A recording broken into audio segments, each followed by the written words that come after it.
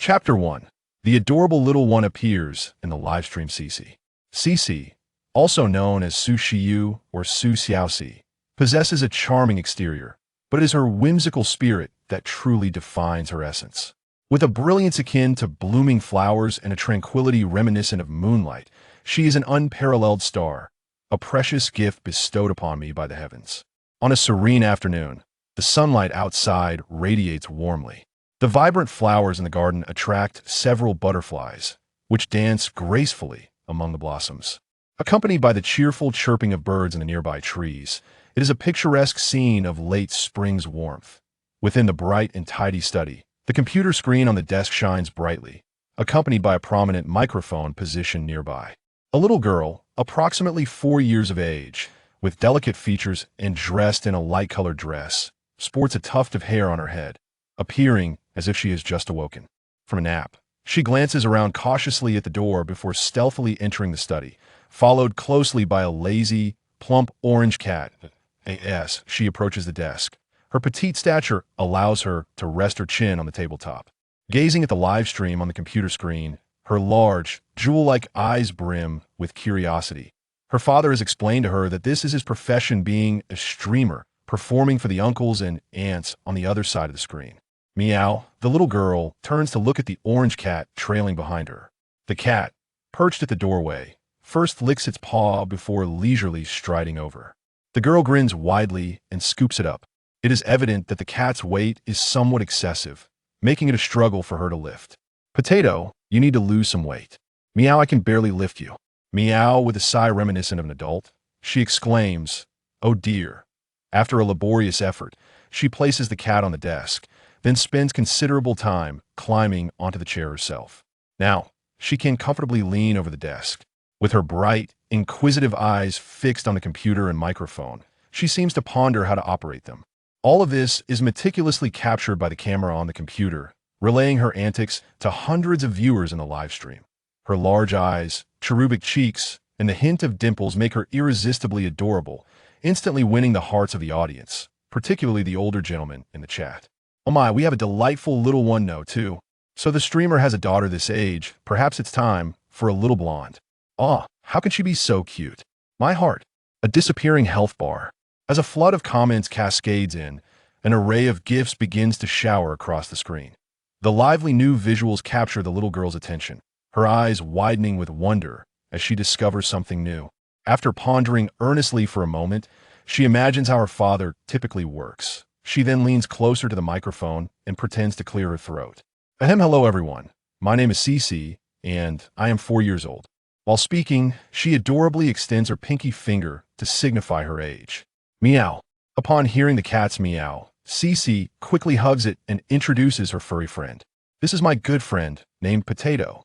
Although he is a bit chubby, Daddy says he is a lucky cat and can bring me good fortune, so I'm a little lucky star too. Her endearing self-introduction sends the live stream into a frenzy. Comments flood in, and the GIFs multiply, with the viewer count skyrocketing. After her introduction, Xixi, unsure what to do next, blinks her sparkling eyes and scratches her head thoughtfully. She then engages in an intense stare-off with Potato.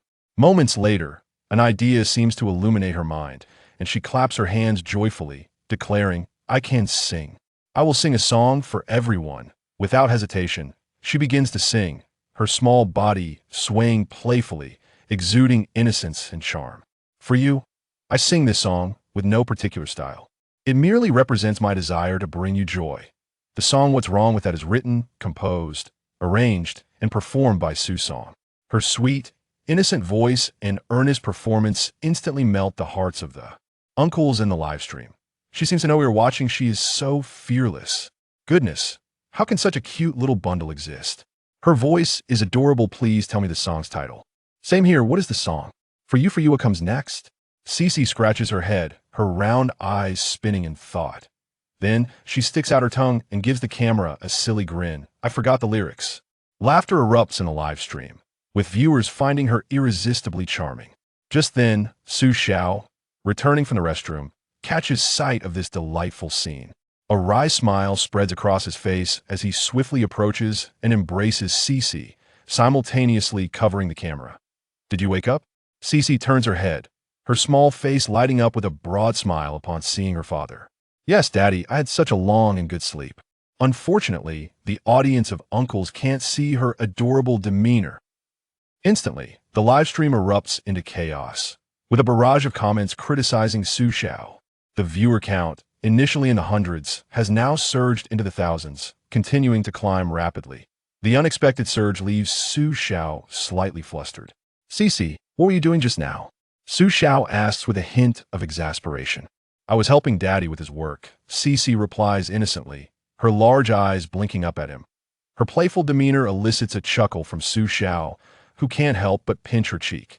Meanwhile, a flurry of comments continues to flood the screen. Did you hear that? Xixi said she was working streamer. You'd better be wise.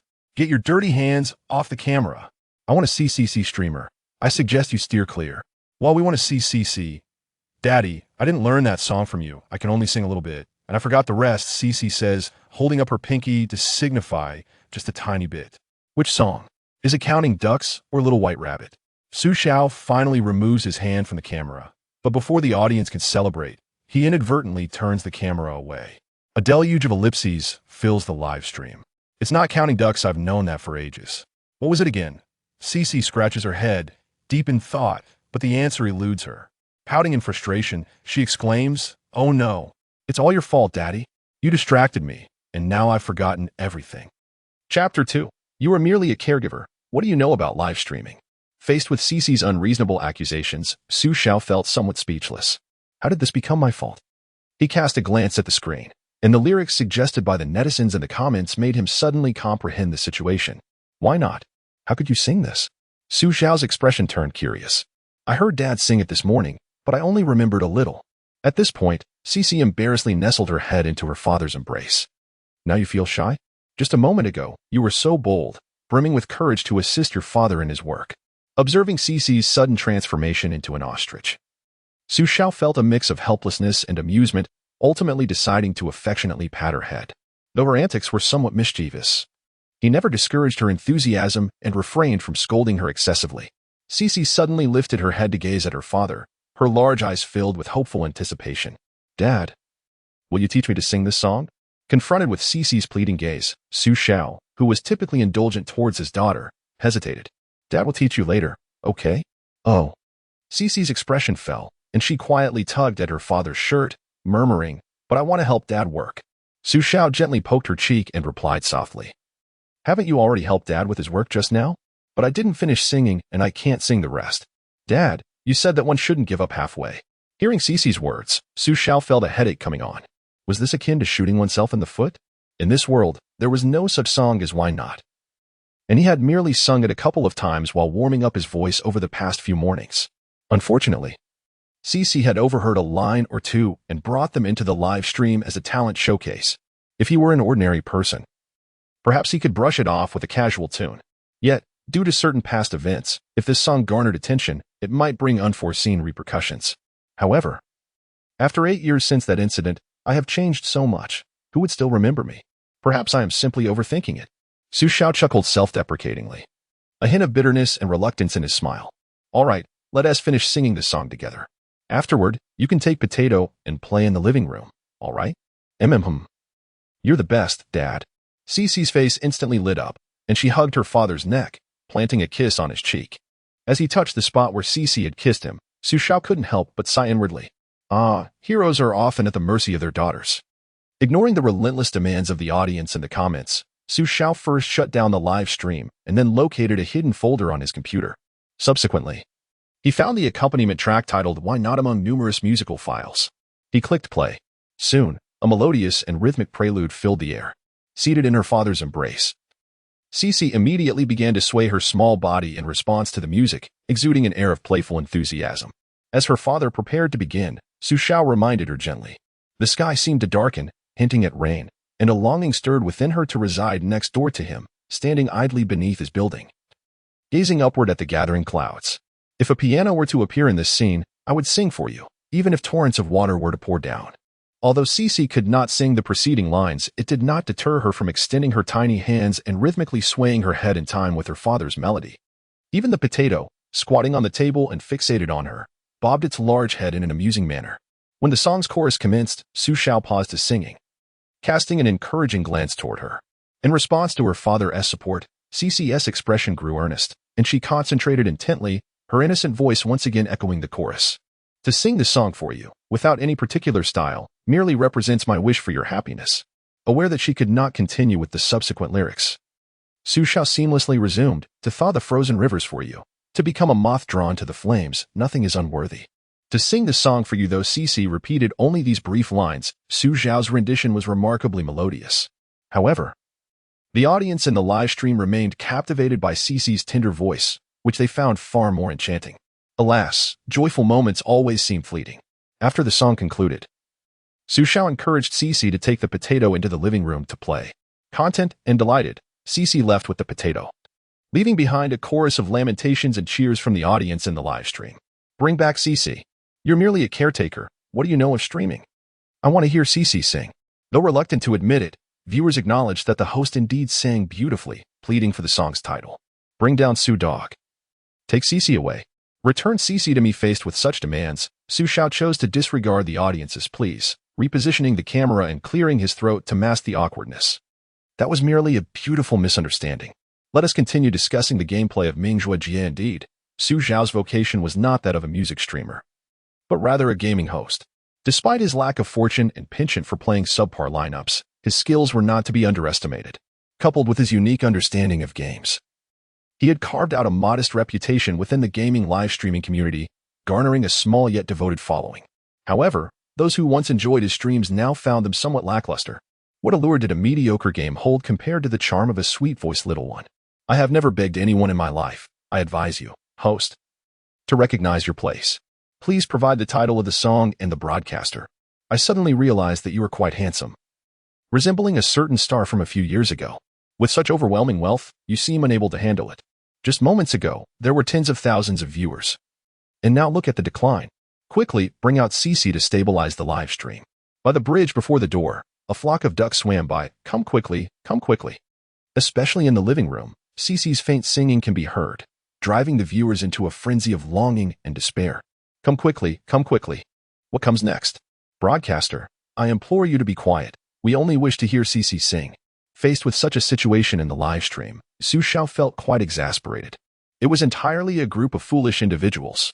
With a new affection, have you cast aside the old love as if it were worthless? You did not say this before. Just as the old ape made his quiet exit, Xiao decided to close the game. He explained leisurely, do not get your hopes up. I will not have Xixi live stream. Xixi is mine. You strange gentlemen should abandon this notion.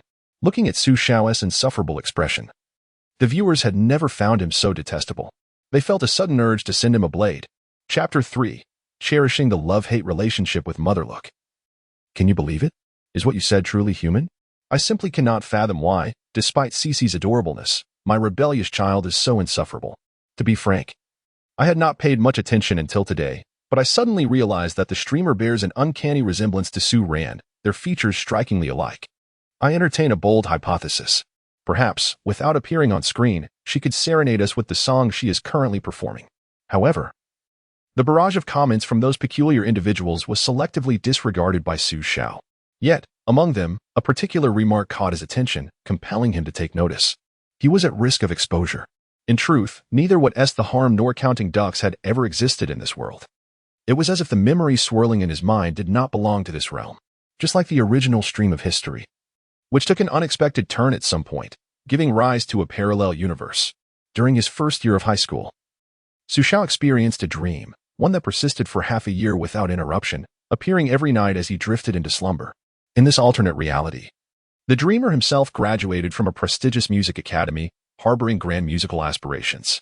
Carrying a cherished guitar, he ventured away from home. Traversing the world and enduring numerous trials and tribulations, he remained steadfast in his belief that his dust-laden dreams would one day be polished and shine brilliantly. Yet, by the time he reached his 40s, the dream remained tantalizingly out of reach, relegating him to the status of a forgotten folk singer. In Xiao's dreams, the man's joys and sorrows unfolded like a vivid tapestry before his eyes, as if he had lived those moments himself. Yet, dreams remain elusive and tangible, merely etching profound memories in his mind. Since then, Xiao had gained a fragment of life experience, the life of that man named Su Ran. He had never shared this with anyone, burying it deep within his heart. However, following this revelation, he resolutely abandoned the art he had studied for over a decade under his father's tutelage, suddenly pivoting to music, a field he had never explored.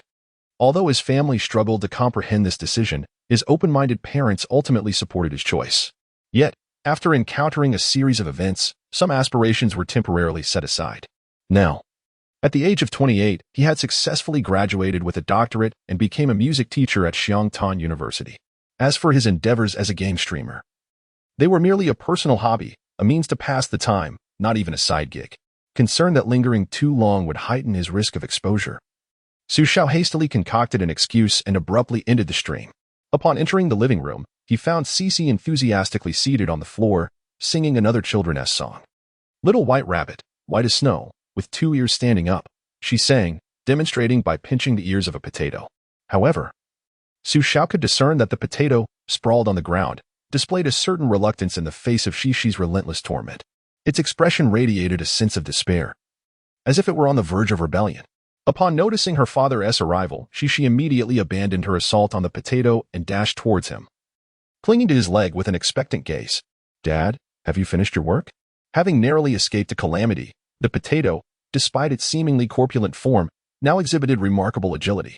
Its plump figure, coupled with swift movements, rendered it akin to a rotund yellow flash of lightning. It adeptly leaped onto the refrigerator, surveying the two from a height with an air of vigilant defiance, as if ready to flee at the slightest hint of danger. Indeed, with Xixi's assistance, her father's work today was executed splendidly. Xiao crouched down and affectionately ruffled her pert little nose. The delighted giggles that followed were a testament to her joy at receiving her father's praise, after which she promptly made her request. "Dad, I want to ride a horse." "Of course, let's ride a horse," Xiao nodded enthusiastically. Instantly, the living room echoed with laughter and merriment. As the sun dipped below the horizon, it painted the city with a lingering glow, casting a rosy hue across the sky. Streetlights began to illuminate the pathways, guiding those returning home. In the kitchen, the rhythmic sound of Xiao chopping vegetables resonated, composing a melody of everyday life. Meanwhile, Xixi, seated on the sofa and engrossed in an animated show, was suddenly startled by the honking of a car from the small courtyard. She promptly sprang from the sofa, donned her little rabbit slippers, and hurried to the door. Struggling a bit, she managed to open it and was greeted by the sight of her mother, Lin Xianyu, stepping out of the car.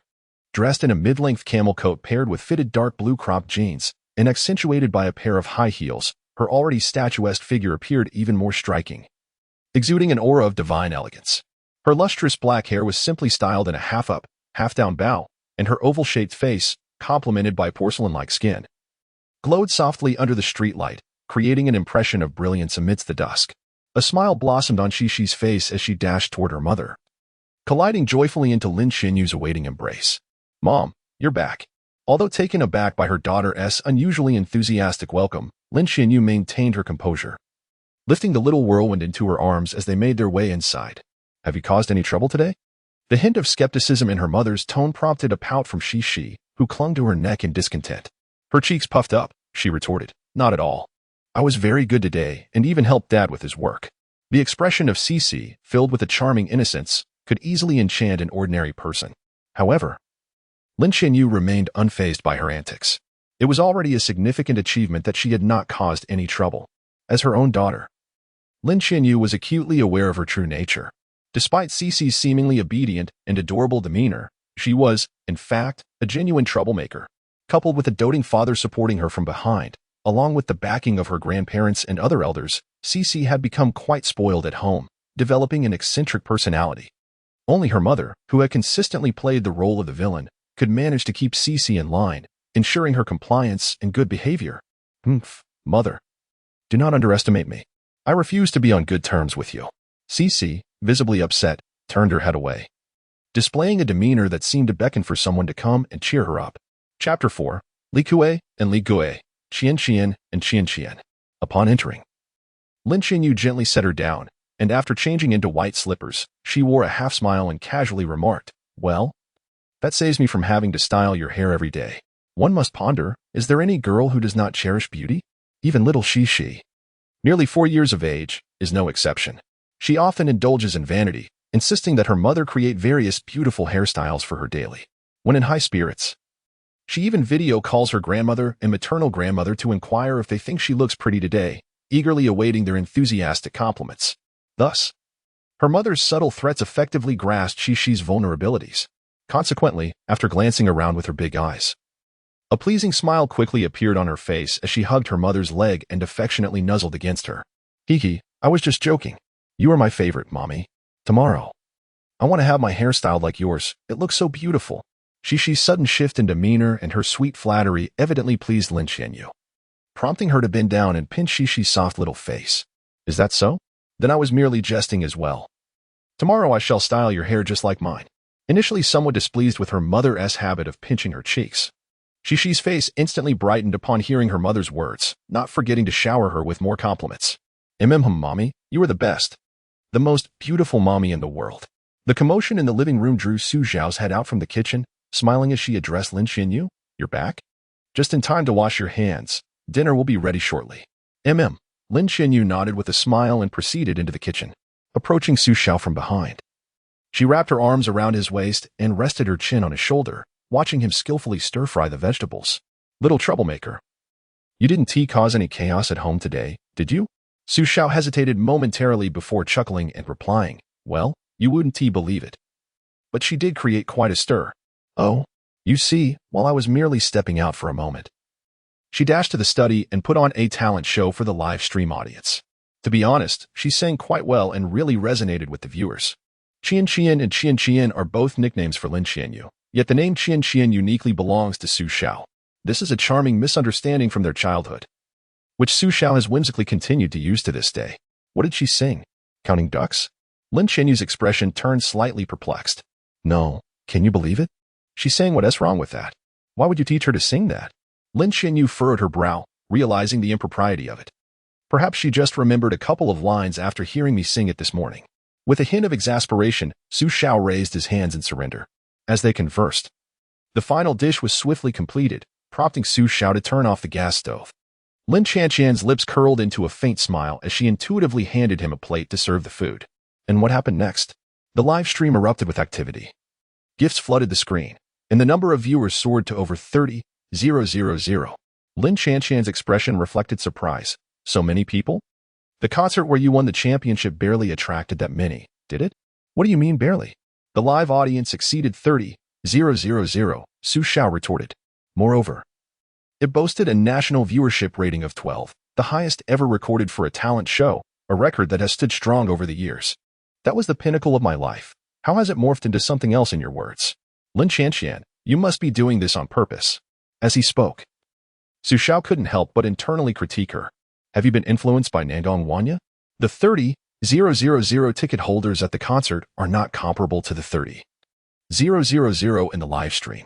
If it weren't for me having taken on a more fatherly role these past years, I would surely have confronted you about this matter directly. He shot her a fierce glare, to which Lin Qian defiantly returned the look. This was their unique way of interacting. Their families had been close friends for generations. Su Xiao's mother hailed from Guangdong, and both of his parents worked there.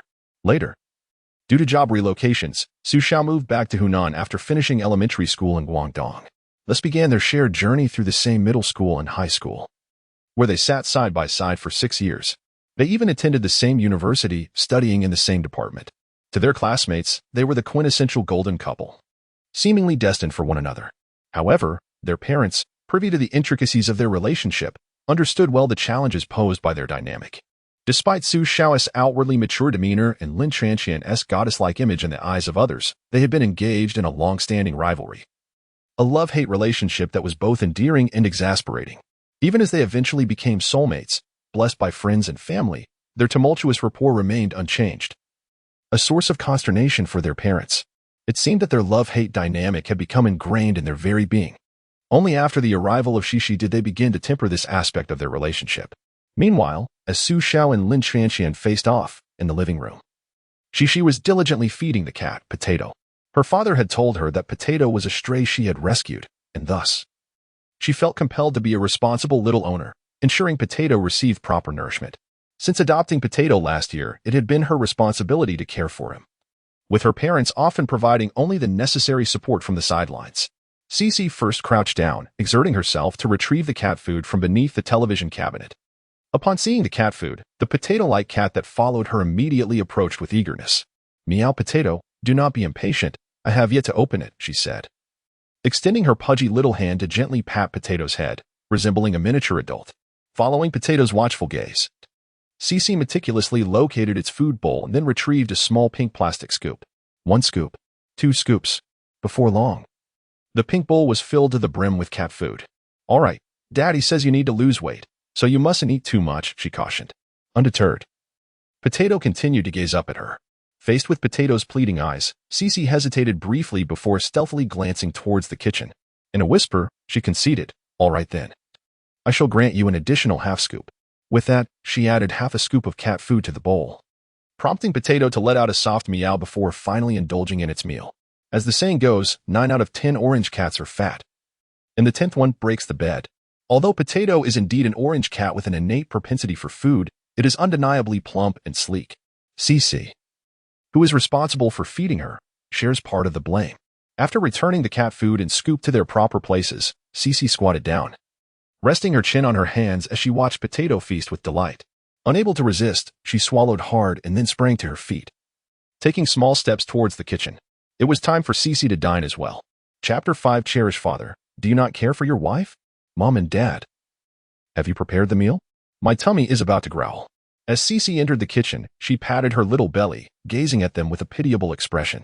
A chuckle escaped Lin Xianxian, who turned to look at Xixi, amused by her childlike demeanor. This laughter was akin to the warm sun of spring, instantly thawing the frozen earth. Even Xiao, who had spent countless days with her, was momentarily captivated, nearly lost in her smile. The previously tense atmosphere between the two dissipated in an instant. However, Lin Xianxian soon revealed her true self. While leading Xixi to the restroom to wash her hands, she couldn't resist casting a haughty glare at Xiao. Infuriated, Xiao felt a strong urge to give her a good spanking. But suddenly an impish grin crept onto his face. "Just you wait, Lin Xianxian. I shall make you pay this evening." To deal with someone like Lin Xianxian, one ultimately had to rely on the advantage of strength to triumph over her. In the restroom, Xixi pointed to an unopened bottle of hand soap. "Mom, I want to use this jasmine-scented one." "No, we must finish the old one first." Ignoring Xixi's protests, Lin Xianxian squeezed out some apple-scented soap and began to wash her hands earnestly. With her proposal dismissed by her mother, Xixi muttered softly, Xianxian, do you not love me anymore? You're such a big pig hoof. What did you just call me?" Lin Xianxian, having finished washing her hands, lifted her head, her gaze turning slightly dangerous. The aura of a strict mother enveloped her, as if a dark shadow loomed ominously behind her. "Oh no, I accidentally let it slip. Mom is going to be angry." Quickly, Xixi covered her mouth with both hands, her clever eyes darting around before her face broke into an innocent smile. "I called you Mommy, didn't I? I heard you say Xianxian." "No, Mom, you must have misheard." As Xixi attempted to defend herself, she cautiously backed towards the door. "Is that so?" Observing her little antics, Lin Xianxian remained unfazed, wearing a faint smile that was neither here nor there.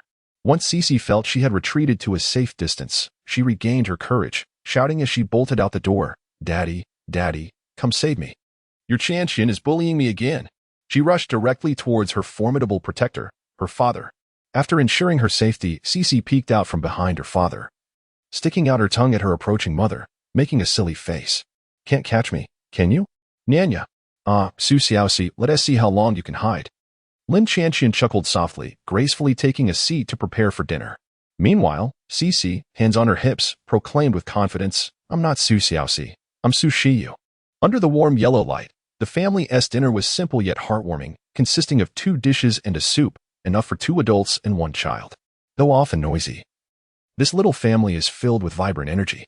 The arrival of the precious little one, Xixi, has undoubtedly enriched Xiao and Lin Xianxian's lives, adding a delightful array of colors to their daily existence. Adorned with a pink bib and holding her own pink bowl, Xixi savors the delicious ribs with remarkable gusto.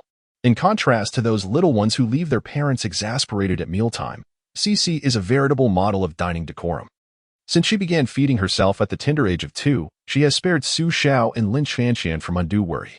However, a balanced diet is essential. Vegetables must be included alongside the meat. Before Xixi could react, Lin Xianxian deftly placed a chopstick full of greens into her bowl, momentarily taken aback by the sudden addition. Xixi widened her eyes in surprise before pouting and turning to her father with a hint of grievance. Dad, don't you ever rein in your wife? She always bullies your precious darling. First, be a good girl and eat your meal. Afterwards, I'll have a word with her, Xiao reassured, adding another rib to her bowl. Instantly, Xixi's wounded heart was mended upon seeing the extra rib, and with satisfaction, she picked up the greens, opening her mouth wide to devour them with enthusiasm. Xiao couldn't help but stifle a laugh at his daughter's adorably gullible nature. Have you considered how to handle this matter? Lin Chanqian suddenly inquired. What matter? Xiao blinked, momentarily confused. The live streaming incident with Xixi. Aren't you at all concerned about the possibility of being exposed? She teased, her eyes glinting with a mixture of mischief and amusement. I've even thought of a title, Shock. Former talent show champion, now reduced to a gaming streamer. After pondering for a moment, Xiao replied, Actually, there are already whispers of suspicion. Yet, I still harbor a flicker of hope. After all, unlike 8 years ago, I've undergone significant changes. Who would be so bored as to compare my previous posters? You raise a valid point. But should someone be inclined to investigate what's wrong with that, they might uncover your registration information on the copyright website. Lin Chanqian remarked with a playful smirk. Caught off guard by her words, Xiao furrowed his brow, thoughtfully stroking his chin. It seemed there was indeed a possibility. For clarity, the world within this novel exists as a parallel universe, and should not be overly conflated with reality. Copyright is a matter of great importance to governments across all nations and regions, regardless of the type or content. Any registered creator who uploads their work to the copyright database can have their basic information retrieved based on specific details. For instance, if one were to input relevant information about a song into the copyright database as the song title, artist name, lyricist, composer, or even a specific lyric or melody may suggest, one can uncover the entirety of a song's pertinent details, including the fundamental information of its creators, through the copyright website's search and verification feature. Over the years, all songs registered by Xiao on the copyright platform have consistently listed the name Ran in the creator column. Ran represents the self from his dreams, as well as the stage name he once adopted 8 years prior. At that time, the name Ran had garnered a level of recognition that was nearly ubiquitous. Unsure of how to proceed, he resolved to take things one step at a time, hoping that no one would stoop to such triviality. Xiao sighed. Who could have anticipated that one day, his own 4-year-old daughter would inadvertently expose his alias? Subsequently, Xiao scrutinized Lin Chanqian with renewed attention. Are you rather eager for me to be unmasked and for people to discover that I am Ran? Indeed, I am quite looking forward to it. Lin Chanqian candidly replied, nodding. It seems you revel in the drama, do you not? Xiao could not help but roll his eyes at her. Oh, Xiao. Your eye roll is quite amusing. Come now, perform another for me, Lin Chanqian responded, evidently invigorated by Xiao's reaction. Just as Chanqian was to Lin Chanqian, Xiao was similarly addressed as Xiao. While this was indeed his childhood nickname, he was now a grown man, 28 years of age, with a child old enough to run errands. Being deliberately called by his diminutive name by Lin Chanqian incited a sense of indignation within Xiao.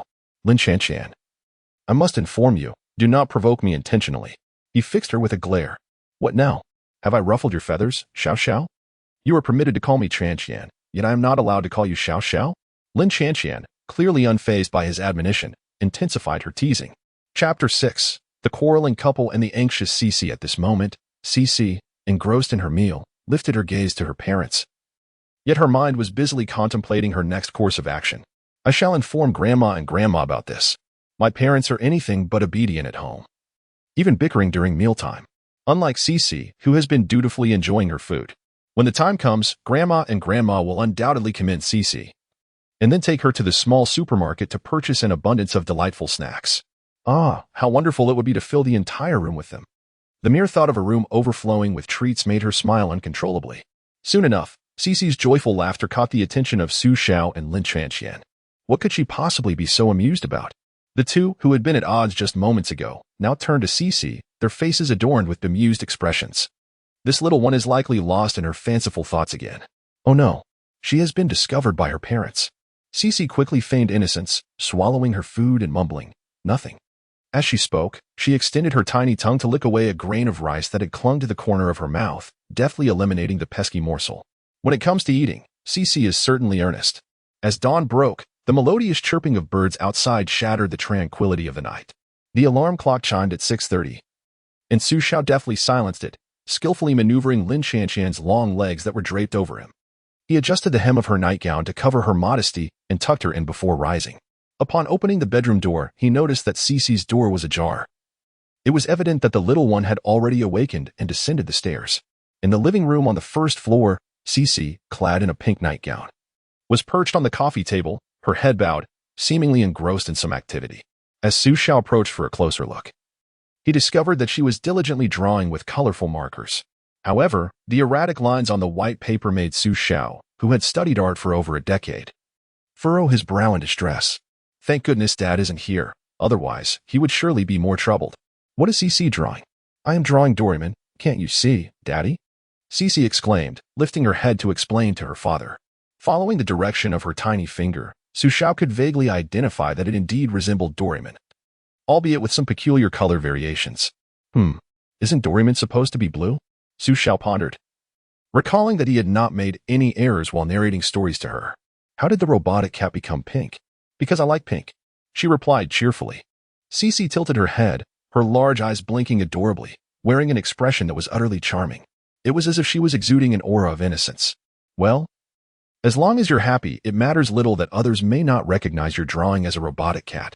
Besides, in this world, there is no enchanting figure like Doraemon. Whatever color you desire it to be, it can simply become that. Both Xiao and Rin concurred. After spending some time painting with her, Xiao led Xixi to wash up and helped her change into comfortable attire suitable for running before taking her outside. Since Xixi turned 3, Xiao had made it a daily ritual to take her out for morning runs. Not only to bolster her physical resilience, but also to instill in her a beneficial habit. The plump cat, Potato, was a stray they had adopted during one of their running sessions last year. Initially no larger than a palm, within less than a year, Xixi had nurtured it into the sizable creature it had become. They resided in a villa community, where each household was a standalone 2-story villa, complete with a small garden perfect for cultivating flowers and plants. The landscaping within the community was meticulously maintained, complemented by comprehensive recreational facilities. Additionally, the amicable nature of the surrounding neighbors made this abode a splendid choice for Xiao. As Xixi walked alongside her father, she encountered neighbors out for their morning exercise, greeting each with a charming and polite smile.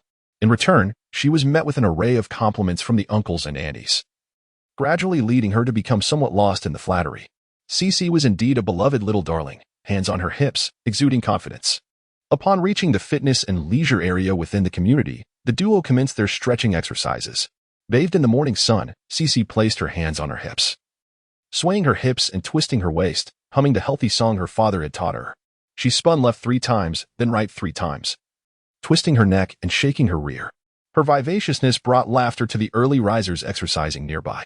Witnessing such exuberance first thing in the morning certainly lifted the spirits of the neighbors, making her the most striking sight in the community at dawn.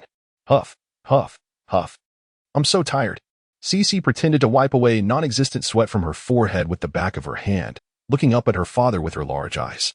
Daddy, I ran a bit longer today. The implication was clear, as if she were saying, come on, Daddy, praise me. Understanding her intent, Xiao promptly gave her a thumbs up. Wonderful. Kiki. By the time they returned home from their exercise, Lin Shanshan was already awake, bustling in the kitchen to prepare breakfast. Xixi dashed into the kitchen, clinging to her mother's leg and playfully demanding, Mommy, I want a beautiful hairstyle. Even prettier than the one you had yesterday. Lin Shanshan turned to touzle the little tuft of hair sticking out atop her daughter's head, a hint of a smile gracing her lips. That's impossible. Mommy is the prettiest. Indeed, the source of Xixi's vanity has been uncovered, largely attributed to her exceptionally self-absorbed mother, who has consistently set an example. However, it must be acknowledged that Lin Shanshan possesses her own merit for such self-admiration. At this moment, clad in comfortable home attire, her face remains refreshingly bare, exuding a sense of natural beauty unadorned. Her hair is casually swept up, framing her exquisite and ethereal visage, with skin that is impeccably fair and delicate, devoid of any blemishes. Her bright and clear eyes sparkle with wisdom and an innate spirit. Each subtle smile and expression reveals an ineffable allure, captivating those around her. Xixi aspires to be the second most enchanting, being both clever and spirited. She is well aware that this is a moment when she is in need of others' favor. Chapter 7 Xiao. It's over. I've truly revealed my true self. In the room, gazing at her reflection in the dressing mirror, Xixi twisted and turned, making various funny faces and silly gestures. Don't move. Faced with this situation, Lin Chanxian playfully tapped her on the backside, and immediately, Xiao obediently settled down. Without her mischief, Lin Chanxian's efforts in styling her hair progressed significantly. Before long, a hairstyle somewhat reminiscent of yesterday took shape in her hands. Paired with a white little dress, Xixi appeared as charming as a young lady. After admiring her handiwork for a while, Lin Chanxian nodded in satisfaction and playfully poked her daughter's little dimples. Very pretty. She's reached half of my level when I was young. However, Xixi's slightly distressed voice soon interrupted Lin Chanxian's self-admiration. Mama, what about this little tuft? Xixi extended her hands to press down the small tuft of hair on her forehead, but as soon as she released her grip, the tuft mischievously sprang back up. After several attempts, Xixi became exasperated, pouting as her expression fell. Well, I can't do anything about it. You should ask Daddy, Lin Chanxian mischievously suggested. This little tuft of hair was natural. When she was very young, they had even trimmed her hair twice to encourage it to grow thicker. Yet, no matter how many times new hair sprouted, it would inevitably revert to its original state. Over time, she and Xiao had ceased to worry about it. To them, their daughter's tuft of hair made her appear even cuter and more endearing, and occasionally, they would even playfully touzle it. Only Xixi was somewhat troubled by it, feeling that this little tuft made her less beautiful than her mother. As Lin Chanxian returned to preparing breakfast, Xixi headed straight to the yard where her father was practicing his vocal exercises. Daddy. Xiao turned around. Don't you think I'm particularly beautiful today? Xixi placed her hands on her hips, her big eyes sparkling and her smile radiant. At that moment, the morning sunlight bathed her in a soft glow, as if cloaking her in a delicate halo. After appraising her for a moment, Xiao smiled and praised, lovely, like a little angel. Really? Then am I prettier than Mama?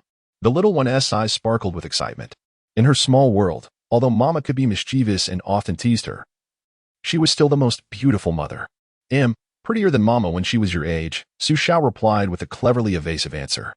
His steadfast principle was to remain neutral in the ongoing contest between the two women in his life. Hiki. Xiao's answer made Xixi giggle, causing her to forget all about her concerns regarding the little tuft. Good morning, Teacher Su. Good morning, Teacher Su. Mr. Su, you look remarkably handsome today. It was a Monday, and as he walked along the path to the Music College of Normal University, the students greeted him with their customary enthusiasm. However, there was something peculiar in their gazes directed at Xiao, which momentarily led him to believe there was a flaw in his attire.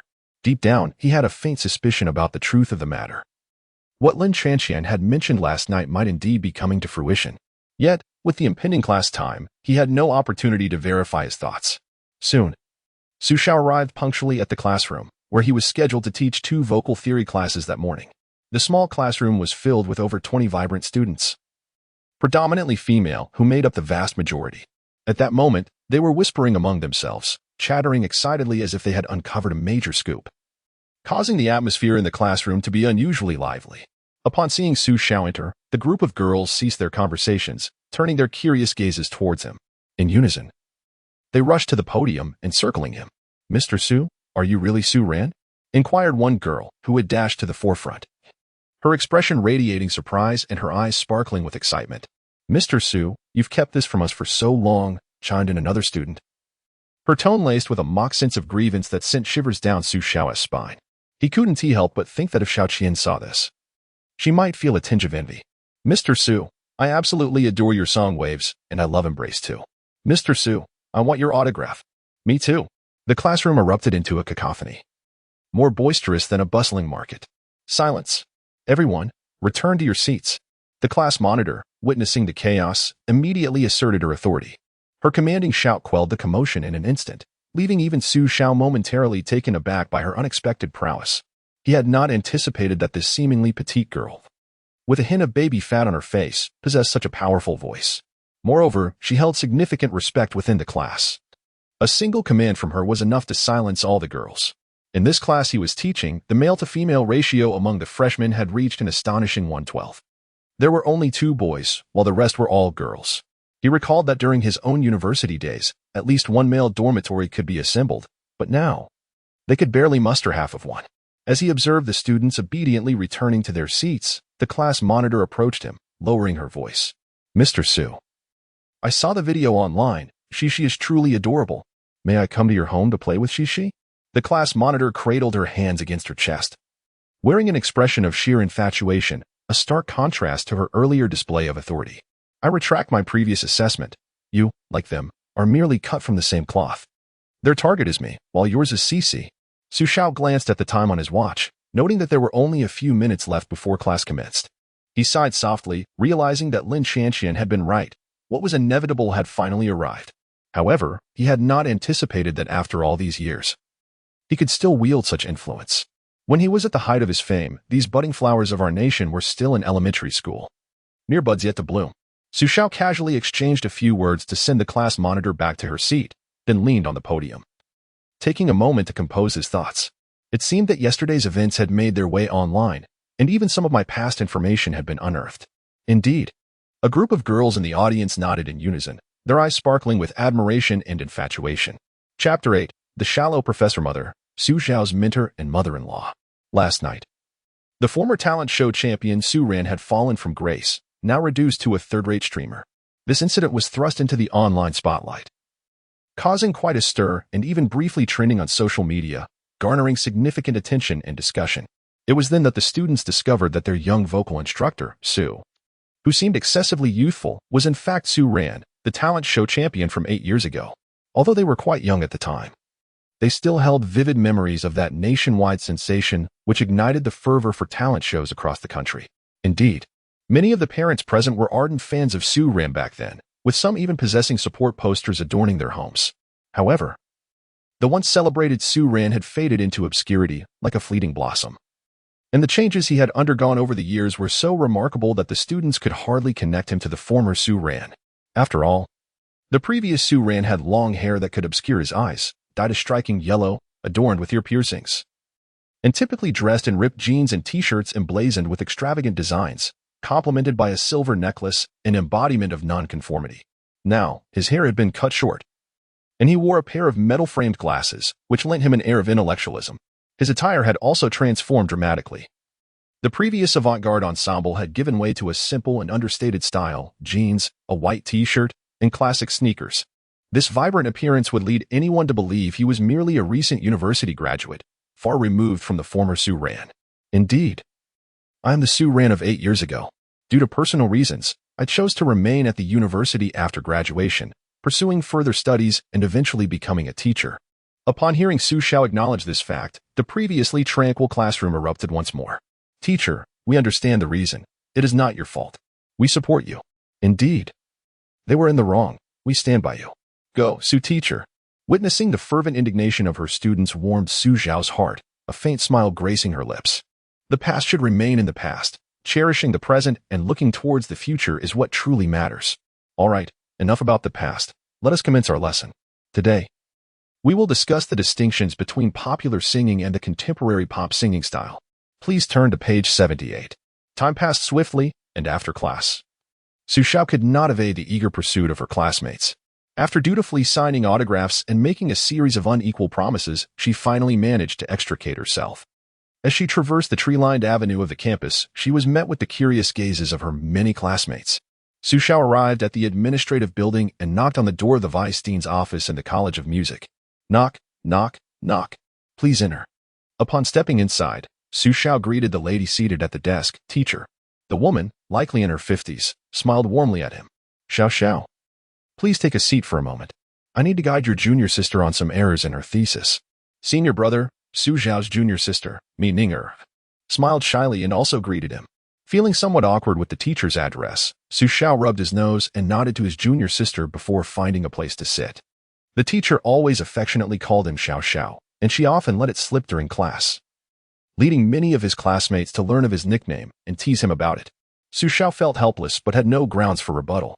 The current Professor Qin was not only his instructor throughout his undergraduate, master's, and doctoral studies but also the mother of Lin Qianqian, his longtime mentor. Hence, when she called him Xiao Xiao, he had to respond obediently. Who could he complain to about that? After more than 10 minutes, Professor Qin closed the folder and handed it to Mi Ninger, saying, "Let's stop here for today. You may head back now. And remember to submit the revised second version to me by Friday." Mi Ninger nodded, took the folder, and left with a somewhat regretful expression, glancing back several times. As the teacher's close disciple, she certainly knew about the situation involving her senior brother Su Ran. Following its exposure by enthusiastic netizens, she found herself as a frontline observer. To be honest, she genuinely wished to linger for more gossip before departing, wondering if she could obtain first-hand information from Qian. Shaking her head, Miningo quietly closed the door behind her. Once Miningo had left, Professor Qin capped her pen and smiled at Xiao. You are aware of the events online, aren't you? Yes, I only learned about it after arriving at school. While waiting, I checked the situation online, Xiao replied. The sensational story of a former reality show champion now reduced to a third-rate streamer, combined with some matters from his past that were unearthed by astute netizens, kept the topic trending. Many of his friends and relatives had sent him messages inquiring about it.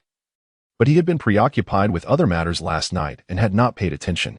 What exactly happened? How did Xixi end up in the live stream? Professor Qin looked at Xiao with curiosity. She had learned of the situation from Mininger and had even sent a message asking Xiao to visit her office after class to discuss the matter further. It's like this. Xiao appeared resigned and recounted the details of the incident. After listening intently to Xiao's narration, the astonishing antics of Xixi made Professor Qin burst into laughter, unable to contain herself. I never expected that my little granddaughter would possess such a mischievous and charming side. She also watched the precious video of her singing, her sweet and innocent voice resonating with childlike joy, which sparked some ideas within her. She believes that at her current age, it is indeed time to retire and enjoy a leisurely life. Once retired, she would have ample energy to mentor a disciple. After all, with a double doctorate, a grandmother who is a music professor, and a father who teaches music at a university, her musical talent is undoubtedly exceptional. So, what do you plan to do? To be honest, I find myself at a loss as well. Xiao shook her head. This matter unfolded rather unexpectedly, evidently disrupting his tranquil life. Although he appeared somewhat helpless, there was a burgeoning excitement in his heart. Chapter 9. A lifetime is fleeting, yet a moment is prolonged, encountering mountains and seas, and discovering oneself. Professor Qin pondered for a moment before smiling at Xiao, saying, in truth, to Xixi, you are a wonderful father. You attend to her every need and patiently indulge her whims. To Qian, you are a commendable husband. Over the years, she has immersed herself in her work, tirelessly managing her short video studio, leaving nearly all domestic affairs in your capable hands, allowing her to focus without concern. To us elders, Xiao, you are a source of pride. Having attained your doctorate at the tender age of 27, you embody maturity and composure, engaging with others with great consideration.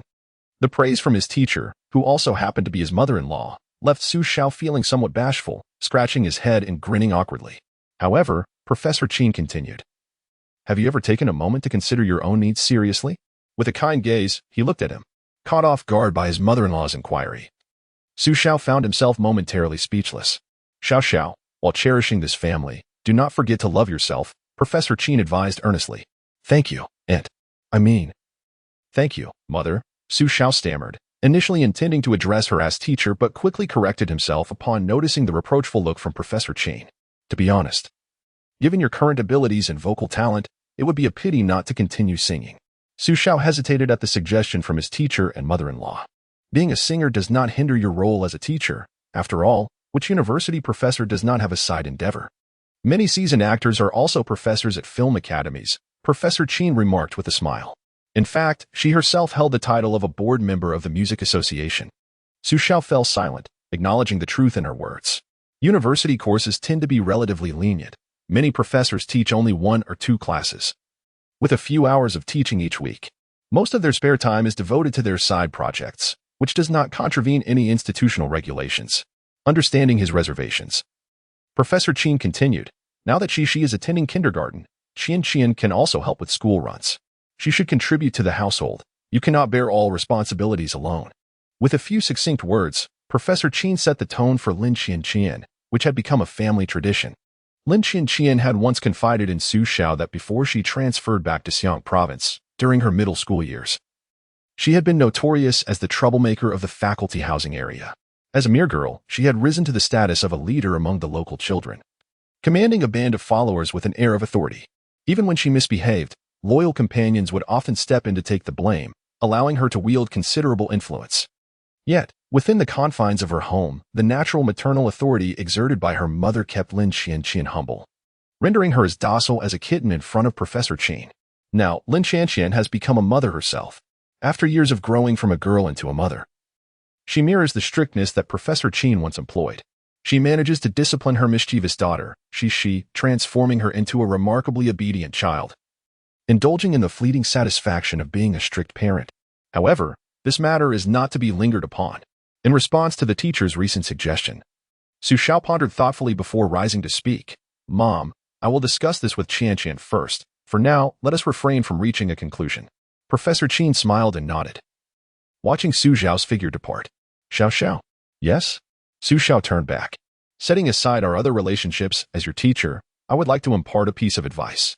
Professor Qin gazed intently into Xiao's eyes, fingers interlaced atop the table, articulating each word with care. Life is too short, yet a moment feels interminable.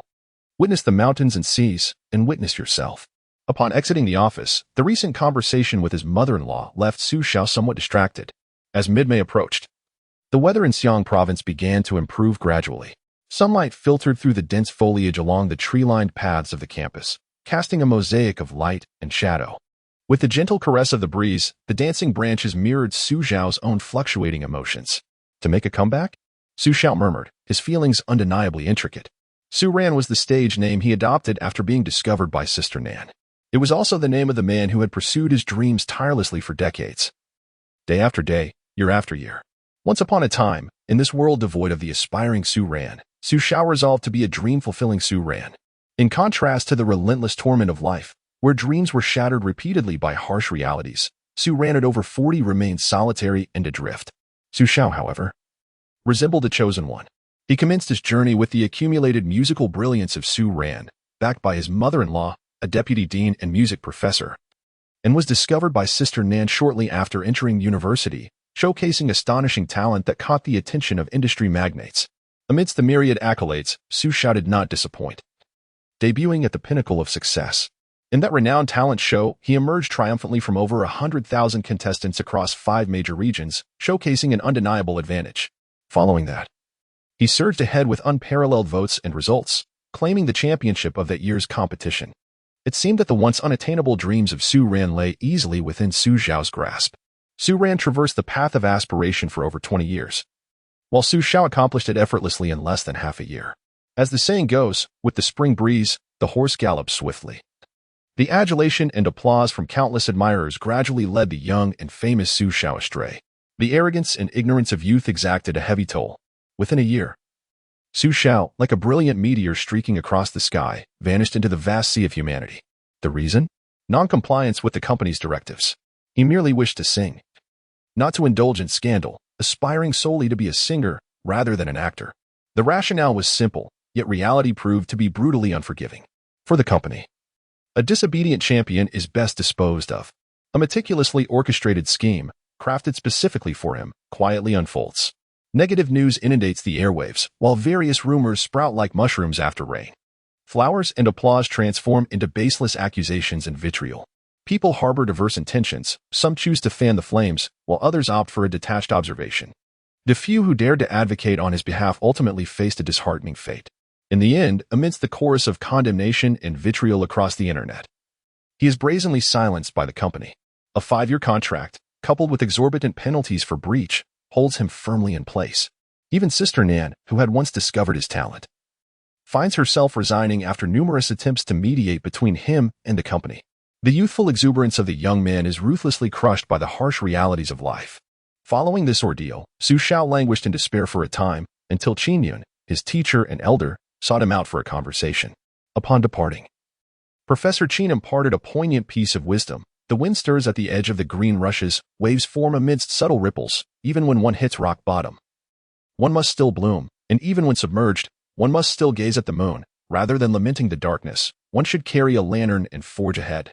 Thus, after that incident, he did not succumb to despair. Instead, he excelled academically, securing his postgraduate studies and subsequently earning his doctorate by the age of 27. He was then granted a position to remain at the university, becoming a music instructor. Today is Monday, and as a new teacher currently instructing only one class, he can leave immediately after his lecture. Upon arriving at the parking lot and getting into his car, he first composed a message to respond uniformly to inquiries from friends and family. He then started the engine and departed from the school. As he drove along the road, Xiao tuned into the radio. This is FM 107.7, Star City Music Radio, bringing you a new song by Wang Zihan, titled Wang Xiaojun. Chapter 10, How Ordinary I Am, How I Can Push Past the Past. The radio comes alive with the melodious prelude of a song, imbued with a subtle air of melancholy. Meanwhile, during the interlude, the host artfully interjects a few remarks. This song, released just yesterday, has swiftly soared to the top of various music charts, undeniably a classic that one cannot afford to overlook. It also marks the third collaboration between the renowned lyricist and composer duo, Su Qianyu and Wang Zihan. As the host concludes their brief introduction, the music swells, and Wang Zihan's distinctive voice resonates through the air. How ordinary I am, how I can push past the past, how capable I am of deceit. Who can push past the past? In the radio, it is the heartfelt rendition of a senior sister, while outside the car window, a breathtaking landscape unfolds. The azure sky is immaculate, the clouds pristine, and sunlight bathes the clouds, outlining them in golden hues. This scene is perfectly captured by Xiao, momentarily lifting his previously troubled spirits. Look how red the flowers are, scattered on the ground like a jest. Look how the world is illuminated, providing shade for me to rest. Song Wang Xiaojun, arranged by Lu Xinlei, with lyrics and composition by Ren Sushi. In contrast to Xiao, a part-time university lecturer and a dedicated stay-at-home dad, Lin Qianyu's career flourishes remarkably. Her short video ID, Qianyu Qianquan, boasts over 30 million followers, establishing her as a prominent social media influencer.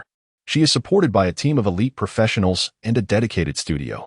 Furthermore, she holds the esteemed title of Traditional Culture Promotion Ambassador, an honor she has maintained for 3 consecutive years, making her the leading figure in the traditional culture category across short video platforms. To date, her account features just over 100 works, yet each has garnered no fewer than 1 million likes. Her content encompasses traditional handicrafts, culinary arts, and attire, and many of her videos spotlight endangered cultural heritage, holding significant promotional value. Adhering to a high-quality production ethos, each video requires an investment of time and effort that often far exceeds that of her peers. The preparatory work alone is intricate and time-consuming, a testament to the adage, it is either a matter of expense or of life. At this moment, she and her studio companions are embarking on the challenge of a complex traditional craft, Longquan seal paste. Longquan seal paste, alongside Shilling and Baobao seal pastes, is renowned as one of China's 3 great seal pastes. Celebrated for its unique quality and rich history, it is revered as a treasure of Chinese seal paste. As the saying goes, it is not that China lacks luxury goods, but rather that one cannot afford them. The price of Longquan seal paste rivals that of gold.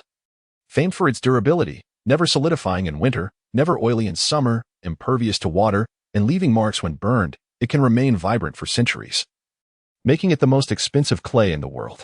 Dragon Spring ink, impervious to water and leaving marks when scorched. The image is sourced from a Douyin short video by the creator Nanxiang, who featured Dragon Spring ink in one of his episodes. I have ensured to credit any borrowed elements, including songs and images, as it is essential to do so. I appreciate everyone's understanding, not to mention other high-end materials. The mere requirement of sun-drying castor oil for 6 years and 1,000 pounds of lotus stems to extract merely 2 tails of lotus silk is daunting enough to deter many. The 6-year sun-dried castor oil was secured through connections, but the lotus silk was painstakingly extracted by Lin Qianquan and her companions, who dedicated an entire month to the labor-intensive process last year. Thus, they devoted a whole year to prepare for this video. All preliminary work has been meticulously completed, and substantial footage has been captured prior. Today marks the final day of filming for this episode. Lin Qianquan's studio is located in a spacious farmhouse in the western part of the city, surrounded by various vegetables, fruits, and flowers, serving as both a workspace and an experimental base for her and her friends. She cherishes every moment she can persuade her father to bring her here during kindergarten breaks, as the expansive area allows her to play and frolic freely. When Xiao arrived, she beheld Lin Qianquan at that moment, dressed in a black and white horseface skirt, with a touch of makeup, adorned with a wooden hairpin, and her long hair cascading down, she exuded the aura of a serene goddess of traditional Chinese style. In front of the camera, she maintained a gentle smile, her gestures fluid and composed. She frequently interjected her personal insights and explanations, ensuring that the filming process proceeded exceptionally smoothly. Meanwhile, just out of the camera's view, a group of her young companions gathered around, creating an atmosphere akin to a constellation encircling a radiant moon. These individuals are members of Lin Qianquan's studio, many of whom are her younger schoolmates. They not only share her passions as work partners but also regard her as an idol and a source of inspiration. To them, Qianqian not only possesses a striking and graceful appearance, embodying the essence of Eastern beauty, but also demonstrates profound knowledge of various traditional cultures, showcasing unique insights and remarkable wisdom and talent. Xiao refrained from interrupting them, instead choosing a spot neither too far nor too close. Standing beneath a tree with her arms crossed, intrigued by Lin Qianqian's earnest work. It is often said that a man who works diligently exudes charm. And the same holds true for women. At this moment, Lin Qianqian radiated classical elegance, her enchanting beauty undeniably captivating. This allure, however, was momentarily overshadowed by the striking motorcycle parked nearby, eliciting a smirk from Xiao. As noon approached, their filming concluded successfully. After discussing the post-production details with everyone, Lin Qianqian changed into a more casual outfit and emerged. Dressed in jeans, a white t-shirt, and sneakers, her attire was nearly identical to Xiao's, almost resembling a couple's outfit. All set, they were ready to depart. Lin Qianqian took Xiao's hand and headed straight for the exit. "Goodbye, Qianqian's sister. Goodbye, brother-in-law," they called out warmly. In response to their enthusiastic farewell, Xiao turned back, smiling and waving. Lin Qianqian, however, did not bother to look back, casually waving her hand behind her as a mere gesture. Observing this, Xiao shook his head, unable to suppress his inner thoughts. "You act so cool outside. Would you dare let your mother know?" Before Xiao could fully process the situation, Lin Qianqian pulled him along decisively towards the powerful motorcycle parked nearby. "I drove here," Xiao quickly stated. "It's fine, just stop here," she responded. "This afternoon, I need to pick up Xixi. We can walk, it's not far anyway. I have class tomorrow. You can't expect me to ride a shared bike, can you?" Xiao's expression conveyed his helplessness as he attempted one last futile protest.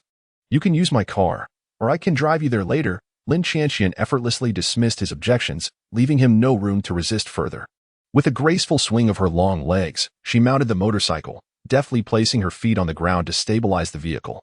She then donned her helmet, lowered the visor, and with a swift motion, inserted the key and ignited the engine, exuding the air of a seasoned rider. Chapter 11. Shallow and deep. Long joy unending. "Come on, hurry up. Where's your helmet?"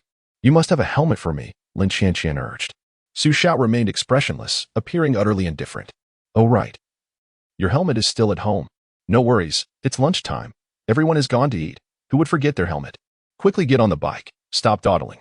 Lin Qianqian, perched on the motorcycle, tapped her toes on the ground and reached out to pull Xiao, urging him to hurry. "One day, you'll be the death of me," he retorted, pouting with reluctance as he climbed onto the back of her bike, tightening his grip around her slender waist. With a light twist of the throttle, Lin Qianqian unleashed the motorcycle with a roar, sending it zooming forward. Xiao, startled, clung tightly to her waist. In his mind, Lin Qianqian's motorcycle had become as formidable as the city buses of Star City, something he had always avoided. During their school days, traffic on Star City's buses would often leave him frazzled. Yet, every time he rode with Lin Qianqian, her audacious maneuvers would leave him breathless. Unfortunately, Lin Qianqian never gave him a chance to decline. What could he do? His personality had long been thoroughly understood by her.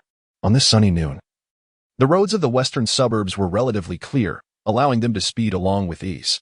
Soon, a straight road extended before them, delineating a stark contrast between the bustling steel jungle and the serene countryside. The sun shone brightly, and a gentle breeze caressed their faces. Lin Qianqian's hair danced in the wind, mingling with the fragrance of grass by the roadside, momentarily lifting Xiao's spirits. Before long, they arrived at a field blooming with rapeseed flowers, a place that felt entirely rural, complemented by a meandering stream nearby. They parked the motorcycle by the roadside and found a curb to sit on side by side, under the blue sky and white clouds.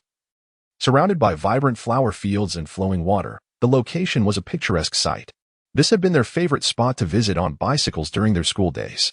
After a moment of silent admiration for the beauty around them, Lin Qianqian turned to Xiao. Her lips moved but no sound emerged, as if she had long contemplated her words but could not find the right moment to speak. After hesitating for a while, she finally wore a look of defeat and chose to remain silent.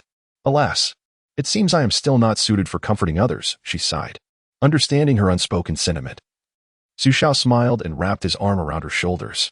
"I understand what you mean.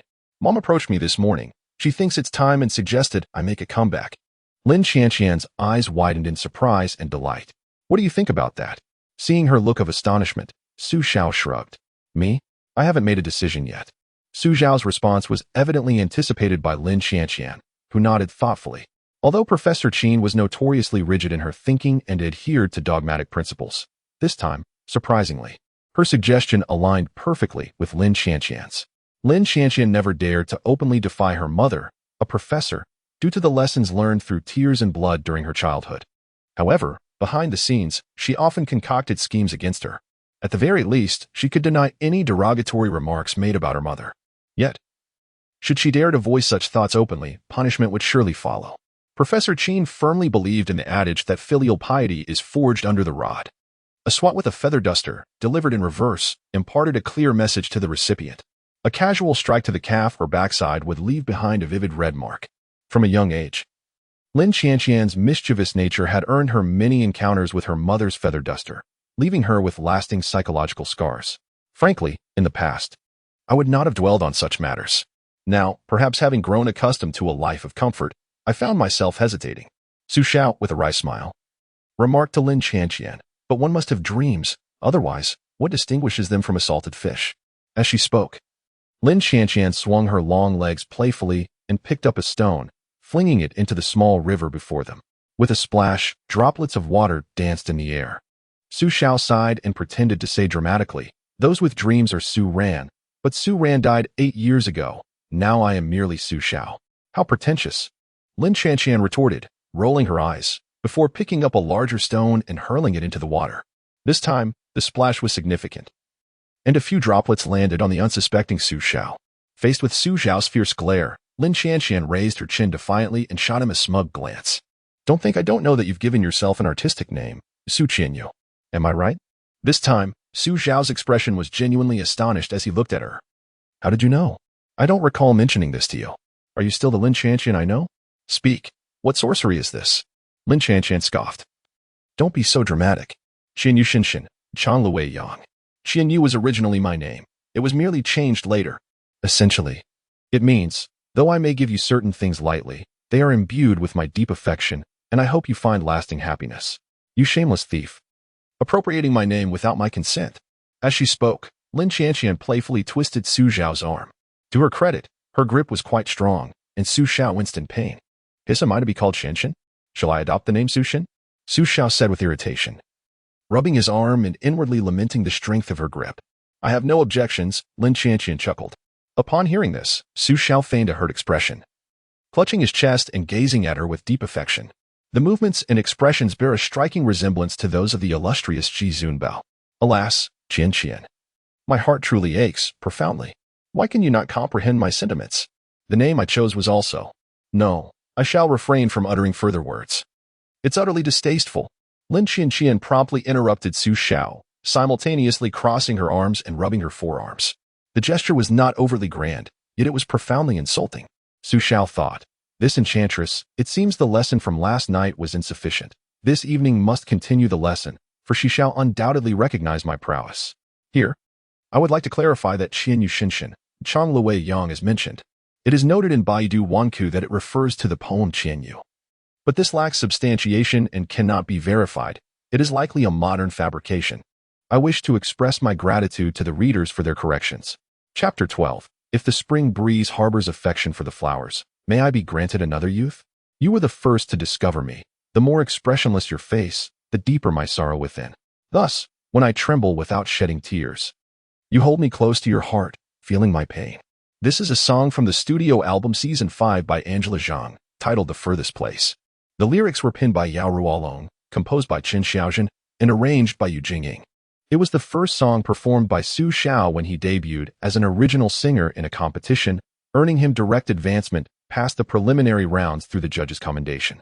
Now, as Lin Qianqian sings it once more, Su Xiao, quietly listening to her melodic voice, finds himself increasingly enchanted. Her gaze is bright and captivating. Her voice a sweet and lingering melody. Everyone knows that Su Xiao possesses a beautiful voice, a rare talent that astonishes those who hear him. Yet, they are unaware that Lin Qianyu's musical aptitude is equally remarkable. She simply chooses not to showcase it in front of others. She has always been a radiant yet unassuming woman, her personality carefree, allowing her thoughts to show plainly on her face. Thus, when Su Xiao interacts with her, he never has to guess her intentions. She is unique yet uncomplicated, which is precisely why she captures Su Xiao's heart. I long to reach the furthest place, to dance and converse with you about our dreams, as if I have never lost hope or been wounded, still believing that daring to fly means there is a sky. Once the song concludes, Lin Qianqian gazes quietly at Su Xiao, as if awaiting something. Understanding her intent, Su Xiao generously offers his applause, prompting Lin Qianqian to lift her chin, proud as a swan. It cannot be said that her character resembles her mother. Rather, they are two peas in a pod. Su Xiao. Yes? If the pinnacle is no longer within reach, then let us retrace our steps. Lin Qianqian gazes intently into Su Xiao's eyes, her belief in him surpassing even his own. I still remember your dream. You said you wanted the whole world to hear your voice. Her eyes shine with unwavering determination, unmasked emotion radiating from her. This reminds Su Xiao of a saying. Her soul is infused with light, like frost mingling with strong liquor, simmered into a gentle warmth. Yet I cannot spell out romantic words, as if my pen cannot escape the essence of youth. Ah, the essence of youth, Su Xiao sighs inwardly, sinking into prolonged contemplation. He is Su Xiao, yet also Su Ran. Su Ran has never perished. He lives on in Su Xiao's heart. Those with dreams are never to be pitied. The true tragedy lies with those without. Yet, he has lost the vigor of youth, the decisive spirit of his earlier days, becoming somewhat timid. On their way back, the fleeting moment of emotion that Lin Qianqian had evoked in Su Xiao is swiftly swept away by the speed at which they travel. The scenery beside them rushes past, and the sound of the wind howls fiercely in their ears. Slow down, slow down. Su Xiao, seated behind her, repeatedly urged her in a loud voice. Clutching her waist tightly with both hands, he seemed to hope that this gesture would compel her to reduce her speed. However, the only sound that reached his ears was the triumphant laughter of Lin Qianqian, the mischievous fire sprite. After futile attempts to persuade her, Su Xiao surrendered to the futility of his struggle, secretly cursing Lin Qianqian to the depths of his heart. He vowed that next time, even if it meant facing death, he would not accompany Lin Qianqian on her reckless escapades. If he were to ride on her motorcycle again, he might as well be a dog. Perhaps the heavens, disturbed by Lin Qianqian's excessive arrogance, soon delivered her comeuppance. Just as they were about to enter the city, they were halted by a traffic officer stationed at the intersection. Faced with the officer's stern reprimand, Lin Qianqian's face flushed crimson, resembling a ripe tomato. With her head bowed, her fingers fidgeted anxiously, and her toes occasionally tapped nervously on the ground, her demeanor suggesting a desire to vanish into a hole in the earth. Observing this, Su Xiao was filled with a sense of pleasure, secretly chuckling, reveling in the satisfaction of seeing her face the consequences. Lin Qianqian shot him several glare-laden looks, silently admonishing him. You shouldn't laugh. As my companion, you not only failed to restrain me but also indulged in my mischief. While I am the principal offender, you are merely an accomplice. The traffic officer then directed his attention towards Su Xiao, stating, indeed, he too bears some fault. Yet he remains unrepentant and deserves a thorough admonition. There is a saying, birds of a feather flock together, but when disaster strikes, they fly apart. Yet Lin Qianqian had never grasped such wisdom. Instead, she sought to drag Su Xiao down with her, eager to share in the punishment. Such antics were not unfamiliar to her during their school days, where she had often enlisted Su Xiao to bear the brunt of her mischief, leaving him seething with frustration and a profound sense of powerlessness. It seemed as though Lin Qianqian possessed a peculiar charm that rendered Su Xiao's fury ephemeral. Despite his rage and desire to sever ties with her, the moment he beheld her radiant, flower-like face adorned with a cheerful smile the following day, all his anger inexplicably dissipated. It was both fate and misfortune. As Lin Qianqian continued to provoke, the traffic officer turned to her, casting a fierce glare. Instantly, she fell silent, straightened her posture, and dutifully lowered her head, adopting a demeanor of sincere contrition. The officer, satisfied with her acknowledgement of wrongdoing, then turned his gaze towards Su Xiao, inquiring, "Where is your helmet?" Su Xiao hesitated, contemplating whether he could confess that the helmet was at home, a mere product of his misguided trust in Lin Qianqian's whimsical tales. However, it seemed that attempting to justify himself at that moment would bear little fruit. Do you think that since it's midday, and we are about to take our lunch break, we won't check this?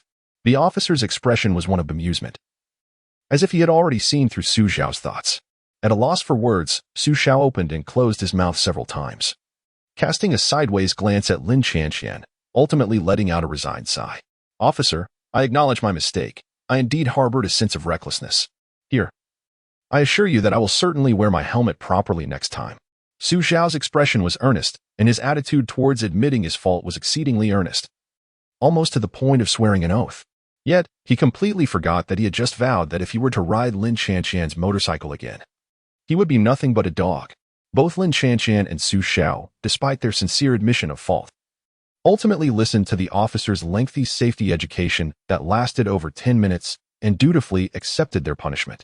However, while Lin Qianqian accepted the officer's penalty without reservation, Su Xiao harbored considerable dissent. Chapter 13. No great calamity, only the love-hate relationship of two. Traffic officer, this punishment is unjust, Su Xiao exclaimed, his expression one of grievance.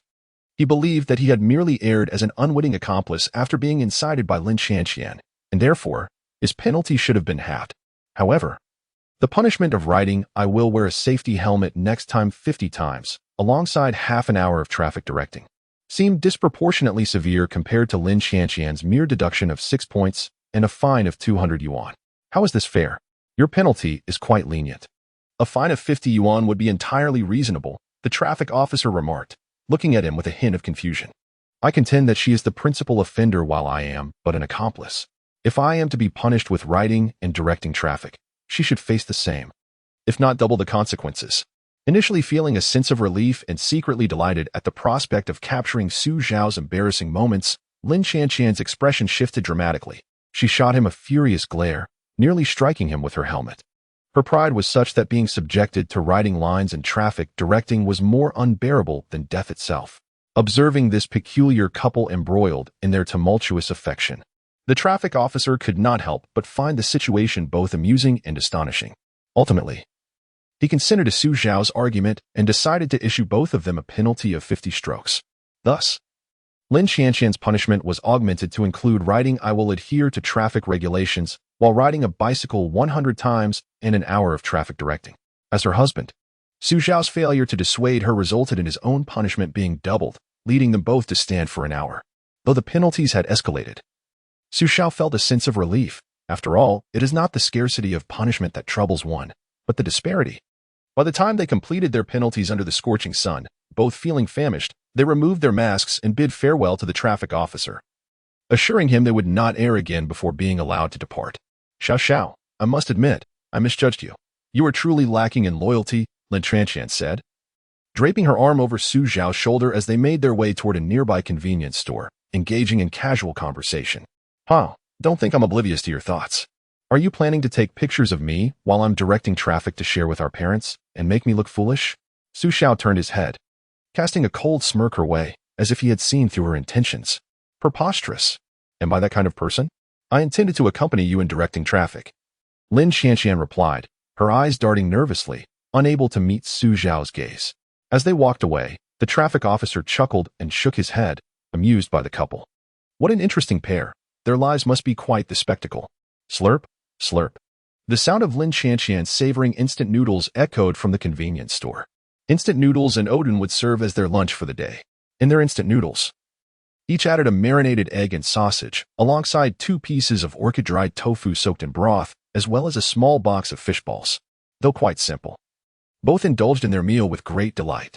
It must be noted that the flavor of instant noodles is indeed significantly enhanced after a brief stint in the microwave, resembling that of freshly boiled noodles.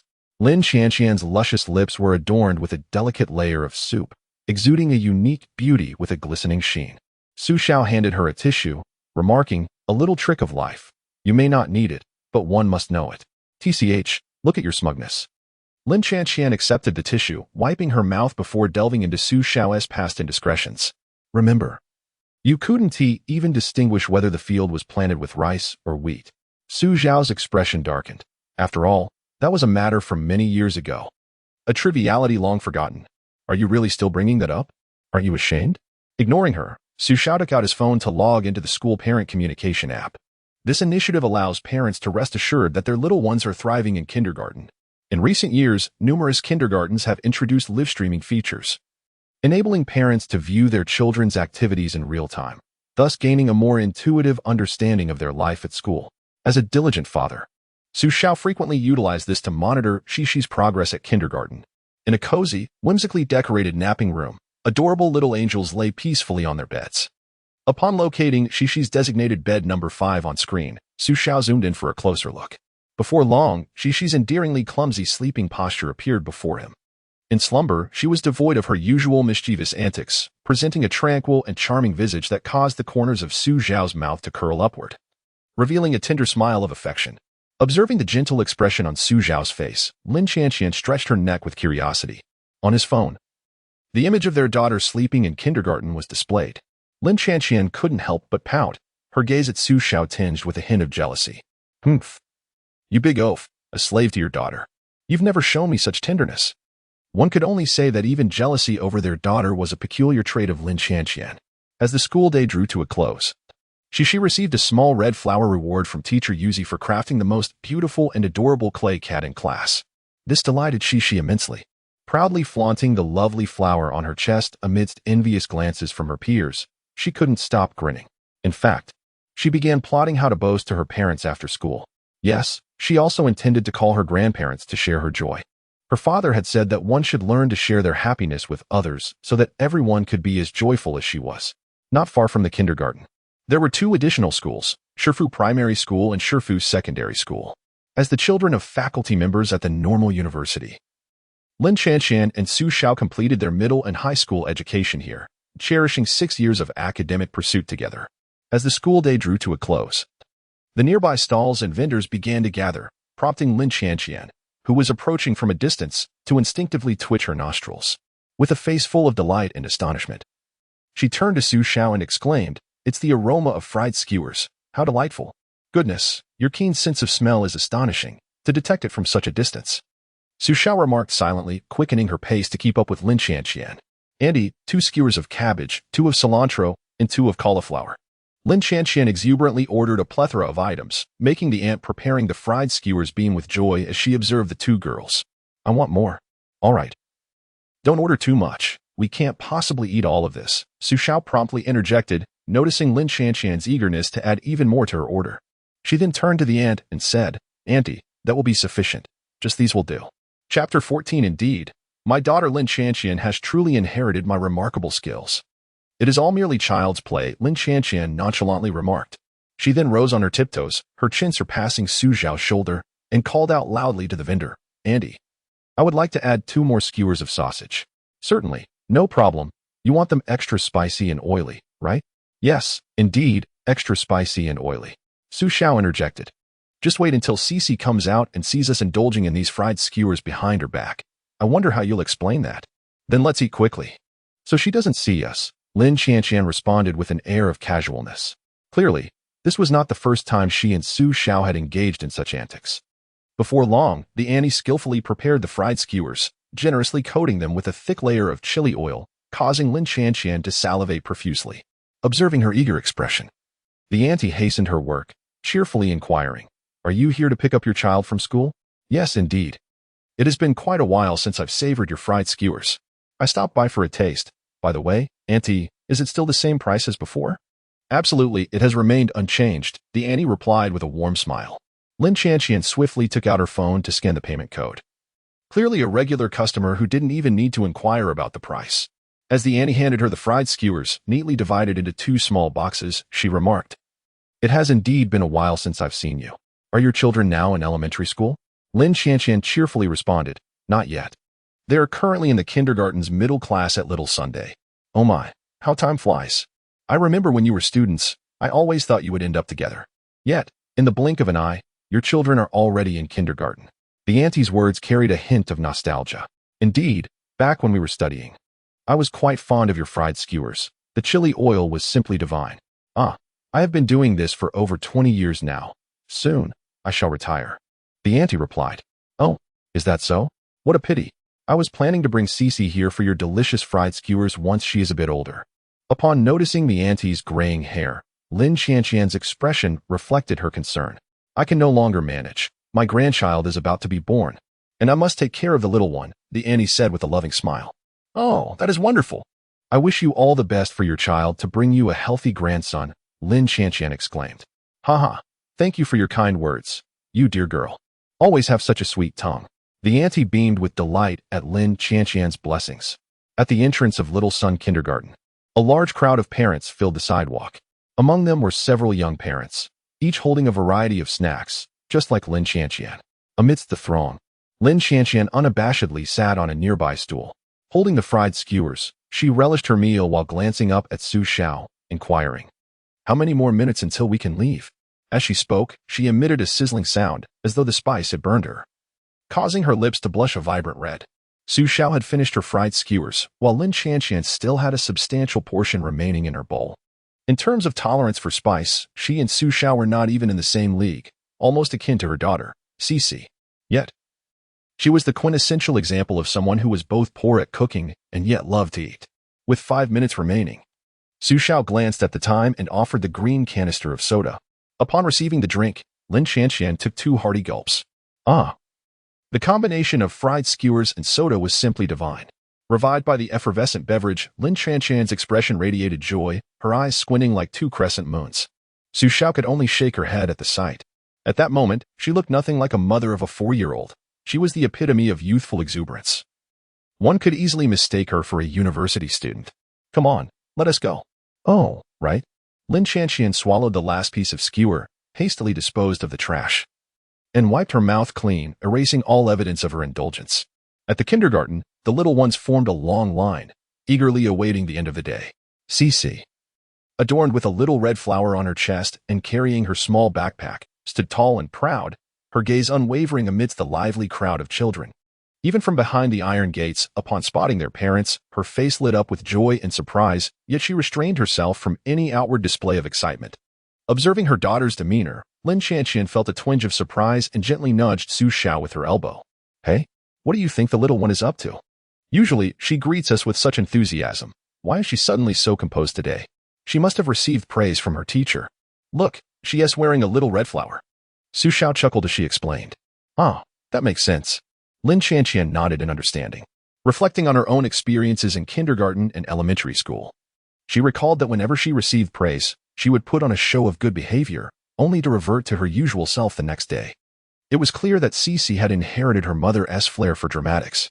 Approaching her parents, Xixi turned to wave goodbye to her teachers. "Goodbye, Teacher Yuzi. Goodbye, Teacher Pinghua." With a beaming smile, a charming tone, and the hint of dimples on her cheeks. Her endearing demeanor prompted the 2 female teachers to crouch down and affectionately pat her on the head. "Such a good girl. Goodbye, Xixi. We'll see you tomorrow." Xixi nodded, then took one hand of each parent, leading them away from the kindergarten. However, no sooner had they stepped outside than the once docile Xixi began to reveal her true nature, skipping and bouncing, her grip on her parents' hand swinging playfully. The smile on her face could no longer be contained, as she giggled incessantly, her large eyes narrowing into crescents of joy. Her expression was one of sheer delight, as if she were about to exclaim, "Oh, I am so very happy today.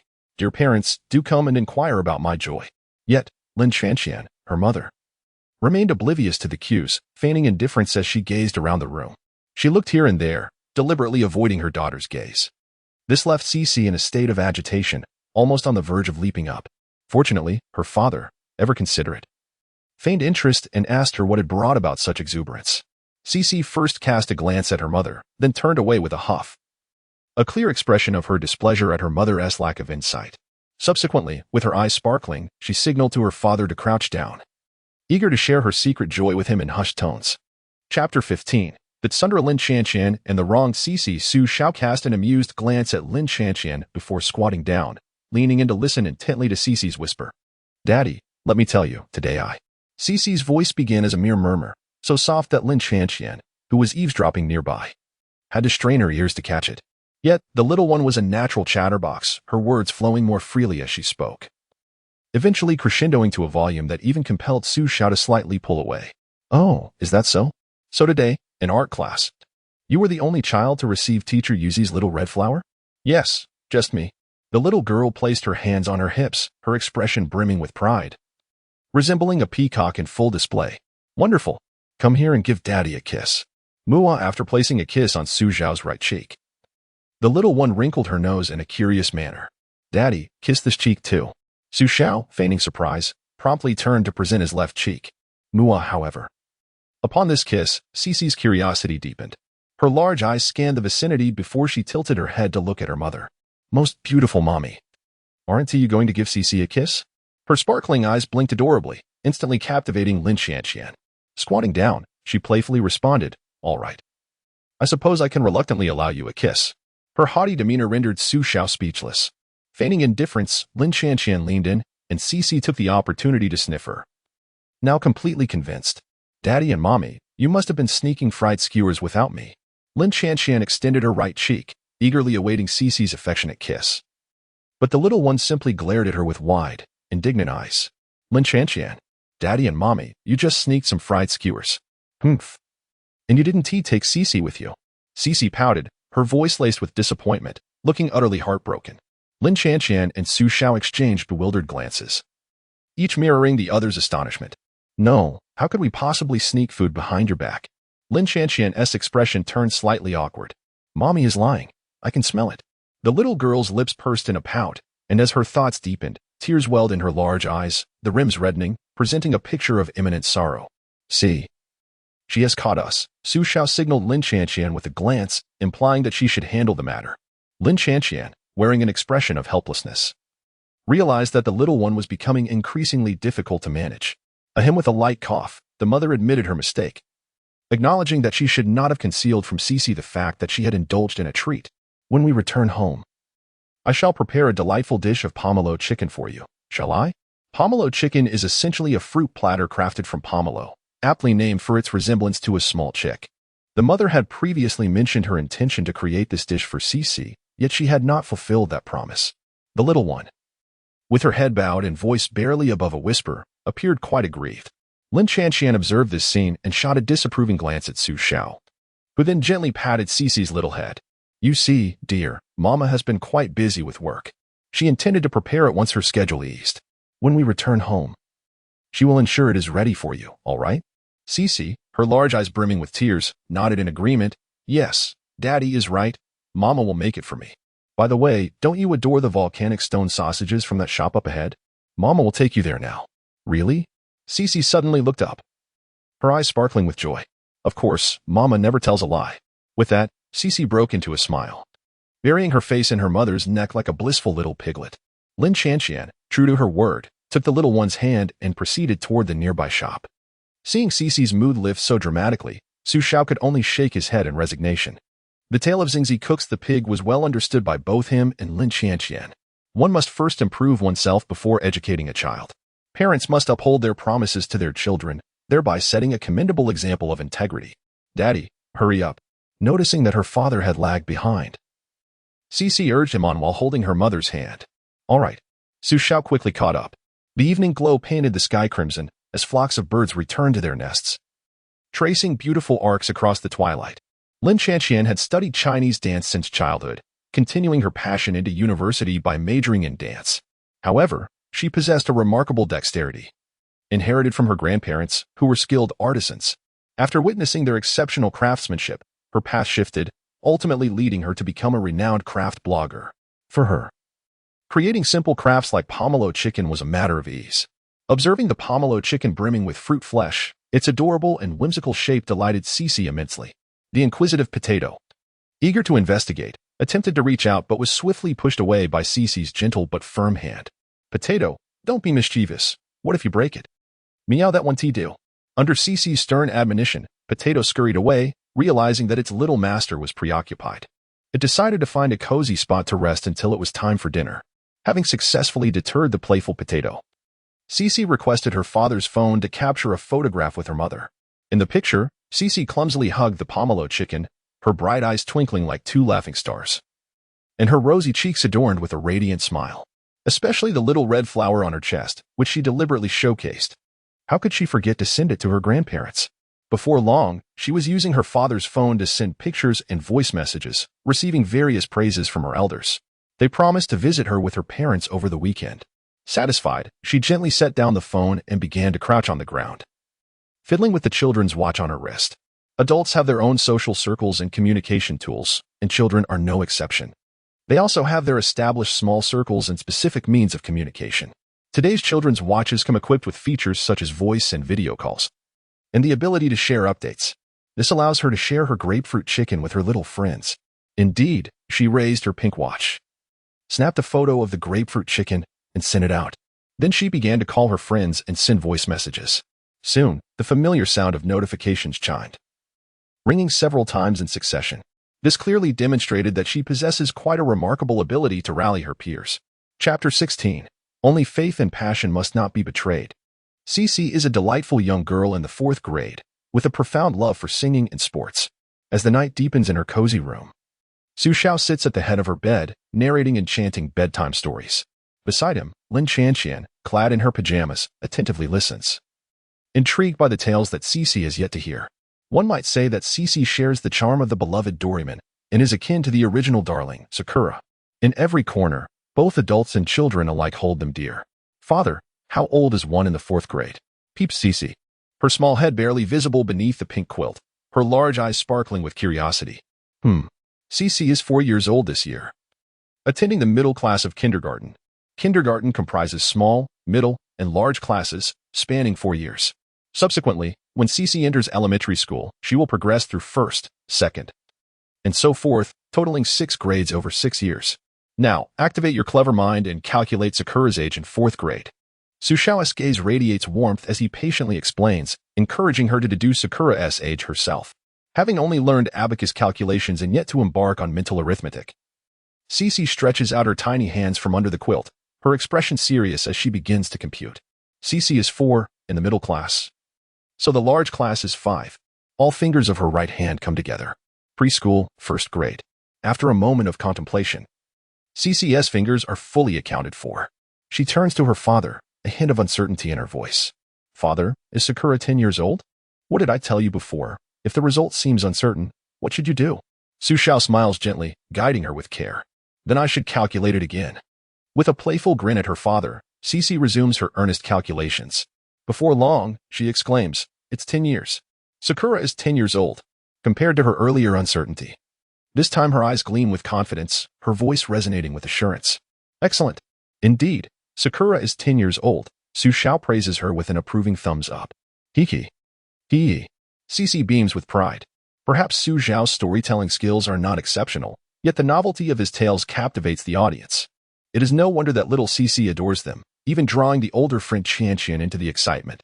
Sakura has always lived with her father and brother, until one fateful day, she stumbled upon a book in the family's basement library, a book she had dreamt of. Half an hour later, all right. Today's bedtime story concludes here. It's time to sleep early. Good night, father. Good night, mother. Xixi beamed sweetly at her parents before gently closing her eyes. Xiao gently kissed her forehead, tucked her in, and after turning off the small wall lamp, led Lin Chanqian out of the room. At the door, Potato, who had been lying in wait, straightened up and meowed at them before retreating into its soft cat nest. As they exited the room, Lin Chanqian, following closely behind Xiao, could hardly contain her curiosity. What happens next? Was that book left by Xiaoying's mother? However, Xiao merely smiled mysteriously, withholding the details. To uncover the subsequent events, one must await the next revelation. Seeing the teasing expression on Xiao's face, Lin Chanqian felt a surge of anger and clenched her fists. Nevertheless, recalling the imposing presence of Professor Qin behind him, she could only glare at him in frustration, choosing to let it go. Some individuals may appear innocent on the surface, yet possess an utterly shameless and sinister nature deep within. Even the children of today have abandoned the childish tactic of reporting to their parents when involved in a scuffle. Yet, some people, without a hint of shame, frequently resort to telling their parents. Each time Lin Chanqian returned to her family home, after receiving a thorough reprimand from Professor Qin, she understood that certain individuals had been whispering behind her back. Describing Xiao as a drama queen would be most fitting. Under the full moon, even the crickets in the yard had ceased their nocturnal serenade. At this moment, a profound silence enveloped everything. Xiao, who had yet to fall asleep, shifted Lin Chanqian's hand from his shoulder, and in the moonlight, he rose, slipping on his slippers before stepping outside. In the darkness, Potato's pupils glowed like 2 tiny lanterns, emitting a faint light. Sure, Xiao gestured to it, then descended the stairs to the study. Under the bright lights, the piano in the corner and the 3 guitars hanging on the wall were quite prominent. Xiao strolled closer, his fingers gently caressing the body and strings of a guitar, a nostalgic glint in his eyes. This was the first guitar he had purchased at the age of 16. After abandoning art to pursue music, using up the meager pocket money he and Lin Chanqian had saved. Now, more than a decade later, This entry-level guitar remained as pristine as ever. Memories of practicing day and night as a novice flooded back to him. His fingers had blistered, yet he persevered through the pain. When his studies became demanding and time for practice was scarce, he resolved to sacrifice an hour of sleep each day. It was less than a month later that he performed an entire piece in front of Aunt Qin, who regarded him with the eyes of a genius, filling Xiao with an immense sense of accomplishment. From that moment on, his determination to pursue music was solidified. Music became his passion, spiraling into an all-consuming love. The following year, he received the most precious birthday gift of his life, a guitar worth tens of thousands, purchased with 2 months' salary by Aunt Qin. With this guitar in hand, he participated in the arts examination, achieving the top score and fulfilling his dream of enrolling in the normal university, becoming a student of Aunt Qin.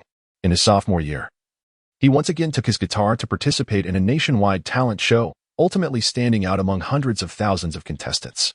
It was during this time that he acquired his third guitar, an electric one.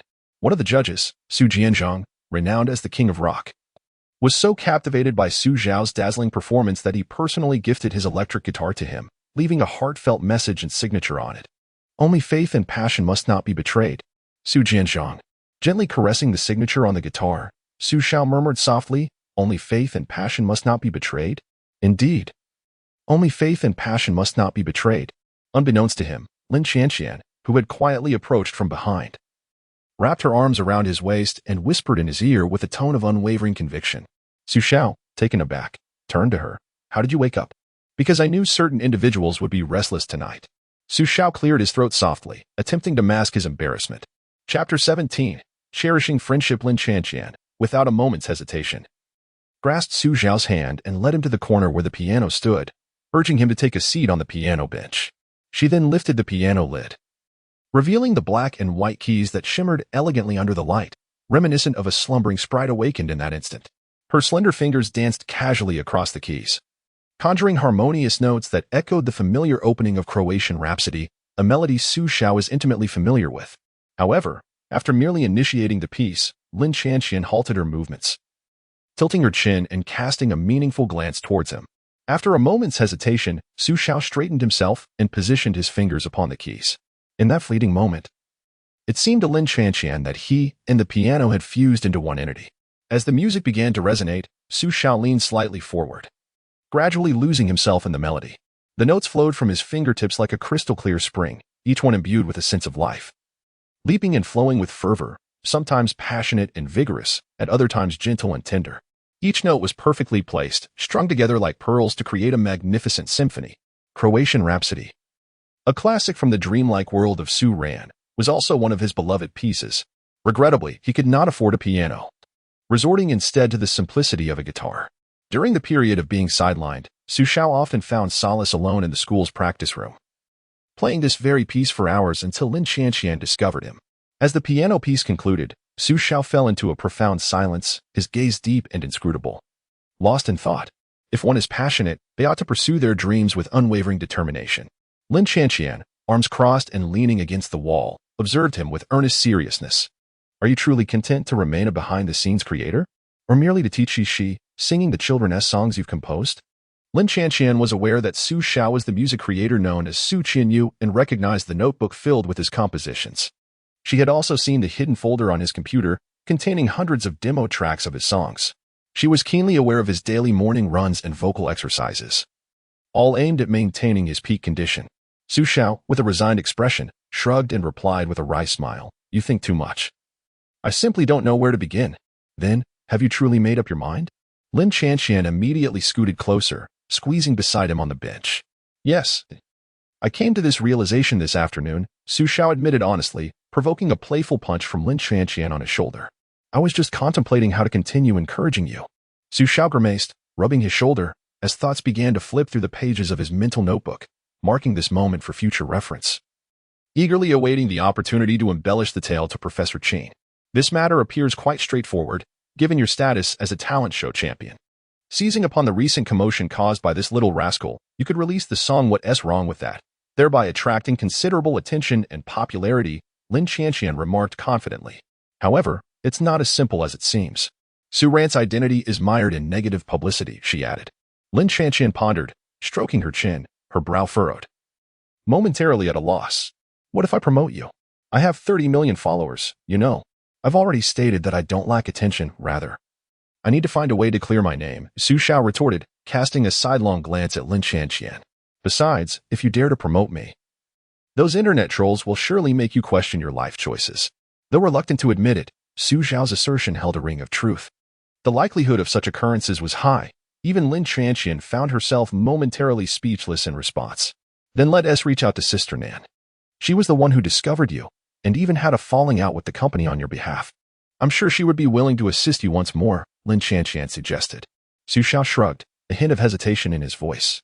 To be honest, I considered that initially. However, I feel a bit embarrassed to trouble her again, especially since she hasn't worked as a manager since that incident. Lin Chanqian contemplated for a moment before responding. While that may be true, even if she isn't managing anymore, she remains a professional, certainly more reliable than either of us. Besides, do you believe that she'd be indifferent? She must have felt the same dissatisfaction about that situation. Lin Chanqian spoke the truth. Su Xiao was indeed discovered and nurtured by Sister Nan. She had once remarked that Su Xiao possessed remarkable talent, with a voice and musicality that were unparalleled.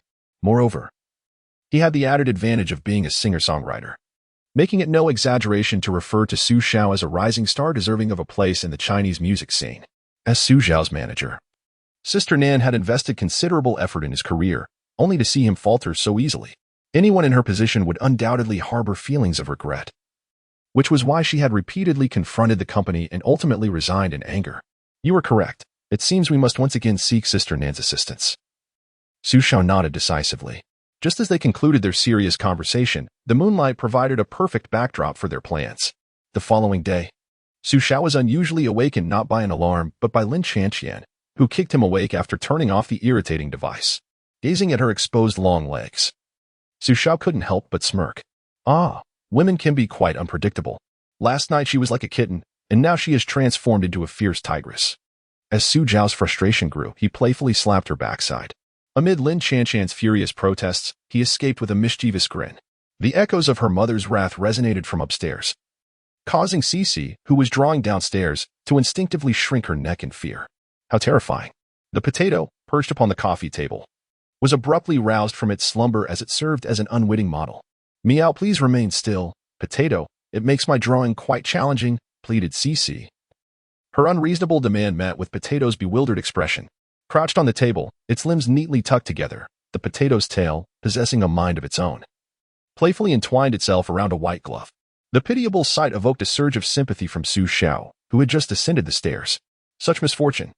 To be conscripted as a model by the little demon so early in the morning was indeed a disgrace for a cat. What are you drawing, dear? Inquired Su Xiao. I'm illustrating Little Ku, replied Xixi. Little Ku? Su Xiao echoed, somewhat taken aback. Yes. You mentioned that Little Ku is an orange cat with a pair of delicate white wings, right? But Potato is merely an orange cat. It seems to lack those wings. She continued, her tone tinged with disappointment. I even asked it just now, but it was so stingy, refusing to divulge whether it possesses those wings.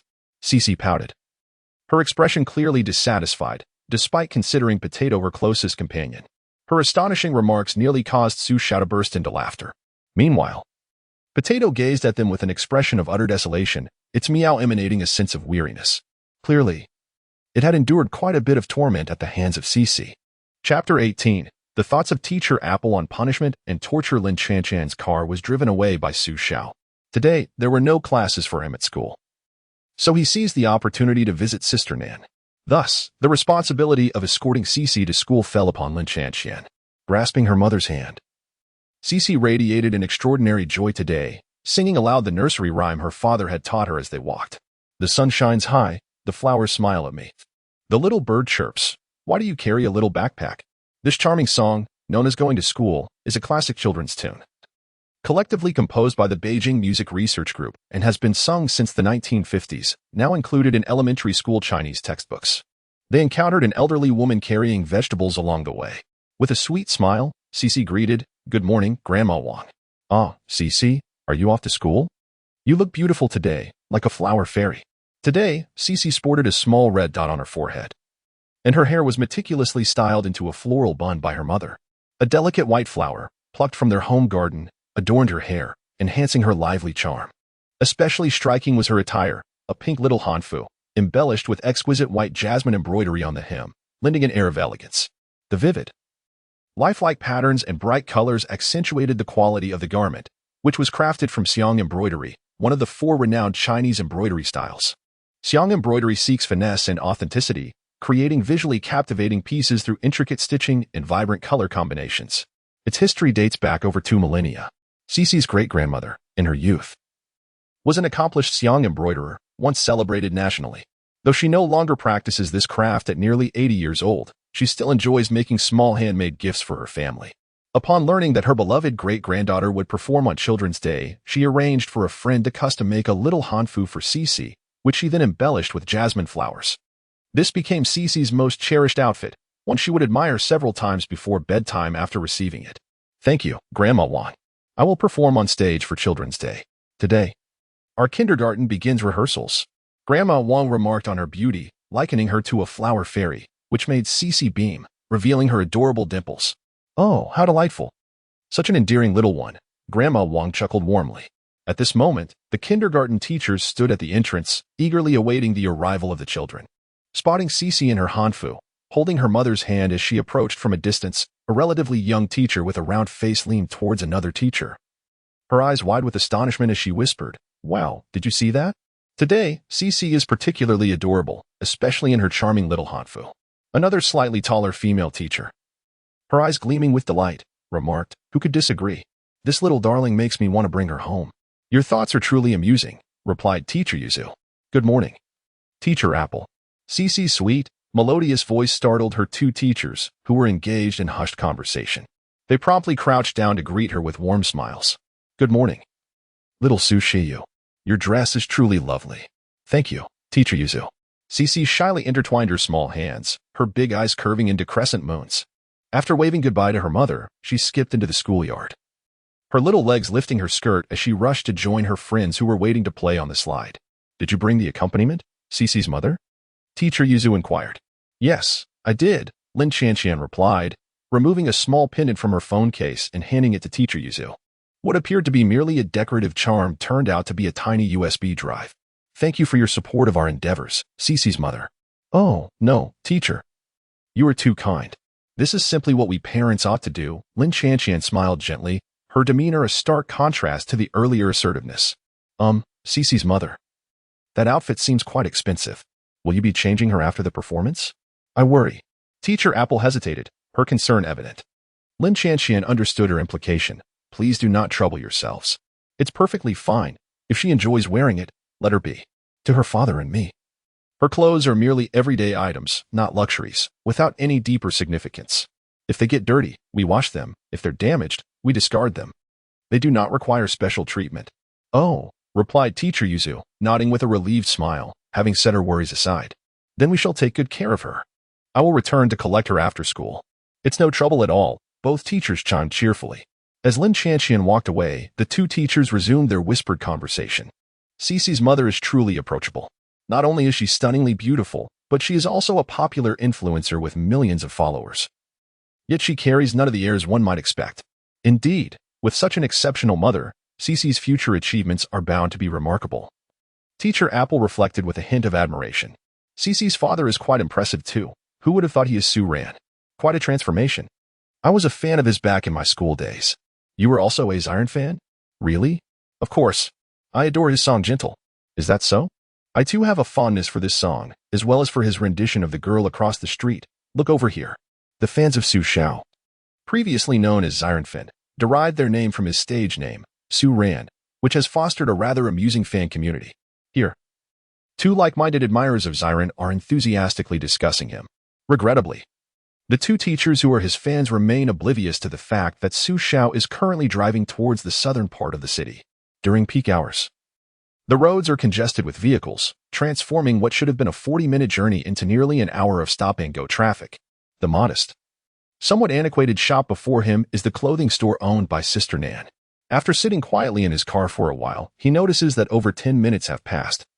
Yet there is still no sign of customers in Sister Nan's store. Taking a deep breath, Su Xiao steps out of the car and strides directly towards the shop. Inside, the sound system is playing Determination the last song he released before being sidelined. Through this song, he expresses his final act of defiance. When the recording of this song was completed, Sister Nan remarked that its quality was exceptional and that it would undoubtedly secure a Golden Melody Award at the year's end. She even suggested that with a year of outstanding achievements, he might have a chance at the title of Best Male Singer of the Year, provided the company did not interfere.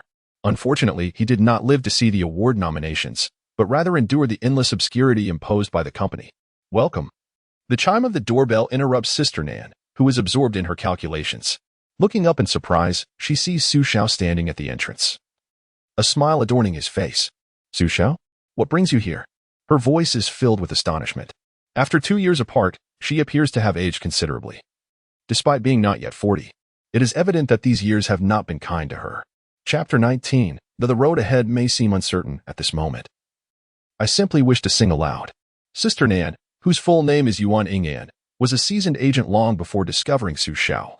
Possessing a wealth of experience in the industry, Xiao's senior, Wang Zihan, was nurtured under her guidance and has remained a top-tier celebrity for over a decade. Logically, having successfully mentored a leading star should have brought Sister Nan both fame and fortune, paving a promising path for her. Unfortunately, she was unfortunate in her choice of partner, marrying a gambling addict who indulged in small bets every 3 days and larger ones every 5. Despite Sister Nan's considerable savings, they could not withstand his reckless behavior. Ultimately, their union ended in divorce, with their daughter awarded to Sister Nan, who even reported her gambling ex-husband, resulting in his imprisonment. At this point, it seemed the matter had reached a satisfactory conclusion, allowing Sister Nan and her daughter to embark on a new life. However, in an outrageous turn of events, her ex-husband accumulated substantial debts unbeknownst to her. Legally, these debts were incurred during their marriage, thus she was liable for half. Burdened with immense debt and entangled in legal disputes, Sister Nan chose to resign from her position as an agent to avoid jeopardizing Wang Zihan's career. She sold her house and car, relying on the support of friends and family to resolve her financial and legal troubles. A common misconception was pointed out by a reader regarding the gambling debts not being considered joint marital debts, for the sake of narrative. Let us regard this as an alternate reality, temporarily setting aside logic for a few days. By a stroke of chance, Sister Nan, now back in the workforce, discovered the hidden talent of Xiao. Through the introduction and endorsement of Wang Zihan, she became Xiao's agent, reigniting her professional aspirations. Regrettably, this promising period was short-lived, as Xiao, in whom she had placed great hopes, was subsequently sidelined by the company. After numerous attempts to advocate for Xiao and facing a lack of accountability and fairness from the company, she left in anger. Due to a non-compete agreement, she found herself unable to immediately pursue work related to agency matters. After some twists and turns, Sister Nan opened a clothing store in the southern part of the city to sustain her and her daughter's livelihood. What's this, Sister Nan? Aren't you welcoming me? Should I leave? Though she uttered these words, Xiao remained rooted in place. It had been 2 years since their last meeting, and he still possessed that same mischievous spirit. Sister Nan, with a somewhat displeased expression, lightly patted his shoulder. In a quaint tea house not far from the clothing store, they sat facing each other. After a bout of reminiscing, Xiao directly articulated the purpose of his visit. In Sister Nan's presence, he felt no need for pretense. Though their interactions had been sparse over the years, limited to festive greetings, Sister Nan was undoubtedly one of the few individuals he trusted implicitly. Sister Nan, I need your assistance. Xiao gazed at her with sincere eyes. Nanjie scrutinized Xiao for an extended period, to the point where he began to feel somewhat embarrassed, before finally speaking up. Actually, I have been waiting for you to say that for 4 years. It has been so long that I almost believed you had forsaken your dreams. Xiao had initially signed a 5-year contract with that company. Normally, once the 5-year term concluded, he would become a free man, able to soar freely in the vast skies. However, 4 years ago, when Xixi, this little life, was born, Xiao naturally could not make a comeback at that juncture. Well, you know, Xixi had just been born at that time. And then what? Nanjie inquired, a knowing smile playing on her lips. Hee, back then, Xixi was still quite small, clumsy, and unsteady. I felt a bit apprehensive, so I took on the role of a stay-at-home dad. Faced with Nanjie's teasing gaze, Xiao scratched his head, feeling a bit shy. As Professor Qin had remarked, Xiao was a person of great responsibility. He always thought of others first, prioritizing their needs before his own. Nanjie was well aware of his character, so she refrained from saying much more. So, you are determined this time? Yes, I am resolute. To continue pursuing your dreams? to continue pursuing my dreams. Su Xiao's response was exceptionally firm. If he were to halt his pursuit of dreams now, it would not only betray the countless days and nights he had fought for, but also the family and friends who had supported him along the way. All right. I will assist you. Remember what you have said. Nanjia's tone was unusually decisive. Nanjia, thank you. Rest assured, I have never forgotten. Su Xiao pressed his lips together, looking directly into Nanjia's eyes. I want the whole world to hear my voice. This was his dream, one he had never forgotten. On the way home, the car sped along. The blue sky resonated with the white clouds, and the gentle breeze folded away the painful memories of the past, revealing the bright vistas of the future. After years of time passing, the flames of his passion and hope for his dreams had never waned. Perhaps the road ahead was still obscured, but at this moment, he simply wished to sing with abandon. For Su Xiao, everything now felt like a rebirth. It reminded him of the words, I died last night. My heart is calm as still water. I am reborn this morning, as radiant as the rising sun. Upon returning home, Lin Qianqian was watering the flowers in the yard, appearing leisurely and carefree. In the yard sat Su Xiao's car, which he had evidently driven back. It was clear that Lin Qianqian had also made a trip to the studio before leaving work early to return home. The feeling of being her own boss was exhilarating. Su Xiao couldn't help but feel a twinge of envy. However, remembering that he too was soon to become a boss softened his envy somewhat. You're back? Lin Qianqian turned her head to glance at him before continuing to tend to her plants. Observing her calm demeanor, Su Xiao curiously inquired, Aren't you even a little curious about what Sister Nan and I discussed? I am indeed intrigued, but I am aware that you will inevitably divulge it to me. Lin Qianqian replied, placing her kettle down and turning to face Su Xiao with an expression that seemed to say, You may begin. I am all ears. Su Xiao hesitated. Lin Qianqian, I must tell you, today I truly. All right, you win, she conceded, feeling somewhat defeated, as if Lin Qianqian had her firmly in her grasp. Are you implying that Sister Nan merely asked you a couple of questions and then agreed without hesitation? Lin Qianqian's expression turned to one of surprise as she attentively listened to Su Xiao recount the events. Yes, just 2 questions, Su Xiao boasted, adopting an air of nonchalance despite being ignored by Lin Qianqian, who swiftly shifted the conversation with another inquiry.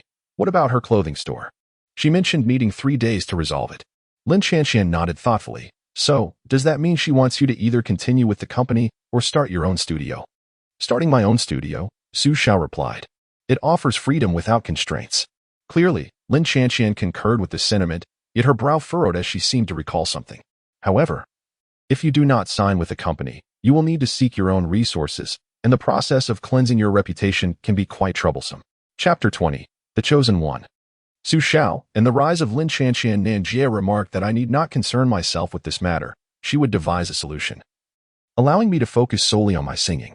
At the mention of this, Su Xiao couldn't help but cross his legs, his expression radiating an unmistakable pride.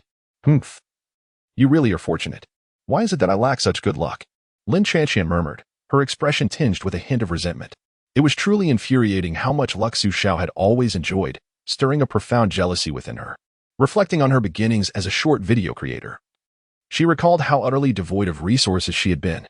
Not only did she lack access to filming locations and equipment, but she also had to source her own materials, craft her own scripts, record the videos herself, and handle the post-production editing. The subsequent management of her account, data analysis, and all associated tasks fell squarely on her shoulders. At that time, Su Xiao could offer little assistance, serving merely as a half-hearted advisor. In stark contrast, Su Xiao had the advantage of a professor as a prospective mother-in-law when he first ventured into music. Furthermore, while attending university, he encountered Nanjie, a seasoned agent who championed his talent, facilitating his debut and clearing all obstacles from his path, allowing him to focus solely on his art. Even before his new song gained popularity, he had the backing of his senior, the prominent singer Wang Zihan, who tirelessly promoted his work. Later, when he participated in a talent show, he caught the attention of a rock legend who gifted him a cherished electric guitar he had used for over a decade. Now, as he contemplated a return to the limelight, he merely needed to make a brief visit to the southern city, after which Nanjie, without hesitation, resolved 2 of his queries, as if everything were preordained. Whenever Su Xiao found himself in need, support would invariably materialize to resolve his dilemmas. In comparison, Lin Qianqian felt like a grassroots figure, a stark reminder of the unfairness of it all. The more she pondered, the more frustration bubbled within her, almost prompting her to curse. Amidst the burgeoning blossoms and the arrival of love, I know he perseveres through the storms. Suddenly, a phone rang, prompting both Su Xiao and Lin Qianqian to glance at their devices. Su Xiao had recorded this song as his ringtone, which Lin Qianqian had ultimately commandeered. Hello. Nanjia. Modern rock? Ah, I know that. It's the largest rock music festival in the country, right? Is it true it's being held in Pink City this year? You have connections with the organizers? That's fantastic. I consider myself somewhat of a local, as my mother hails from Guangdong, and I grew up in Huadu. My Cantonese is quite fluent, and I've even penned several Cantonese songs over the years. Oh, no problem at all. I'm ready at any moment. After hanging up, a radiant smile spread across Su Xiao's face, his joy nearly reaching his ears. What does this mean? Although she found his smug demeanor somewhat irksome, her primary concern remains Su Xiao's well-being. Sister Nan mentioned that the Modern Rock Music Festival is confirmed to take place in Pingcheng, scheduled for the end of next month. She has a good rapport with the event's organizer and indicated that she could secure 3 songs for me. Su Xiao expressed her excitement, saying, 3 songs? That is quite good. Lin Qianqian pondered for a moment before nodding in agreement. Not just good, even Su Jianzhong, the Rock King, participates. Yes, indeed. He is the very one who gifted me the guitar. He attends this festival annually, and even he only has 3 songs allotted each time. Subsequently, Su Xiao began to elucidate the origins and significance of this music festival to Lin Qianqian. The Modern Rock Festival stands as the largest and most renowned outdoor rock music festival in the country and across Asia. Since its inaugural success, it has now traversed 15 years, even making its mark across the ocean. The festival is structured across 4 venues and spans 3 days, featuring over 120 bands and solo artists from diverse nations and cultural backgrounds. Over these 3 days, it garners the attention of millions of rock enthusiasts across Asia and the globe, with hundreds of thousands attending in shifts to revel together. This time of year is the most joyous for rock fans, and the Modern Music Festival is regarded as a sacred ground for all musicians. To this day, the musical styles showcased at the festival have expanded beyond rock, now inclusive of folk, pop, and ethnic music. Moreover, the organizer's selection of performing bands and artists considers popularity and reputation merely as a reference. What matters more is the organizer's aesthetic appreciation of music and the invited artist's attitude towards it. The organizers generously provide all participating bands or individuals with opportunities for promotion and performance, making it one of the best platforms for newcomers to debut or veterans to make a comeback. For clarification, this is an artistic interpretation, inspired by the Modern Sky Music Festival. After hearing Su Xiao's explanation, Lin Qianqian's earlier suspicions were further solidified. It seems that Sister Nan has been nurturing her connections over the years, likely waiting for your return to the stage. Haha, indeed, good people attract noble assistants. Su Xiao remarked, to which Lin Qianqian shot him a glance, silently celebrating his success. Wait, this sponsor, the name of this music store. Why does it seem so familiar? Su Xiao, while checking details about this year's festival on his phone, became lost in thought upon seeing the name of the primary sponsor. Lin Qianqian, feeling a twinge of inexplicable jealousy rising within her, wondered, Starshine Music Store. Starshine. Isn't that owned by Good Xiaoyang? Su Xiao's eyes brightened as a memory sparked within him. It was indeed that boy from your dormitory, the one with the vibrantly dyed hair, styled high and spiky, resembling a broom. Lin Qianqian had a vivid impression of him. After all, anyone sporting such a hairstyle would undoubtedly leave a lasting mark. Indeed, it was he. Oh, bingo. Ahem, please refrain from regarding me with such an expression. After all, we all have experienced our youthful indiscretions, haven't we? Faced with Lin Qianqian's teasing demeanor, Su Xiao awkwardly scratched his nose, his gaze flitting about nervously. The shamate style, a non-mainstream trend, had once reigned supreme during their school days. Although Su Xiao had not dyed his hair in a multitude of colors nor adopted an exaggerated spiky hairstyle, his previous mop of yellow hair now seemed somewhat mortifying in retrospect. It would not be an exaggeration to label it as a dark chapter of his past. Chapter 21. The world of adults is a realm of mutual compromise. Hello, Jiaoyang. It's your father. Oh, my apologies, I misspoke. Su Xiao's expression turned awkward, having inadvertently taken advantage of the situation. When he placed the call, Good Xiaoyang had yet to rise. Upon receiving Su Xiao's call, he was momentarily bewildered. However, he quickly regained his composure. Su Xiao cleared his throat, interrupting his train of thought. Ahem, I don't seek an audience without purpose.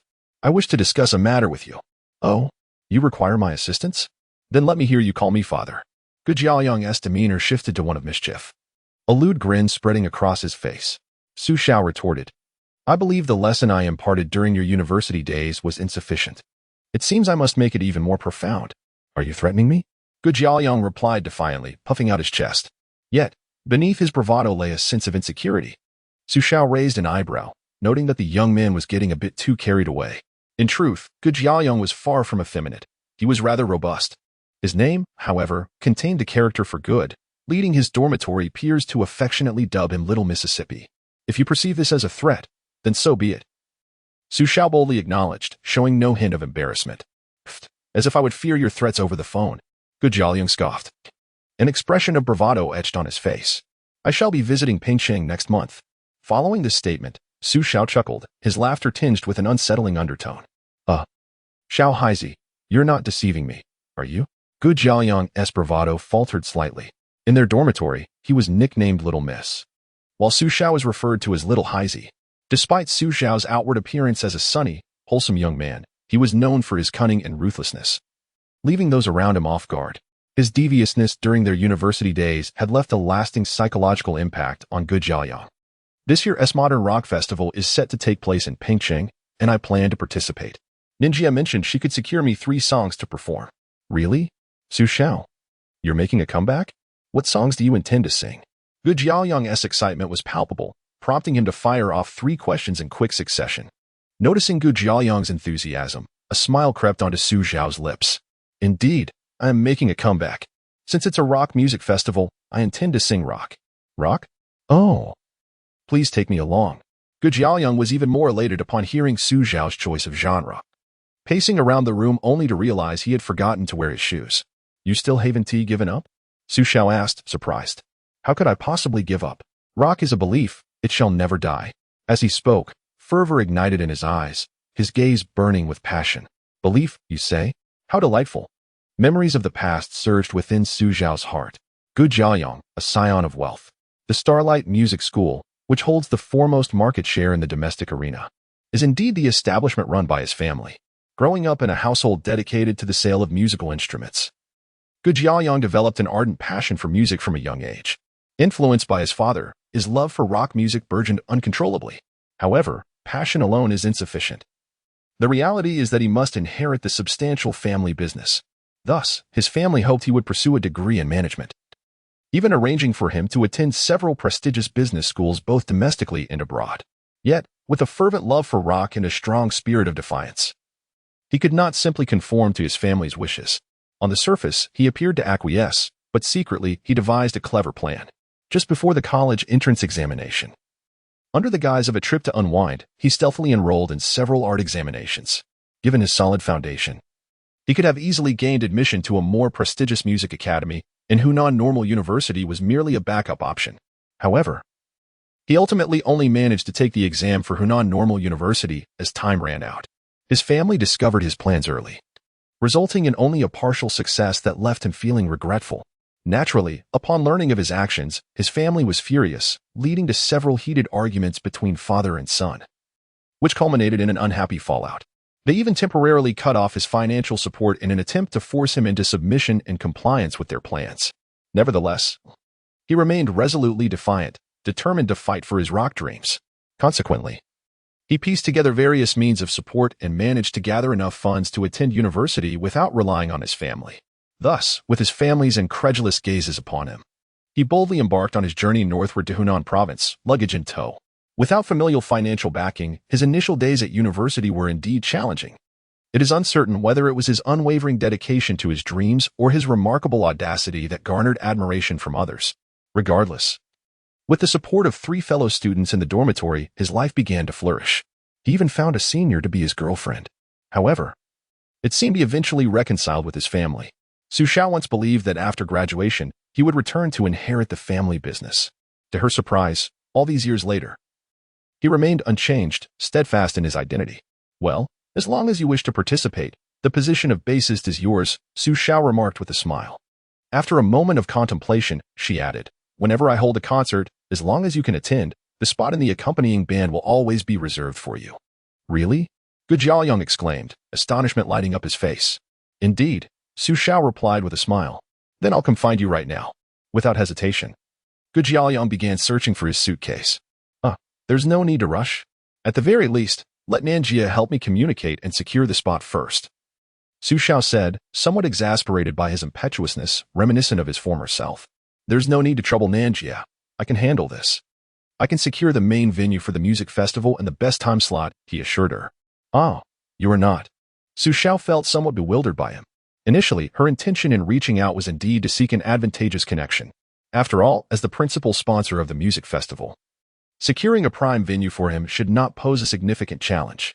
However, from Xiaoyang's recent tone, it appears he continues to pursue his rock and roll dream. Therefore, Xiao hesitated to press him further or plead with his family. Yet now, listening to his words, it seems the situation may not be as straightforward.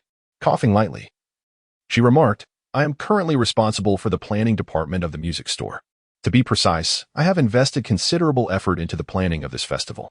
But you, do you believe I have capitulated to my family? Xiao found herself momentarily at a loss for words, remaining silent. Sighing, she mused. Isn't the world of adults merely a series of compromises?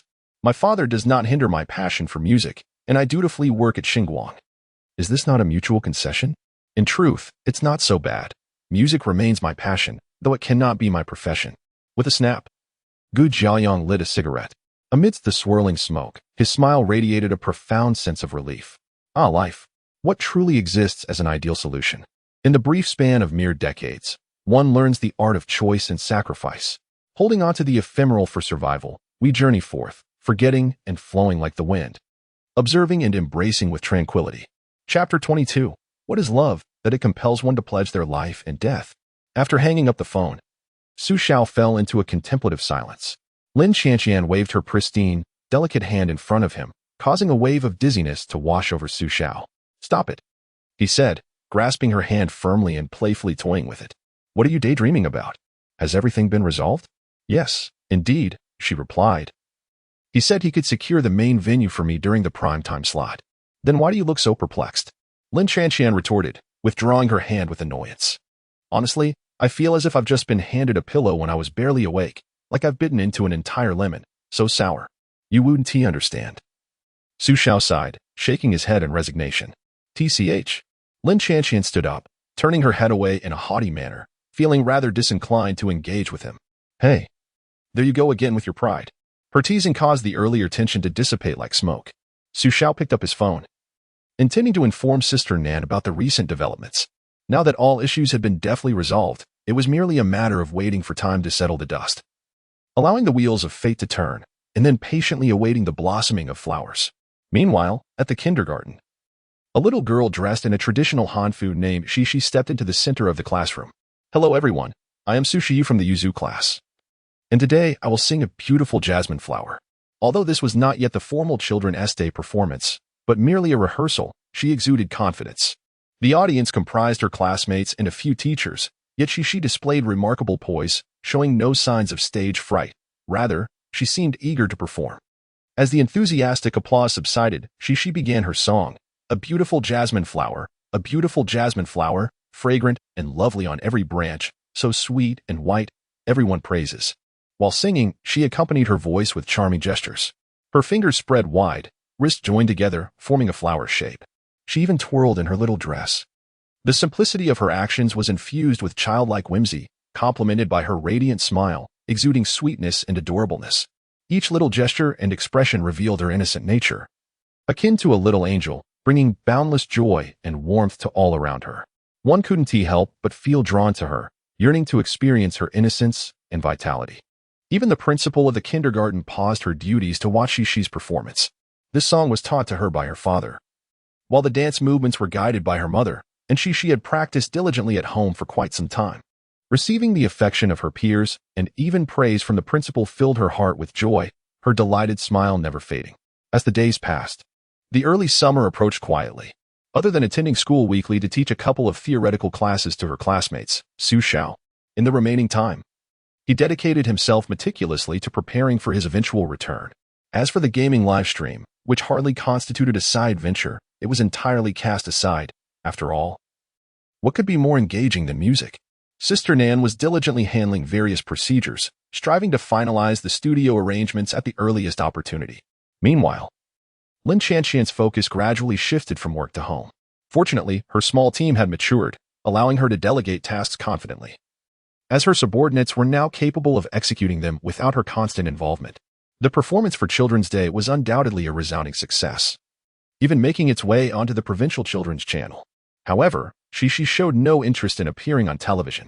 Today is Saturday. At this moment, she is playing in the community with her friends, building sandcastles.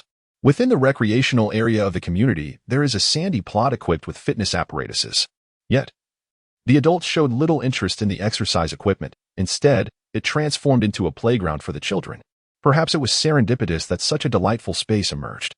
The property management even installed a water faucet to facilitate washing hands and faces after playtime. Currently, Xixi's face and hair are speckled with sand, and she is sweating profusely as she carries her pink bucket, laboriously transporting water. As her parents watched her play from beneath a tree, she flashed them a silly grin. "Do you want some water?" Xiao inquired, shaking her pink baby cup. Xixi tilted her head, hesitated for a moment, then set down her bucket and, in a sweet voice, said, "Then just a small sip." Although she claimed it would be a small sip, she ended up gulping down 2 generous swigs from her baby cup. After finishing, she exclaimed with delight, smacking her lips together, "Thank you, Daddy. I'm going to play in the sand now."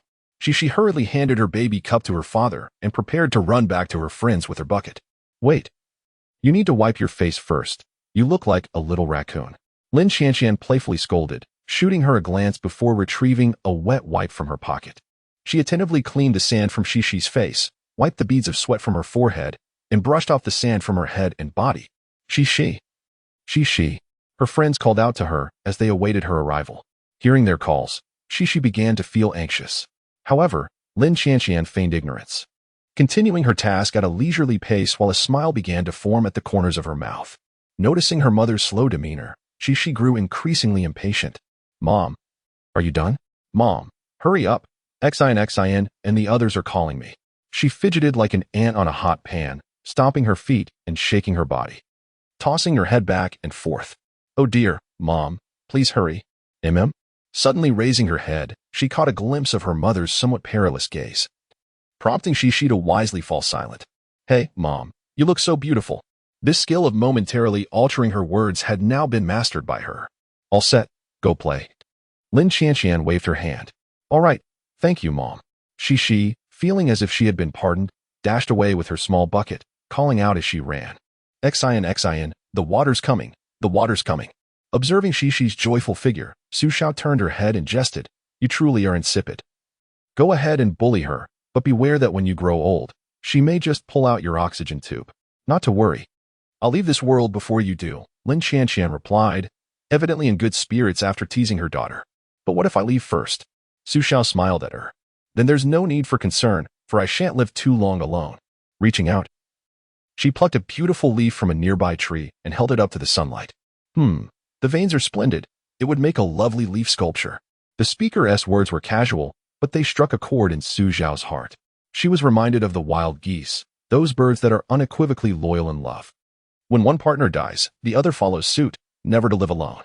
The preface of Yuan Haowen's Xixi poem recounts how, during his journey to take the imperial examination in Binzhou, he encountered a goose catcher.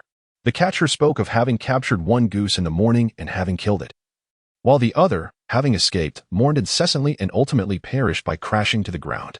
Yuan Haowen bought both geese and buried them together by the Fen River, marking the spot with stones, naming it Goose Hill. The geese's unwavering devotion to love stirred sentiments in him and his companions, inspiring the timeless Geese Hill poem. Reflecting upon it now, he realized that his love with Lin Chanqian had never encountered significant turmoil. They had grown up together and naturally found their way to one another, devoid of grand oaths or declarations of eternal devotion. Yet, he never doubted the authenticity of Lin Chanqian's seemingly casual remarks. Perhaps, standing side by side as they grew older, gazing in the same direction, they would one day hold hands and say to each other, "May there be years to reminisce. And may we share deep affection until we grow old." Such a love would be the finest reflection of their relationship. Chapter 23 features the slightly obsessive Lin Chanqian and the reasonable Xixi. While Xiao was momentarily lost in thought, Lin Chanqian lifted her chin, her gaze indicating a direction. "Look over there." Following her line of sight, Xiao glanced in that direction. A little girl, perhaps slightly older than Xixi, was standing not far away. her eyes wide with envy and longing as she watched Xixi and her friends frolicking. In her hands, she clutched a somewhat worn-out deer plush toy, missing a horn. The girl appeared frail, her attire not only tattered but also somewhat unkempt, making her solitary figure starkly out of place in the surrounding environment. Whose child is this? I don't recall seeing her before. Xiao pondered, taken aback. As a responsible father, he was familiar with all the children of Xixi's age in the neighborhood. There were only a few, and they were all engrossed in playing with sand at that moment. Moreover, which child wasn't dressed beautifully? She must be the granddaughter of that elderly gentleman. Lin Chanqian gestured toward another direction, clearly having observed the little girl for some time. There stood an elderly man, perhaps in his 60s, his sun-kissed face adorned with a straw hat, sweeping the ground with a broom and dustpan. Nearby, a garbage truck had a large woven bag hanging from it, bulging with what appeared to be collected bottles and cans. It was evident that he was a sanitation worker hired by the community management. Xiao nodded thoughtfully, silently committing this observation to memory. After a moment's contemplation, he beckoned Xixi over. Xixi, come here. Huh? Xixi, engrossed in building a sandcastle with her friends, turned her head toward her father, her large eyes filled with curiosity. Come here, Daddy has something to discuss with you. Oh. Perhaps having squatted for too long, Xixi tried to stand but ended up tumbling back down into the sand. Clumsily getting up, she scampered over, her clothes dusted with sand. Blinking her eyes, she asked, Dad, what did you want me for? Do you see that girl over there? Is she not a bit lonely? Xiao squatted down, pointing at the little girl while brushing off the sand from Xixi's clothes. Aha. Xixi nodded vigorously. She is playing all by herself, looking quite lonely. What do you think we should do? Xiao gently probed. Xixi tilted her head, pondering earnestly, her sandy little hands scratching her head. Lin Chanqian, watching nearby, furrowed her brow, appearing to be on the verge of speaking. Then, should we invite her to play with us? Xixi suggested, her tone uncertain. Yes, I think that's a splendid idea. What do you say? Xiao replied with a smile, ruffling her hair and brushing away the sand that had clung to it. Lin Chanqian, who had just been frowning, immediately relaxed her expression upon witnessing Xiao's gesture. No problem, but. Xixi's expression revealed a hint of hesitation. What is the matter? Xixi quietly glanced around, and then, feeling reassured, leaned closer to her father's ear to whisper. Xin and her friends dislike that young lady. They find her quite untidy and refuse to play with her. Xiao nodded in understanding. So, Xixi, do you share the same sentiment? Do you also find her distasteful? Not at all, Xixi exclaimed, her eyes wide with disbelief as she stared at her father. Xixi's response brought great satisfaction to Xiao, whose face lit up with a warm and radiant smile. Oh, why is that? Isn't Xixi also a bit of a messy child? Mom always says I get my clothes dirty every day. Xixi glanced at her mother beside her and pouted slightly. As long as you know that, Lin Chanqian remarked with a hint of annoyance. But I'm just a child. Children are supposed to be lively and a little messy. It's perfectly normal. The little one wore an indignant expression, tilting her head back, her large eyes meeting her mother's, as if it were a matter of course. Goodness, she even employed parallelism, with such a tone and serious demeanor. Lin Chanqian found herself momentarily speechless. She opened her mouth, initially intending to present a rational argument, but was halted by a glance from Xiao. Cc's point is quite valid. I wholeheartedly agree with her perspective. What child isn't a bit mischievous? Don't you often get your pretty clothes dirty as well? Cc? Therefore, you should first do this, then do that. Xiao leaned in to whisper something to Xixi. Upon hearing this, Cc's eyes sparkled with excitement as she nodded vigorously. Go ahead, Xiao encouraged, giving her a light pat on the bottom. Wait, Lin Chanqian called out, stopping her eager daughter. Mom, what are you up to now? Xixi shot her mother a disapproving look. Make sure to brush off the sand on your hands before you go. Xiao shot her a bemused glance. It wouldn't be entirely accurate to say that Lin Chanqian had a slight obsession with cleanliness, for she was certainly someone who could roll in the mud from a young age. Perhaps it was a minor case of obsessive-compulsive tendencies, though not overly pronounced. She was exceptionally skilled at household chores. Everything in their home was arranged neatly, creating a soothing atmosphere. Faced with her mother's authoritative stance, Xixi could only express her discontent with a nasal grunt. However, her hands continued to work diligently, brushing off the sand. Once done, she remembered to wipe her hands on her pant legs. Subsequently, Xixi flitted away like a little butterfly, joyfully running towards the young lady. The daughter's recent display of such adeptness made Lin Chanqian's brows twitch involuntarily. Meanwhile, Xiao, who had been observing her expressions, couldn't he help but stifle a laugh. He watched as Xixi approached the little girl, exchanging words while gesturing animatedly. Not long after, she took the little girl's hand, her face beaming with joy as they dashed towards her companions. What did you just say to her? Lin Qianqian, filled with curiosity, watched as the little girl, under Xixi's enthusiastic introduction, swiftly integrated into their small group. Xiao nodded in satisfaction, wearing a mysteriously amused expression. Secrets must remain unspoken. Xiao's teasing demeanor made Lin Qianqian feel an urge to give him a playful nudge. Indeed, she acted on that impulse, lightly jabbing her elbow towards him. Xiao clutched his side with his left hand, mouth agape and eyes wide, staring at her in disbelief as if she had committed an unspeakable act. The sight made Lin Qianqian laugh in exasperation. Her pristine fists were clenched tightly, indicating that matters might soon come to a head. Can anyone guess the name of this little girl? She is a significant character, and as a hint, her name appears twice in this chapter. Chapter 24. Some individuals are born into privilege, while others are destined for servitude. In late June, the vibrant city of Pingqing is ablaze with fervor. The humid sea breeze caresses the skin, offering a hint of coolness that does little to alleviate the oppressive sun overhead. The two disembarking from the plane each pull along their modest suitcases. Sister Nan, returning to her former profession, strides confidently ahead, exuding an air of sharp competence, devoid of any hesitation. In stark contrast, Xiao, no longer the naive youth he once was, lags behind with a guitar case slung over his shoulder, maintaining his earnest demeanor. Sister Nan in the workplace is a vastly different persona from her everyday self. In daily life, she is warm and gentle, akin to a caring older sister, adept at anticipating and addressing every concern one might have, thus allowing her companions to operate without worry. Conversely, in a professional setting, she is decisive and commanding, embodying the image of a tyrant. Any shortcomings are met with immediate and scathing reprimands, and her piercing gaze is enough to send shivers down one's spine. Xiao Sr. once confided that Sister Nan had reduced her to tears on several occasions. Even after switching agents, there was a period of adjustment that proved challenging. Complaints aside, both Wang Zihan and Xiao hold Sister Nan in high regard, treating her as a sister, entrusting her with their unwavering confidence. Hello, I am Yuan Yingyan. Approaching a young man holding a sign, Sister Nan presents her invitation for verification. After confirming the details, the young man smiles and nods. Ms. Yuan, welcome. Please follow me. He is a staff member from the music festival, responsible for airport transfers. Upon arriving at the parking area, he assists in placing their luggage in the trunk. Shall I put your guitar inside? He inquires, pointing to Xiao's guitar. Thank you, but I prefer to hold on to it. Xiao replies with a smile. Understood, the young man responds with an appreciative nod. As a festival employee, he has encountered many artists like Xiao who cherish their instruments. The young man proves to be quite the conversationalist once they hit the highway, while Sister Nan, seated in the front passenger seat, closes her eyes to rest. He turns his attention to Xiao. After ensuring that Xiao is engrossed in the scenery outside, he queries, is this your first time in Pingqing, Mr. Su? Indeed, one could say it's my first visit. I came here as a child with my parents, but I have little recollection of it. Xiao replies with a smile, turning to face him. Not to mention, even if you haven't visited in a few years, you'd find that Pingqing has transformed remarkably, primarily due to its rapid development, the young man observes, pride evident in his tone.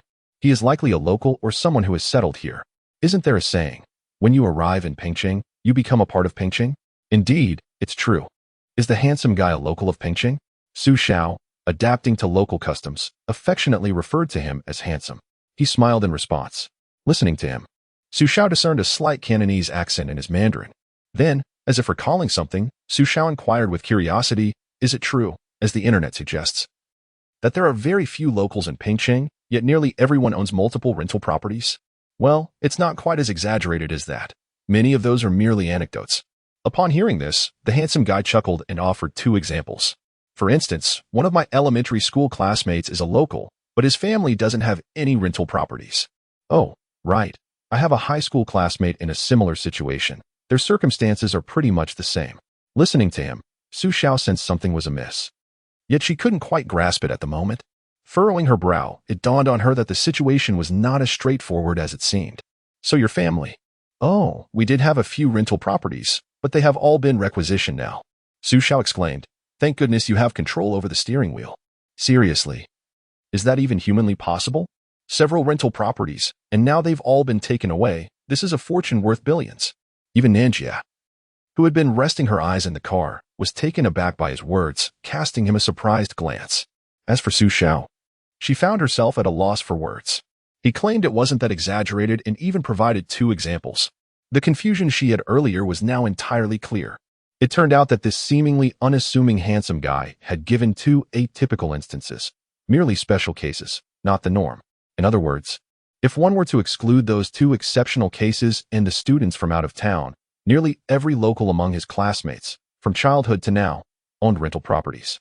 Although this may be somewhat exaggerated and embellished, it is at least true for many I have encountered. Some people are born into privilege, while others are not. If your family's properties have all been requisitioned, why bother going to work? Wouldn't it be better to just take it easy? Xiao found it hard to comprehend the handsome guy's mindset. Was he, like her, pursuing a dream? How could that be? If one doesn't work, who will provide for their social security? Xiao thought, all right, he's not chasing a dream. He's after social security. She felt somewhat reluctant to continue the conversation. Was the life of a landlord and a demolition resident truly so simple and unadorned? The time passed swiftly as she chatted with this humorous handsome guy along the way. Half an hour later, the vehicle came to a halt at the entrance of a grand hotel, the official accommodation designated for the music festival. Regardless of whether one is a prominent figure or a novice, most attendees, barring exceptional circumstances, would typically reside here. All right, we have arrived, the charming young man said, as he graciously opened the car door for Xiao. He then enthusiastically retrieved their luggage from the trunk. Simply present your invitation at the front desk to check in. I shall not accompany you inside, as I need to return to report and collect the next group, he added, smiling amiably at Xiao and the others. Thank you. Young man, you may attend to your duties. It was a pleasure conversing with you, Xiao replied, her smile somewhat stiff yet maintaining a polite demeanor. After the young man drove away, Sister Nan turned to Xiao with a smile, remarking, he is quite an interesting young man. Indeed, Xiao agreed with a nod. Just as she finished speaking, the young man reversed his vehicle back towards them. Leaning out of the window, he inquired, I forgot to ask, when do you perform? I'll come to cheer you on. Tomorrow night at 8, at the main venue. Who would have thought you were such a big shot? He replied, his expression one of surprise. All right, I will remember that, he said, making an okay gesture before starting the car and driving away. Chapter 25 Mother, what nonsense. She is a refined young lady, and her sleeping posture is quite elegant. After checking in at the front desk, the 2 ascended the stairs. In the corridor, Xiao exchanged greetings with Sister Nan and, with her luggage in hand, entered her room.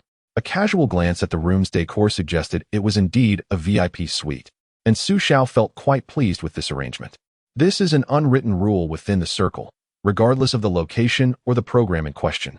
One's status and identity within the industry dictate the quality of accommodations and provisions offered by the organizers. For instance, upon hearing Xiao mention she would be performing at 8 p.m. the following evening, the young man's first reaction was to recognize her as a significant figure within the industry. Primetime slots are reserved for the prominent, not the obscure. Similarly, room assignments reflect this hierarchy. An ordinary individual would merely be assigned a standard room.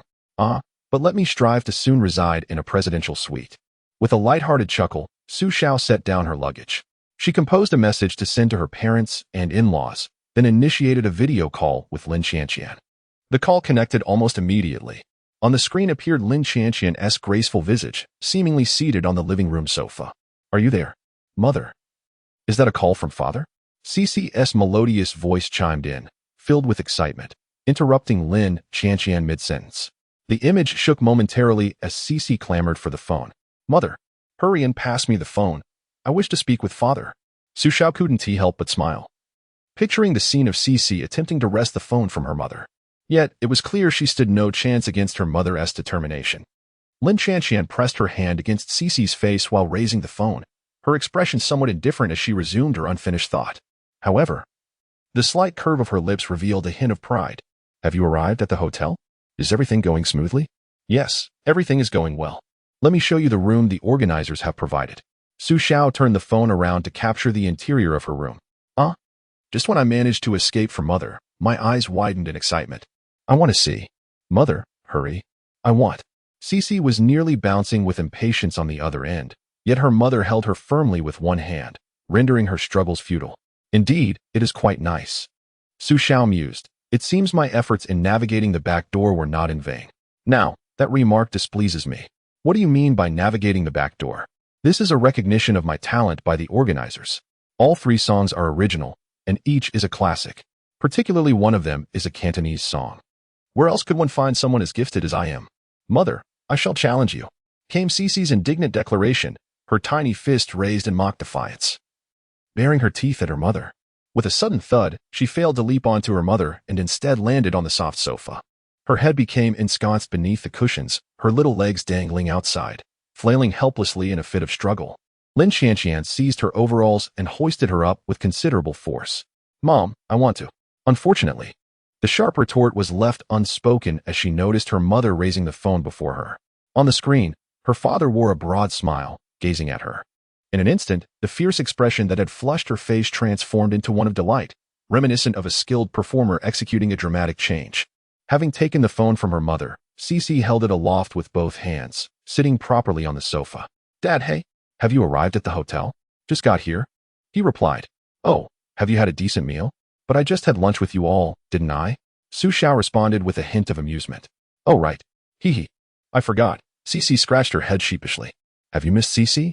Thus began a lengthy monologue from the loquacious Xixi, who chattered away for over half an hour. Su Xiao listened patiently, occasionally interjecting, playing the role of her devoted audience. While Xixi chatted away on the phone with her father, Lin Xianxian, sitting nearby, found herself increasingly bored, stifling yawns. Meanwhile, the potato, which had been licking its paws on the floor, had now rolled over onto its back, snoring contentedly. Beep. This was the notification that the phone was running low on battery. Xixi, your dad's phone is about to die. We can chat later. He will be back the day after tomorrow. The day after tomorrow? All right. Though a bit reluctant, Xixi obediently bid her father farewell.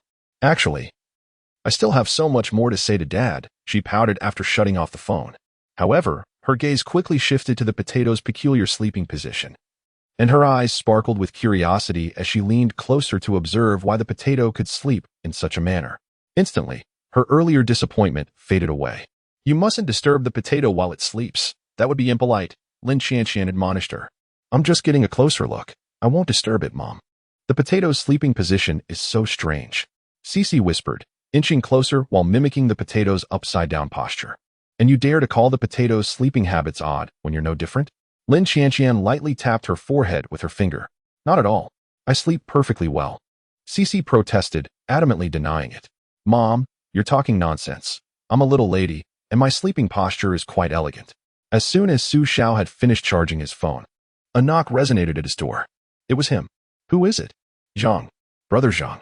Su Xiao's tone betrayed a hint of surprise, but predominantly, it was one of delight.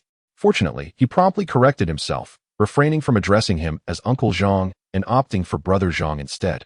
The man before him, adorned with sunglasses and exuding an undeniable aura of authority, was none other than Su Jianzhong, the rock king who had gifted him an electric guitar. With a robust demeanor and muscular arms on display, he removed his sunglasses to reveal a beaming smile. As he stepped inside, he playfully pointed at Su Xiao, saying, You little rascal, were you just about to call me Uncle Zhang? How could that be? You are growing ever younger. I almost didn't recognize you, Su Xiao replied, layering his words with flattery to curry favor. At over 50, Su Jianzhong could indeed be considered old enough to be Su Xiao's uncle, so addressing him as such would not have been inappropriate. However, he possessed a somewhat peculiar temperament, disliking any implication of aging.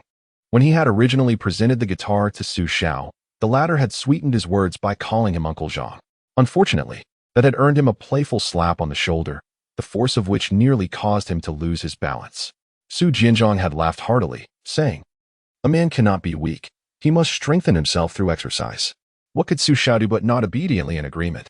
After all, who was unaware of Su Jianzhong's reputation not only as a rock icon but also as a fitness enthusiast? Chapter 26. If you missed the sunrise at 5 in the morning, perhaps you might admire the sunset at 6 in the evening. Upon entering the room, Su Jianzhong plopped down on the sofa and smiled as he inquired, Over the past few years, why have you been so quiet? Faced with Brother Zhang's question, Su Xiao offered an awkward smile. Well, when my contract expired, my daughter was born, so I see, that's quite wonderful. While a career is important, family holds greater significance, Su Jianzhong nodded in agreement, acknowledging this perspective. So, are you planning to seize this opportunity to make a comeback? Su Jianzhong probed directly. Yes, now that Xixi is in kindergarten, I believe it's time for me to return. If I don't chase my dreams soon, I'll be getting old, Su Xiao replied earnestly. After gazing at Su Xiao for a moment, Su Jianzhong chuckled and shook his head, saying, if you missed the sunrise at 5 in the morning, perhaps you might admire the sunset at 6 in the evening. What I mean is, it's never too late to pursue your dreams. Su Xiao silently nodded in agreement. Of course, I am delighted to see you making a comeback. It at least proves that I did not misjudge your talent from the start. Embarrassed by the praise, Su Xiao smiled shyly. In truth, he and Su Jianzhong were previously strangers, lacking any friendship, merely existing as a contestant and a judge. During the quarterfinals, as a judge, Su Jianzhong recognized Su Xiao's musical talent and tenacity. Appreciating his potential, he gifted Su Xiao his guitar on the spot and offered words of encouragement, which led to a memorable episode in the music industry. Following that, Su Jianzhong frequently lauded Su Xiao in public forums, unabashedly standing by him even after Su Xiao faced hardships and was sidelined. Thus, in Su Xiao's eyes, Su Jianzhong resembled an elder, albeit one who preferred not to be addressed as Uncle Zhang. Brother Zhang, how did you know I was attending the concert? Su Xiao asked curiously, handing him a bottle of water. In truth, he had not created any buzz around his comeback, nor had he informed anyone, not even his senior sister, about it. Given that his reputation had been tarnished, generating pre-event publicity seemed futile and might even backfire. According to Sister Nan's plan, she aimed for him to astonish everyone at the music festival with a breathtaking performance before announcing his return. To this end, Sister Nan had already made preparations by leveraging her connections to mainstream media and had even secured trending topics in advance, waiting for his spectacular debut the following day. I found your name on the performer list and contacted Xiao Nan to confirm your participation in this music festival. You, my friend, are quite the character, coming to the festival without giving Brother Zhang a heads up. Were you worried I wouldn't have the funds to treat you? As he spoke, Su Jianzhong playfully punched Su Xiao's shoulder. With a sharp intake of breath, Su Xiao nearly cried out in pain, clutching his shoulder. While Lin Chanqian's earlier gesture was somewhat theatrical, reminiscent of a loving iron fist, the blow from Brother Zhang was undeniably genuine.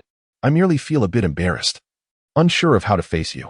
Su Xiao wore a wry smile, glancing at the guitar leaning against the bedside. Su Jianzhong followed his gaze, and a smile illuminated his face upon seeing the instrument. Ah, you. It's difficult to articulate your merits. Su Jianzhong's expression was tinged with nostalgia. Since words eluded him, he stood up and draped an arm around Su Xiao's shoulders, leading him outside. Come, let us dine. Brother Zhang is treating you today. Consider it an early celebration for your impending triumph tomorrow. Wait, Brother Zhang, let me grab my phone.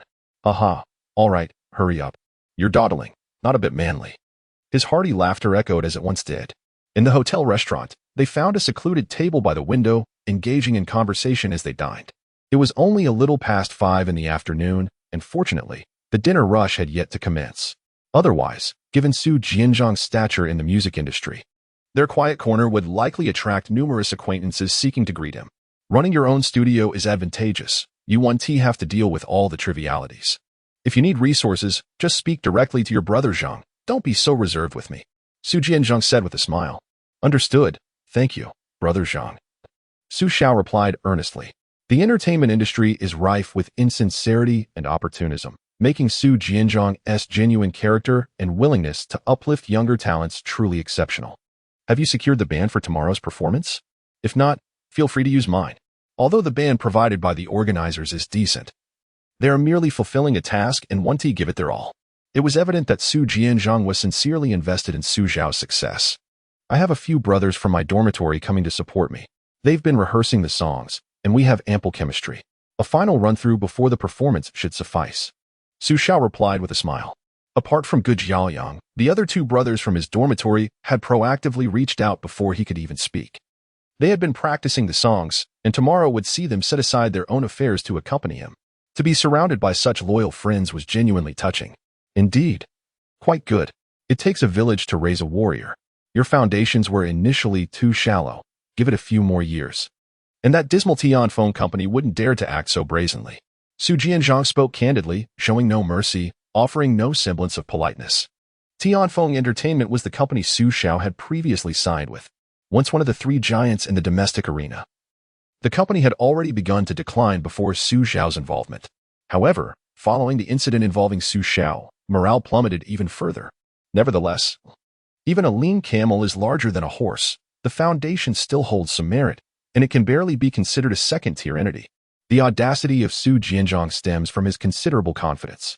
As a veteran in the music industry and a rock king with connections worldwide, coupled with his forthright nature, he has earned a reputation for being quite blunt.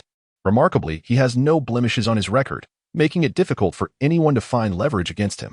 Anyone encountering a person of his caliber must tread carefully. In the past, he had spoken up for Su Xiao, causing considerable trouble for Tianfeng Entertainment. Yet, Tianfeng was resolute in their decision to proceed with their course of action. Seizing the opportunity presented by their contract with Su Xiao, they vowed to silence this disobedient artist, aiming to demonstrate the consequences of defiance. Reflecting on past events, I realize I was overly youthful and impetuous. However, to be frank, if given the chance, I would not hesitate to reclaim a bit of interest from them. A glint of cold light flickered in Su Xiao's eyes. He was not one to suffer bullying without retaliation. Such behavior was not in his character. Otherwise, he would not have been dubbed Little Blackie by the Ge family. Well, I support you in this, Su Jianzhong nodded. Then, as if recalling something, he continued, by the way, are you still residing in Star City? Chapter 27. The urgency across hundreds of kilometers. Indeed, my studio is also located in Star City. His studio is situated in the western suburbs, conveniently adjacent to Lin Tranqian's studio, in an area designated as a cultural industry park. In contrast to Lin Tranqian's 10-year lease, he appears to be significantly more affluent. He has outright purchased the 3-story building along with the surrounding land. Over the years, although Su Xiao's reputation has not been prominent, Su Ran, the stage name he carries, is marred by scandal. Nevertheless, Su Qianyu, under this alias, has maintained a respectable standing. Whereas other creators sell their songs outright, he opts for long-term royalty agreements. Presently, he has made considerable progress in both connections and capital, having been quietly preparing for a comeback. Coincidentally, on the 7th of next month, I will hold a concert in Star City, and you shall join me as a guest performer. Su Jianzhong's tone conveyed neither inquiry nor invitation, but rather an insistence that left no room for refusal. Faced with the assertive brother Zhang, Su Xiao felt a twinge of helplessness, but ultimately nodded in acceptance of his goodwill. He understood that this was brother Zhang orchestrating a boost for his return. Stoking the flames further, it is important to note that securing a guest performer is not a trivial matter. One must have a solid relationship, and the invited guest must resonate with the audience. After all, concert-goers invest their hard-earned money to attend. If the guest performer fails to meet expectations, leading to a chorus of boos and demands for refunds, it would be a considerable embarrassment.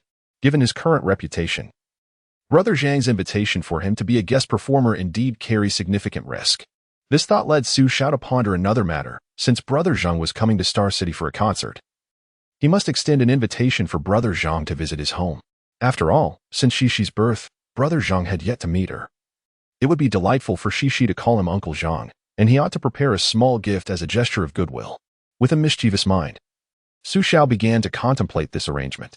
Subsequently, during their post-meal conversation, he decided to call the waiter over to order 2 more dishes for takeout. Since Brother Zhang was treating him, he felt no need to hold back and intended to enjoy a meal to take home as well. What are you packing for? Bringing it back for a late-night snack? Su Jianzhong asked, bemused by Su Xiao's audacity. No, my sister Nan hasn't eaten yet. I'm getting her a couple of dishes to take home, Su Xiao replied nonchalantly, flossing his teeth without the slightest hint of embarrassment. Su Jianzhong remarked, goodness. This sudden familiarity is a bit disconcerting for me. Your sister is over there dining with Xiao Lu. He gestured for Su Xiao to look in the other direction. Following his gaze, Su Xiao indeed spotted his sister Nan, who was seated at a distance with a woman appearing to be in her 30s. Upon noticing Su Xiao's glance, Nan smiled and gave a nod of acknowledgement. Xiao Lu, whom Su Xiao affectionately referred to as Sister Lu, was the agent of Su Jianzhong and was said to be his niece. However, Su Xiao was somewhat uncertain about the nature of their relationship. After all, everyone who knew him called him Brother Zhang, including his agent. Had they known each other before? Su Xiao was mildly curious, given the smallness of their circle. Yet there likely hadn't been much prior interaction. Brother Zhang chuckled, and Su Xiao nodded in acknowledgement.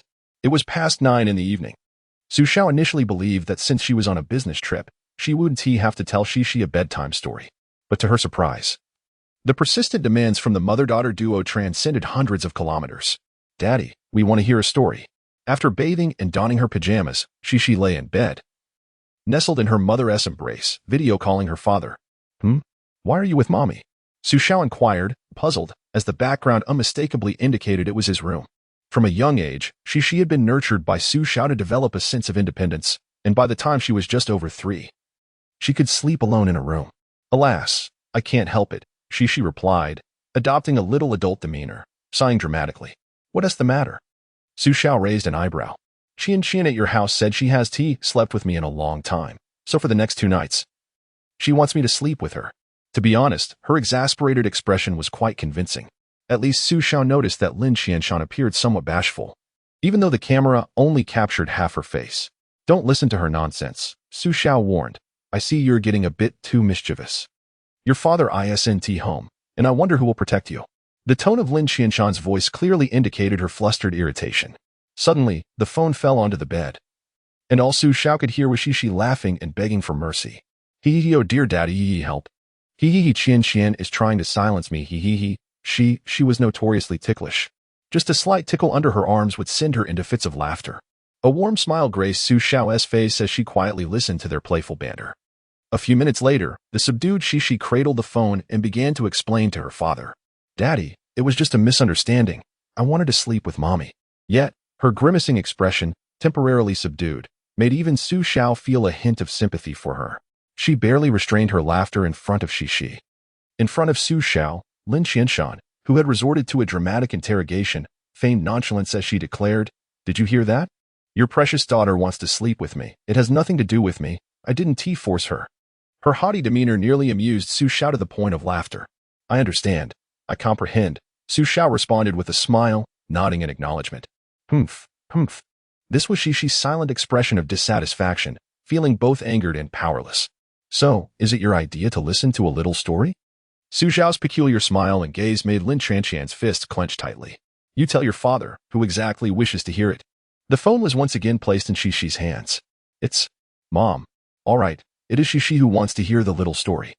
Glancing at her mother, who wore an expressionless face, Xixi obediently fell silent and accepted the situation. "Father always says that a good child must know when to bend and when to stand firm. This grievance, I shall remember. I will certainly report it to Grandma later." Xiao, well aware of Lin Qianshan's pride, felt that a little teasing was sufficient. Provoking her too much would not bode well. Although she wouldn't shout out in anger, she would certainly take action. Ahem, picking up from where we left off, Little Ka transformed into a gigantic lion, capable not only of soaring through the skies with Little Ing, but also, as soon as Xiao began her tale, Xixi's endless curiosity reignited. "Dad, how big is gigantic? Is it as large as a house?" Xixi's eyes widened in wonder, her expression one of awe, her arms stretched wide. "Do not interrupt. Let your father speak. It should be as large as an elephant, right?" Xiao chuckled. "So, Xixi, sensing the moment, closed her mouth, appearing both indignant and restrained. Chapter 28. Until this moment, this is the true expanse of the sea and sky. Boom, boom, boom. The resounding sound reverberates throughout this realm, the music thundering like a storm, possessing an extraordinary penetrative power. In the heart of the city lies a vast garden, a sprawling urban park exceeding 300 hectares, serving as a multifunctional haven. It is within this magnificent setting that a 3-day music festival unfolds. The stage, both spacious and grand, resembles a unique guitar, with a protruding bridge akin to the neck of the instrument, allowing performers to engage with the audience more intimately. A kaleidoscope of vibrant lights intertwines with the night sky, harmonizing perfectly with the rhythm of the music, creating a fantastical world of light and shadow that illuminates the entire festival, with pulsating drum beats, fervent guitar melodies, and the passionate voices of the singers. They pour forth their sweat and enthusiasm, collectively orchestrating a symphony for this musical feast. Thump thump, thump thump, follow my rhythm, let us revel together. On stage, the exuberant MC captivates the crowd. Below, the audience cheers, dances, and shouts, immersing themselves in this fervent atmosphere. At this moment, the music festival transforms into an ocean of joy and passion. As an exhilarating DJ set concludes, the atmosphere has been ignited. "Did you just have a blast?" he asks, raising the microphone towards the audience. "Are you feeling happy?" "Happy," they respond. "Well, let us take a moment to calm down," teases the MC, eliciting laughter from the crowd. And remember, if you feel unwell, find a doctor. The audience choruses back. Indeed, remember to seek a doctor. We have medical personnel on standby in every area. As the heat is intense, beware of heat stroke. Now, the highlight of today's event is upon us. With a mysterious smile, the MC builds anticipation before introducing the next act. Next, we have Su Ran from Star City, along with his companions, who will present us with 3 meticulously prepared songs. The once eager audience now displays a mix of surprise and confusion, whispering among themselves. Su Ran? Why does that name sound familiar? Have I heard it somewhere before? Su Ran. I'm not familiar with that name. Is he talented? Su Ran? Is it that Su Ran? Human memory is fleeting. The excitement surrounding the earlier support given to his father has faded over the span of a month and a half. Yet, the internet retains its memory, echoing the past. Thus, some individuals start to connect the dots while others remain bewildered. Observing the crowd's murmurs and exchanged glances, the MC is pleased with the current reaction. Are you surprised? Are you curious? That is precisely right. I am surprised too, and I am curious as well. What kind of song and what sort of individual would compel the organizers to allocate the finest venue and the most coveted time slot to him? Let us now extend a warm welcome to his arrival. Where are the cheers? Where are the shouts? Although there remains a hint of uncertainty. The audience responds with unwavering enthusiasm. The thunderous roars of the crowd reverberate like a tidal wave, deafening in their intensity, causing Xiao, who awaits his entrance behind the stage, to clench his fists tightly. Never before has he felt such an exhilarating surge of emotion, nor such an ardent desire for the audience's adulation. Though this moment does not yet belong to him, he firmly believes it shall soon be his. He is determined to reclaim the flowers and applause that rightfully belong to him. For hands come together in solidarity before quickly dispersing. Let us go. After encouraging one another, Xiao clutches the electric guitar emblazoned with the words "Only faith and passion must not be betrayed" and steps forth, traversing through the nightmarish forest, crossing the shackles of the swamp, and navigating through the dismal years of 8 years past. Xiao finds himself once more upon this stage. He dedicates the song "Boundless Ocean, Vast Sky" to everyone. Suddenly, the lights dim throughout the venue, leaving only the spotlight illuminating the 4 performers. The colossal screen behind them bursts into life, synchronizing with the song's message. The prelude begins, the piano's slow and somber notes echoing as if revealing a suppressed narrative. Xiao gazes upward into the pitch-black sky, devoid of stars. Tonight, I watch the snow drift in the cold night, carrying a heart that has grown numb, drifting afar. In the storm, I chase shadows obscured by mist. In the vast sky and ocean, will you and I change? Who hasn't he changed? Xiao's performance continues. Yet the audience below stands in stunned silence, murmurs of astonishment and discussion swirling around them. It is a Cantonese song, astonishingly, a Cantonese song they have never before encountered. Countless times, I have faced cold stares and ridicule, yet I have never relinquished my ideals. Xiao's gaze does not linger on the audience. He sings with closed eyes. Immersed in his performance, his thoughts wandering through memories of the past. He sings not only of himself but also of the former Su Ran. In a fleeting moment of disorientation, a feeling of loss washes over him, gradually fading into the recesses of his heart. Who understands me? Just as the lyrics express. In the stillness of the night, he often reflects upon his own existence. What, after all, is the significance of persisting in this manner? He is merely Xiao, not Su Ran. Su Ran chased dreams for over 2 decades and achieved nothing. Conversely, he abandoned over 10 years of art studies to pursue music, only to be left with a tarnished reputation and the consequences of being buried in obscurity. Thus, what is the true meaning of continuing this path? He cannot comprehend. Yet the guitar in his hands offers him the answers. Forgive me for living a life unrestrained, embracing freedom, yet fearing the day I may fall. Oh, on betraying ideals is something anyone can do. Who would fear the day it's just you and me? As he reaches the first chorus, Xiao suddenly opens his eyes, yet his voice remains steady and assured. He was still suppressing his emotions, stifling his impending outburst. Aware that the moment was not yet ripe, he must wait a little longer, just a bit more. Soon, the accompaniment began to transform. Infused with Xiao's electric guitar, dispelling the slow, somber piano notes, and the atmosphere grew increasingly vibrant and spirited. As the rhythm intensified, the drums joined in, abruptly silencing the previously cacophonous discussions among the audience. Those who had been bewildered moments ago were now captivated, immersing themselves in the music. With the melody swelling in fervor and the rhythm growing more pronounced, the audience seemed to grasp something profound, awakening to an understanding. Forgive me for this untamed life. For my love of freedom, yet I fear the day I may fall. Oh on. When the song reached the second chorus, Xiao slightly elevated his pitch, releasing a fragment of his pent-up emotions. Yet, it was evident that it was still insufficient, far from enough. Soon, as the lengthy 34-second instrumental drew to a close, Xiao waited his moment of catharsis. He was ready to sing with all his might, the emotions he had restrained for years finally poised to erupt. Still free and true to myself, I shall forever sing my song, traversing thousands of miles. Forgive me for this untamed life, for my love of freedom. Yet I fear the day I may fall. Oh no, forsaking my ideals, anyone can. Xiao unleashed his voice, pouring forth in a powerful crescendo, his passionate cries echoing with fervor. This was the culmination of countless suppressed feelings, a triumphant song in the face of endless criticism and scorn, a defiant roar against fate. Ultimately, the broken strings transformed into a melodious resonance, and flowers and applause blossomed on stage as desired. At this moment, this was the true expanse of freedom. Chapter 29. Those who have dreams are remarkable. As she gazed at Xiao, who was singing passionately on stage, Lin Qianqian, seated before her computer, suddenly felt tears welling up in her eyes, touched by the moment. In her lap was Xixi, who reached out to gently caress her mother's face. Mama, why are you crying? The little one, who had not shed a tear herself, began to feel anxious at her mother's unexpected display of emotion. I'm not crying, Lin Qianqian replied, tilting her head to let the tears flow back. You're lying, Mama. I clearly saw you crying. Xixi's voice trembled, her lips quivering as tears began to glisten in her large eyes. She had remained stoic when bullied and had not cried after falling and scraping her knee. Yet, for some reason, seeing her mother in tears made her want to cry too. I'm not crying. If I say I'm not, then I'm not, Lin Qianqian insisted, maintaining her last semblance of stubbornness in front of her daughter. Then why are you being so fierce? Xixi pouted. When Daddy comes back tomorrow, I will secretly tell him that you cried just now. She lowered her head, mumbling softly to herself. What did you just say? Seizing the opportunity, Lin Qianqian wiped her tears, as if nothing had transpired. Huh?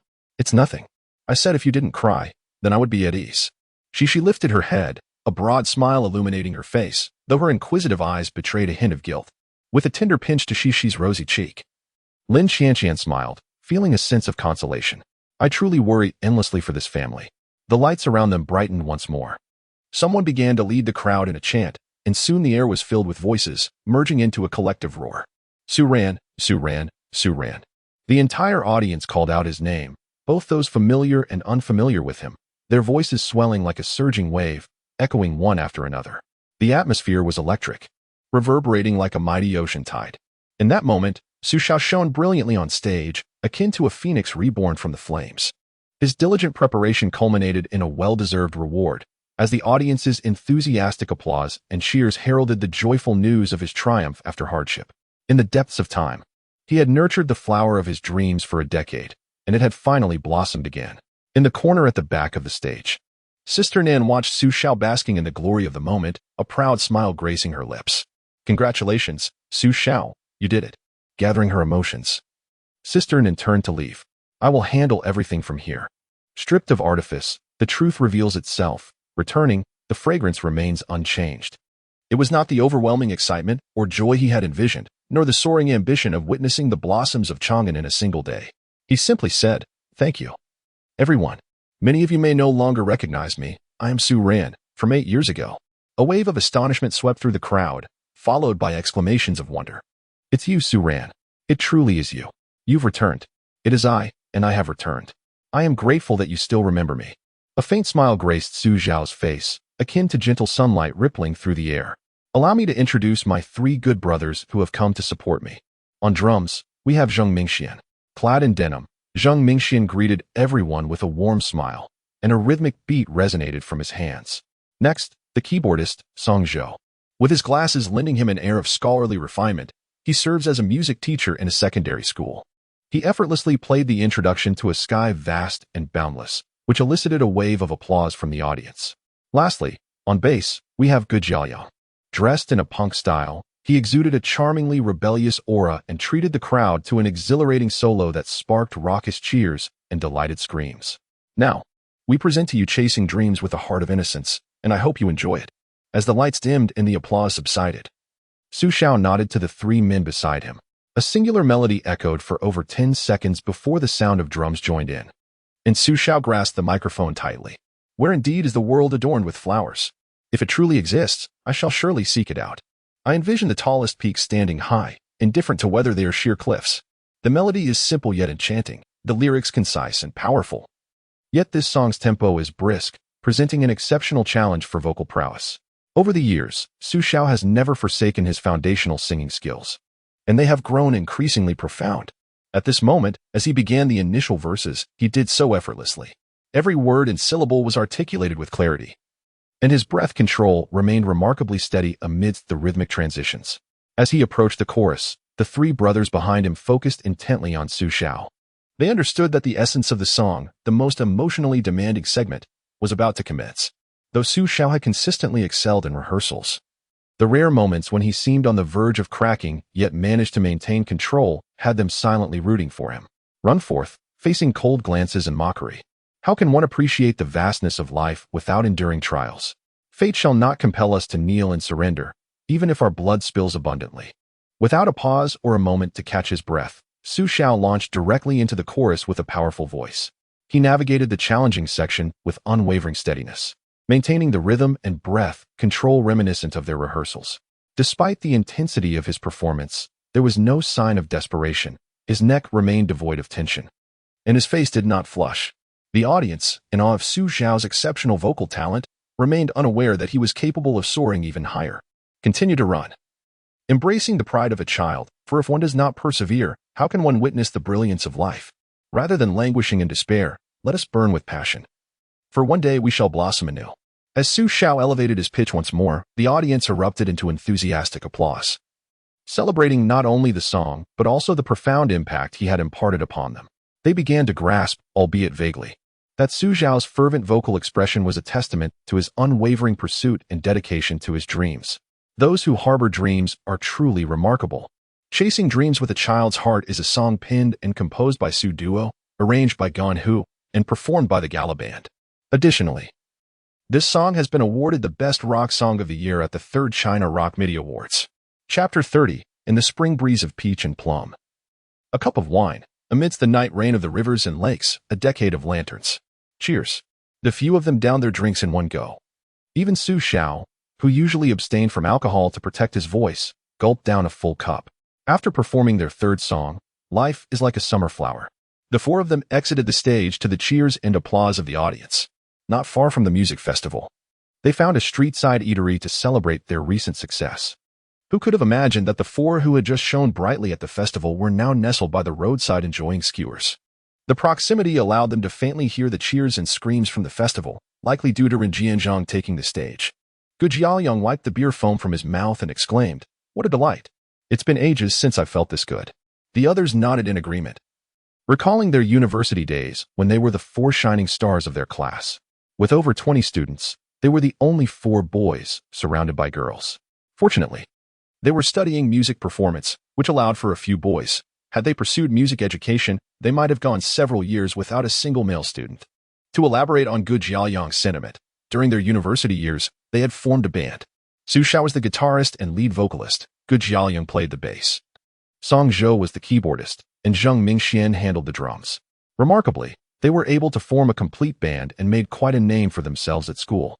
As freshmen, they participated in the National Day Gala, an event typically reserved for upperclassmen.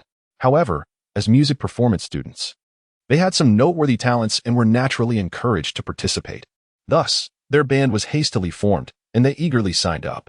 It was during this performance that Xiao was discovered by the discerning Nan Jie, who helped him launch his career. Gu Jiaoyang also caught the eye of a senior girl, who pursued him with fervor. Now, they are married with a little princess. Thankfully, she is a girl. Had she been a boy, Xiao might have found ways to distance himself from Gu Jiaoyang. After all, with such a charming daughter, many would seek to forge ties with Xiao's family. Just last month, when Xixi appeared briefly in a live stream, there were those with ulterior motives eager to vie for her attention, which infuriated him. In his anger, he refrained from live streaming for over a month, choosing to withdraw. The thought of the strange men in the live stream made his head spin. He decided to let them stew for a while. Who would have thought that after graduation, none of them would become singers? Zheng Mingxian said with a smile, his words tinged with a sense of nostalgia. He possessed commendable external attributes, undeniably a handsome figure. If one were to inquire about his level of attractiveness, Xiao would shamelessly claim that he was only slightly inferior. Indeed, the difference was minimal, just a mere fraction. In truth, he could have pursued a career as an idol singer, and several talent scouts had approached him in the past. Unfortunately, his ambitions lay elsewhere. He aspired to be a singer of genuine prowess. However, to be candid, his vocal quality was exceptionally unique. If Xiao's voice was kissed by an angel, then his was touched by a devil, so flawed that even a million sound engineers could not redeem it. The issue was that he often eschewed conventional singing, preferring to infuse his performances with his own interpretations. As for the results, to be honest, they were not appreciable to the average listener, earning him the moniker of sorcerer among his dormitory mates, as his singing resembled a form of magic. Nevertheless, he excelled at playing musical instruments in his youth. He amassed numerous certifications. After graduating from university, leveraging his family's connections, he secured a position at a provincial television station, and now he was thriving in his career. Xiao clenched his fist and mockingly coughed twice. Ahem, here I am, a grand singer, and you dare to claim otherwise? You're merely a university instructor teaching 3 classes a week, far from being a great vocalist. Jing Mingxian, with a teasing tone, retorted playfully at Xiao. All right, sorcerer. Remember your words today. When I rise to fame again, don't come begging me to appear on your television program. Xiao replied fiercely, embodying the spirit of what goes around comes around. Speaking of which, I almost forgot. Our station's music variety show is launching its 4th season next month. I could put in a good word to get you a spot. With your talent, claiming the championship would not be out of reach. Zheng Mingxian spoke to Xiao, this time devoid of jest, but with a sincere tone. After contemplating for a moment, Xiao shook his head with a smile and refusal. Thanks, brother. I appreciate your kindness. I understand your intention. I've watched the previous seasons of your program, and it would indeed suit me well, garnering considerable attention. However, to be frank, despite my uncertain future, I do not wish to be critiqued by some idol singers who lack even a basic understanding of music theory. While Xiao was speaking, Gujiaoyang, having indulged in a plethora of skewers and several glasses of beer, finally began to speak again. Xiao is right. It's perhaps best not to attend your show, a music variety program that neglects the essence of music. Instead opting for sensationalism and deliberately creating conflicts to attract more attention, this is a misplacement of priorities. Alas, while little lady may speak harshly, her words ring true. Zheng Mingxian sighed, picking up a beer glass from the table, only to notice the exquisite dishes laid out before him. What? You haven't had dinner? Having indulged, Ro, aware of my impending performance, thoughtfully prepared a heartfelt dinner for me. Speaking of this, Gujiaoyang displayed an expression that was both sweet and burdened. His countenance, so exasperated, was a sight to behold. Frustrated, I remained silent, merely smiling as I observed Song Zhou engaged in conversation with the instigator, Zheng Mingxian, who I felt an urge to confront. Zheng Mingxian lamented, how foolish I am to have posed that question. This fellow is no good. He seizes any opportunity to inundate them with affection, a painful lesson learned during our university days. Ironically, both he and Song Zhou remain single to this day. Ro is merely Gujiaoyang's relentless pursuer, who has even gifted him a little princess. How could one devour so many skewers as if reincarnated from a famished spirit? Zheng Mingxian was at a loss for words, having not seen her for over a year. When did she become such a glutton? Alas, my brother, you cannot fathom my plight. Gujiaoyang sighed deeply, his visage painted with despair, almost shedding tears of sorrow. Now, even Xiao gazed at him with curiosity. Originally intended to be 2 chapters, I feel somewhat guilty for having deceived you with an old book side story. This chapter was hastily composed as a form of compensation. Chapter 31. Do not hastily select answers simply because others have submitted theirs. What does it mean? Given your rather respectable appearance, it seems you have indeed managed to attain the position of planning department manager at your father's company, which isn't too shabby, is it? Zheng Mingxuan's sharp tongue is truly something to behold. Back in university, his penchant for words often landed him in troublesome situations, resulting in 2 pairs of pants being thoroughly worn out. There was little recourse, as Xiangtan University is nestled at the foot of Yuelu Mountain, and one cannot deny the abundance of sturdy, durable trees in the vicinity. I've turned over my salary. Gujiaoyang hesitated for a moment before mumbling. Turned over? To your father? Xiao raised an eyebrow. What would I give it to him for? He is eager to pass the company on to me, Gujiaoyang retorted, a hint of annoyance creeping into his voice. Speaking of this irked him. His father, still under 60, was far too young to be contemplating retirement and spending time at home with his granddaughter. Yet, he often compared himself to others, lamenting how other executive sons had stepped up to shoulder responsibilities, allowing their parents to travel and enjoy life. Whenever such comparisons arose, Gu Jiaoyang would proudly present his own cherished child as a shield. You may have a lovely granddaughter, but their son hasn't even married yet. In this regard, I have the upper hand. The mere thought of his little princess brought a grin to his father's face, rendering him speechless. So, you've entrusted your salary to your wife? You're under her thumb? Zheng Mingxian feigned surprise, relishing the opportunity to tease him. After all, it was about time to poke fun at his constant displays of affection in front of them. What is so wrong with being under her thumb?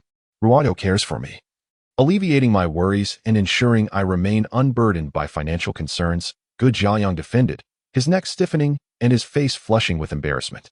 His expression bore a striking resemblance to that of Kong Yiji, perhaps not identical, but certainly reminiscent. To articulate being under her thumb in such an elegant manner showcased his unique talent. So, how long has it been since you've enjoyed barbecue outside? Su Xiao inquired with curiosity. Gu Jiaoyang found himself in a rather awkward predicament. Unable to recall the last time he dined out for barbecue. Was it a few months ago, or even last year? Regardless, it felt like an eternity. Observing his expression, the three shared sympathetic glances before erupting into hearty laughter, their raucous voices attracting the attention of nearby diners. Upon realizing it was merely a group of young people, smiles crept onto their faces. The camaraderie of youth is truly delightful. The group indulged in food and drink, engaged in lively banter, and exchanged playful jabs, reminiscing about their glorious pasts. Their late-night feast lasted nearly 3 hours. In light of Gu Jiaoyang's unfortunate circumstances, Su Xiao, as the instigator, ensured he was well entertained, encouraging him to share freely. Meanwhile, hundreds of kilometers away, a mother and daughter duo awaited their updates, their anticipation unwavering. However, upon seeing Su Xiao enjoying a late-night meal with a few friends, both Xixi and Lin Qianqian, the mother and daughter duo, tacitly chose not to mention the matter. Xixi sweetly greeted the uncles present, her youthful memory serving her well as she recalled each of them fondly. After all, they had gifted her toys of remarkable quality, which she still cherished and played with regularly. In the end, whether it was due to her mother's subtle cues or Xixi's innate understanding, she discerned her mother's intent when she observed Lin Qianqian's knowing glance. Thus, she took on the role of a little caretaker, advising her father to drink less. Her adorable, pretentious demeanor elicited hearty laughter from the group of uncles. Zheng Mingxian and Gu Jiaoyang, known for their mischievous banter, brazenly declared their desire to have a little golden-haired child to bring Xixi home as a daughter-in-law. Such remarks naturally provoked Su Xiao, who retaliated with playful yet vigorous blows, sending both men into fits of mock despair. On the way home, Su Xiao cast a glance at her friends, who were walking arm in arm, and turned to Song Zhou beside her with a smile, inquiring if he was troubled by something lately. Among the four in their dormitory, Song Zhou was the most mature and composed, while his friends engaged in playful antics. He preferred to observe with a smile or share his thoughts on occasion. Thus, it was not surprising that he later became a teacher, yet keenly observant. Su Xiao noticed a change. Compared to before, Song Zhou seemed more taciturn today. I'm all right, just some personal matters, he replied with a smile, albeit one tinged with a hint of bitterness. Is it a significant life event? Su Xiao gently probed after a moment of contemplation. Surprised by her question, Song Zhou nodded silently. Su Xiao, with her keen intuition and ability to read the room, understood that it was natural for him to feel pressure from family expectations at their age. She comfortingly patted his shoulder. Have you been set up on several blind dates? How do you feel about them? Song Zhou shook his head and after a pause added, there might be some decent matches, but I have a bit of an aversion to blind dates. Su Xiao nodded in understanding, refraining from further comments. After all, there is a saying, one cannot advise others on virtue without having experienced their struggles. Not having gone through it himself, it was best to remain silent. In fact, I envy you. You and Qian have grown up together, and your relationship blossomed naturally without any worries, Song Zhou remarked with a smile after glancing at Su Xiao. With gains come losses. I have yet to savor the bitterness of love, Su Xiao jested. You rascal, reaping the benefits while pretending to be innocent. Song Zhou gently patted his shoulder, acknowledging the truth of his predicament. In reality, I am aware that I may not be able to persist in this matter for much longer. He gazed skyward, letting out a soft sigh. You. Su Xiao hesitated momentarily, ultimately failing to voice his thoughts. Marriage and parenthood are paths that one must traverse as a child. It is merely a question of timing. Songzhou replied with a wry smile. Indeed, it requires careful consideration, for this is a lifelong commitment. After a moment of contemplation, Su Xiao could only utter a single phrase. Songzhou, displaying a resigned expression, spread his hands. Finding a soulmate with whom one shares interests is undoubtedly a blessing. Yet, if one cannot find such a connection, it is simply beyond our control. Thus, oftentimes, marriage does not equate to love. It may represent familial bonds more than anything else. As Eileen Chang once articulated, love resembles a dance, showcasing exquisite steps that necessitate the harmonious cooperation of both partners. Sighing, he added, as your brother, I am unable to offer much assistance in this matter. But I sincerely wish for you to discover your own happiness. Do not hastily select an answer simply because others have completed their papers.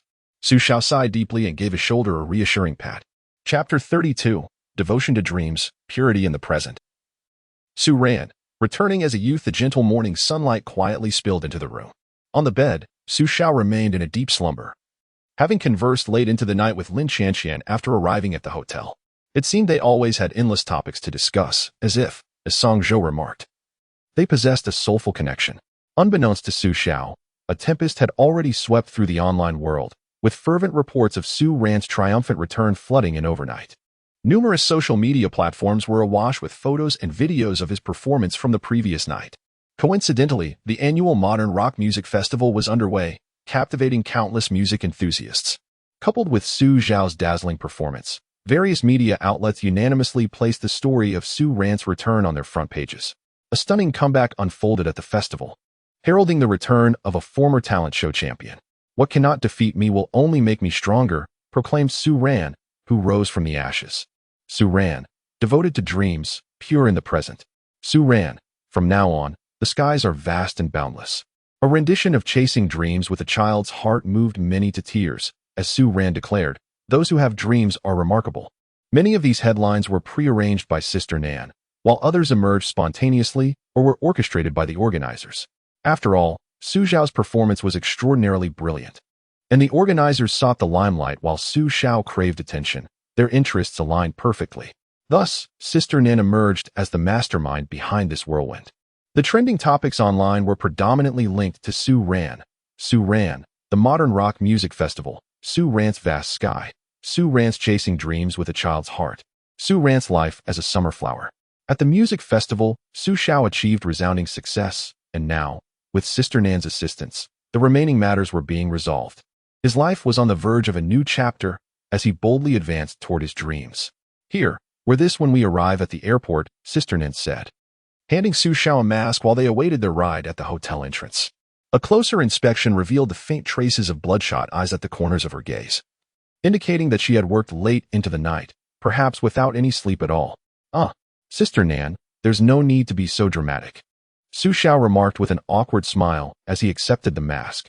You currently lack awareness of your own potential, but you will soon come to understand. Sister Nan replied with a smile. Just then, their ride to the airport arrived, driven by the same charming young man from the day before, who was notably talkative. Boss, hop in, he greeted with a broad smile, conversing in Cantonese. The previous night, he and his friends had indeed come to support Su Xiao, initially expecting to provide mere friendly encouragement while enjoying the music festival atmosphere. Little did they anticipate that Su Xiao would open with a show-stopping performance of Vast Sky, leaving them all utterly astonished. As a native of the Cantonese-speaking region, I naturally feel a deep affection for Cantonese songs, further amplified by the commanding presence of this particular piece. Even though it is making its debut in this world, it continues to evoke immense astonishment in all who hear it. We still converse in Mandarin.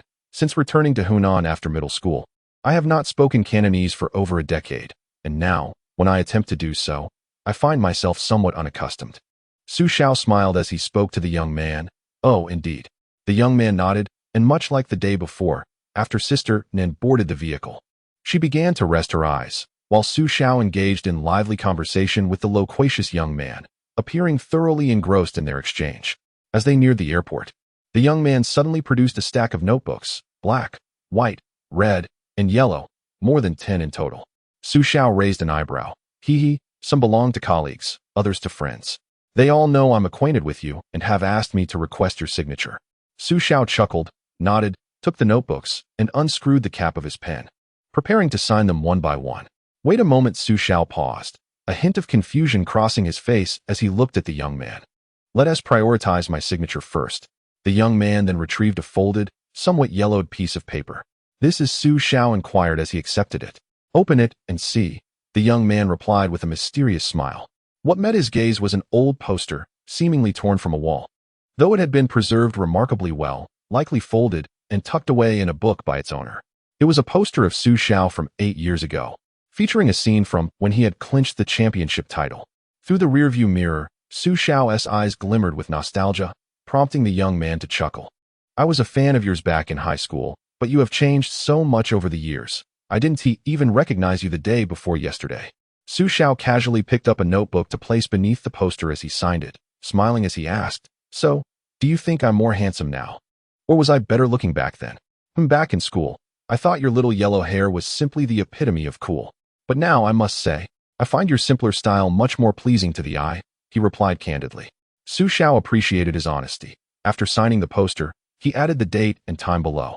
This marked his first autograph since his return to the limelight. Upon disembarking, watching Xiao's retreating figure, the talkative young man waved and called out loudly, Boss. We welcome you to come to Pengcheng for a concert next time. I'll come to pick you up from the airport. With a mask on, Xiao turned back, flashing an okay gesture. It was fortunate that Sister Nan had the foresight to have him wear a mask. Keenly observant, Xiao noticed that the airport was not only teeming with paparazzi and media, but that several of his fans were also present nearby. Approximately 20 of them stood scattered by the airport entrance. To this, Xiao felt somewhat taken aback. His whereabouts had not been disclosed. And no one knew that after singing yesterday, he would return immediately today. It can only be said that these fans approached with a stroke of luck, rushing over without a second thought. They were all young individuals, though, by age, they were not particularly young. The youngest among them had already entered the workforce. In their hands, they held various items, some brandishing light blue support banners, while others proudly displayed his posters. Without exception, these were all relics from 8 years ago. Observing the scattered fans standing under the blazing sun, lifting their posters and support banners high, Xiao felt a wave of emotion wash over him. Sister Nan, you anticipated this long ago, didn't you? Xiao softly inquired, turning his head towards her. Sister Nan nodded and, with a hint of nostalgia, replied, Indeed. Over these past 8 years, you have grown, and your fans have matured as well. Xiao gently nodded and made his way toward his fans. Wait, what are you doing? Sister Nan called out to him just in time, for there were not only Xiao's fans, but also numerous paparazzi and media lurking nearby. He removed his mask and turned back with a radiant smile, saying, I'm going to greet them. I can't let them come here for nothing. You're still the same as before, so headstrong, Sister Nan chuckled, quickening her pace to keep up with him. She intended to shield Xiao from the media, just as she had done 8 years ago, allowing him to interact with his fans while she managed the press. Chapter 33. Cherishing the hidden chatty nature. If the fans and paparazzi at Pengcheng Airport were merely testing their luck, then the throngs of media and admirers outside Xixi Airport had undoubtedly come prepared. The circles are interconnected. The media from Pengcheng was aware of Xiao's flight, and naturally, the media in Xixi would be informed as well. The same applies to the fan community. In stark contrast to the sparse crowd in Pengcheng, the scene at Xixi was far more magnificent. Hundreds of individuals awaited eagerly at the airport exit, and as time passed, their numbers continued to swell, all having converged from various parts of Xixi. Upon learning of this news, Xiao, who had yet to disembark, was taken aback, just as Sister Nan had remarked. He lacked self-awareness. 8 years prior, he had indeed stepped back amid criticism, yet it was undeniable that he had enjoyed immense popularity at that time. It is often said that certain individuals epitomize one's youth. Without a doubt, Xiao represented the youth of many during that period. Though this youthful phase was fleeting, lasting merely a little over a year, it nonetheless left an indelible mark, as those who had once adored him continued to remember him fondly. While Xiao was still processing this revelation, Sister Nan had already devised a contingency plan. She had engaged in prior discussions with the airport and arranged for the studio to be well prepared in advance. It is no wonder that Lin Qianqian harbored jealousy towards Xiao. He had Sister Nan, an experienced manager who meticulously considered every detail and cleared all obstacles for him. Take, for instance, the trip to Pengcheng for the music festival. On the surface, it appeared that only Xiao and Sister Nan were attending.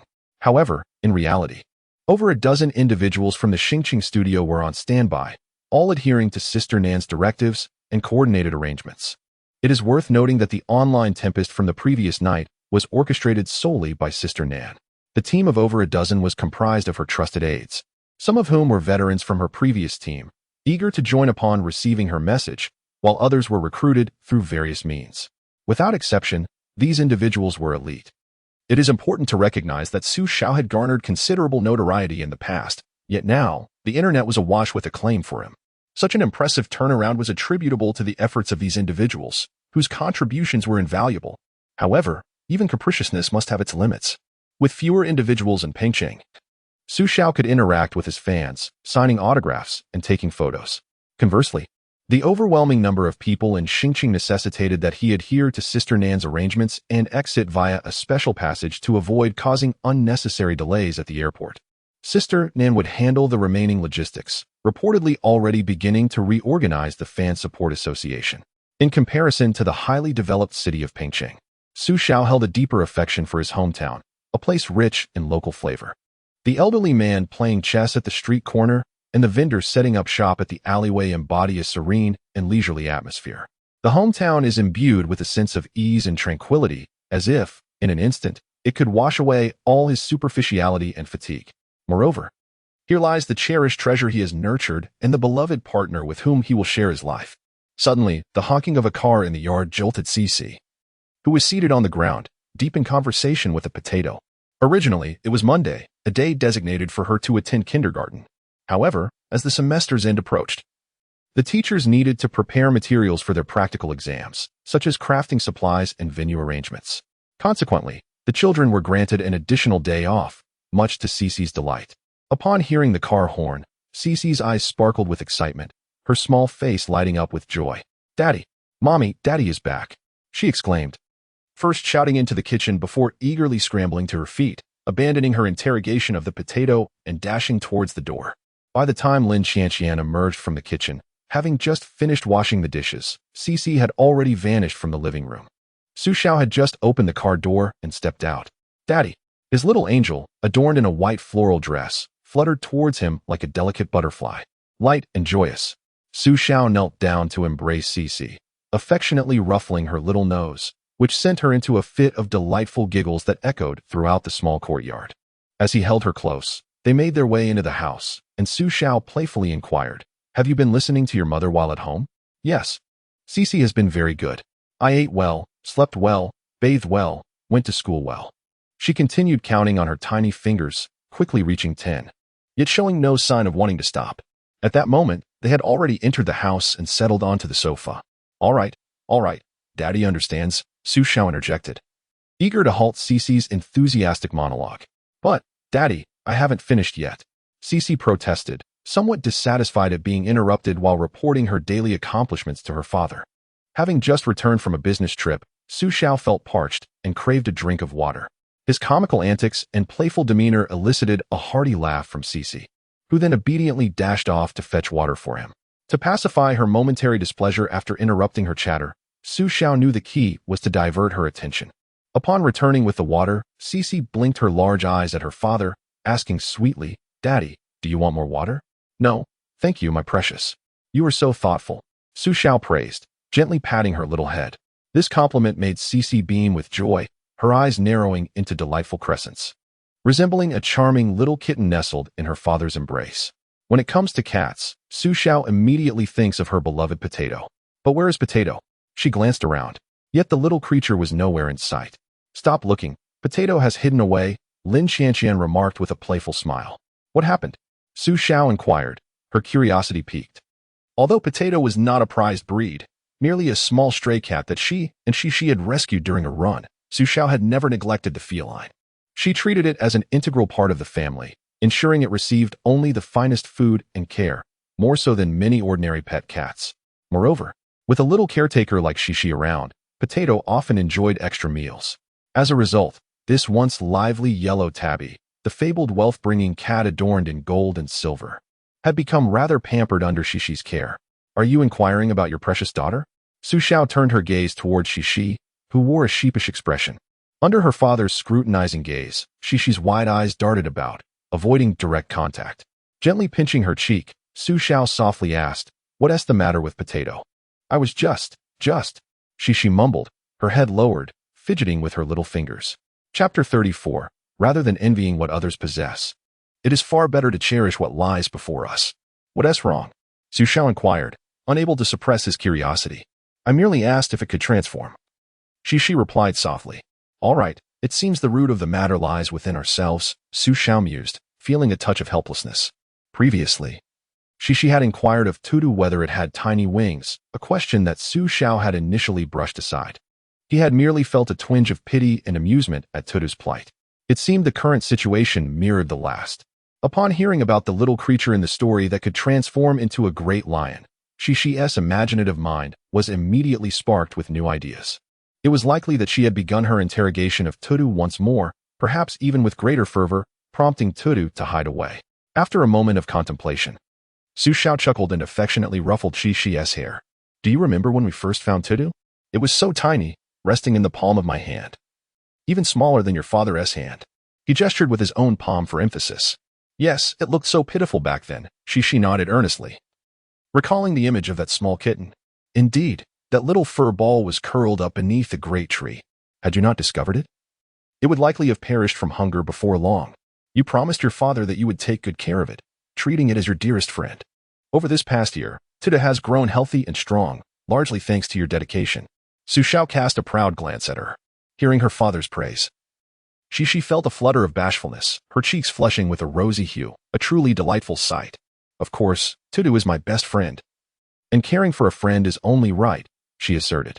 "Indeed, you are absolutely correct.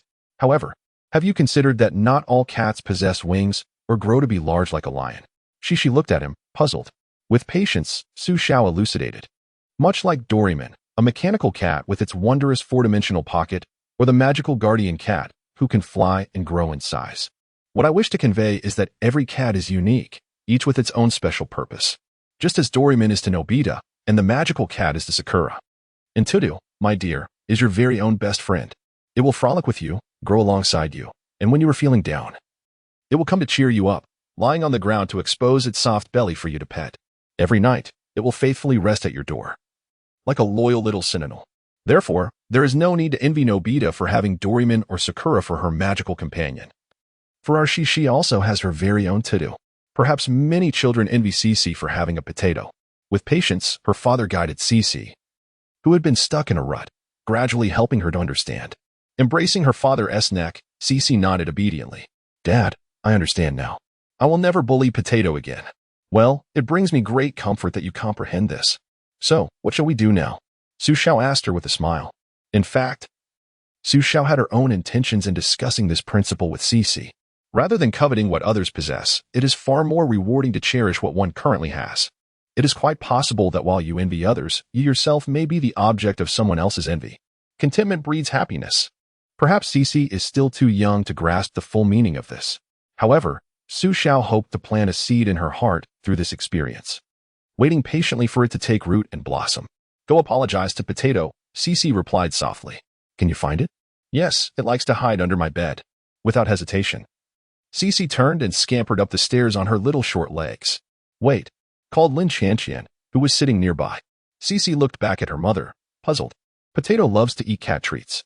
It finished the last ones, but I bought a new bucket and placed it next to its food. Take one over to feed it," Lin Qianqian suggested. "Oh, thank you, Mama." Xixi smiled sweetly at her mother and then dashed toward the television cabinet, observing their daughter's clumsy antics. Xiao and Lin Qianqian exchanged knowing smiles, their shared understanding unspoken. When Xiao ascended the stairs, she was greeted by a heartwarming scene. Xixi was crouched on the floor, holding a cat treat while feeding Potato, who was eagerly extending its neck to savor the morsel. Seeing Potato enjoy its meal so heartily, Xixi couldn't help but swallow, gently patting its fluffy head. "Potato, be a good kitty and eat slowly." Potato, with a look of pure delight, squinted its eyes and nudged her hand, eliciting a joyful laugh from Xixi. Upon noticing Xiao's arrival, Potato meowed at her, as if to say hello. Xiao crouched down to pet Potato, smiling as she handed Xixi a pouch of strawberry-flavored yogurt, gratefully accepting it. Xixi expertly bit a small opening and began to drink with gusto. Like her mother, Lin Qianqian, Xixi was quite fond of yogurt since childhood. Although packaged yogurt typically comes with a straw, influenced by her mother, Xixi ignored the straw and preferred to bite the pouch first before squeezing it to drink. The sweet and tangy flavor, infused with a rich strawberry aroma, was Xixi's favorite, and they always kept it in stock at home. One could only say that a father knows his daughter best. Seeing the satisfied smile on her face, Xiao also smiled in return. Potato was a greedy cat, and as its little owner, Xixi was a little glutton as well. To what extent can one be tempted? She once competed with a potato for cat food, fortunately being stopped in time by Xiao. Nevertheless, she has indeed tasted cat food, which, in itself, places her above 99.9% of her peers. There was concern that while feeding the potato cat treats, she might be inclined to sample the treats herself. Thus, Xiao brought up a bag of yogurt to satisfy her cravings. After all, it is a shared understanding that watching others enjoy food, while one has none, is a torment known to all. Before long, a small bag of yogurt was consumed entirely by Xixi, who, imitating adults savoring wine, let out a joyful exclamation. Observing her little master finishing her cat treats before the potato, Xiao noted with astonishment how the potato quickened its licking pace. Truly, pets reflect the nature of their owners. Dad, our teacher assigned a parent-child project that needs to be completed with either dad or mom, said Xixi, tilting her head and gazing up at her father with wide eyes after finishing her yogurt. What project? What is it called? Xixi scratched her head, pondering seriously for a moment. Her adorably confused expression made Xiao feel anxious for her. Oh, I remember. It's called a warm moment in parenting. What does that mean?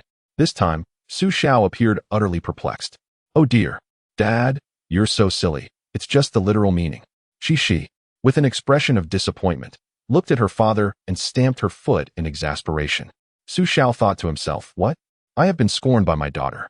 A rare look of embarrassment crossed his face. Did the teacher explain how it should be completed? Xiao humbly sought advice from Xixi. In fact, he could easily pass the responsibility to her mother, Qian, since the teacher mentioned it could be done with either parent. Yet he understood that Xixi preferred to do it with him. Otherwise, she wouldn't have waited for his return to discuss it. Clearly, Xixi favored her father a bit more, and as a devoted father, Xiao felt a surge of joy, nearly bubbling over with delight. Well, it means that parents and their little ones do something together and then take a photo to share in the parent group. Xixi explained to her father in an organized manner. Thinking of the photo being displayed on the wall, Xixi's face lit up with anticipation. Her mother had previously mentioned that only exceptionally outstanding children would have their work displayed. Oh, I see now. I understand, Xiao nodded. Wasn't this just a promotional tactic employed by the kindergarten? With the end of the term approaching, the kindergarten would begin preparing for enrollment. A detail Xiao grasped quite well. This is simple. Come, let us take a photo of us feeding the potato together. Xiao pulled out his phone, ready to capture the moment. Finding an ideal angle, he snapped a picture, resulting in a warm and loving photograph. The backdrop of the photograph is a charming pink room, adorned by the loving touch of her parents, exuding warmth and a sense of childhood wonder. Even the uniquely designed moonlight fixture on the ceiling, accompanied by a few twinkling star-shaped lights, is captured in the frame. Yet, the true focus of the photograph remains on Xixi, nestled in her father's embrace, her face beaming with joy. One hand holds a cat treat to nourish Potato, while the other gently caresses Potato's head. This scene perfectly encapsulates the theme of familial tenderness. Xiao nodded in satisfaction. The small narrative serves as a prelude to the forthcoming plot, within the realm of the novel. Please refrain from drawing parallels to reality. Chapter 35. Little chubby rabbit Xixi sells out her mother, trading secrets for ice cream.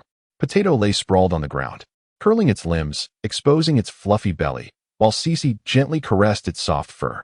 This was a gesture of affection from the cat towards its owner. And witnessing the joyful interaction between the child and the feline, Xiao wore a contented smile. Cats, inherently sensitive creatures, often possess a temper that is not particularly amiable. However, they tend to tolerate the antics of young children, primarily because of the child's innocent and uncomplicated nature, in contrast to the complexities of adult minds. Thus, within a household, pets generally bond more closely with their youthful companions. Suddenly, Xiao's smile faltered as he noticed a small, nail-sized wound exposed beneath Xixi's skirt. Xixi, what happened to your knee? He inquired softly. Huh. Initially bewildered, Xixi followed her father's gaze and realized he was referring to her knee injury. Oh, I fell while playing in the yard the day before yesterday, she replied, her little face scrunched up in a pout of grievance. Su Xiao drew her closer for a better look, relieved to find that the cut was not extensive and had already formed a thick scab. Does it hurt? He asked, concern etching his features. It does hurt, Xixi admitted, her eyes welling with tears at the memory.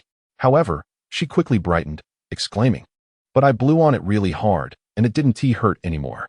As she spoke, she demonstrated, widening her big eyes, puffing out her tiny cheeks, and blowing vigorously towards her injury. This was a method her father had previously taught her, and it proved quite effective. As a mischievous child who loved to bounce around, Xixi had her fair share of tumbles. Most of the time, she would simply pick herself up without any significant issues, often huffing and stomping her feet angrily on the very spot that caused her to fall, a classic case of blaming the uneven ground for her misfortune. Yet, there were occasions when she scraped her skin, leading to tears of indignation. Thus, Su Xiao had imparted to her the dual approach remedy that addressed both the psychological and physical aspects of her injuries. Its efficacy was remarkable. Since then, Xixi had hardly cried at all. By the way, stomping hard on the ground was also something I taught you, he recalled. A technique passed down from his grandmother during his own childhood, now shared with Xixi. Daddy, am I very brave? She asked, her confidence shining through as she sought her father's praise. Brave indeed. As a reward, you shall receive an ice cream, Su Xiao responded, fully aware of how to manage Xixi's playful requests for affirmation. Oh yeah, thank you, Daddy. Xixi cheered, her joy radiating as she twirled around her father in a little circle. Suddenly, as if recalling something long forgotten, Xixi halted and hurried to the door, cautiously peering out for a moment. Upon confirming the coast was clear and ensuring her safety, she scampered back to her father. Extending a tiny finger, she gazed at him with hopeful eyes. Daddy, I want to share a little secret with you. Could you possibly give me one more ice cream? Su Xiao feigned seriousness, sitting up straight and replying, well, I must first see what sort of little secret this is. Xixi hesitated briefly, torn between betraying her mother and the enticing prospect of an extra ice cream. Ultimately, she chose the latter. All right, but you mustn't tell Mommy, or else Xixi will be in big trouble. Her mischievous demeanor made Su Xiao chuckle uncontrollably. Nevertheless, he played along, feigning anticipation and nodding earnestly.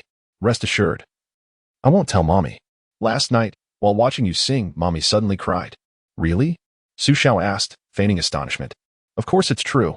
Daddy, let me explain how it all happened. She then chattered on for quite some time, recounting every detail of the incident. Daddy, can this little secret earn me an ice cream? After speaking, the chubby little Xixi looked at her father, both excited and anxious. All right. But you'll have to wait until tomorrow for it, Su Xiao replied, pretending to deliberate. Xixi nodded enthusiastically, the thought of enjoying another ice cream the following day making her nearly burst with joy. However, fearing her mother might discover her secret, she quickly covered her mouth, stifling her giggles. Her eyes narrowed into crescent moons, resembling a sly little fox that had just pilfered a chicken. After lunch, Xixi chose not to nap, eagerly awaiting her father's return. Once she had been lulled to sleep, Su Xiao descended the stairs, finding no sign of Lin Qianqian in the living room. He headed straight to the study, where he discovered her standing by the window, lost in thought, evidently waiting for him. The afternoon sun streamed through the floor-to-ceiling windows, casting a warm glow upon her, the interplay of light and shadow creating an exquisite beauty. Su Xiao approached her quietly, wrapping his arms around her from behind.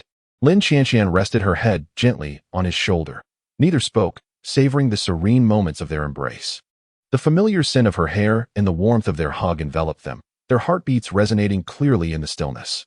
Though he had been away for merely 2 days, it felt as though an eternity had passed, marking the longest separation since they had solidified their relationship. Su Xiao leaned closer to Lin Qianqian's ear, his voice low and tinged with a magnetic allure. It has come to my attention that someone wept yesterday. The breath he exhaled was tinged with a slight itch and a hint of warmth, causing Lin Qianqian's porcelain-like cheeks to blush ever so delicately. The blush was faint, almost imperceptible. Whether it was due to Su Xiao's intimate gestures, his teasing words, or perhaps a combination of both, remains uncertain. Regardless, it was a rare moment of shyness for Lin Qianqian. Su Xiao chuckled softly, thoroughly pleased with her demeanor, and took the liberty of gently nibbling on her earlobe.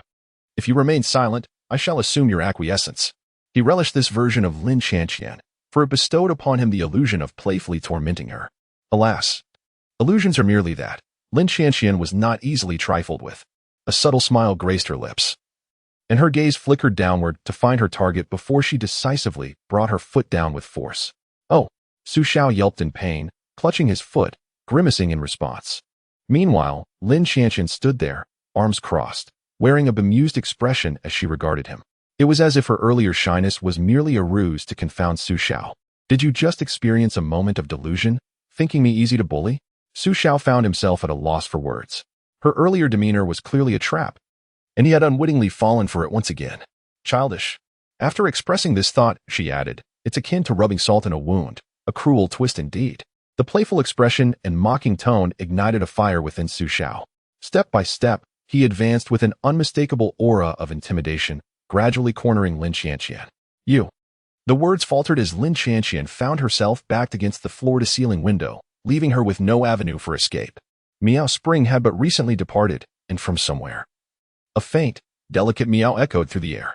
Dearest readers, yesterday, a particularly dashing author sought to promote a new book amidst the scarcity of recommendations. I was truly moved to see some of you assisting in this endeavor. Thank you so much. 3. Today marks the Lantern Festival, in accordance with tradition. I shall present an additional chapter. In total, there are 3 chapters amounting to 7,000 words. Wishing everyone a joyful Lantern Festival. May your lives be as beautiful as flowers and leaves, year after year, basking in the spring breeze. Chapter 36. Xiao reflected on the complexities of masculinity, particularly the challenge of being a good man. "Look, Mom and Dad, the clouds in the sky are so beautiful, resembling rows of cotton candy," exclaimed Xixi, who was walking between Xiao and Lin Xianxian, pointing at the fluffy white clouds above. "I took this photo casually. May I see yours?" she added, her eyes sparkling with curiosity. With a vivid imagination, Xixi exaggeratedly opened her mouth wide, pretending to be a great monster devouring cotton candy. Lin Xianxian cast a glance at the sky and then looked at her daughter as if she were a simpleton. "Those are fish scale clouds. They bear no resemblance to cotton candy," she corrected. "How can they not look like cotton candy? They're soft, fluffy, and sweet," Xixi retorted passionately, secretly thinking her mother was rather foolish. She dared not voice her thoughts aloud, fearing a lecture in return. "Humph, Xixi is not foolish at all," she concluded defiantly. "Xiao, what do you think? Do they resemble fish scales or cotton candy?" Lin Xianxian challenged, her expression earnest as she engaged in the debate. Xixi eagerly turned to her father, seeking his judgment. Xiao, caught between the two warring women, wore an expression of innocence. "Why must your quarrel involve me? I merely wish to observe," he lamented, feeling like an innocent bystander in a theatrical performance that had inadvertently ensnared him. I believe both of your arguments hold merit," he attempted to deflect, chuckling awkwardly. However, his naive strategy backfired, offending both his daughter and wife. "Cut it out." Lin Xianxian scoffed, her eyes betraying her awareness of his ploy. Xixi turned away, offering her father the cold shoulder as a sign of her discontent. "Come on, Xixi, let's ignore your father. He is nothing but a big fool," Lin Xianxian declared, taking her daughter's hand and striding ahead, leaving Xiao behind. "Indeed, Daddy is a big fool, haha," Xixi teased, glancing back at her father while holding her mother's hand. Their earlier tension dissipating in an instant as they united against him. Xiao sighed, contemplating the dilemma of either feigning ignorance or offending both parties. He understood that maintaining harmony between his two beloveds was crucial, as the imbalance would surely lead to his own discomfort. Their outing was intended for a meal at a restaurant. As the sun began to set, a certain father, just returned from Pengcheng and weary from his culinary duties, waved his hand dramatically and declared, "Tonight, we shall dine out." A newly opened mall nearby had attracted a plethora of restaurants, and Xiao, preoccupied with his recent endeavors, had yet to partake in the local offerings. Now, with a rare moment of leisure, it seemed the perfect time to indulge in a culinary adventure. As soon as the results were in, he had already offended 2 women at home, one large and one small. Alas, being a man is challenging, and being a good man is even more so. Watching the mother and daughter walk further away, Xiao hurriedly followed in their wake. The sign of the Cantonese tea restaurant was simple and clear, immediately indicating it was a place for dim sum. "Are we having this for dinner?" Lin Xianxian shot a glance at Xiao. "Is that a problem? I haven't had it in years, and she has never even tasted it since her birth." Indeed, it was true. She had never experienced it. She immediately chimed in, as Daddy's little cotton-padded jacket, it is undoubtedly right to support him.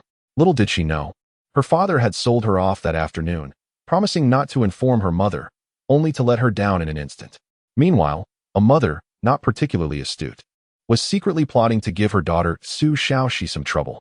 Unbeknownst to the naive Xixi, she remained blissfully unaware of all of this. The outcome of the voting was evident. 2-1, as Lin Qianqian was embraced by Xiao, half pushed and half led into the restaurant. They selected a table by the window, with Xixi quickly claiming the inner seat, while Lin Qianqian naturally chose the other side, leaving Xiao to sit beside Xixi. "Daddy, this restaurant is so strange." Upon entering, Xixi began to survey her surroundings, and as soon as she was seated, she started firing questions. Her short legs barely reached the ground as she swung back and forth in her chair, her lively and mischievous nature rendering her unable to stay still for even a moment. "What is strange about it?" Xiao asked while fastening her bib. "I don't know, it just feels a bit odd, hee." After pondering for a while, Xixi concluded with a statement that was nearly meaningless, accompanied by her silly giggles. "Because this isn't really a dining place," Lin Qianqian remarked with exasperation. "So what are we eating?" Xixi gasped in shock, her eyes widening. "You're not going to let me starve tonight, are you?" "We're having dim sum, things you've never tried before," Xiao chuckled, gently patting her head to calm her down. "Oh, I see. You scared me," Xixi exclaimed, patting her chest in a dramatic fashion, her exaggerated gestures causing the chopsticks on the table to tumble down. Her little demeanor was quite expressive. At 4 years old, children are in their most curious phase, eager to learn and often imitating the actions of adults. "Hello, is it just two of you?" A waitress approached, carrying a tea tray adorned with various tea bags. "3," came the reply. "Ah, so one friend has yet to arrive?" "I'm here, pretty sister." Xixi, who had been under the table picking up chopsticks, suddenly popped her head up and brightly addressed the waitress. The waitress was taken aback, covering her mouth with one hand in surprise. "What an adorable little bundle. I just want to pinch her cheeks." However, her professionalism held back any inappropriate thoughts. "Here is the menu. Please place your order. And what tea would you like to drink?" With keen insight, the menu was promptly presented to Lin Qianqian.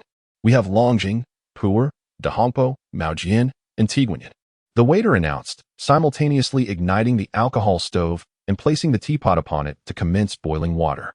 "Let us go with Maojian," Xiao remarked with a smile. Neither he nor Lin Qianqian had a particular fondness for tea, but if they were to drink, it would invariably be Maojian, as both of their parents cherished it. "I don't want that. I want a drink. I want a drink." The impatient Xixi began to stir up trouble, yet after much contemplation, she hesitated. "Little lady, what would you like to drink?" The waiter inquired with a warm smile, even placing the tea tray before her to allow her to choose for herself. The more he observed, the more he found the little bundle of joy before him to be intriguing. With her hair styled in a small bun, her rosy cheeks, a sweet smile revealing a dimple, and her large, twinkling eyes, she radiated an air of whimsical charm. He truly wished to take her home. Chapter 37. The dilemma of cherished choices and the social butterfly attribute before her lay an array of tea bags in hues of red, yellow, white, and black. And Xixi found herself ensnared in an endless quandary. "Well, I wish to choose." The waiter patiently observed her, anticipating a selection of a visually appealing bag or one in a favored color. To his dismay, after several minutes of intense deliberation, the little figure before him, her delicate brows knitted in concentration, still could not make a decision. Finally, she plopped down in resignation, her expression one of utter defeat.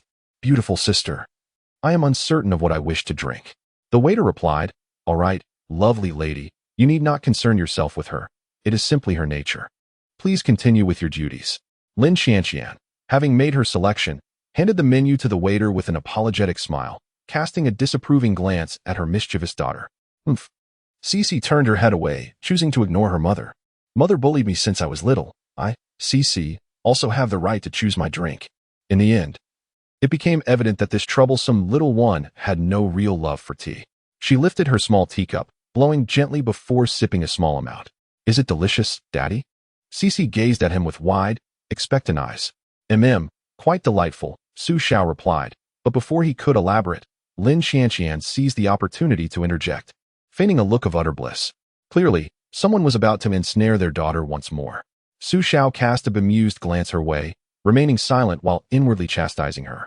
"I trust you not, you mischievous Lin. What flavor could this ordinary bagged tea possess, apart from a mere tea essence?" "Really?" Xixi stood up, leaning over the table, eyes glistening with anticipation as she gazed at her mother. "Why would I deceive you?" Lin Qianqian replied calmly, though internally she reveled in her cleverness. The little fool has taken the bait once again. What flavor is it? Is it more delightful than the fizzy drink? To her, the cups held by her parents seemed to contain beverages far superior to any soda. What flavor? Why, it is, of course, tea. Lin Xianxian raised an eyebrow, casting a teasing glance at Xiao. Instantly, Xixi turned her head, blinking innocently at her father. In less than half an hour, Xiao found himself ensnared in yet another dilemma. Strictly speaking, it is indeed tea-flavored. After a brief hesitation, Xiao provided the most accurate answer possible. Yet, internally, he berated Lin Xianxian, thinking, "You are merely preying on our daughter's inexperience with tea, seeking to deceive her yet again. If you wish to trick her, do so on your own. Why involve me? Daddy, I want to drink. I want to drink too." Xixi tugged eagerly at her father's arm, her impatience palpable. With a resigned sigh, Xiao poured her a small half-cup. "Daddy, please pour a little more." Xixi expressed her dissatisfaction, lamenting that it was merely a meager amount. Such parsimony was truly astonishing. It was insufficient for even a single sip, and she emphasized how her little mouth could open wide. "You drink first, if it's delightful. I shall pour you more," she said. Xiao, feeling a pang of sympathy, observed his innocent daughter perpetually falling victim to her mother's whims. "Oh, my dear daughter, you are continually deceived by your mother. Each day brings a different trick. When will you grow a bit wiser?" The concerned father felt a sense of urgency for her growth. "All right then," Xixi reluctantly acquiesced, temporarily accepting her father's suggestion. She lifted the teacup, mimicking her parents' mannerisms, furrowing her little brow as she blew gently on the tea before taking a delicate sip. Upon tasting the tea, her expression turned peculiar, bewildered by the unfamiliar flavor. It was neither sweet nor sour, lacking the effervescence of a fizzy drink. A sensation that defied description enveloped her. Her perplexed demeanor nearly caused Lin Xianxian to burst into laughter. After smacking her lips, Xixi furrowed her brow, sensing something was amiss. But that is not what Mama said. Didn't Xixi claim it was delicious? Clearly, the little one had yet to grasp the situation and, undeterred, took another small sip. This time, she discerned the odd flavor, tinged with a hint of bitterness, rendering it quite unpalatable. "Mama, you deceitful trickster," she exclaimed, casting a resentful glance at her mother upon realizing she had been fooled. If only she were stronger, alas, she still could not best her mother, and thus, Xixi appeared quite dejected. Lin Xianxian reveled in her daughter's dismay, secretly relishing the moment, muttering to herself, "This is what you get for being a little traitor and speaking out of turn with your father." Fortunately, the dishes they ordered soon arrived, filling the entire table with an array of delicacies: crispy chicken feet, steamed spare ribs and black bean sauce, crystal shrimp dumplings, crispy red rice sausages, pan-fried turnip cakes, crispy squab, and fish congee. An exquisite selection of classic Cantonese dim sum dazzled Cc's eyes, completely dispelling her earlier displeasure. Nothing could deter her resolute determination to enjoy her meal. "Good evening. Here is your room temperature watermelon juice. Your orders have all been served. Wishing you a pleasant dining experience," the waiter said, stamping the order with the final mark. "Thank you," Lin Xianxian nodded, placing the watermelon juice before Xixi. "Is this for me?" Xixi asked, her eyes sparkling with delight. "No, it's for me," Lin Xianxian feigned an intent to reclaim it. Xixi quickly cupped the juice with both hands, tilting her head to glare at her mother. "Humph. Mama just loves to be contradictory. She clearly adores me the most." The dinner proceeded with great merriment. However, Lin Xianxian had overordered yet again. This was her recurring flaw. Whenever she saw something appetizing, she would indiscriminately order, regardless of whether they could finish it. Dining out with her always resulted in leftovers that needed to be packed to go. Even Xixi had grown accustomed to it. As she cheerfully called out to the passing waitress, "Pretty sister. Little girl, are you calling me?" The waitress, not the same one from before, responded, Could you please help me get, 3 takeout boxes?" Xixi lowered her head to assess the remaining portions, then extended 3 little pinkies. "Oh, all right." The waitress nodded, though she felt a bit surprised. This little darling was quite the social butterfly, showing no signs of shyness whatsoever. Having worked as a waitress, she had encountered a myriad of people, including many children. Yet, she had never met one as lively and charming as this little girl, who was so unabashedly herself. The waitress mused that the parents who could raise such a child must be exceptional. However, if Xiao could hear her thoughts, he would undoubtedly argue that this was not a result of his or Lin Xianxian's teachings. Rather, it was an innate quality of Xixi herself. Chapter 38. Lin Xianxian's moment of glory. The windmill creaked and turned. The scenery here was truly delightful. The sky was beautiful. the earth was splendid. And there were joyful companions by my side.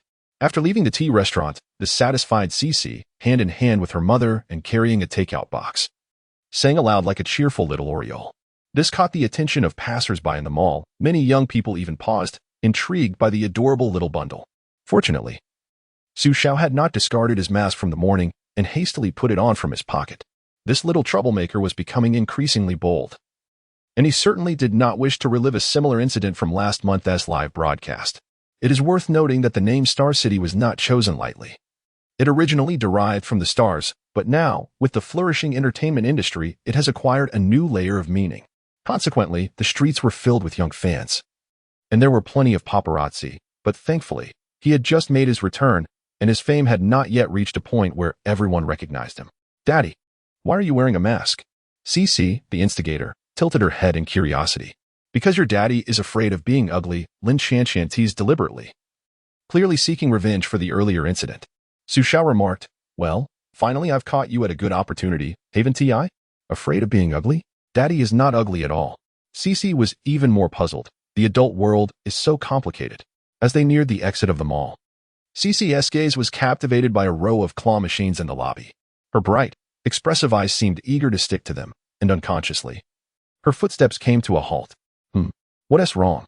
Daddy, little tiger." Following Xixi gaze, Xiao noticed that one of the claw machines was filled with plush little tigers. They appeared cute and charming, irresistibly attracting the attention of children. Xiao glanced at Lin Xianxian, noticing her intrigued expression. He began to suspect that she was secretly eager to engage in one of her favorite pastimes. Though he could never quite understand the allure of claw machines, he took out his phone and approached the coin exchange machine to convert some money into game coins. At 2 yuan each, he exchanged for 10 coins. Confident that Lin Xianxian's skills would ensure that at least 2 toys would be one for Xixi and one for herself. Upon seeing her father return with the game coins, Xixi eagerly tugged at his hand, leading him to the claw machine. Xiao turned his head, casting a knowing glance at Lin Xianxian, who pretended to look elsewhere. "Don't blame me. It's Xixi who wants the little tiger. It has nothing to do with me." Standing on her tiptoes, lips pressed together in concentration, Xixi carefully maneuvered the joystick and quickly pressed the button. At that moment, Xixi's expression was one of palpable tension as she watched the hook descend swiftly, successfully snagging one of the small tigers. However, just as she prepared to leap up in jubilation to celebrate her triumph, the little tiger plummeted downwards. Her cherubic face instantly transformed into a visage of despair. Convinced that she would undoubtedly succeed on the next attempt, she seized another game token from her father's hand. 1, 2, 3. Splendid. Xixi utilized 5 tokens. Yet the best outcome was merely a mid-air drop, yielding no reward. Accepting her defeat, she hung her head low, appearing utterly dejected. "Daddy." Xixi cast a pleading glance towards her father, her eyes shimmering with innocence. Yet, her father, unable to capture any of the toys himself, wore a helpless expression. "You need to consult your mother. She is quite skilled at this. Aren't there plenty of those dolls at home? All of them were captured by her in the past." With a smile, Xiao gently ruffled her hair, offering comfort while also providing a suggestion. Upon hearing her father's words, Xixi's eyes sparkled with renewed hope. She immediately dashed towards her mother, wrapping her small arms around her mother's leg, her big, watery eyes brimming with a pleading expression. "Mommy," her voice was soft and sweet, laced with a hint of endearment. Lin Xianxian pinched her little cheeks and feigned reluctance. "Say something nice, and I'll help you catch it." "Mommy, you are the most beautiful, the very best. Xixi loves you the most." "Not quite enough. Still lacking a bit. Mommy is the most beautiful in the world, the most beautiful mother." As Xixi spoke, she spread her arms wide, exaggerating her gesture to the extent that it seemed she could encompass an entire planet. With a chuckle, Lin Xianxian could not contain her amusement any longer. Receiving the remaining 5 tokens from Xiao, she strolled over to the claw machine with confidence. One could only speculate how much money Lin Xianxian had frivolously spent. Yet it had undoubtedly honed her skills. First, she spent 1 token to gauge the situation, assessing the claw machine's mechanics. Then, she invested another token to test her grip and rekindle her previous experience. However, to Xixi's eyes, her mother appeared utterly inept. "Mommy can't even compare to me. At least I was always just a hair's breadth away from success." Xixi couldn't help but pout. Mommy is such a trickster. Yet, before she could fully process her thoughts, the music began to play, and a small tiger tumbled down from the claw machine. Xixi's expression immediately shifted to one of astonishment. Her eyes widened, and her mouth agape. It seemed large enough to swallow an egg. "Mommy, you are amazing." Embracing the little tiger, Xixi bestowed a kiss upon it. Mua, the adoring gaze she directed at Lin Shanqian filled her with delight, and she could not resist casting a triumphant glance towards Su Xiao. However, Su Xiao feigned indifference, scanning the surroundings as if he were whistling with his hands tucked into his pockets. It was as if he were tossing flirtatious glances to the oblivious. With only 2 coins remaining, Lin Shanqian surveyed a row of claw machines and ultimately selected one filled entirely with small blue whales. The first attempt ended in failure. As anticipated, on the second try, she tossed her last coin nonchalantly into the machine. As she held her breath in anxious anticipation, the claw successfully grasped another whale. Much to their delight. "Oh yeah," she exclaimed, bouncing with joy, before quickly retrieving the small blue whale and presenting it to her mother. "Mom, you're so amazing. I wish I could be as great as you someday." "Well, this is a bit challenging. It's something little ones can't quite master yet. When you grow up, I'll share the secret with you," Lin Shanqian replied, taking Xixi's hand and striding past Su Xiao like a proud peacock. She playfully swung the blue whale in front of him. Su Xiao couldn't help but curl his lip in disdain. What's there to be so pleased about? It's just a skill for grabbing toys. Admittedly, he felt a twinge of envy. Chapter 39. In the depths of the forest, I saw a deer. In the blue sea, I saw a whale. The remnants of clouds lingered on the horizon, casting a rosy hue across the sky. A gentle breeze wafted through, bestowing a touch of coolness upon this summer day. A family of 3, returning home, strolled leisurely through the twilight streets, their presence imbued with warmth in this enchanting atmosphere. Not far from their residential community, on a bustling thoroughfare, stood a little girl who appeared to be no older than 5, aimlessly wandering by the roadside. The hurried passers-by paid her no mind, as she stood there in solitude, seemingly at odds with the world around her. Her innocent eyes were clouded with unease, and her tightly pressed lips hinted at a struggle to contain her inner trepidation. As a man approached, she summoned all her courage and extended her hand. "Uncle, can you?" But her small voice was drowned out by the cacophony of the environment. Her hand, which had risen halfway, fell despondently back to her side, her cherubic face etched with disappointment. The passerby, oblivious to her plight, brushed past her without a glance, perhaps mistaking her for a beggar. Clutched tightly in her little hand was a crumpled 5 yuan note. Before she could fully grasp her disappointment, another figure emerged, a woman in her 30s. The girl hurried toward her. "Auntie, excuse me." The lady smiled and shook her head, then continued on her way. Watching the woman's retreating figure, the girl's lips quivered, words unspoken. Her gaze filled with helplessness and confusion. As night began to fall, the streetlights flickered to life, casting a solitary glow on the small girl, amplifying her loneliness and fragility. With only the elongated shadow of a lamppost for company, the foot traffic dwindled, and after countless rejections, the girl's expression shifted to one of despair. Her tiny frame began to tremble, as if suppressing an overwhelming emotion. Her heart-wrenching gaze seemed to convey that this little girl, not yet 5, had already tasted the bitterness of life. The weight of her sorrow bore heavily upon her fragile spirit, and in this moment, the accumulated grievances burst forth. The dim yellow lights spilled across the empty street, transforming it into a silent film, where the vastness of stillness swallowed all sound, cradling her trembling form. The little girl crouched down, hugging her knees, and wept openly, her cries echoing through the night. "Daddy, Daddy, there's a big sister over there. Just past the corner." The observant Xixi spotted the little girl on the ground. Su Xiao and Lin Shanqian exchanged a knowing glance and quickly approached. Even quicker was Xixi, who had already dashed over to kneel beside her. Big sister, what's wrong?" Hearing someone call her, the little girl slowly lifted her head. What kind of expression adorned her face? As Su Xiao and Lin Shanqian approached, they swore that this scene would forever be etched in their memories. Her delicate, pallid visage was streaked with tears, and her pure eyes were clouded with sorrow. The pitiful look of helplessness was heart-wrenching, and her desolate expression made her appear as though she were an orphan abandoned by the entire world. "Little dear sister?" The astonished voice of Xixi snapped Su Xiao and Lin Shanqian from their daze, prompting them to quickly kneel down beside her. "Little girl, don't cry. Please tell Uncle what happened," Su Xiao gently inquired, softening his tone. This little girl, referred to as Little Dear Sister by Xixi, was the same one they had encountered in the neighborhood a few days prior. Lin Shanqian quickly retrieved a wet tissue from her pocket, tearing it open to help wipe away the tear stains from the girl's face. Yet, the more they tried to clean her up, the more her tears flowed. cascading like pearls down her cheeks. I, she sobbed, her small shoulders shaking, unable to articulate her distress. Oh no, please don't cry anymore. Xiao consoled her, enveloping her in his embrace while gently patting her back. He and Lin Qianqian exchanged helpless glances, uncertain of what had caused her such profound sadness and injustice. For the moment, they could only strive to soothe her emotions until she regained her composure. Seeing little dear sister begin to cry again sent Xixi into a panic.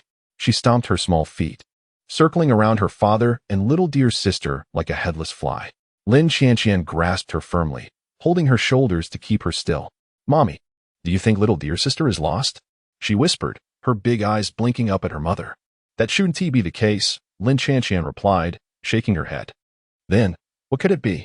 I don't know either. She gently pinched Xixi's cheek to calm her down. Okay, Xixi responded, her expression one of dejection, her little tuft of hair drooping sadly. After a while, under Su Zhao's tender reassurances, little dear sister's emotions gradually stabilized, and her tears ceased to flow. All right. Can you now tell Uncle what happened? Su Zhao asked softly, a warm smile gracing his lips, akin to a gentle sun in spring. He brushed his thumb against her cheek, wiping away the tear at the corner of her eye. Leaving the warm embrace of Su Zhao, reminiscent of a father's affection, brought a fleeting sense of loss to little dear sister's heart. Meeting Su Zhao's gentle gaze, filled with encouragement, she felt a glimmer of hope. Lowering her head, she spoke softly, her voice barely above a whisper. Our kindergarten assigned a project to take a photo with our parents, but I no longer have a mommy or daddy. And the uncles and aunts on the street don't want to help me. As she spoke, her lips quivered, and her face was awash with a sense of grievance and sorrow. The tears that had just begun to dry now began to fall once more, cascading down her cheeks. Su Zhao seemed to have grasped something, and once again embraced the child who stirred her heart. Gently stroking her soft hair, she whispered, Be good. Let us not cry anymore. They might be quite busy and have no time. Uncle will help you with this assignment. Mom. It turns out that Sister Dear is also from our kindergarten, but why haven't I ever seen her? Xixi, nestled in her mother's embrace, looked up with a somewhat puzzled expression, even reaching out to scratch her head. How do you know she attends the same kindergarten as you? There are several kindergartens nearby. Lin Qianqian observed with a hint of curiosity. Because Sister Dear mentioned this assignment, and I have it too, Xixi said, tilting her head adorably as she explained to her mother. Is that so? Then why didn't you ask me for a photo? I did. Realizing the implications of her words, Xixi promptly covered her mouth, her large eyes darting around. Mom, please let me explain. Just as she was about to elaborate, her father's voice interrupted. Come, Qianqian, take this and help us take a picture. Su Zhao handed her phone to Lin Qianqian. They're all from Little Sun Kindergarten. You've already taken pictures with Xixi, why take more? Lin Qianqian shot Su Zhao a glance. Why not? I have 2 daughters, don't I? Su Zhao retorted defiantly against Lin Qianqian's somewhat disdainful gaze. Witnessing this scene, Xixi hid behind her mother, covering her mouth as she stifled a giggle, completely forgetting that she still owed her mother an explanation. Ignoring Su Zhao, Lin Qianqian squatted down, her face displaying warmth and kindness. Annie has seen you before. What is your name? My name is Lin Xiaolu, the little girl, named Xiaolu, shyly responded in a soft voice that evoked affection. Truly a name befitting you. Your eyes are as pure as a fawn's, filled with a timid gaze. Lin Qianqian nodded thoughtfully, recalling their previous encounter when Xiaolu had clutched a small deer toy with one antler missing. Lin Xiaolu, what a lovely name. It seems we are quite fated. I also share the surname Lin. My name is Lin Xianyu. Yes, I am very pleased to meet you again. This is Annie's treasure from today. I shall give it to you now. Lin Qianqian presented a small blue whale plush toy to Xiaolu. The fluffy blue whale, with its pale blue back and white belly, its tail fin curled in a heart shape, seemed to delight Xiaolu. Yet, she hesitantly returned it to Lin Qianqian, her eyes betraying a hint of reluctance. My grandfather said I shouldn't accept gifts from strangers. Sister Dear, please accept it. Look, I have one too, Xixi quickly chimed in, showcasing her own little tiger plush in front of Xiaolu. Xiaolu pondered for a moment, then unzipped the small bag she had slung over her shoulder, cautiously retrieving the 5 yuan note she had tightly clutched earlier, and offered it to Lin Qianqian. Auntie, I only have 5 yuan. Can I trade this for the little whale? Lin Qianqian took the 5 yuan bill and gently placed it back into the small bag. With a smile in response to the bewildered gaze of the little deer, she said, How about this? If you give your dear aunt a kiss, I shall gift you the little blue whale. What do you think? She shook the plush blue whale playfully before handing it over to the little deer, leaning her cheek closer. After a brief moment of hesitation while gazing at the plush toy in her hands, the little deer summoned her courage, rose onto her tiptoes, and gently kissed Lin Qianqian's cheek. The sound of a camera shutter clicked. Xiao had captured the moment. Beneath the warm glow of the street lamp, the flower bed behind them was adorned with a profusion of delicate white flowers swaying softly in the evening breeze. In the photograph, Lin Qianqian wore a tender expression, radiating the luminous glow of maternal love. The little deer, on tiptoe, kissing her aunt, held the blue whale plush in her arms, her demeanor serene and endearing. "Thank you, Auntie," the little deer murmured, her lips parting to form her first smile of the day. Her slightly pale face, adorned with a tranquil smile and pure, crystalline eyes, rendered her reminiscent of an exquisite, flawless crystal doll. The lengthy chapter, comprising 3,000 words, revolves around a little girl's quest to take a photograph with her father. I encountered two versions of this story online, one occurring on a bus and the other in a shop, which inspired the narrative of the little deer. I am uncertain of the veracity of such events, yet I earnestly hope they are fabricated, if they are indeed true. I can only express that assigning such tasks as homework is rather thoughtless. To lend credibility to the scenario in my novel, I previously crafted a somewhat tenuous rationale. Chapter 40. Dear Aunt, thank you. You resemble the mother of the little deer. On one side lay the bustling thoroughfare, while on the other, a tranquil and serene sidewalk. Xiao and Lin Qianqian strolled along, each holding the hand of a child as they intended to escort the little deer home.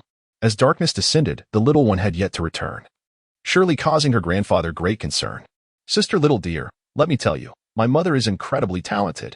The child, Xixi, held by her father, chattered animatedly, vividly recounting her recent escapade of clawing a toy from a machine alongside her mother. As her excitement peaked, she gesticulated with fervor, her little body alive with enthusiasm. Lin Qianqian glanced down at the little deer she was guiding. In contrast to Xixi's incessant chatter, the little deer, although curious, listened quietly, refraining from interjecting. The juxtaposition of the two children, one vibrant and loquacious, the other composed and serene, created a striking contrast. Alas, Xiao and I are not particularly verbose individuals. How is it that we ended up with such a loquacious child like Xixi? As the four of them turned a corner onto the path leading to their community, they spotted the little deer's grandfather, his face etched with worry as he hurried towards them. Following closely behind was an equally anxious elder, Mr. Wang, the doorman of their neighborhood. Upon recognizing her grandfather, the little deer immediately released Lin Qianqian's hand and dashed towards him. "Where have you been, little deer? You have nearly given your grandfather a heart attack." The elderly man embraced the little deer, his weathered face almost brimming with tears. "Grandpa, the little deer stammered, her cheeks flushed with embarrassment, her expression a portrait of guilt and sorrow, on the verge of tears. Xiao quickly stepped forward, a smile gracing his face as he explained, "It is not as you think, sir. The little deer has wandered far. We encountered her just up the road." "Mr. Wang promptly addressed the little deer's grandfather. "They're the residents of our community, the Su family from number 49. "Good evening, Mr. Wang." Xixi peeked out from behind her father, her small head bobbing as she offered a sweet smile in greeting. "Ah, good evening to you, Xixi." Mr. Wang waved back, his expression warm and welcoming. This little one always appeared so joyful and lively, lifting the spirits of those around her effortlessly. "Mr. Su, I cannot thank you enough," the little deer's grandfather said earnestly, bowing repeatedly in gratitude. "Please, there is no need for such formality," Xiao interjected hastily. Casting a glance at the little deer, Xiao hesitated momentarily. Sir, would you mind stepping aside for a moment to speak?" The elderly gentleman regarded the little deer with a trace of confusion but ultimately nodded, following Xiao to a quieter spot. "Sir, here is what transpired." Xiao recounted the events leading up to their encounter with the little deer, detailing how they discovered her alone on the roadside in tears, along with the matters concerning her kindergarten assignment. After listening to the unfolding events, old Master Lin fell momentarily silent, then, with a visage etched in sorrow, remarked, "I mentioned she shouldn't take her phone while going out, yet this is how it turns out. Although she tends to be quiet at home, there was at least a hint of a smile on her face. But these past few days, she has appeared burdened with worries. Alas, it's all my fault. Working 2 jobs leaves me no time to pay attention to these matters." He stamped his foot and struck himself across the face twice in frustration. "Please, don't do that," Xiao exclaimed, startled, as she quickly grasped his hand. "Little deer is a sensible child. She understands your burdens." Xiao sighed softly, offering him comfort. "I know. But the more she understands, the more it pains my heart," the old man lamented, thumping his chest with a sorrowful expression. "In the blink of an eye, His eyes reddened, and tears streamed down his cheeks. Meanwhile, little dear, noticing her grandfather had not yet arrived, was about to go check when Lin Qianqian intercepted her with a gentle smile. The kindergarten homework is still on Annie's phone. How shall I give it to you? Perhaps you could come over to Annie's house for a visit, and I can print the photos for you? I happen to have many toys. And a lovely kitten as well. Yes, sister little dear, my potato is super cute and really fun. Xixi chimed in eagerly. Thank you, Auntie, but it's all right. I have a phone in my bag. You can just send it to me, little dear politely replied, retrieving an old, heavily scratched phone with a cracked screen from her small bag. Observing the sensible little one awkwardly fiddling with her phone, Lin Qianqian couldn't help but sigh inwardly, regretting the loss of time they could have spent together. This obedient child, with her pitiful demeanor, tugged at the heartstrings. As she looked at the elderly man's expression, Xiao too felt a pang of sympathy. Though the specifics of their situation remained unclear, little dear had mentioned she was without parents. It was evident that the old man had endured the agony of losing a child while raising little dear, leading a life that must be quite meager, as reflected in the weariness etched on his face. Ah, misfortunes tend to befall the most unfortunate souls, she mused. Forgive me for the spectacle, Mr. Su, the old man said, hastily wiping away tears, his hands trembling as he retrieved a crumpled, seemingly inexpensive pack of cigarettes from his coat pocket. With a series of clicks, he attempted to ignite a rather worn lighter, but no flame emerged. Realizing it was out of fuel, old Master Lin offered a bitter smile and returned the cigarettes and lighter to his pocket.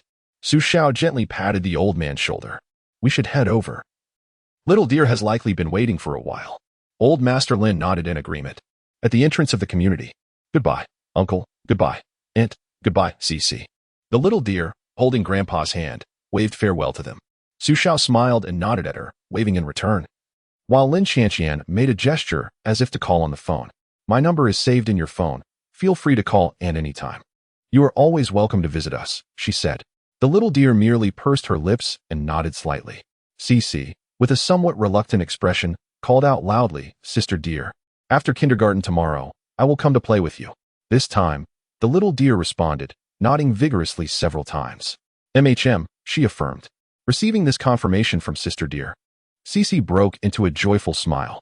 Under the streetlight, the figures of the little deer and her grandfather, one old and one young, appeared quite lonely. Suddenly recalling something, the little deer broke free from her grandfather's hand and ran back.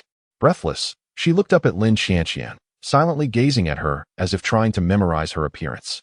Seeing her pure, bright eyes reflecting her own image, Lin Qianqian squatted down, puzzled. The little deer unexpectedly wrapped her arms around Lin Qianqian's neck and whispered in her ear, Aunt, thank you. You look just like my mommy.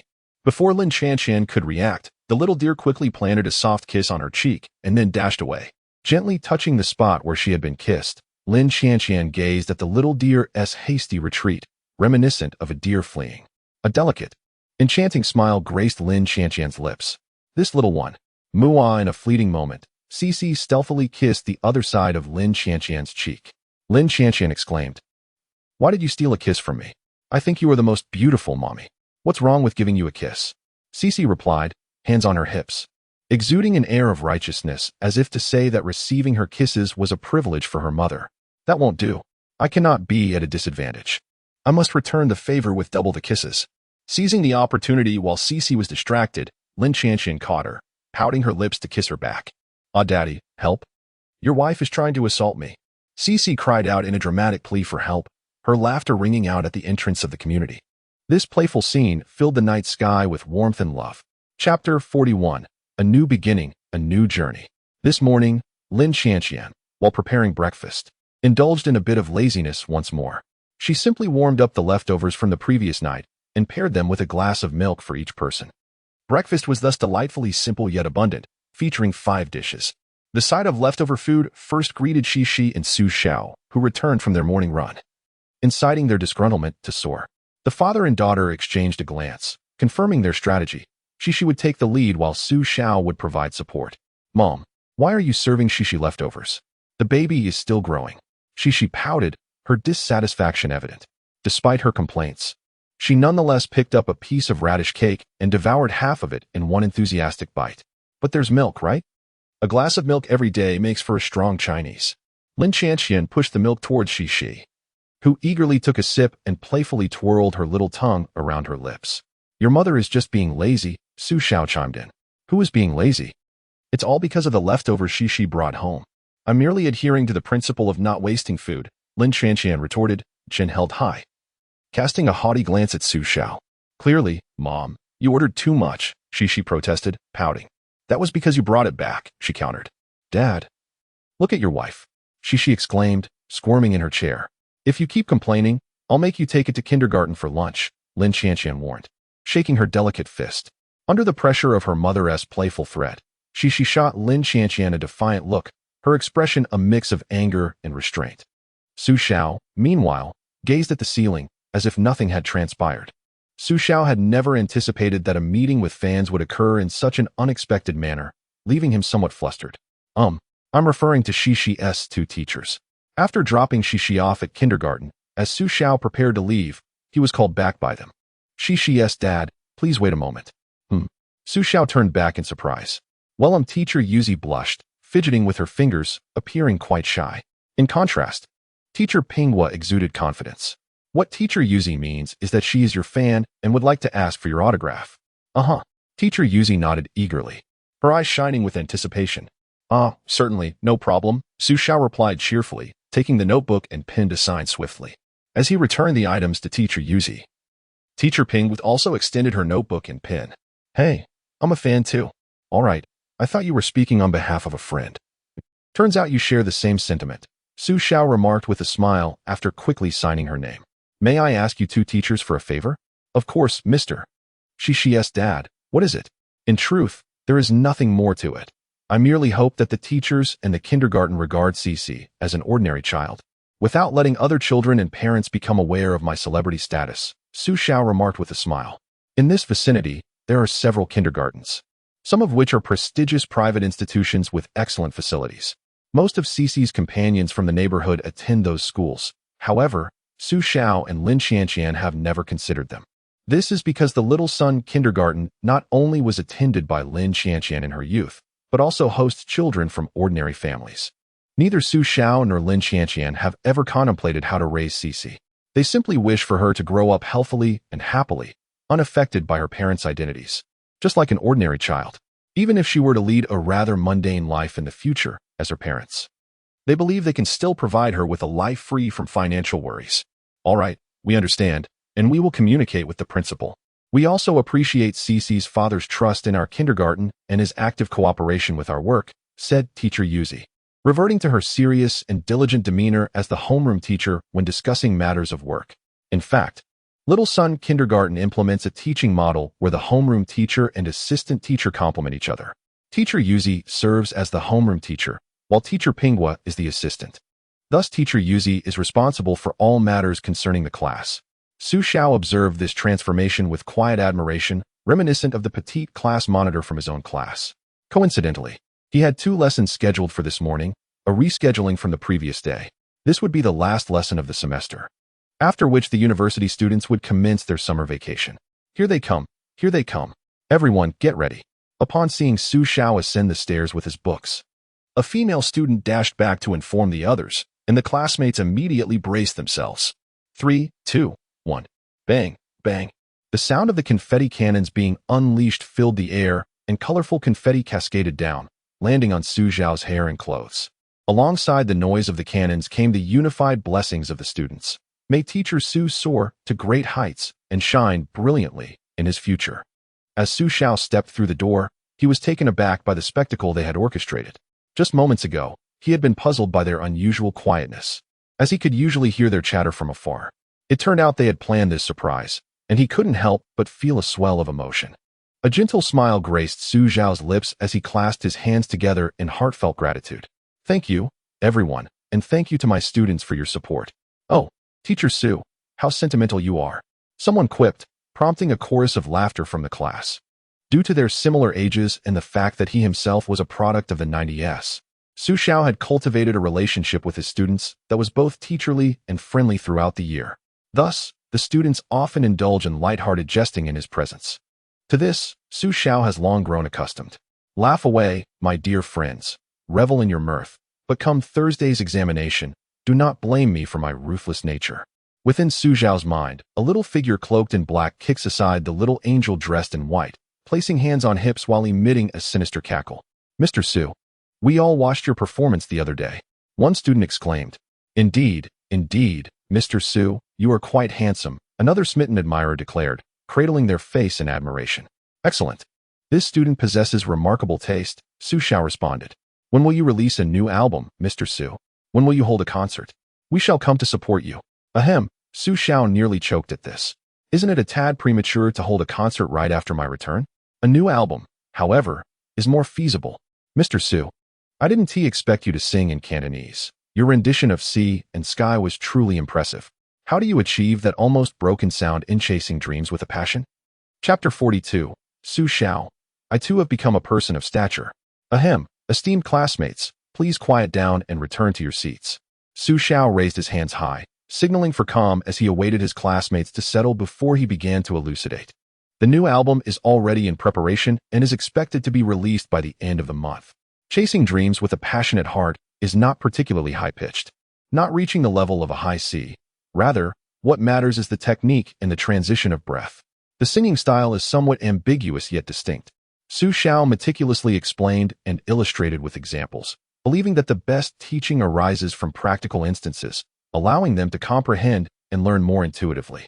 As for the concert, it seems they will have to wait a bit longer. Launching a concert immediately after a comeback might not be well received, potentially inviting criticism. However, suddenly, a mischievous smile crept across Su Xiao's lips as he teased them, heightening their anticipation. But what? The classmates looked at him with eager eyes, satisfied with their response. Su Xiao continued, you all know Su Jianzhong, right? The king of rock. Of course, the big shot who gifted you the guitar. A female classmate interjected unexpectedly. Su Xiao regarded her with surprise. She was indeed a true fan. Yes, indeed. On Saturday, the 7th, he will be performing in Xixi. I will be his guest vocalist. And I invite you all to attend the concert, coinciding perfectly with the day you finish your exams, offering you a chance to unwind. Oh yeah, Teacher Su, you are amazing. The classmates cheered joyfully. While the genre of rock music may not appeal to everyone, the students in this class, being music majors, possessed a higher foundation in music than the average person. Such a high-profile concert was an opportunity they simply could not afford to miss. Even for those who might not be fans, it was a splendid chance to broaden their horizons and learn. Ahem, do not rejoice too soon. There are conditions attached. After accepting Su Jianzhong's invitation, he took the liberty of requesting 30 tickets. Su Jianzhong was nearly exasperated by the audacity of such a demand. It is worth noting that as a titan of the music industry, his concerts are always sold out, with many unable to secure tickets. Although he indeed had access to numerous internal tickets, they were often scarce, as he needed to allocate some to friends and family, while others requested a few tickets. Su Xiao's demand escalated to 30 without hesitation. Ultimately, after much persistence and sweet-talking, along with a promise to write a song for him, Su Jianzhong reluctantly agreed to provide 30 internal tickets, a quantity that represented over half of his available tickets. What are the conditions? The classmates felt a moment of trepidation. Quite simple. Su Xiao snapped his fingers to reveal the answer, this time for the final exams. No one in our class, in the vocal theory I teach, can fail. Will you go easy on us, Teacher Su? Someone has harbored some ill intentions, yet such possibilities are utterly unfathomable. The lamentations below are relentless. You may find amusement in this, but bear in mind that the ticket I possess was procured at great expense. It is a prime seat, an insider's ticket. For you, merely achieving a score of 60 and avoiding failure should be as effortless as a gentle drizzle. Without allowing my classmates the chance to retort or negotiate further, Su Xiao swiftly proceeded to the main topic. All right, take out your textbooks. Let us delineate the crucial content for the examination. After class, Su Xiao joined his peers in meticulously cleaning up the remnants of festive confetti before departing. Just as he had indicated, his new album was indeed in the works. Driving to the studio, he gazed upon the elegantly minimalist 3-story building before him, his heart swelling with ambition. This is my own realm of music. Upon reaching the 2nd floor, Sister Nan was convening a meeting with over a dozen talented individuals in the studio. As Su Xiao entered, everyone rose, greeting him with warm smiles. Titles such as Big Boss, Brother Su, and Director Su filled the air, and he cheerfully acknowledged each one without concern. The studio bore his name and was not affiliated with any entertainment company. It was entirely funded by him, nearly depleting all his savings. When he first debuted, riding the wave of popularity from his talent show Victory, he was relentlessly exploited by Tianfeng for his labor, performing at various venues to earn money. Although his earnings were modest, they accumulated significantly over time, especially with the royalties from numerous songs he had penned in recent years, allowing him to achieve half of a small goal. Now, all of it was invested here. Therefore, he held a 67% controlling stake in the studio, while Sister Nan contributed her expertise, resources, and connections for the remaining 33%. Of course, their contributions amounted to 25% in total for employee profit-sharing incentives. But these shares came without any decision-making authority. Although his title of director Su lent him an air of authority, during meetings, he sat obediently like everyone else, listening to Sister Nan's guidance, as she managed all personnel within the studio, including Xiao himself. Once Sister Nan concluded her arrangements and the others dispersed to their tasks, only the two of them remained in the conference room. Have all the songs for the new album been completed? Sister Nan inquired. Indeed, they are all compositions I have created over the years. Here, take a look, Xiao replied, handing her a folder containing the scores for 12 songs, complete with lyrics and annotations. 12 songs? That is quite a lot. And 2 of them are duets? Sister Nan remarked with surprise. Well, 2 of them are intended for single release, he clarified. What's wrong with that? She acknowledged. Can you guess what the other single is? Xiao inquired with a grin. Upon hearing his question, Sister Nan shot him a glance before scrutinizing the contents again and then remarked, No wonder Qian is so utterly captivated by you. You certainly know how to play the game, using her name as a song title. Due to Su Zhao's influence, Sister Nan naturally shares a close and familiar relationship with Lin Qian. It is merely a coincidence. Which duet do you intend to sing? Are you planning to invite your senior sister? No need for my senior sister. I will choose Qian. Xiao shook his head. Qian? Is she capable? Sister Nan inquired with some surprise. A tiger's mother does not give birth to a dog. She is certainly up to the task. In fact, her vocal quality and singing skills are quite commendable. It is just that she has been rebellious lately, opposing Professor Qin, and has only learned dance from my mother. Xiao smiled as he explained to Sister Nan the somewhat intricate master-disciple relationship within his family, which Sister Nan had some understanding of, though this was the first time she had heard it from his lips. Chapter 43. It turns out Xiao has an older sister, and Nan Jie has an old acquaintance. Indeed, Xiao's mother was Lin Qian's university professor, and she taught her dance for a decade. This narrative traces back to the protracted 20-year struggle between Lin Qian and Professor Qin, a battle marked by a tumultuous mother-daughter dynamic. In her childhood, Lin Qian, under the imposing presence of Professor Qin, spent several years learning music and various instruments alongside her mother. When it comes to musical instruments, whatever Xiao mastered, Lin Qian could also play, and even those that Xiao could not, Lin Qian had already mastered. Instruments such as the guzheng, violin, and ukulele were all within her repertoire. Lin Qian often compared herself, a grassroots talent, to Xiao, the chosen one. Yet, in truth, her innate ability was remarkably high, akin to being nurtured by divine grace. Just how extraordinary was her talent? She could grasp new concepts swiftly, learning with an astonishing aptitude that left many parents envious, viewing her as the epitome of the ideal child.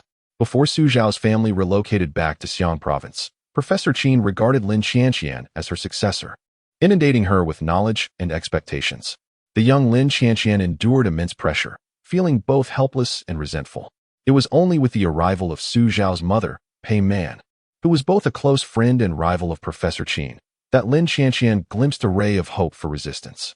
Pei Man, a professor in the dance department at Xiang University, had shared a decade-long bond with Qin Yun at the Starlight Music Academy in Yu Province, where they studied and honed their skills together. Their 10 years of camaraderie solidified an unbreakable friendship, yet their mutual rivalry persisted. Given their distinct disciplines, one in music and the other in dance, which naturally invited comparisons and playful disparagement, Pei Man's presence provided Lin Qian with an ally, enabling her to break free from Professor Qin's grasp and pursue dance under Pei Man's guidance. The reason Lin Qian affectionately referred to Xiao's mother as Aunt Pei stemmed from Pei Man's eagerness to nurture talent, leading her to adopt Lin Qian as her goddaughter. Thus, Lin Qian became Xiao's older sister by 3 months. The intricacies of their family's relationships are established here. In light of your suggestion, having Qian join you for the duet would be splendid. Nan Jie nodded with a smile, and the arrangement was swiftly confirmed. even before Xiao had broached the topic with Lin Qianqian. Typically, the process of composing a song involves 3 stages: lyric writing, composing, and arrangement. While it usually requires 3 individuals, it is not uncommon for one person to undertake the entire process. Though such instances are rare and demand a high level of musical proficiency, Xiao, being the polymath he is, adeptly handled the lyrics, melody, and arrangement. Hence, he would first create a demo accompaniment for the recording session. Submit the demo track to the producer, allowing him to dissect it into its various instrumental components. He will then collaborate with musicians to record the pieces and subsequently reconstruct them into a complete accompaniment track. Generally speaking, music production software can adequately execute this function with minimal flaws. However, for those who seek perfection, the authentic sound of live instruments remains unparalleled, as electronic synths can never quite replicate the essence of genuine performances. In this small team, while the number of members may be limited, they possess a wealth of talent, including a skilled music producer. Lu Tianyi, a seasoned producer from a previous record label, is an old acquaintance of Sister Nan. Although he is not yet among the elite producers in the industry, his considerable experience includes the successful production of several well-received albums. What he currently lacks is merely an opportunity. Should he produce a blockbuster album that garners widespread acclaim, he would undoubtedly ascend to the ranks of top producers. Driven by ambition, he was persuaded by Sister Nan to join their endeavor. Aside from Xiao's exceptional creativity, other external factors may also play a role in this collaboration, particularly his connection with Sister Nan, of which Xiao has only heard whispers. On the 3rd floor of the studio lies a spacious recording room, encompassing over 100 square meters. If one were to inquire about the most valuable asset of Xiao's studio, without doubt, it would be this recording room, which surpasses the total worth of the entire building. The studio is divided into 3 sections: the recording area, the control room, and the lounge. In terms of design, the recording room employs the finest soundproofing materials for its walls, floor, and ceiling, and considerable effort has been devoted to sound absorption, reflection, diffusion, and noise control. Not to mention the substantial investment in state-of-the-art equipment. Xiao can confidently assert that, aside from the multi-million-dollar studios owned by major corporations, his studio ranks among the top 10 in the country. The recording facilities of Tianfeng Entertainment were of a similar caliber. Otherwise, even if every song composed by Xiao is a classic, and Lu Tianyi's skills as a seasoned producer are exceptional, without quality equipment, their efforts would be in vain. As the saying goes, to do a good job, one must first sharpen their tools. The man before us, appearing to be in his early 40s, is Lu Tianyi. Wearing headphones, he attentively listens to the demo track provided by Xiao while scrutinizing the sheet music on the table, carefully analyzing the musical theory contained within. After a considerable time, he removes his headphones and exhales deeply. It seems that this audacious choice was not a misstep. He glimpses a ray of hope. Just as Sister Nan remarked, Xiao truly has the ability to astonish him, offering a chance for him to ascend to the elite ranks of producers. Standing before the smiling Xiao, Lu Tianyi's gaze is one of awe, as if he is beholding a remarkable anomaly. Indeed, such a prodigy exists in this world. Xiao, you have truly surprised me. Although Xiao has received similar compliments numerous times, he still relishes the feeling of being praised. The corners of his mouth involuntarily curled upwards, and he modestly replied, "Oh, no, Brother E, you flatter me. I merely rely on the grace of the heavens. You rascal. Your grin could nearly reach the back of your head, yet you pretend to be so humble," Lu Tianyi chuckled, patting him on the shoulder. Upon hearing this, Xiao quickly composed himself, stroking his chin. "Was my demeanor so obvious just now? It seems there is still ample room for improvement." The two exchanged playful banter without indulging in excessive pleasantries, and then they delved into the main topic. "What do you plan to do with these songs? First, let us record what is the harm and release it as a single as soon as possible. As for another single, I have other uses for it. I'm aiming to launch the new album by the end of the month." Upon hearing Xiao's arrangements, Lu Tianyi pondered for a moment, estimating whether there would be enough time. Then, smiling, he addressed Xiao, 12 songs in a month, with the accompaniment and post-production. "If I work overtime, I can manage it. However, recording on your end will be quite a challenge. Are you up to it? This is your first album after your comeback. It must not be handled carelessly. How could a man say he can't?" "Of course, I can," Xiao jested. Yet, immediately after, his expression turned serious as he assured Lu Tianyi, "Brother E, rest assured, I have this under control." Over the years, he had never been lax. He had already envisioned countless times how to convey the emotions of these songs and how to interpret them to touch the hearts of listeners. Very well. Seeing so many excellent songs, I too am eager to get started. Let us put in the effort to complete this promptly, Lu Tianyi said, his expression filled with excitement. He planned to finalize the accompaniment for both singles within the next couple of days, aiming for Xiao to finish recording and producing these two songs within the week. As for the studio renovations, whether they can be completed in just over a month, I cannot say for certain. So let us not take that too literally. Chapter 44. The eccentric new neighbor Lin Xianxian was once again indulging in the delights of mud play. With matters settled on his end, our esteemed Su began to sneak away from work. Next door lay Lin Xianxian's studio, and as the newly arrived proprietor, he thought it reasonable to greet his new neighbor. However, upon arriving at her modest experimental base, he was met with a gathering of individuals, each seated upon a small stool, engrossed in peeling some object. Having endured the painful lesson of extracting lotus fibers previously, he sensed impending trouble and promptly turned to leave without a second thought. Alas, Lin Xianxian was not one to easily relinquish such a willing source of labor. Spotting Xiao attempting to flee, her eyes sparkled with mischief as she called out, Xiao. Faced with Lin Xianxian's unusually warm enthusiasm, Xiao feigned ignorance and quickened his pace. Unfortunately, he was ultimately captured and dragged back by Lin Xianxian. Xianxian, I merely came to take a look. I still have songs to record, Xiao protested, struggling in vain to free his hand from her grasp.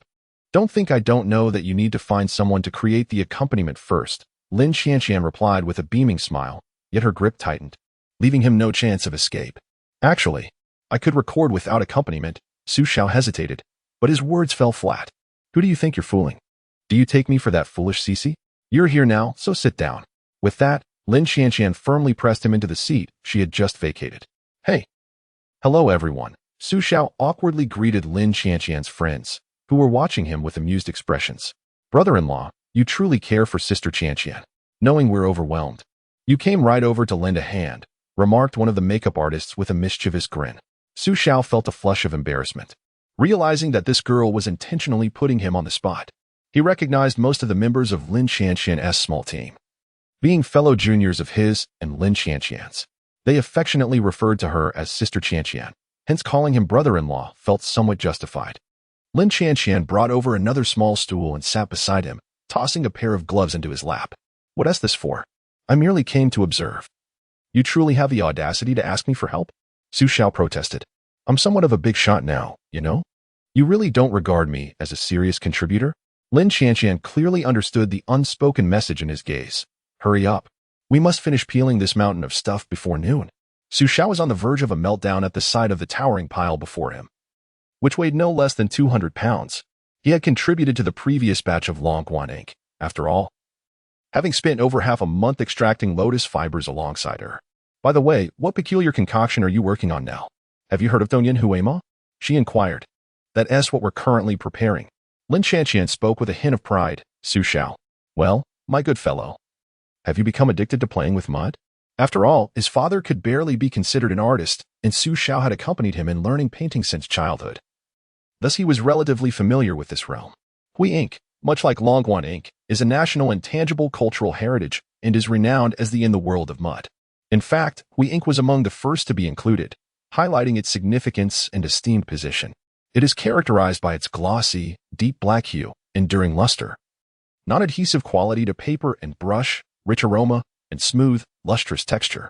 It is further revered for its lightness in application, clarity in grinding, pleasant fragrance, jade-like resilience, silent grinding, and the ability to leave marks as vivid as lacquer, lasting for millennia. Selecting a more aesthetically pleasing one, this lotus flower appears to be crafted from a mold. Its value is substantial, equating one tael of Hui ink to one tael of gold. Beyond its artistic applications in calligraphy and painting, Hui ink itself is a comprehensive artistic treasure. Thus, the pile of blackened objects before him serves the purpose of extracting oil from the seeds of the tongue tree. Xiao, with a heart heavy as lead, inquired, Is that correct? Indeed, congratulations on your correct answer. Your reward is to finish shelling all of them before noon. Lin Xianxian, the mischievous sprite, inflicted another jab into his heart. Casting a resentful glance at Lin Xianxian, Xiao felt an urge to strangle her. However, he reconsidered. Doing so would leave Xixi without a mother. Perhaps he truly would. Never mind. Let us focus on the task at hand. Xiao lamented, to produce high-quality tung oil hui ink, the requirements are undeniably stringent. The primary material is the ash from burnt tung oil lamps. This ash is scarce. A lamp burning for an entire day and night yields only about 10 grams, and one must vigilantly scrape it down to prevent clumping. Thus, Lin Xianxian and her companions were currently engaged in the initial step, refining handmade tung oil. I shall refrain from elaborating on the subsequent production process. Those interested may explore videos on Douyin regarding hui ink from Nanxiang. And then, concerned for his wife, Xiao diligently toiled for half a day, shelling tung oil seeds until his fingers cramped, making it difficult to grasp chopsticks without trembling. You still have the audacity to laugh. In the afternoon, while driving home, Xiao could not help but shoot a glare at Lin Xianxian beside him. I am utterly befuddled, willingly falling into her trap. Had I known it would be like this, I would not have bothered with the new neighbors at all. I should never have heeded Lin Xianxian's sweet talk about setting up the studio here. The lessons of these past years have been in vain. Xiao silently chastised himself, continuously lamenting. Initially, he had been blinded by folly, believing Lin Xianxian's claims that having their studios together would provide mutual support. And now, the support had indeed manifested, albeit solely for Lin Xianxian. Speaking of which, I have helped you in every conceivable way. It is now time for you to reciprocate. Is it not? Xiao cast a fleeting glance at her. Ah. Lin Xianxian formed a delicate gesture with her hand, lifting her collar slightly. She gazed at Xiao, blinking rapidly, sending him a flirtatious look. Then, in an unusually soft and charming voice, she said, "Young Master Su, please maintain your decorum." This humble girl does not engage in such transactions. Her pitiful demeanor, with eyes brimming with unshed tears, made Xiao wish to steer the car directly into the nearby river. This enchanting Lin was up to her antics once more. Regarding Lin Xianxian's identity as a traditional cultural influencer, I wish to clarify that I am indeed leveraging her status to promote and introduce our numerous cultural treasures. While many of these elements may seem irrelevant to our daily lives, they embody the profound heritage of our history and hold significant meaning. Take traditional Chinese medicine, for instance. It is in decline here, yet Japan has embraced and elevated it, while Korea shamelessly seeks to claim the Dragon Boat Festival as part of their cultural heritage. There are countless such examples. I aspire to contribute, albeit modestly, to the promotion of our traditional culture. After all, the future of our nation ultimately rests in the hands of millions of young people. If we do not value these legacies left by our ancestors, they may be appropriated by others, or, worse, lost to time. Such a loss would be monumental for us. Therefore, for those who may not appreciate this content, I extend my sincerest apologies and kindly ask for your understanding. Chapter 45, The Goddess and the Fierce Mother with the Timing and Setting All Awry.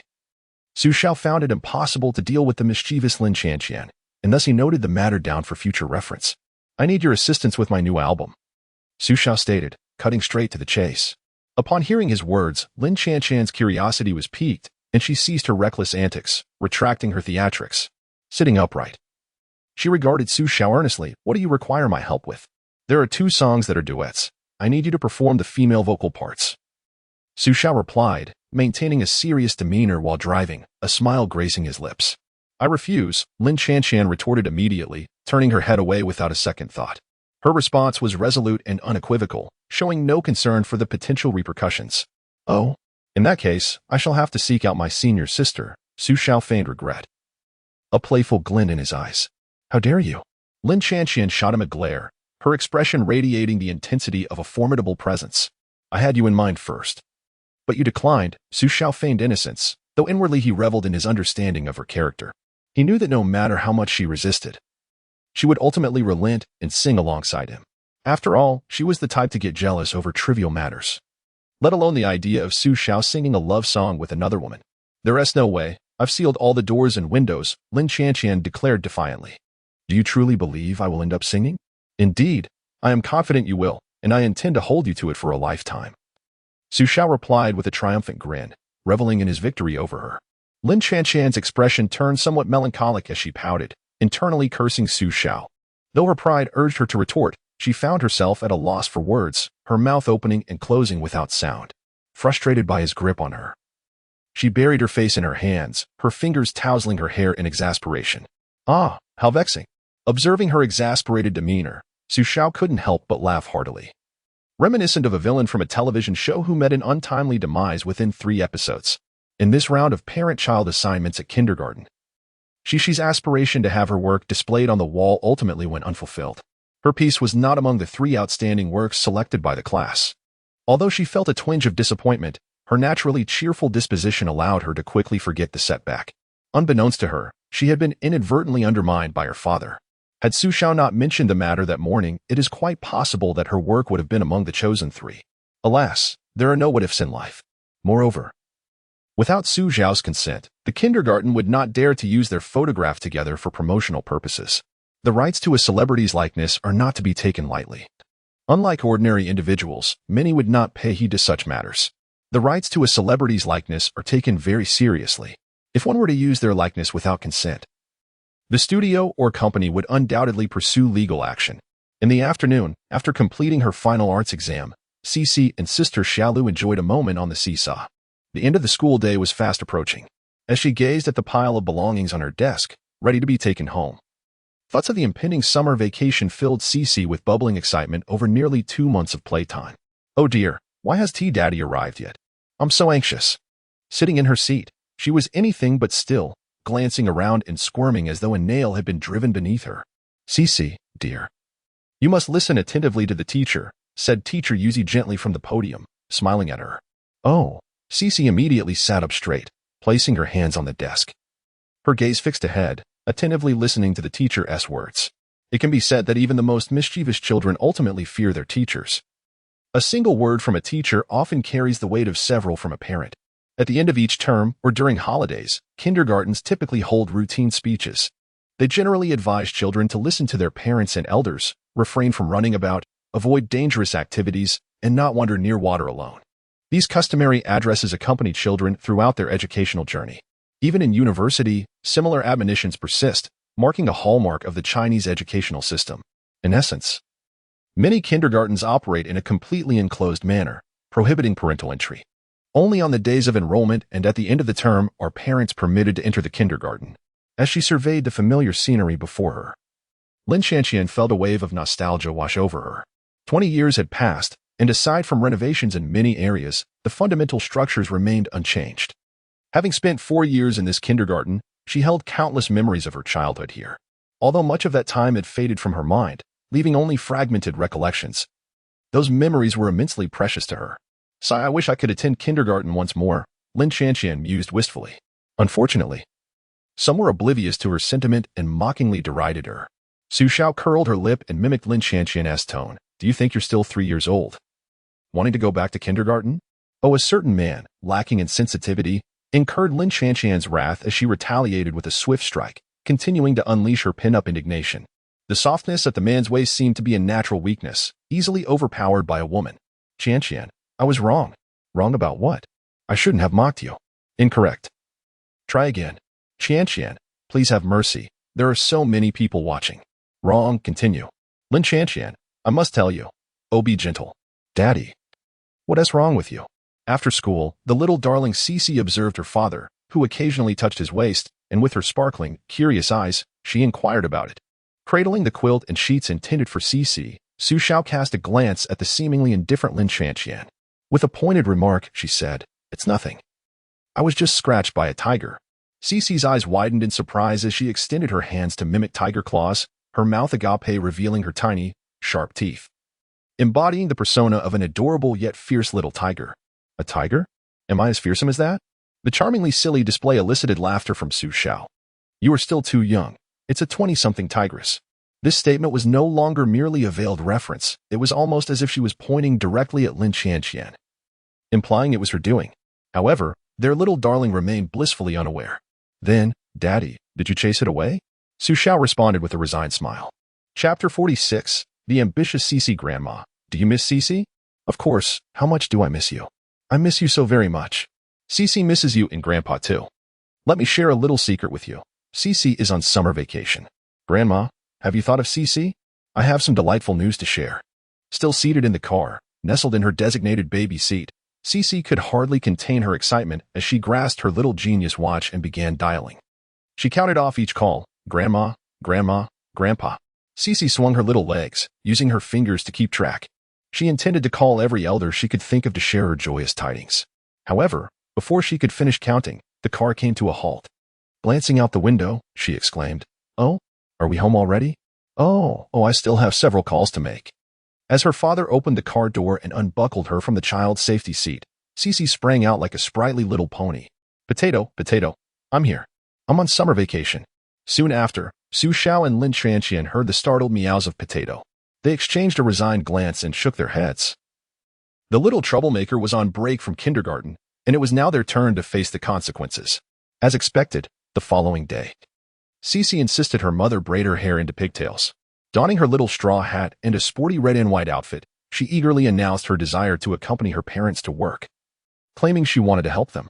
In truth, helping was merely a guise. She aimed to cause mischief, having missed her mother's workplace, which she fondly referred to as her backyard. Indeed, Lin Chanqian's small experimental base was dubbed CC's backyard.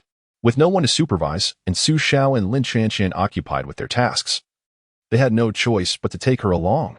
Lutiani acted swiftly, completing the accompaniment recording for What's the Harm within a day. As Xiao was scheduled to record this song today, reflecting on how this song originated from the little one before her, which subsequently led to a series of events. Xiao mused on the whimsical nature of fate. Now, as she prepared to record this song, the little one had chosen to tag along. "Xixi, I am Daddy's little lucky star." In Xiao's studio on the first floor, Xixi, visiting for the first time, gazed around with wide eyes. Her curiosity piqued by everything in sight. In this unfamiliar environment, the little one began to question her father. Daddy, is this your workplace?" "Yes. Daddy is the boss here," Xiao replied with a sense of pride. "Boss? Is it like the uncles and aunties in a small shop, selling things to others?" With her large, sparkling eyes and thick eyelashes fluttering like a dancing butterfly, Xixi asked. "Xiao, that's a good question. And you've caught me off guard. Please don't ask such things again." The boss refers to the person in charge here. Xiao endeavored to provide the most succinct explanation. "Oh, I see. Then I want to be the boss here too," Xixi exclaimed excitedly. "That's bold. I haven't even settled into this position yet, and you're already plotting a coup?" The receptionist, who juggled the roles of receptionist, administration, and logistics, couldn't help but laugh upon hearing Xixi's audacious declaration. Curiously observing the beautiful lady, Xixi dashed forward, grasping the edge of the counter with both hands as she tried to stand on her tiptoes to catch a glimpse. "Beautiful lady, what are you laughing at?" Seeing the little one struggle, Xiao had no choice but to pick her up. No longer needing to tiptoe, Xixi felt satisfied to be taller than the lovely lady and patted her father's shoulder. "Xiao, I'm just saying, little beauty, you are very adorable and lovely." The receptionist, still smiling, retrieved a box of snacks from the drawer and handed it to her. "Here you go, little beauty. What is your name?" "Thank you, beautiful lady. My name is Xixi," the little one replied with a joyful grin. "You are also very pretty, but just a little less than me." The cheeky little girl hugged the snacks with one hand while holding her thumb against her pinky to indicate just that slight difference. "Oh, who do you think is the most beautiful person in the world?" The receptionist, captivated by her quirky demeanor, couldn't resist teasing her further. "Of course, it's Xixi's. Xixi's mother. Xixi's mother is the most beautiful." Without a moment's hesitation, Xixi blurted out, only to quickly amend her statement after a swift glance around. The receptionist was nearly in fits of laughter. This little one was simply delightful. As the day unfolded, Xixi, with her endearing and innocent appearance and her irresistibly sweet chatter, quickly became the darling of the studio, mingling effortlessly with everyone, with her arms overflowing with treats. She even enlisted her father as help to carry a box of cookies and chips. "Aunt Nan, I haven't seen you in ages. I missed you so much." "Did you miss Xixi?" Hearing the commotion outside, Aunt Nan emerged from the office just in time to see Xixi bounding towards her, arms laden with an abundance of snacks. As she ran, snacks tumbled from her grip, and in her haste, Xixi turned back to retrieve her fallen goodies. This scene elicited laughter from everyone present. This adorably clumsy little figure truly was their source of joy. "Sister Nan, I have my arms wide open, eagerly awaiting your arrival. Yet you perceive me in such a manner?" In the office, Xiao was discussing matters with Sister Nan. "Sister Nan, I believe," crunch, crunch. This was the sound of Xixi munching on potato chips while nestled in Sister Nan's embrace. Xiao cast a glance at Xixi before continuing. "What's wrong with directly, crunch, crunch?" At this moment, Xiao fell silent, fixated on Xixi. "Daddy, if you look at me like that, I will feel embarrassed." Although she uttered these words, Xixi's face bore no trace of embarrassment. She licked her fingers, blinked, and addressed her father. You may continue your conversation. Don't mind me. I promise to be good and will not disturb your work at all. Xiao, whose audacity have you inherited? It must be an innate trait. Regardless, it has nothing to do with me. Chapter 47. Cherish without needing to consult her father. Simply heed my words. I am the boss. In the lounge of the recording studio, Xixi nestled in Aunt Nan's embrace, savoring the jelly they had offered her. Her eyes, wide with curiosity, remained fixated on her father working in the recording studio. Through the glass, she observed her father's lips moving rhythmically, as if he were singing. Yet no sound reached her ears. At this age of boundless curiosity, she tilted her head and inquired, Aunt Nan, why is Daddy confined in that little glass room? Because your father is recording a song, dear. We must keep our voices down so as not to disturb Uncle Lou's work, Aunt Nan replied with a smile. Gently pinching Xixi's cheek and gesturing towards Uncle Lou, who was donning headphones in the control room. Embarrassed, Xixi stuck out her tongue at Aunt Nan, then placed her finger on her lips. Shh, she whispered, embodying the essence of quietude. Her mischievous demeanor brought a smile to Aunt Nan's face. Raising a daughter is most delightful when she is as young as Xixi. As they grow older, they tend to become less obedient, reflecting on her own somewhat rebellious daughter. Aunt Nan shook her head with a sense of resignation. After a while, unable to contain her curiosity any longer, Xixi began to ask another question. This time in a barely audible voice. Aunt Nan, what does it mean to record a song? It means to capture your lovely singing voice so that everyone can enjoy it, Aunt Nan explained. Xixi's eyes sparkled with excitement. Can I record a song too? Although thrilled, she made a concerted effort to keep her voice low. Well, Aunt Nan hesitated, unsure of how to respond. Is it not possible? In truth, Xixi sang beautifully. Oh, how beautiful is it? Aunt Nan teased, glancing at her father and Uncle Lou. Xixi hopped down from Aunt Nan's lap, taking her hand to lead her outside. What are we going to do? Aunt Nan, we are going outside, and I will sing for you. Then you will know how lovely my singing is. Determined to prove her talent, Xixi aimed to stage an impromptu performance. Aunt Nan pondered for a moment. Since she had nothing pressing to attend to, she decided to accompany Xixi in her playful endeavor. They soon found themselves in the corridor. Amen, before a grapevine. Tender green just sprouting, a snail carries. The song Snail and Oriole was penned by Chen Hongwen, composed by Zhuo Hongyuan, and performed by Xia. In the corridor, standing before Aunt Nan, Xixi sang while moving her hands and feet, performing adorable and innocent gestures. Even the little tuft of hair atop her head seemed to come alive, swaying in rhythm with her movements. Her sweet, crisp voice, combined with her charming antics, nearly captivated Aunt Nan, a seasoned observer of life's tumultuous waves. This time, it was her turn to be illuminated with excitement, as a hazy plan began to take shape in her mind. However, upon seeing Xiao in the recording studio, her nascent scheme shattered irreparably. Sister Nan understood that Xiao would certainly not allow Xixi to debut, and even when Xixi grew older, it remained uncertain whether she would be permitted to pursue a singing career. It was truly a pity to squander such promising potential. Sister Nan shook her head in resignation. Auntie Nan, do I sing beautifully? With her bright, sparkling eyes, Xixi looked up at Sister Nan with eager anticipation, gazing at the adorable child before her. Sister Nan could not help but smile indulgently. Of course, you sing beautifully. Then can I record a song? That you must ask your father, for he is the boss. Bending down to gently tease her pert little nose, Sister Nan replied with a smile. Xixi puffed out her chest, speaking with a certain pride. No need to ask Daddy. Just listen to me. I'm the boss too. You are also the boss? And what kind of boss are you? Sister Nan inquired with a bemused expression, eager to hear what amusing response the little one would conjure. In the face of Aunt Nan's confusion, Xixi asserted confidently. Daddy is the current boss, but I am the future boss. Sister Nan couldn't help but chuckle at the child's words, thoroughly entertained by her precociousness. Indeed, at such a tender age, she was already harboring ambitions. Yet, she was correct. She truly would be the future boss. Well then, since you, the future boss, have spoken, after your father finishes recording, I shall take you to record, Sister Nan declared with a smile. Hooray! Auntie Nan, you are the best. Xixi cheered, bouncing with delight. Auntie Nan, lower your head, the little one gestured. For what purpose? Sister Nan asked, somewhat puzzled, yet she complied and lowered her head. Mua, embracing Sister Nan's neck. Xixi planted a loving kiss on her. Touching the spot where she had been kissed and gazing at the grinning child, Sister Nan couldn't help but marvel internally. What a delightful surprise this little one had given her. She was already quite the charmer. After the first recording session concluded, Lu Tianyi pointed at several marked sections on the screen and addressed Xiao. This part, in this small segment here, listen carefully. I believe we can improve it further to enhance the emotional richness. As a music producer, it was natural for him to engage in discussions with the singer during the recording process and offer pertinent guidance. Taking the headphones Lu Tianyi offered, Xiao listened intently to the sections he had highlighted and nodded. Understood. Ego. Let's do it again. She turned and re-entered the recording studio. In any endeavor, achieving success is seldom instantaneous, and recording a song is no exception. Sometimes, it could take several days to perfect a single track. This is why Lu Tianyi mentioned that releasing a new album by the end of the month could place considerable pressure on Xiao.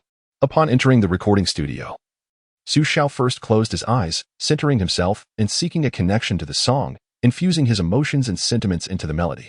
A classic song may evoke joy or sorrow, yet it possesses the power to resonate with the audience's emotions. This necessitates the performer to channel their feelings while singing, allowing the listeners to perceive the depth of emotion in their voice. Although it may sound somewhat elusive, it is indeed the essence of the craft. Taking a deep breath, Xiao donned his headphones and signaled an OK gesture to Lu Tianyi outside. Lu Tianyi promptly nodded and pushed the control lever upward. The lively melody of what could be filled his ears, and Xiao immersed himself completely in the atmosphere of the song. He then began to sing. It seems like it's raining in the sky. After the second recording concluded, Lu Tianyi was astonished to find no discernible flaws whatsoever. Skeptical, he listened repeatedly, only to ultimately marvel at the poise of this young man, who indeed had the merit to be proud. His anticipation for Xiao's upcoming album grew stronger, as he believed it would deliver an impact greater than any music festival to all who experienced it. Chapter 48. Cherish. The first step to seizing power is to undermine father. The music festival had only concluded 3 days prior. Yet the whirlwind it generated across the internet still lingered. While it left audiences in awe, it simultaneously continued to amplify Xiao's influence. Nowadays, when Xiao strolls down the street, it is no longer feasible to brazenly forego wearing a mask. If previously it was Sister Nan who guided the narrative with intention, now the momentum is entirely organic. Numerous self-media outlets and short video platforms have republished videos of Xiao's performance at the festival. This not only attracted a plethora of views and attention, but also significantly elevated the recognition of Su Ran's return in the 3 songs he performed. On the 3 major music platforms, songs like A Vast Sky have consistently dominated the top 3 positions in downloads for the month, with an upward trend that seems poised to shatter annual records.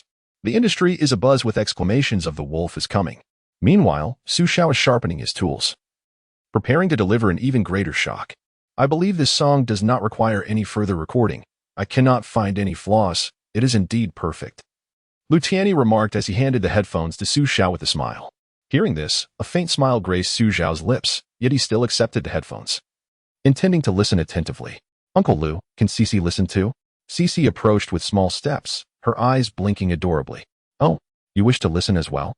Lu Tianyi's gentle smile widened at the sight of the amusing little one. Despite being unmarried for various reasons, it did not mean he lacked affection for children. Perhaps due to not having kids of his own, he found himself more tolerant and patient with them. Xixi nodded earnestly. "Certainly, there is another pair of headphones." Lu Tianyi produced another set and personally adjusted them to fit her, even supporting the headphones with one hand to ensure they stayed in place. "Thank you, Uncle," Xixi beamed, expertly covering her ears with both hands, clearly accustomed to wearing headphones to listen to music at home.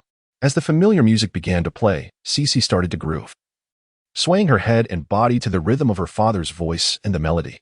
Once the song concluded, Lu Tianyi did not inquire about Xiao first. Instead, he turned to Xixi with a smile. "Did you enjoy it?" "Very much." Xixi nodded emphatically. "Of course, my daddy's songs are the best. It's just a pity you didn't sing my favorite nursery rhyme." Then, she turned to her father. "Daddy, are you done recording?" It's finished." After listening to this version, Xiao felt satisfied with the outcome. "Oh yay, you're done. Then it's Xixi's turn." Xixi cheered and immediately dashed toward the recording studio. "Lu Tianyi, Xiao, what is happening? What do you intend to do?" Fortunately, with her quick reflexes, Xiao promptly scooped her up and held her close. The little legs of Xixi flailed about, inadvertently propelling her further away from the recording studio. Once she regained her senses, she realized she was in her father's embrace and turned to him, exclaiming, "Oh dear, Dad, what are you doing?" Her expression was one of feigned indignation. Well, your skill in turning the tables has certainly improved," she added, I was just about to ask you what your intentions were. Xiao playfully flicked her forehead with a finger. Covering her forehead with both hands, Xixi pouted. I want to record a song. Record a song? At your tender age, what song could you possibly record? Xiao retorted, somewhat exasperated. Why is it acceptable for you, an adult, to record songs while it's not for me, a child? Xixi defiantly raised her chin and asked. Xiao couldn't help but chuckle at her boldness. With such prowess, why don't you reach for the heavens? Look at how spoiled you've become. You've lost all sense of humility. Today, I shall don the mantle of a strict father. Before he could roll up his sleeves, Nanjia approached with a smile. Since the accompaniment isn't ready yet? And you both have nothing else to do, let her have a taste of the experience. Xiao exclaimed in disbelief. Nanjia, what is going on? When did you fall under the spell of this little imp? How could you join in her mischief? After a moment of contemplation, Lu Tianyi chuckled. Well, since she wishes to experience it, why not let her? I have no objections. In fact, many recording studios outside only require a small fee for anyone to experience. Since we have the means, what's wrong with our little princess wanting to try it out? Lu Tianyi explained lightly. With the support of her two allies. Xixi's confidence soared. Exactly. What's wrong with a baby wanting to experience this? Xiao chose to ignore the little one's antics, pretending not to know either of them, and glanced back and forth between Lu Tianyi and Nanjia. Eventually, he nodded in resignation.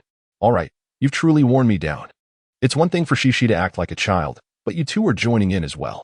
So, what do you want to sing? Xixi. The clever little one in his arms declared, I want to sing Counting Ducks. She clapped her hands, brimming with enthusiasm.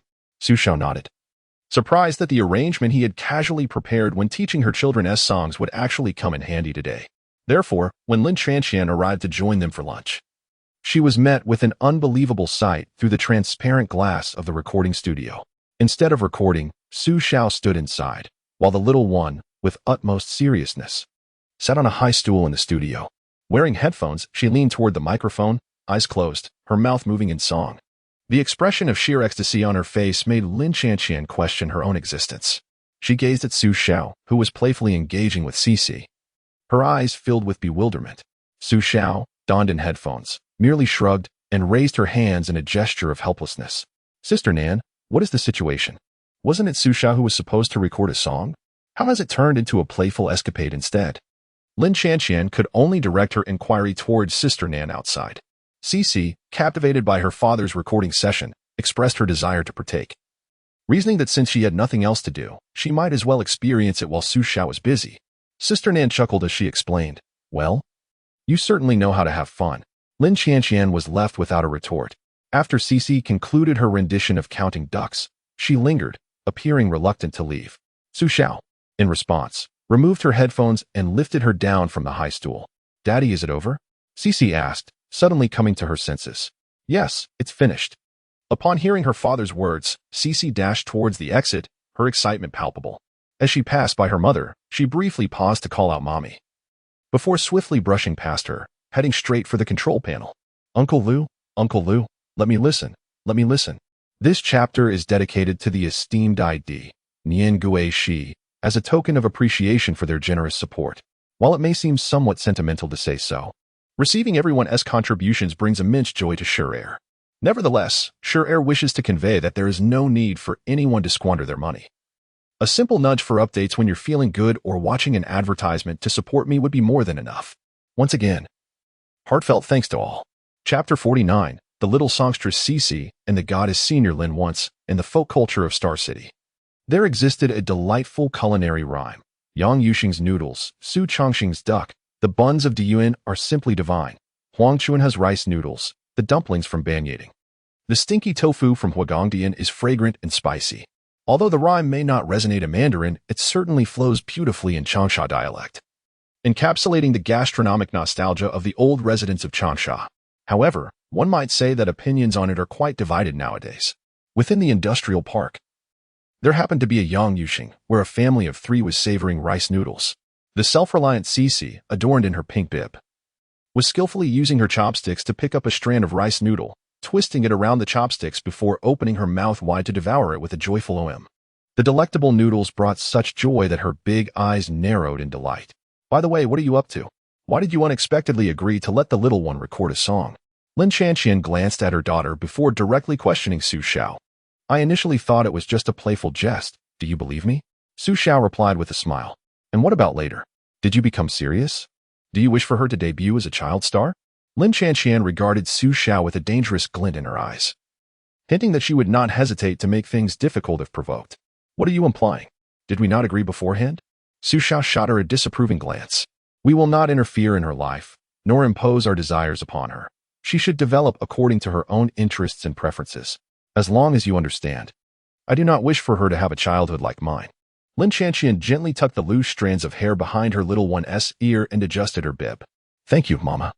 Xixi beamed at her mother and resumed her meal with vigor. Lin Chanxian tenderly patted her little head in response. The child wishes to experience this. And with Sister Nan and Brother E supporting her, I thought it would pose no significant issue, so I allowed her to have the experience. In retrospect, it seems quite beneficial. We have captured numerous photographs to document her growth and preserve her childhood memories. Recording songs is similar. We can capture the nursery rhymes she sings now to play for her when she grows up, which offers a delightful reminiscence. A gentle smile graced Xiao's lips as he shared his thoughts with Lin Chanxian. She nodded thoughtfully and then extended her hand towards him. Hand me your phone. What for? Xiao asked, puzzled, yet he complied and handed it over.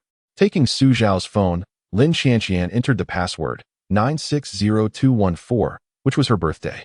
The wallpaper displayed a heartwarming scene of her and Xixi in matching outfits, engaged in pottery. She located the song Xixi had just recorded, set it as Xiao's ringtone, and then sent the song file to herself. Subsequently, she changed her own phone's ringtone as well. Finally, feeling a twinge of apprehension, she called Xiao's number to test it. From the phone's ringtone, the innocent melody of Xixi's voice resonated. Under the grand bridge before the door, a flock of ducks swam by. At that moment, the little girl, Xixi, whose eyes sparkled with delight, realized that this was the very song she had just sung. She turned her head to glance at her mother, her large eyes shimmering with excitement. Indeed, it was the song she had just performed. Lin Chanxian playfully poked her cheek, and upon receiving confirmation, Xixi gave her mother a thumbs up, as if to say, "You have great taste, Mom." However, a little scheme began to brew in her mind. She thought of how her grandparents' and great-grandparents' phones could all have her song as their ringtone. That way, Xixi could consider herself a little songstress. Time flew by, and before they knew it, Saturday had arrived, the day of Su Jianzhang's concert. The classmates were quite supportive. Under Su Zhao's strict guidance, not a single student in the class failed the vocal theory course. True to her word, Su Xiao distributed the concert tickets to her classmates. As night fell, the stadium illuminated brightly, capable of accommodating 60,000 people, bustling with energy and completely packed. In the front row, Su Xiao took her seat before heading backstage to greet Su Jianzhang and the others. She was quite familiar with this place, having rehearsed with the band here the previous afternoon as a guest performer. Once her father left, it was Cixi's first time experiencing such a massive crowd, and she was utterly exhilarated. She squirmed in her seat, glancing around restlessly, unable to sit still for a moment. All right, sit still for me. You're all sweaty. Lin Chanxian chided, giving her a playful glare as she took out a wet tissue to wipe away the sweat. Mom, there are so many people. It's so dense. Like little ants. Xixi exclaimed, her face alight with excitement. Okay, I know. You've mentioned it several times now, Lin Chanxian said, gently tapping her forehead with her finger. Oh, the baby is hurt. Must have kisses, hugs, and joyful drinks to feel better. Xixi dramatically flopped back in her chair, feigning injury. Although her mother had only tapped her forehead, she exaggeratedly clutched her chest, tilted her head, and stuck out her tongue. The comical display was irresistibly amusing. Earlier, upon entering, Lin Chanxian had purchased 2 cups of the green bottled joyful drink, one large and one small, but she didn't give Xixi hers immediately. Consequently, Xixi had been scheming to sneak glances at the cup that was rightfully hers. If you're hurt, we must go to the hospital, Lin Chanxian remarked nonchalantly. No need, Mommy, I'm all better, Xixi exclaimed, jumping up at the mention of a hospital, instantly losing interest in kisses, hugs, or joyful drinks. The mere thought of the long, sharp needle in the nurse's hand filled her with dread. If you were to ask children whom they feared the most, the nurse administering injections would undoubtedly rank in the top 3. What were you just talking about? Su Xiao asked with a smile as she returned from greeting others. As a guest performer, she would have to wait until intermission to take the stage. Just now, your daughter mentioned she was injured, and I was contemplating whether to take her to the hospital. Lin Chanxian, with a teasing glance at Xixi, remarked, No, Dad, don't listen to Mom's nonsense. Xixi is in perfect health, eating well and thriving. Xixi, feeling anxious, even rolled up her short sleeves to demonstrate her biceps to her father. However, the chubby little arms hardly showcased any semblance of muscle. If the little one believes she has them, then so be it. At that moment, led by the petite class monitor Su Mingming, all members of the 2023 vocal performance class queued to enter the venue, arriving at their location. Teacher Su, Teacher Su. The exuberant college students greeted Su Xiao enthusiastically. They then approached Lin Qianqian, who wore a white dress and light makeup, exuding an elegant and ethereal charm. Clearly, compared to Su Xiao, they felt somewhat shy in the presence of their goddess, Senior Lin. Hello, Senior. Hi, Lin Senior. Although it was their first encounter with the legendary senior and mentor, the students felt a sense of familiarity. Not to mention Lin Qianqian's identity as a popular influencer with 30 million followers, her accolades displayed on the college's honor wall were enough to leave them in awe. Delighted by her juniors addressing her as senior, Lin Qianqian smiled and nodded in acknowledgement. After a brief exchange of pleasantries, the students took their seats. Observing the sea of sky blue support boards and light sticks emblazoned with the name Su Ran, and even some classmates adorned with glowing headgear and stickers bearing his name, Su Xiao felt a mix of amusement and exasperation. It was quite a sight to behold. A class of students had transformed into his fan club. It was evident that they had prepared these items in advance. Shaking his head with a smile, Su Xiao turned to Su Mingming, who sat beside him. I appreciate your intentions, but you really didn't have to go to such lengths. It's extravagant and a waste of money. Hey, we did a group order, so it didn't cost much. After all, we can use them again next time. The class monitor chuckled, though her gaze was fixed on Xixi sitting next to Su Xiao. Wow, Xixi looks so adorable. Oh, Chapter 50, the flamboyant Su Xiao and the eager Xixi. Xixi's eyes widened in curiosity as she fixated on the luminous headpieces adorning their heads and the stickers gracing their faces, clearly longing for one of her own. Between Su Xiao and Xixi, the two exchanged wide-eyed glances, a captivating tableau of innocence. Teacher Su, may I change seats with you? Su Mingming implored. Her gaze filled with hope. Absolutely not, Su Xiao replied, crossing her arms defiantly. Don't think for a moment that I am unaware of your intentions. You promised me you would play with Xixi. Did I? I have no recollection. Su Xiao shot her a sidelong glance, feigning indifference. Teacher Su, how can you go back on your word? Su Mingming exclaimed, her demeanor shifting to that of a distressed young girl, her expression one of pouting innocence. She resembled a larger version of Xixi, utterly wronged. Realizing that Su Xiao intended to be obstinate, Su Mingming decided to resort to her secret weapon. With a determined frown, she unzipped her bulging backpack, eager to unveil her strategy. Curious about her impending trick, Su Xiao turned her head, only to be greeted by the sight of the small backpack overflowing with an assortment of snacks. Typically, at most concerts, small snacks are permissible, though bottled water and beverages are not allowed. Those interested may inquire about the Xiao Chuan concert incident. Su Xiao gasped in astonishment, my goodness. You truly went to great lengths. Are you here for the concert or merely to seize this opportunity to play with Xixi? Unable to contain her excitement, Xixi, who had been stretching her neck in anticipation, could no longer resist. Without needing Su Mingming's coaxing, she dashed past her father with small, eager strides, her face radiating a delightful smile. Pretty sister. As the vibrant music and rhythmic beats surged, Su Jianzhong, resplendently attired, slowly emerged from the rising platform under the dazzling lights. Friends of Star City, how are you? The arena, filled to the brim, erupted with exuberant cheers. The audience fervently waved their support banners and light sticks, transforming the venue into a sea of twinkling stars. The sudden spectacle momentarily left Xixi, happily sipping her drink and munching on chips, momentarily stunned.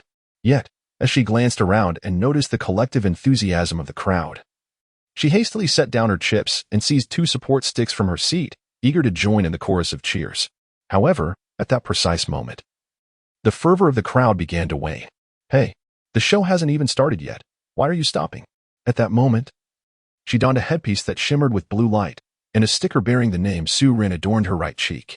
It was clear that these embellishments were gifts from Su Mingming. However, before long, the next round of cheers is about to erupt. On stage, Su Jianzhong wears a cool smile. It brings me great joy to see such passionate souls like you in this fiery July. Instantly, the venue is filled with another wave of fervent applause. Prepared for this moment, Xixi leaps into the air, waving her 2 light sticks and joining in the jubilant screams. Lin Qianqian, who has switched seats to sit beside her and keep an eye on her, watches the little one with amusement as she dances about, embodying the spirit of exuberance. At such a tender age, she does not comprehend the concept of idol worship. She simply revels in the chaos, thriving in lively surroundings. A special song, a unique love, for you special ones, Su Jianzhong announces, and the applause and cheers thunder throughout the venue. The subsequent songs delivered by Su Jianzhong are filled with fervor, igniting the atmosphere to a fever pitch. The high-energy music fuels the fans' enthusiasm, allowing them to sway to the rhythm, unleashing their inner passions. Xixi, caught up in the infectious energy, dances without restraint, akin to someone who has just consumed a burst of exhilaration. As the crowd cheers, she mirrors their excitement when they sing in unison. She too waves her light sticks in harmony. Unaware of her father's departure, she continues to enjoy the moment until Su Jianzhong finishes another song. Planning to take a brief respite and sip her drink before joining in again, she suddenly realizes her father's seat is empty and he has long vanished.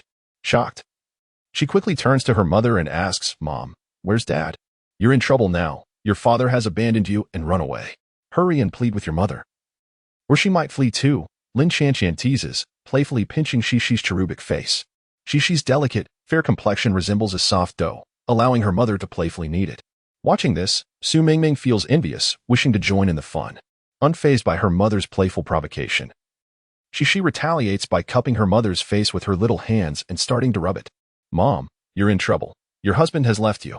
Quickly plead with Xixi, or she might run away too. Come on, Mom, let's hurt each other." Lin Qianqian is taken aback by the cleverness of this little one. Meanwhile, on stage, after an hour of singing and dancing, Su Jianzhong begins to feel fatigued. 8 years ago, in Star City, I met a remarkably talented young man through a talent show.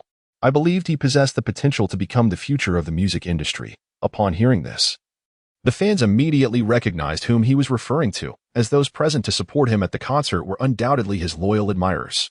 Many are aware that 8 years ago, Su Jianzhong gifted his guitar, which he had cherished for over a decade, to Su Ran during a live performance, creating a memorable moment in the music industry. Coupled with the recent buzz surrounding Su Ran's return, the internet is abuzz with discussions. Initially, having 3 songs dominate the charts was already remarkable. However, the release of the new song "What's Wrong With It" yesterday catapulted straight to the top of the rankings, reigniting fervor around his name, leaving many to ponder Su Ran's undeniable prowess. "I trust you all know whom I am referring to." With a beaming smile, Su Jianzhong announced.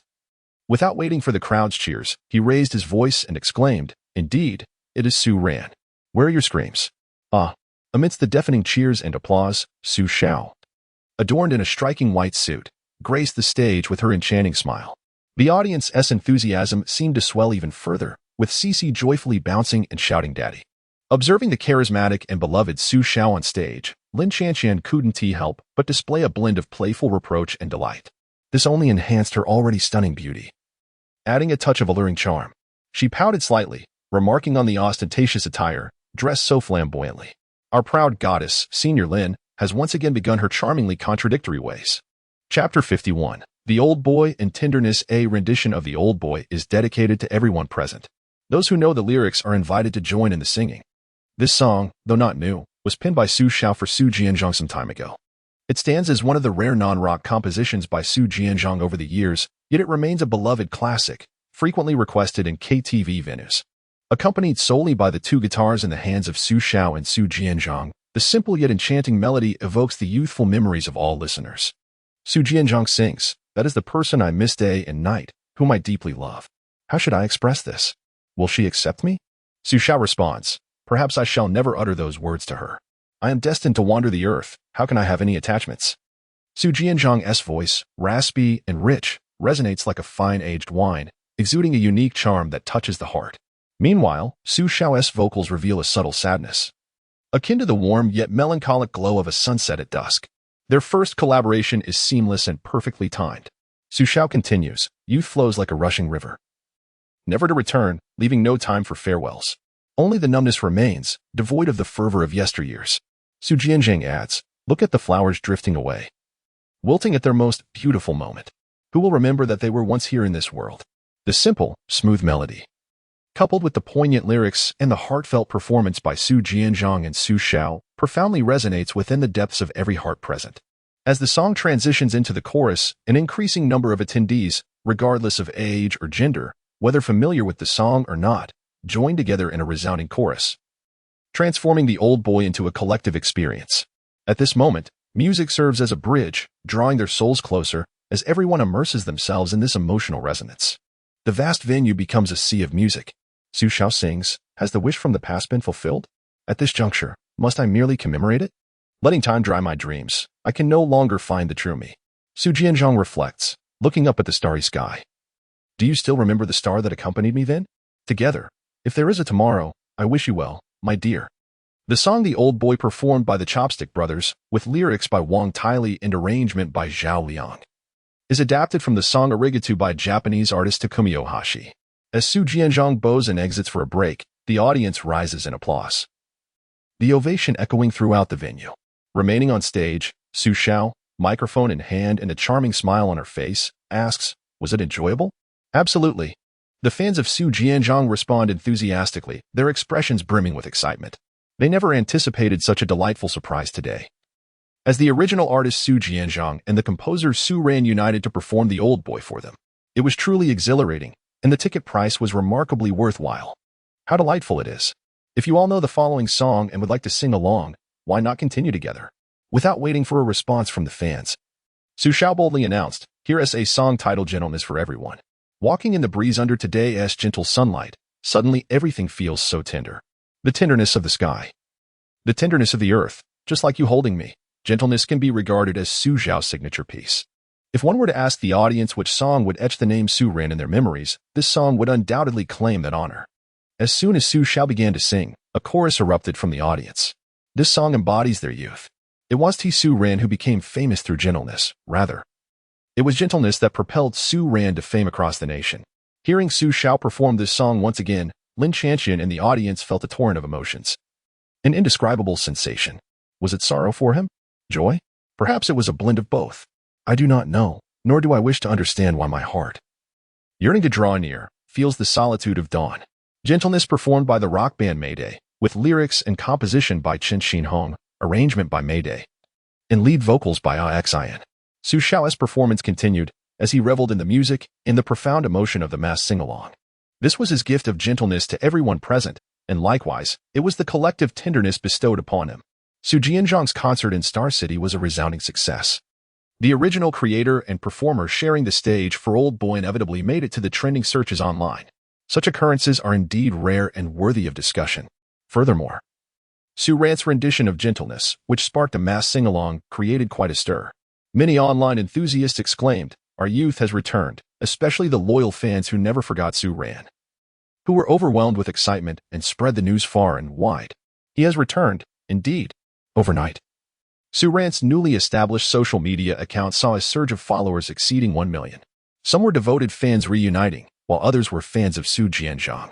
Although only 60,000 of Su Jianzhang's fans attended the concert, many witnessed Su Ran's performance through various online video platforms and genuinely acknowledged his talent.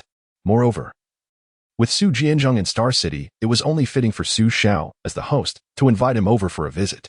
That evening after the concert, the family extended an invitation to Su Jianzhang to come over the following day. The charming little one was indeed far sweeter than her father, addressing him as Uncle Su, which brought immense joy to Su Jianzhang. Thus, the next day, when Su Jianzhang visited Su Zhao's home, it turned into a delightful shopping spree. Therefore, Xixi was delighted to receive an abundance of toys and snacks, leaving her utterly elated and somewhat disoriented. This scene prompted both Su Xiao and Lin Chanqian to express their astonishment. The little one's remarkable affinity for her elders is indeed quite astounding. After the concert concluded, preparations for the songs of the new album continued steadily. Su Xiao found himself with a rare few days of respite. He planned to take advantage of Xixi's summer vacation to systematically teach her classical poetry. Together with Lin Chanqian, they could nurture Xixi's interests and hobbies organically, allowing her to explore and develop according to her own inclinations. However, imparting knowledge of classical poetry was essential. It was crucial to teach her earnestly. Not only would it enrich her cultural foundation and shape her character, but it would also cultivate her appreciation for the beauty of language. It was imperative not to raise her as a mere pretty face devoid of substance. Chapter 52. By father's surname, by mother's name, crown with your own name. On a sweltering afternoon, the incessant chirping of cicadas permeates the air outside. The central air conditioning hums tirelessly, continuously delivering a stream of cool air, ensuring the interior remains comfortably temperate. In the living room, Xixi's hands are folded neatly on the coffee table, earnestly following her father's recitation.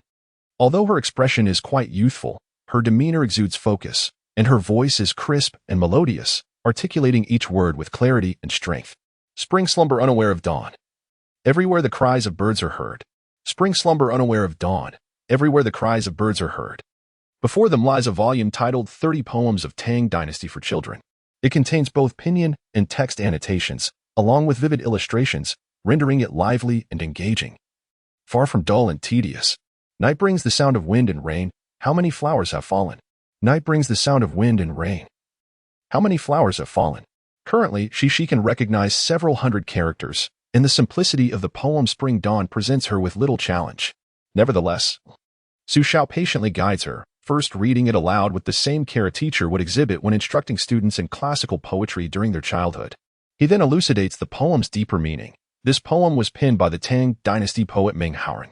After 2 years of practice, Xiao's storytelling prowess has significantly improved. Additionally, being a university lecturer, he has systematically studied educational theories for several years. Although he currently teaches only a foundational course, which may seem somewhat simplistic, it is more than sufficient for instructing a 4-year-old girl like Xixi.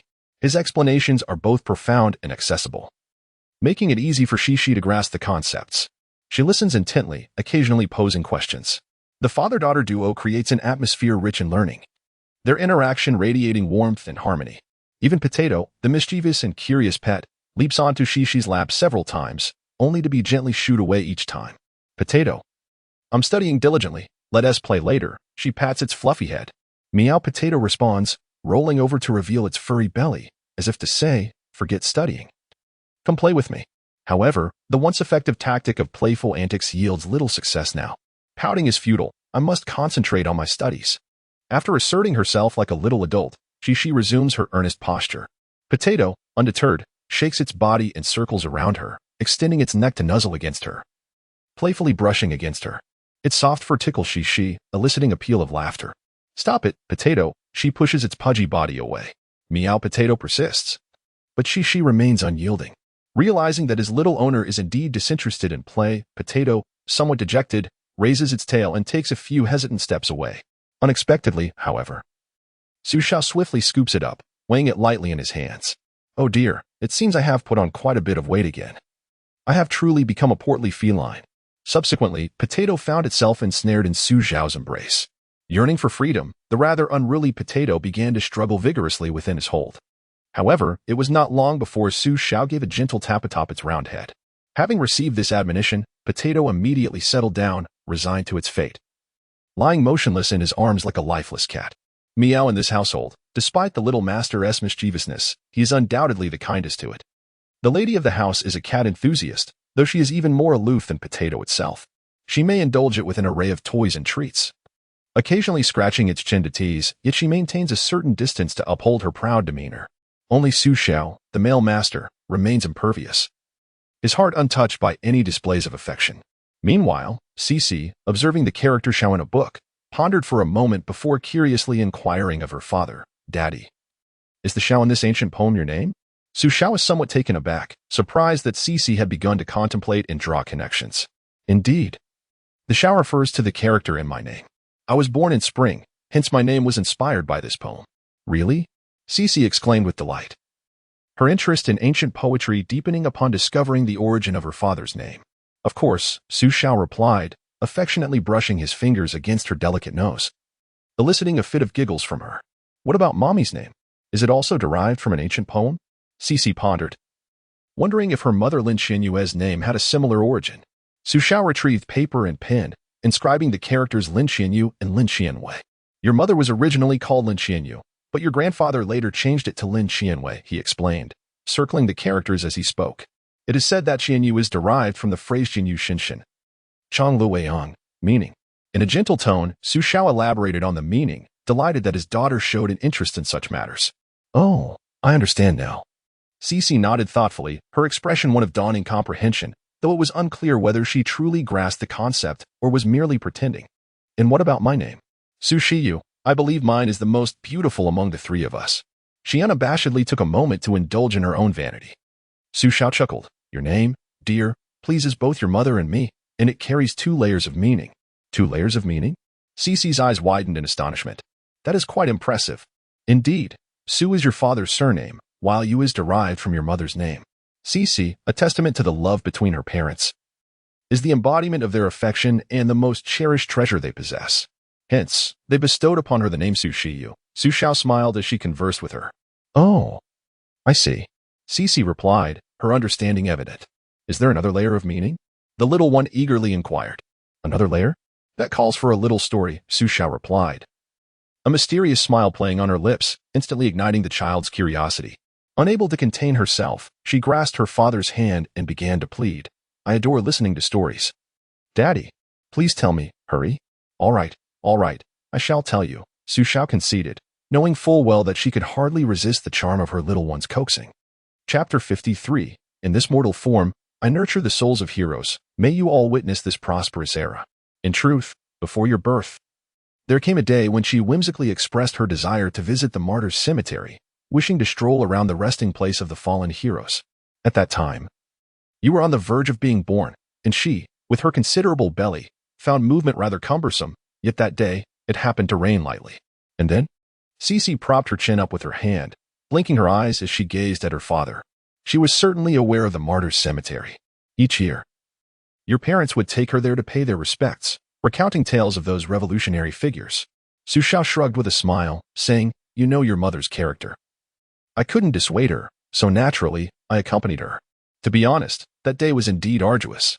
Starting from the martyrs' monument, they circled around and returned, needing to rest frequently.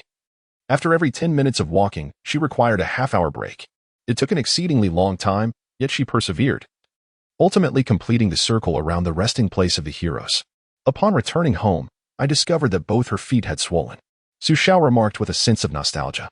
Xixi, feeling a twinge of empathy, looked at him with concern and asked, Dad, didn't you try to persuade Mom? I did, but her reasoning convinced me instead. She said, compared to the roads once traversed by the heroes, what did her journey signify? Reflecting on that event, Su Xiao remained filled with emotion. Reminded of a saying, May the morning sun always shine upon my land, and may we never forget the blood of the martyrs. Why? Xixi pondered. Did her mother insist on completing the circle? Being young, she could not fully grasp her mother's intentions. As she walked, she began to murmur to herself. What did she say? Xixi was captivated, her mind conjuring vivid imagery. In a land of peace, which hero would wish to return home with me? Allowing me to guard you through the ages, to show you our tranquil and prosperous motherland, traversing these splendid mountains and rivers? Xixi's expression turned somewhat perplexed. She blinked a few times, remaining silent. Eventually, they returned to the starting point, the center of the martyrs' cemetery, where a stone tablet inscribed with the names of the heroes stood.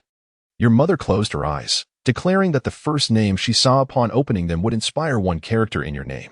Thus, the character she in your name, Xixi, came to be. Su Xiao gently patted her head, smiling affectionately. Xixi's mouth fell slightly open, taken aback for a moment. So, her name held such significance. As evening approached, the sun gradually descended, casting its final rays upon the earth.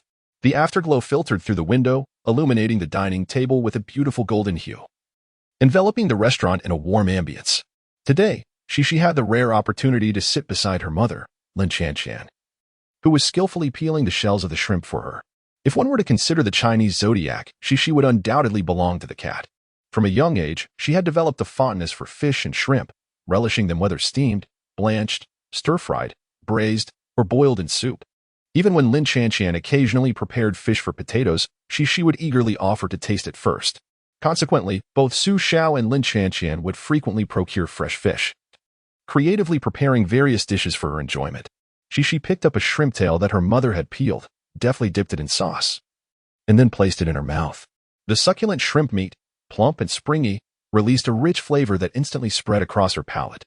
The delightful fusion of the dipping sauce and the shrimp tantalized her taste buds, providing a unique culinary experience. The subtle saltiness complemented by a hint of sweetness enriched the texture of the shrimp. A look of sheer bliss radiated from Xixi's face as she picked up a shrimp still in its shell, her small hands clumsily attempting to peel it with utmost seriousness and focus. Lin Qian moved slightly, as if to speak, but was gently restrained by Su Xiao, whose gaze conveyed a silent message to refrain. Although Xixi's peeling left the shrimp tail somewhat ragged, she had meticulously removed every piece of shell. After dipping it in sauce, she held it up to her mother. Mom, you should try it too. Lin Qianqian was taken aback, surprised that this was meant for her. The little one's well-behaved demeanor today prompted Lin Qianqian to glance at her and then lean in to take a delicate bite. Mom, is it delicious? Xixi asked, her eyes wide with anticipation, sparkling like stars. Yes, it's delicious, Lin Qianqian affirmed, eliciting a radiant smile from Xixi, whose large eyes crinkled into crescent moons. The warm glow of the setting sun bathed her in light, turning her hair a golden hue, and her smile, illuminated by the twilight, shone even more brightly, as if she were a little angel enveloped in happiness. After dinner, the mother and daughter snuggled close. Mom, why does everyone call you Qianqian, but only Dad calls you Qianqian? Nestled in her mother's embrace, Xixi wrapped her arms around her neck, her curious eyes sparkling with brilliance. Lin Qianqian glanced at Xiao beside her, her smile radiating warmth. Well, it's actually a beautiful misunderstanding, but your father, rather shamelessly, has continued to call me that until now. A little story is coming. But this one is different. It's a carefully prepared little surprise. Consider it a reward after 100,000 words. Additionally, if esteemed readers find the style of this novel to their liking, please extend your generous hand and give this book a favorable review. To be honest, compared to my previous work, this book's performance has been quite disappointing. With low ratings and few readers, only with an increase in the number of ratings and higher scores can the readership grow. Shenzhen truly requires your support and encouragement. Here, I would like to extend my heartfelt thanks to everyone. In the midst of a sweltering summer, during the latter part of August, 12-year-old Xiao, along with his parents, relocated from the bustling city of Huadu, where they had resided for over a decade, back to their hometown, Xingqing. Awaiting their arrival were Aunt Qin and Uncle Lin, two elders who exuded warmth and hospitality. Particularly, Aunt Qin, seated in the back seat, affectionately held Xiao's hand, gazing at him with a beaming smile while saying, Xiao, it has been years since we last met, and you have grown so much. You were even more charming than the girls when you were younger, so adorable that I never wanted to let you go. Upon their first encounter, Xiao was overwhelmed by Aunt Qin's flattery, leaving him feeling somewhat bashful. After all, he was a boy. How could he be considered charming? Yet, in the presence of elders, our young boy dared not act too presumptuously. Aunt Qin's home was adorned with warmth and care, with furniture and knickknacks arranged meticulously. During dinner, she spoke in her native dialect, enthusiastically urging Xiao to eat more banjiao, a type of pepper. Indeed, Xiao had not misheard. Aunt Qin was not merely encouraging him to eat more vegetables, but specifically to indulge in the banjiao. Being still quite young, Xiao found the dialect of his hometown intriguing, a sensation he could never experience while in Guangdong province.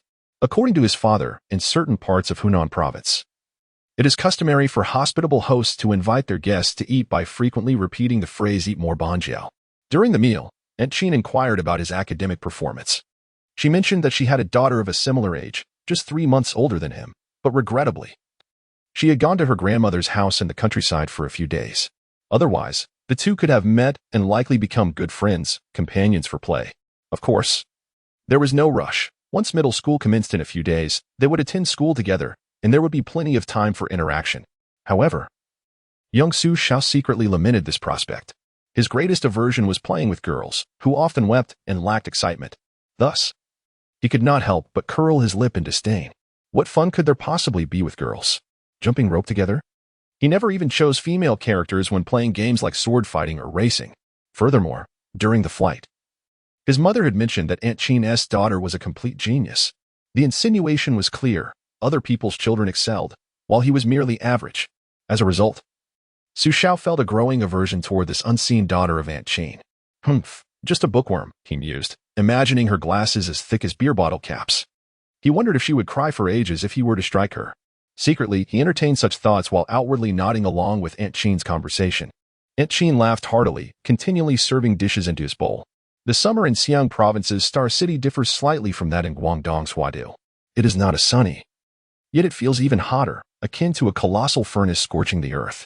My father explained that Xiang province is surrounded by mountains on 3 sides and water on one. Unlike Guangdong's coastal breeze, making the summer's furnace-like heat unsurprising. Thus, the game-loving Xiao, having returned home in recent days, spent his time indoors, relishing the air conditioning while playing games, reluctant to venture outside. Eventually, his unyielding mother chastised him thoroughly before sending him out to explore the world beyond their home.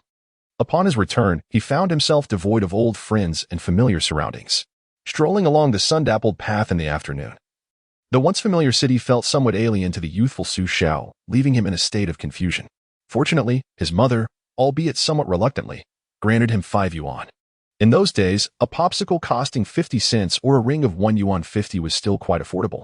In the alley, having just purchased a popsicle, Xiao had only managed to lick it twice when he was confronted by a group of teenagers, seemingly only a few years older than himself, who blocked his path. Judging by their demeanor, they appeared to have set their sights on the substantial sum of 4 yuan and 50 cents in Xiao's hand. After all, in this era, an hour of internet access at a black internet CAF only cost 1 yuan. A mere glance at them made the astute Xiao realize their intentions were likely nefarious. Feigning nonchalance, he lowered his head and attempted to bypass them, discreetly quickening his pace and preparing for a hasty escape. As he passed by, the gang members exchanged glances. Bewildered, "Is he just walking past us as if we don't exist?" One of them called out, "Hey, you, stop." Foolish would be the one to stop. Xiao muttered under his breath, quickly licking his popsicle before sprinting away. Under the blazing summer sun, Xiao raced forward, the popsicle in hand, while the gang pursued him relentlessly. Calmly, he led them through a maze of narrow alleys, the houses blurring past him. The wind generated by his sprint brought him a sense of exhilaration, alleviating his recent frustrations from moving.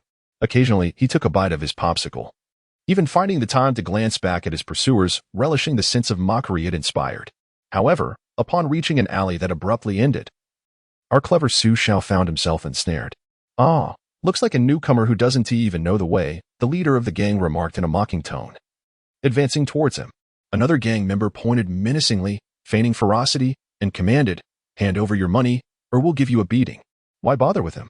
A beating is in order first.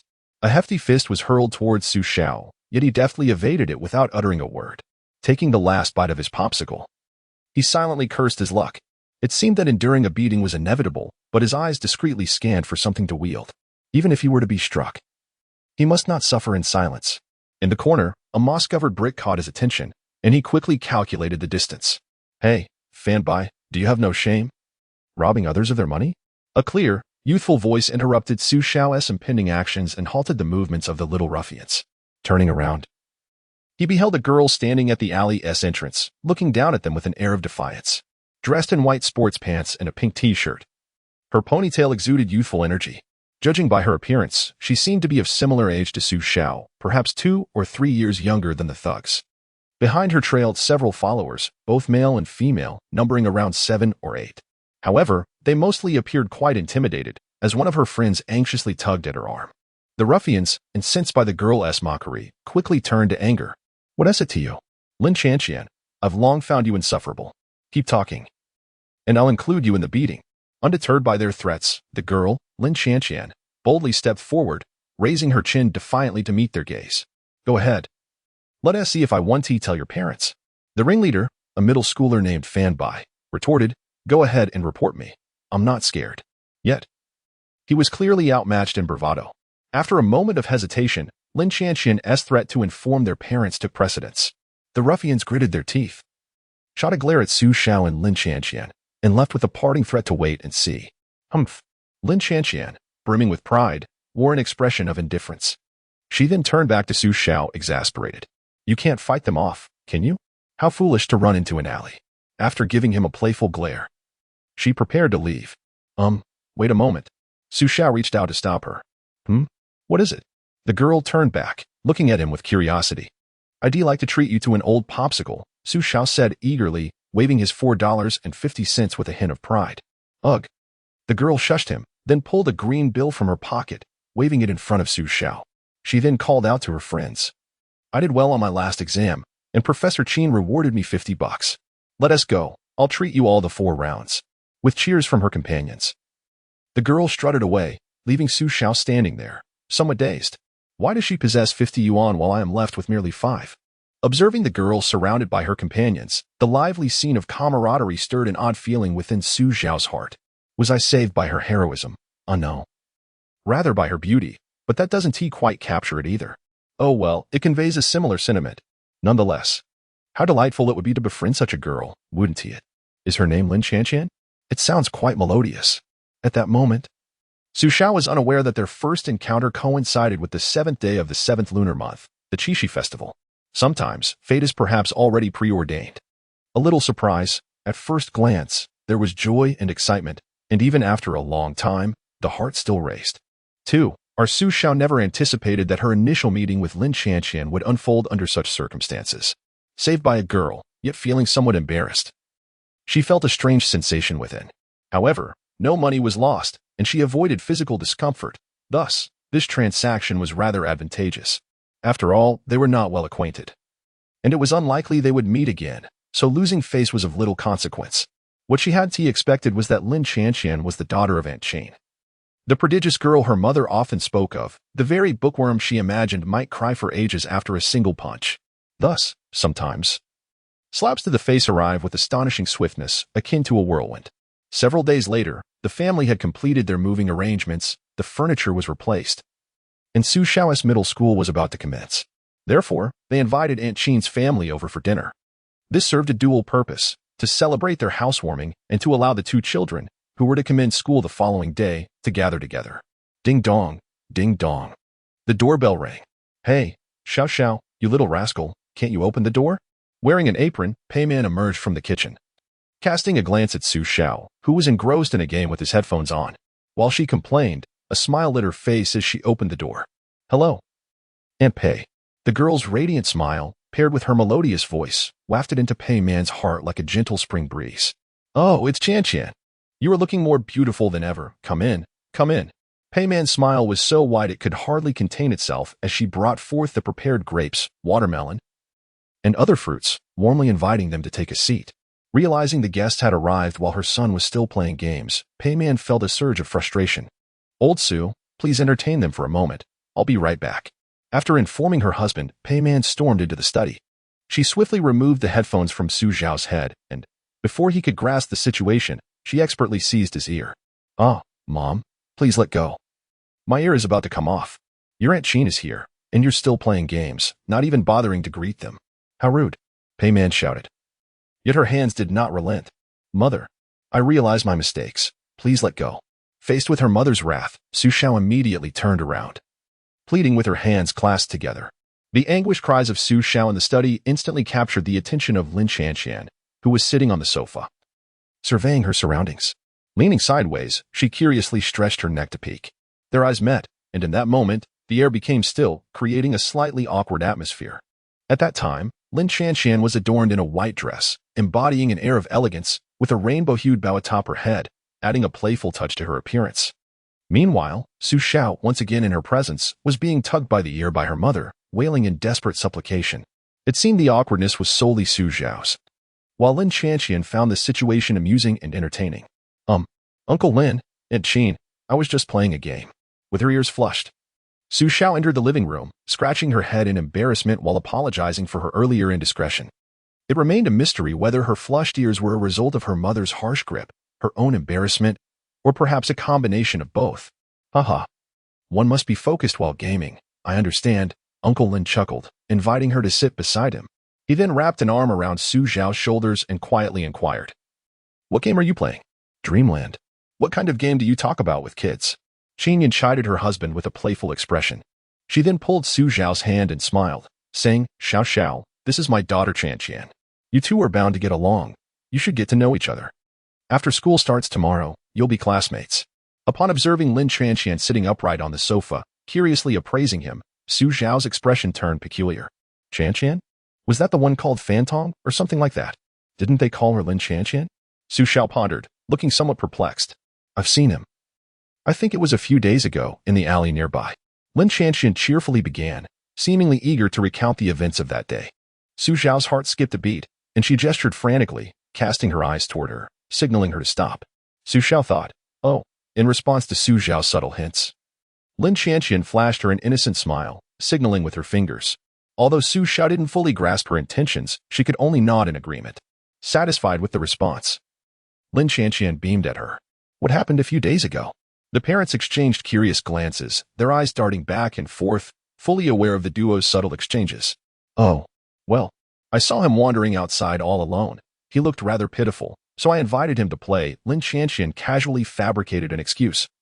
And then she turned the question back to Su Xiao, giving her a knowing look, urging her to endorse this explanation. Su Xiao thought, What do you mean I was wandering around, looking pitiful? Had you not come that day, I could have. I would have. The self-proclaimed manly Xiao found himself blushing, uttering only in a hushed voice, "Indeed, she is not wrong." Although he sensed they were fabricating the story. The parents feigned understanding, thus allowing the matter to reach a temporary conclusion. In the end, Lin Shanshan cast a triumphant glance at Xiao, conveying the message, "Look how righteous I am. Not only did I help you keep it a secret, but I also provided such a splendid excuse." In Xiao's room, Lin Shanshan, who had entered with him, exhibited not a shred of restraint but instead surveyed the surroundings with curiosity, observing her demeanor. Xiao couldn't help but think her a peculiar girl. "Did you draw that?" she inquired, pointing to a character from a game that adorned the wall. "It's quite well done, though he is rather unattractive." Sitting comfortably on Xiao's bed, she leaned back on her hands, swinging her legs in a carefree manner. Her skirt fluttering like the wings of a butterfly. "What kind of eyes are you sporting? He's undeniably handsome," Xiao retorted instinctively. "It must be your taste that is lacking," he added. Lin Shanshan glanced at him, then sighed, deciding against further discussion, as it was a game typically played by boys. Moreover, wasn't it said that a gentleman should not quarrel with a lady? As a proud man, he saw no reason to engage further. "The wandering sword is far more dashing," Lin Shanshan murmured. Xiao, taken aback as if he had heard an astonishing revelation, widened his eyes. "You play this too?" "Of course, but I stopped after completing it. The difficulty wasn't very high. It became dull," she replied nonchalantly, as if discussing something trivial.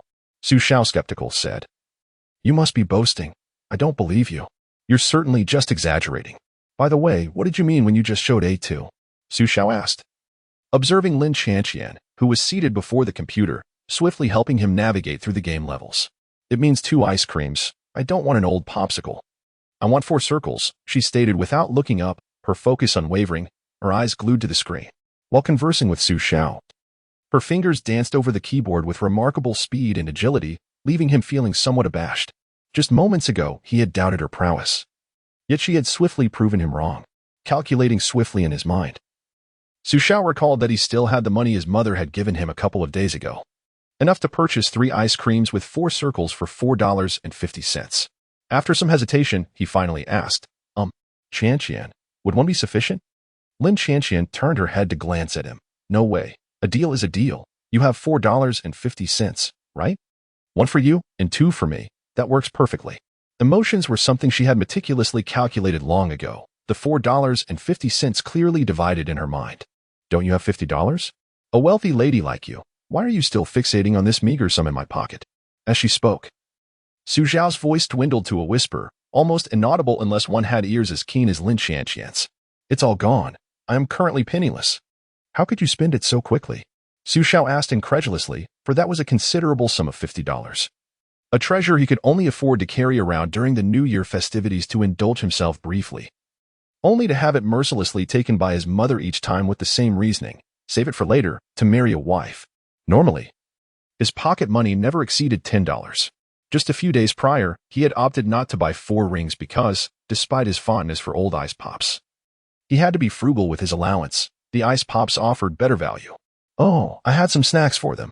I initially had $10 left. But yesterday, I saw an elderly lady who looked quite pitiful, so I donated it to her," Lin Shanshan said nonchalantly, her tone exuding a sense of extravagance akin to someone who had squandered a fortune only to regain it. Of course, they had yet to learn the poem Song of Wine at school. Xiao retorted, "So you're planning to take the $4.50 from my pocket?" Closing his eyes and gritting his teeth, he added, "I only have 3 left. Come on, you can't be that stingy. Surely you can leave me something. Or 2 ice pops would suffice. Why 4 rings?" Lin Shanshan hesitated for a moment. "All right, let us do this. You take 1, I take 1. And the last one can be I owe you for now. Just remember to pay me back later." She patted Xiao's shoulder, exuding an air of camaraderie. "Pay back? Nonsense. I'll just hold on to it. I could stretch it out for 10 days or half a month, and by the time you remember, it will probably be autumn." Xiao scoffed inwardly, pondering the practicality of the idea. Suddenly recalling that Xiao had mistakenly called her Shanshan, Lin Shanshan promptly corrected him. "By the way, my name is Lin Xianyu, and my nickname is Lin Shanshan, not Lin Shanshan." Since the topic had come up, Xiao couldn't help but inquire, "But that day, didn't that person with the surname fan call you Lin Shanshan?" "You must have misheard. I have always been called Lin Shanshan, never Lin Shanshan." Lin Shanshan turned her head, casting him a playful glare. Her hair dancing as the butterfly-shaped hairpin atop her head fluttered like wings ready to take flight. Did I really hear it wrong? Was it because that guy spoke in the dialect of Xingqing? Su Xiao mused to himself. Regardless, he thought Lin Qianqian sounded much more melodious than Qinyu. After a brief repose following their meal, Aunt Qin's family prepared to depart, as Lin Qianqian needed to return home to practice piano with Professor Qin. However, she had already concocted a reason to remain at Aunt Pei's house to play, continuously exchanging knowing glances with Aunt Pei. Pei Man, understanding the unspoken intent, smiled and quietly returned an approving gesture, then began to assist in persuading. On the sidelines, Su Xiao began to question her own existence. Had my mother truly been swayed in the mere span of a meal? Under normal circumstances, Professor Qin would have dismissed Lin Qianqian's arguments outright, possibly even brandishing a feather duster to threaten her. However, with Pei Man as her accomplice, constantly advocating on her behalf, Professor Qin ultimately relented, taking into account their more than 20 years of camaraderie. Do not trouble Aunt Pei, Professor Qin sternly warned Lin Qianqian before departing. Yet, in an instant, she turned to Su Xiao with a beaming smile, saying, Xiao, do come visit Annie more often. It's been days since you've returned. Yet you haven't stopped by. You were so close to me as a child. Why has distance grown between us as you matured? Your mother and I share a bond that surpasses that of sisters, so you young ones ought to nurture our family's relationship, lest it grow estranged. Understand? Professor Qin chided, playfully tapping Su Xiao's forehead. Faced with Aunt Qin's reproach, Su Xiao awkwardly nodded in assent, glancing back at Lin Qianqian, who had made herself at home, and her mother. Now seemingly bought off, Su Xiao realized she appeared somewhat reserved in comparison. Therefore, she promptly assured Aunt Qin that she would visit more often, satisfied with Su Xiao's promise. Professor Qin nodded approvingly and affectionately ruffled her hair. Then it settled. Xiao is quite the good child. Su Xiao replied, Aunt Qin, I am an adult now. Could you refrain from ruffling my hair? However, she only dared to voice this complaint internally. Then, Professor Qin shifted her gaze to Lin Qianqian, subtly implying, unlike certain individuals, who, even when their mother is leaving, cannot be bothered to stand and see her off. Truly ungrateful. Some self-aware individuals immediately pouted and unwillingly rose. Goodbye, Mom. We shall see each other tonight. With a resounding bang, Lin Qianqian shut the door behind her. Professor Qin, left outside by her daughter, paused in surprise before her expression shifted to one of indignation. Nearby, old Lin quickly interjected with a chuckle, wrapping his arm around her shoulder. Come now. Why bicker with the children? This one. It's better to have a son. Look how well-behaved Xiao is, Professor Qin muttered to herself. A little epilogue. The joy of first encounters, the thrill of enduring companionship, the end. Oh yes, I've successfully evaded another piano practice. Lin Qianqian, with a fist raised in celebration, revealed her true self the moment Professor Qin departed. Practice piano? What piano? The piano, perhaps? Su Xiao inquired with curiosity. It seems many girls engage in that activity. Yet, while others attend youth centers for practice, Lin Qianqian likely practiced at home. After all, Aunt Qin is a music teacher, exceptionally skilled. She has been practicing the guzheng primarily, as her piano practice has diminished. Lin Qianqian seized a slice of watermelon and indulged in it with abandon. Her carefree demeanor was a stark contrast to the elegance she exhibited in the presence of Professor Qin. Oh, is that so? Su Xiao nodded, perplexed by how this girl could display such duality, presenting herself as a refined lady under Professor Qin's supervision, yet revealing her true, vibrant self when he was absent. Qianqian excels in so many areas, unlike you, who dabbles in painting with little commitment, Pei Man remarked, playfully pinching her son's waist. Oh, splendid. Our Su Xiao has once again fallen victim to his mother's antics. Lin Qianqian observed this scene with an expression that suggested she was deep in thought. In the room, it was Su Xiao who was engaged in play, while Lin Qianqian stood idly by, watching. And Pei mentioned you were born in May? She inquired, fiddling with the trinkets on the table. Yes, May, Su Xiao replied curtly, lacking Lin Qianqian's ability to converse effortlessly while gaming. I was born in February, which makes me older. How about you call me sister? She teased, her face adorned with a playful smile. Lin Qianqian's intentions were now clear. Sister? You're being presumptuous. Qianqian is more fitting, Su Xiao retorted, pouting, only to inadvertently lose his character in the game. Perfect timing. You've just died, now hurry and call me sister.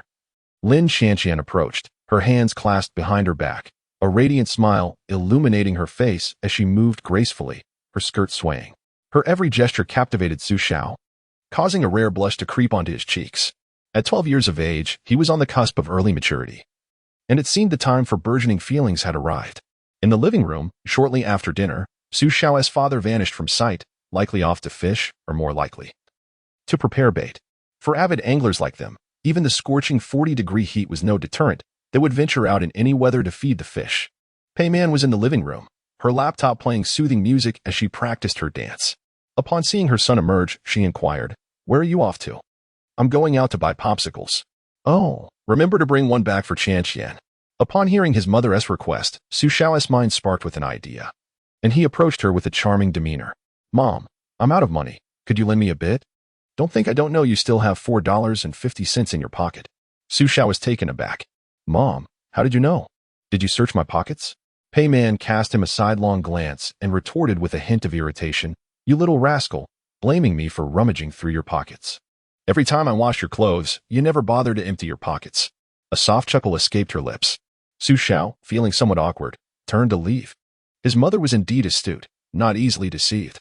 Before long, Xiao returned with 2 rings, each composed of 4 circles. Pei Man glanced at the 4 circles in his hand, but remained silent, though her mind began to race. This mischievous boy, has he finally wised up? Typically, he indulged in old ice pops, yet today he bought 4 rings. He even had the foresight to treat a girl to something better. Indeed, he was not entirely a blockhead. Pei Man nodded to herself, quite pleased with Xiao's actions, pondering whether she should increase his allowance. The affiliated high school of Xiangtan University, a prestigious provincial institution, comprises a middle school and a high school, along with an attached elementary school. It stands as one of the 4 renowned schools in Star City, affiliated with Xiangtan University, which boasts several branches throughout the city. Here, we refer to the main campus. As the children of teachers at Xiangtan University, Xiao and Lin Qianqian naturally enrolled here. Furthermore, Professor Qin had already spoken with the school to ensure they were placed in the same class. Today marked the first day of the new academic year. In the classroom of Class 1-2, seated towards the back, Xiao felt a sense of anticipation for his upcoming middle school journey. In contrast, his deskmate, Lin Qianqian, rested her head on her hand, yawning repeatedly, clearly fatigued from a restless night. Stealing a glance at their homeroom teacher, who was addressing the class from the podium, Xiao gently nudged her shoulder and whispered, "Did you not sleep well last night?" I didn't fall asleep until after 1, Lin Qianqian replied, her eyes half closed. "Was it because of the impending school year?" he inquired. "Not at all," she retorted. "It was." "Lin Qianqian, please refrain from whispering during class."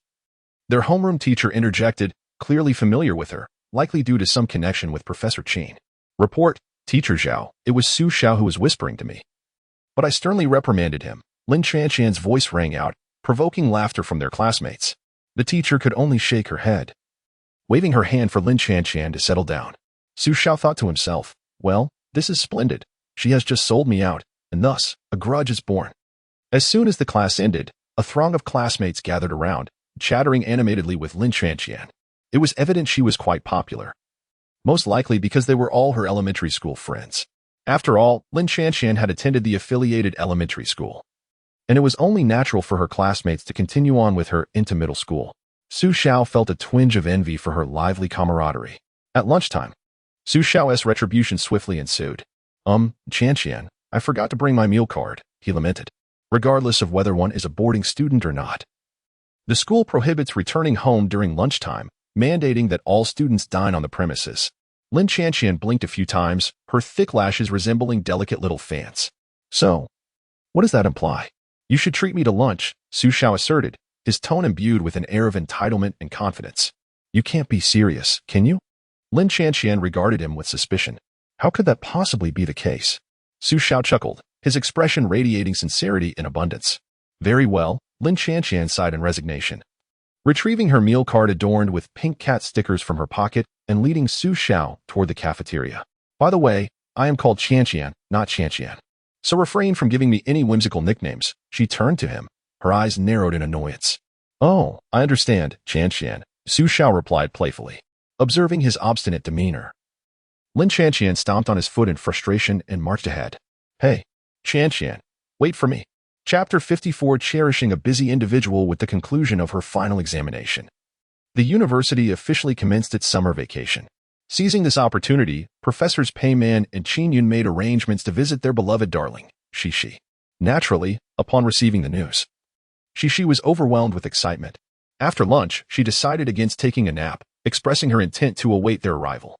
She positioned herself on the sofa in the living room, nestled by the window, eagerly peering outside to catch sight of them. Xiao observed with a mix of amusement and exasperation as the little one climbed up and down the sofa restlessly. "All right, why don't you take a short nap? When Grandma arrives, I will wake you," she suggested. "I don't want to. If Grandma arrives and I can't see her right away, she will be very sad." Xixi pouted, resolutely rejecting her father's kind offer. Sad? Why would she be sad? Xiao was perplexed. As the little one grew day by day, Xiao found herself increasingly bewildered by Xixi's whimsical thoughts. "Because they specifically came to see me, Dad.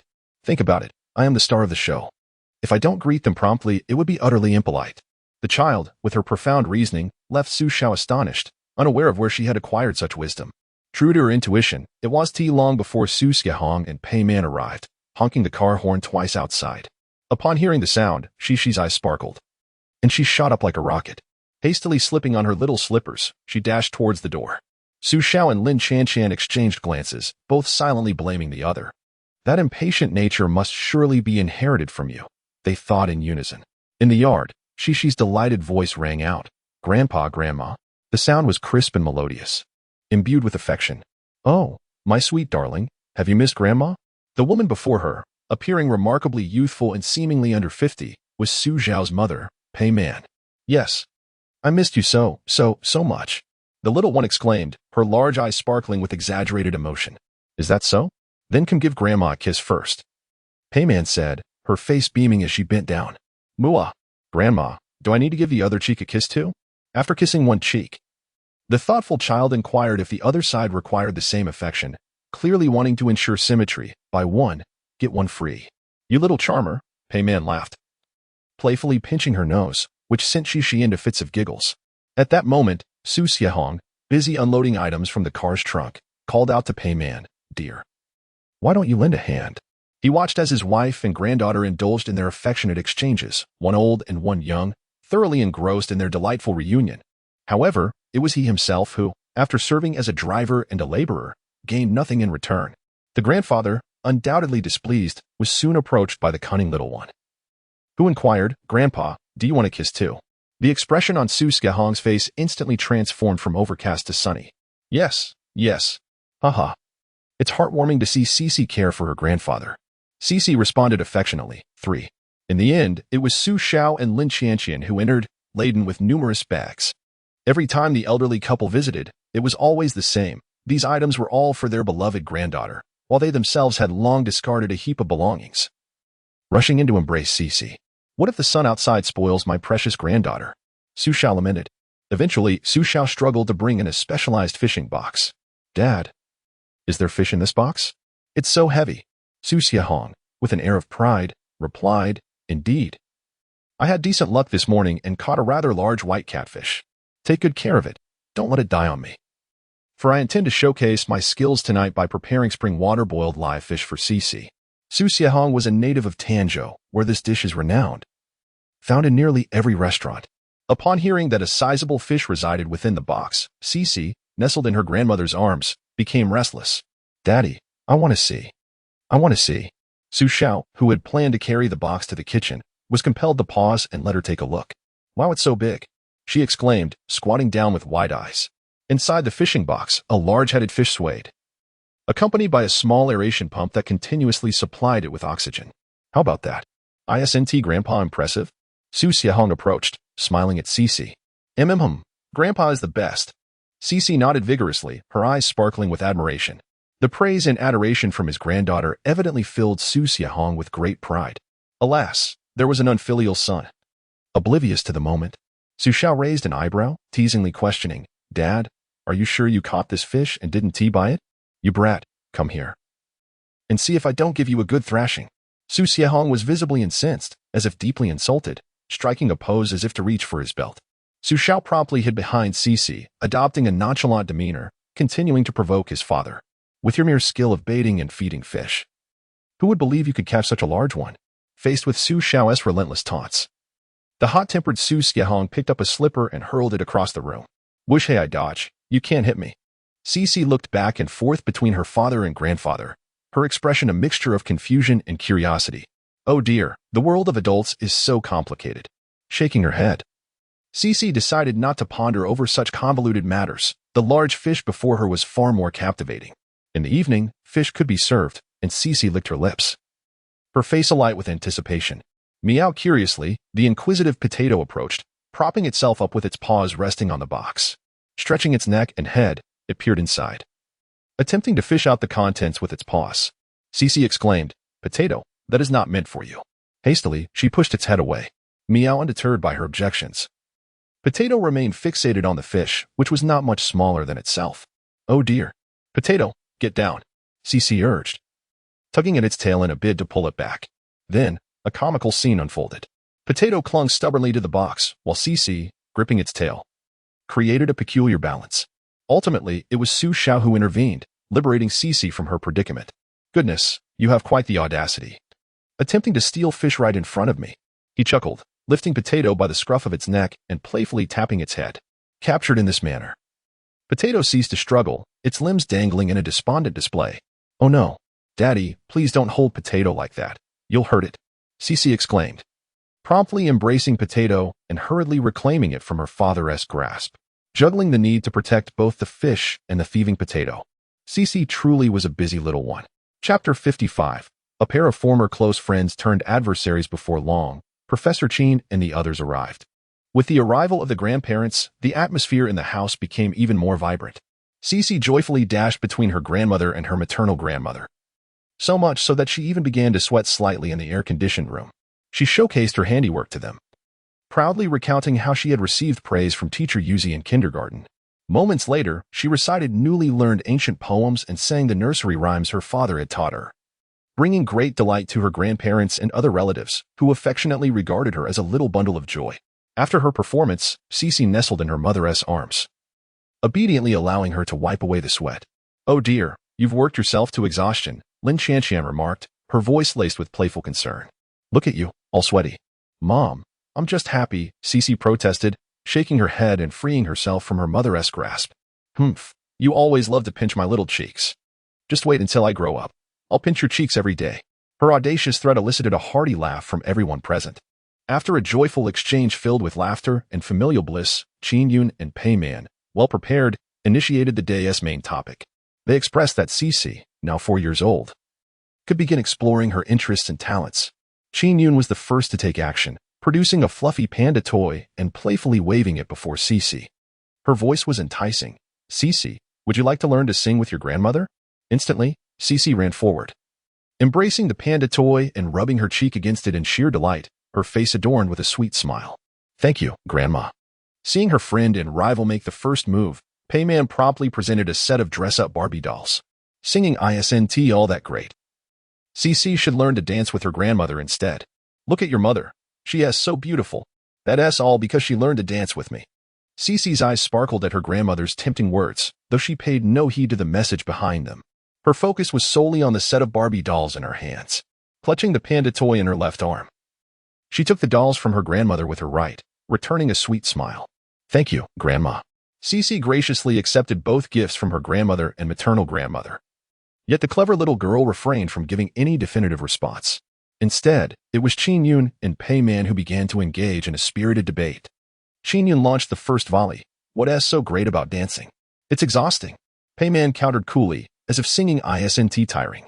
"You have to practice your vocal exercises every day." When one tactic failed, Qin Yun quickly shifted her approach. Dancing requires stretching and maintaining one's figure. You can't indulge in high-calorie foods. In response to her friend's onslaught, Pei Man adeptly retorted, "And singing requires taking care of your voice. Spicy foods are a no-go." What ensued was a lively exchange, filled with fervent arguments and spirited banter, as the two friends turned rivals engaged in a playful duel of wits. Their faces flushed with excitement. When gazes intertwine, sparks can ignite. Singing cultivates the soul, while dancing fortifies the body. Xiao and I have embarked on our singing journey, and I introduced Qian to the art of dance during her early middle school years. Meanwhile, the two younger observers, Xiao and Lin Xianxian, began to engage in hushed discussions. The professor's skills remain as formidable as ever," Lin Xianxian remarked, nudging Xiao's shoulder. "Indeed, It is truly breathtaking, Xiao replied, raising an eyebrow, expressing a desire to snack on some sunflower seeds. As for the instigator, our little darling Xixi, after witnessing the quarrel between her grandmother and great-grandmother, was sprawled on the floor, clutching her panda doll, earnestly engaged in a dress-up game with her Barbie doll, seemingly detached from the commotion around her. "Hey man, are you truly intent on contesting with me?" Xinyan asserted. "I must say, when it comes to nurturing Xixi's talents, I am resolute." Xinyan, exasperated, pointed at her dear friend, declaring, "You are being unreasonable." "Humph, and you are utterly illogical," Peiman retorted, arms crossed defiantly. Soon, the flames of conflict spread, ensnaring the spectators, Su Xiao and Lin Chanxian. Xinyan turned to Su Xiao, directly stating, Xiao, as Cici's father, you should arbitrate whether she ought to study music." Peiman pulled Lin Chanxian closer, attempting to sway her to her side. "Chanxian, Cici has always heeded your advice. Do you believe she should pursue dance?" Su Xiao. Lin Chanxian. Oh, the two exchanged glances, each silently conveying the message that it was the other's turn to address the elders. In a moment of uncharacteristic betrayal, Lin Chanxian immediately sold Su Xiao out. With her arms wrapped around Su Xiao's, she adopted a demure demeanor. In our household, Xiao has always held the reins. Upon hearing this, Qin Yun and Peiman swiftly turned their gazes towards Su Xiao.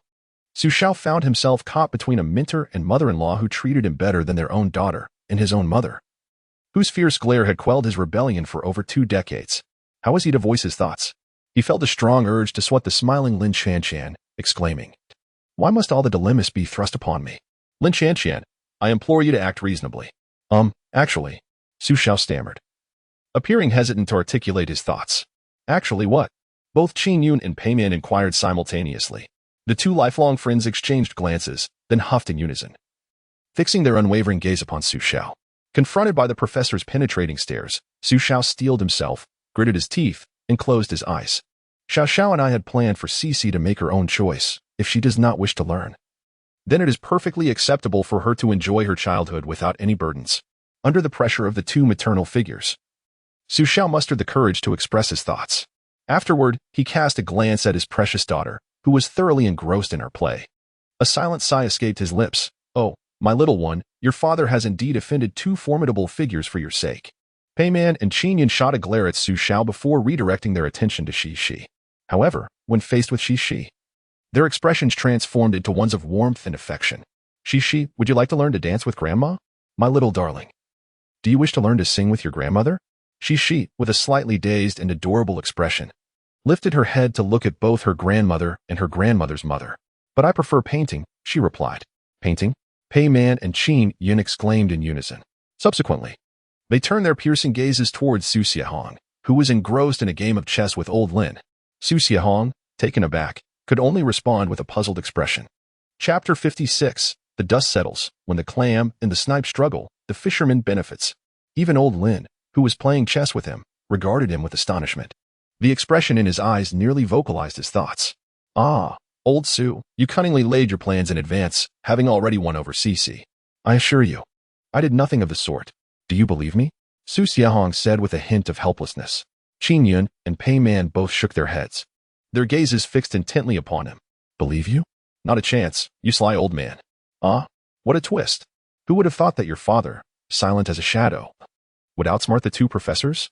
Lin Chanxian leaned her head against Su Xiao's shoulder, reveling in the unfolding drama. Su Xiao wore an enigmatic smile, responding playfully to Lin Chanxian.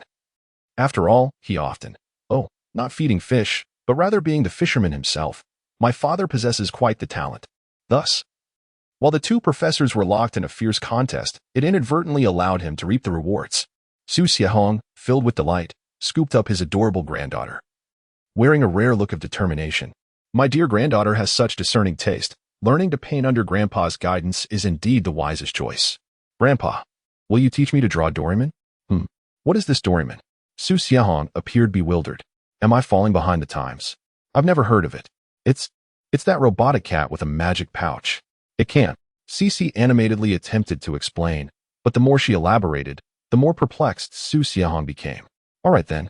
It seems you won't be able to teach me, Grandpa." Xixi pouted, a hint of disappointment in her voice. Immediately, she inquired, "Then, Grandpa, can you draw Cardcaptor Sakura? You know, the one with the magical cards." Still in a state of confusion, Su Xiahong, turned his questioning gaze towards his son. Su Xiao laughed awkwardly. What do these characters even mean? Despite his habitual demeanor of a fisherman, he maintained an air of authority as a father, at least in front of his son. Actually, I just invented those bedtime stories for the little one, Su Xiao admitted candidly. Bedtime stories? You made them up? Su Xiahong appeared skeptical. Indeed, I did. If you don't believe me, just ask Qian. Su Xiao shrugged, gesturing for Lin Qian to speak. Dad, Xiao is right. He indeed created those stories, and they are quite entertaining, Lin Qian chimed in with a smile. Yes, Grandpa, the stories Daddy tells are so much fun. Xixi echoed eagerly, sitting in her grandfather's embrace and chattering away excitedly. After much discussion, everyone finally understood that Xixi wished to illustrate the bedtime tales her father had told her. So, Xixi, you aspire to draw comics? Su Xiahong bounced his legs playfully, resembling a seesaw, which delighted Xixi immensely. I aspire to become a renowned manga artist, illustrating all the enchanting tales my father has shared. And sharing them with all the children, Xixi declared, her arms dramatically outstretched as she unveiled her little dream. Su Xiahong replied, Well, it seems I have been overly optimistic. He shot a fierce glare at his rebellious offspring, feeling an overwhelming urge to reprimand him. Terrified, Su Xiao quickly retreated, saying, it's getting late. I should prepare dinner. Ultimately, after persistent pleas from Su Xiao and Lin Qian, the elders acquiesced to Xixi's wishes, allowing her to pursue her interests freely without imposing their own desires upon her. As a grandfather, Su Xiahong felt victorious. Yet the triumph was not as significant as it seemed. Following discussions among them, he would be the one to teach Xixi the art of drawing, not traditional sketching, oil painting, or Chinese calligraphy, but manga. He would begin with the most fundamental lines and color combinations. This predicament vexed him greatly. He wished he could drag Su Xiao, who was hiding in the kitchen, out to give him a good scolding. A member of the prestigious Shilling Ink Society and an honorary director of the National Calligraphy and Painting Association, he considered himself a notable figure in the art world. He had dabbled in various forms, including Chinese painting, oil painting, and sketching, even mentoring a few students who had achieved modest success in the arts. Yet now, he was tasked with teaching his 4-year-old granddaughter to draw, specifically manga, a seemingly simplistic endeavor. Who could he possibly explain this to? The more he pondered, the more his frustration grew, almost compelling him to retrieve his belt. In the kitchen, Su Xiao and Lin Qian were busily organizing ingredients while discussing Xixi's artistic pursuits. Does this mean your father is finally resolving his regrets regarding you? Lin Qian teased. Su Xiao shot her an exasperated glance and retorted, What regrets? I have no talent for drawing whatsoever. If I did, why do you think I abandoned it to study music with Professor Chen? They didn't oppose my decision at all. The reason is that my father never placed any hopes on me. Otherwise, they wouldn't have agreed so readily. Lin Qian playfully quipped, Oh really? That's quite disappointing. Isn't it? Su Xiao's gaze turned dangerously sharp. Being alone with her in the kitchen was the perfect opportunity to settle old and new scores. With a swift motion, he playfully swatted Lin Qian on the backside. You! Lin Qian exclaimed, immediately covering her rear, her face aflame as she looked at him with a gaze that held a hint of allure. It was unclear whether she was more embarrassed or angry, perhaps both. That as for betraying me just now, consider it a lesson, Su Xiao declared with a huff. Lin Qian, undeterred, retaliated, and soon they were engaged in a playful scuffle in the kitchen, reminiscent of children at play, exchanging light-hearted hits and pinches. Need any help? Peiman entered just in time to witness the amusing scene, Su Xiao, in a mock interrogation, and Lin Qian, defiantly resisting. Su Xiao had Lin Qian's hands firmly clasped in one of his, pinning her against the wall. His legs enveloped hers, preventing any erratic movements, lest she attempt to sneakily stomp on his foot. It was evident that this posture was a hard-earned lesson for Su Xiao, acquired through countless trials. As for his other hand, it incessantly pinched Lin Qian's cheek, a smug expression adorning his face as he taunted, Do you understand your mistake now? Even with her hands and feet restrained, our defiant Lin Qian continued to bite at him with her mouth, ready to strike if he failed to evade her in time. When Peiman entered, Lin Qian's countenance transformed as if she had spotted a savior. Her fierce demeanor melted away, instantly morphing into that of a pitiful little kitten, adorned with an expression of utter grievance. Mom, Su Xiao is bullying me again, she lamented, her eyes glistening, on the brink of tears. Peiman immediately scanned the surroundings, as if searching for something handy to wield. Chapter 57. The deceptive and malicious Su Xiao unable to find a more suitable object. Peiman ultimately seized a roll of cling film and began to strike Su Xiao. Realizing the gravity of the situation, Xiao immediately released Lin Chanqian. Mother, what are you doing? I told you to bully Chanqian. I told you to stop being serious. Peiman pursued Xiao, who was all but fleeing in panic. Thus, this farcical scene came to a hasty conclusion. In the midst of his escape, as he passed by Lin Chanqian, who was watching the commotion, Xiao shouted a menacing remark, Lin Chanqian, wait for me. Faced with this threat, Lin Chanqian merely made a face at him. She then quickly feigned a pitiful demeanor and reported to Peiman, Mom, look. He threatened me. Such a rascal, he is just being mischievous. Chanqian, let us ignore him. Peiman admonished as she cast a reproachful glance at Xiao, tenderly comforting her beloved daughter-in-law. It was evident to Peiman, who was not naive, that their antics were merely playful banter. She was simply expressing her stance, much like how Xiao frequently complained to Professor Qin, who dealt with his daughter in the same manner. Peiman and Qinyan, the old friends, were both astute, each protecting their respective offspring, ensuring fairness in their affections. Dinner was prepared by Xiao and Lin Chanqian, but the fish was personally handled by Xiahong. In his quest to make a delightful meal for his granddaughter, he exerted considerable effort, from killing the fish to preparing it and finally cooking it, refusing to allow Xiao to assist in any way. Watching from the sidelines, Xiao wore an expression filled with resentment, pouting as he continuously remarked on his father's favoritism. When I was a child, you didn't care this much. At least I didn't deny you bamboo shoots with meat. You still want fish? Old Su shot him a fierce glare, prompting Xiao to promptly fall silent, obediently ceasing his complaints. His father truly knew how to discipline him, unlike his mother, who merely threatened him verbally and occasionally gave him a slight twist. Lin Chanqian's family had a feather duster, which could be considered a small bamboo stick, but his family possessed genuine bamboo roots. Thicker than a thumb, those roots, when wielded, were not just a mere swat, but rather a formidable blow. During dinner, Xixi deliberately sat beside her grandfather. After all, he had prepared her favorite fish and would later teach her to paint. This clever little one knew how to curry favor, bringing immense joy to the old man, who kept serving her fish while scarcely eating for himself. Xiao sighed, reflecting that had he possessed even half of his daughter's talents during his childhood, he would not have been so frequently reprimanded by his father. Indeed, the little one was remarkable. By 9 o'clock in the evening, Peiman and the others finally departed, having accompanied the little one until she was too tired to stay awake. Fortunately, they were still young enough to have the energy to indulge her whims. Dad, if I learn to paint from Grandpa in the future, will I be able to draw a Doraemon and Sakura? The little one, nestled under the quilt with only her small head peeking out, inquired. Indeed, you can draw whatever your heart desires, Xiao replied with a gentle smile. I want to draw a multitude of things, she declared, her expression filled with contentment as she closed her eyes, a joyful smile gracing her lips. Having skipped her afternoon nap and spent the day playing energetically, she felt utterly spent after her bath, her eyelids heavy with sleep. Dad, you don't have to tell a story tonight. I'm ready to sleep, she mumbled, lying on the bed, her eyes struggling to stay open. All right, then, no stories. Just close your eyes and sleep peacefully, Xiao chuckled, tucking her in snugly. The little one smiled sweetly and shut her eyes. Suddenly, recalling something, she opened her eyes wide. She asked, clutching her father's finger, pleading, you mustn't tell Mommy a story before I'm there. Wait until I'm present. Lin Chanqian, sitting nearby, couldn't help but roll her eyes at this. Such a little ingrate, after all I've done for her, she is starting to guard against me. Although she had indeed considered telling a story earlier, the little one had now thwarted that plan. All right, I understand. Now, sleep tight, Xiao said, amused, as he pinched her cheek. Reassured by her father's promise, she finally relaxed and called out cheerfully to the little moonlight lamp on the ceiling, Little Moon. I'm going to sleep now. Beep. Good night, dear Xixi, the moonlight lamp responded, before extinguishing its glow.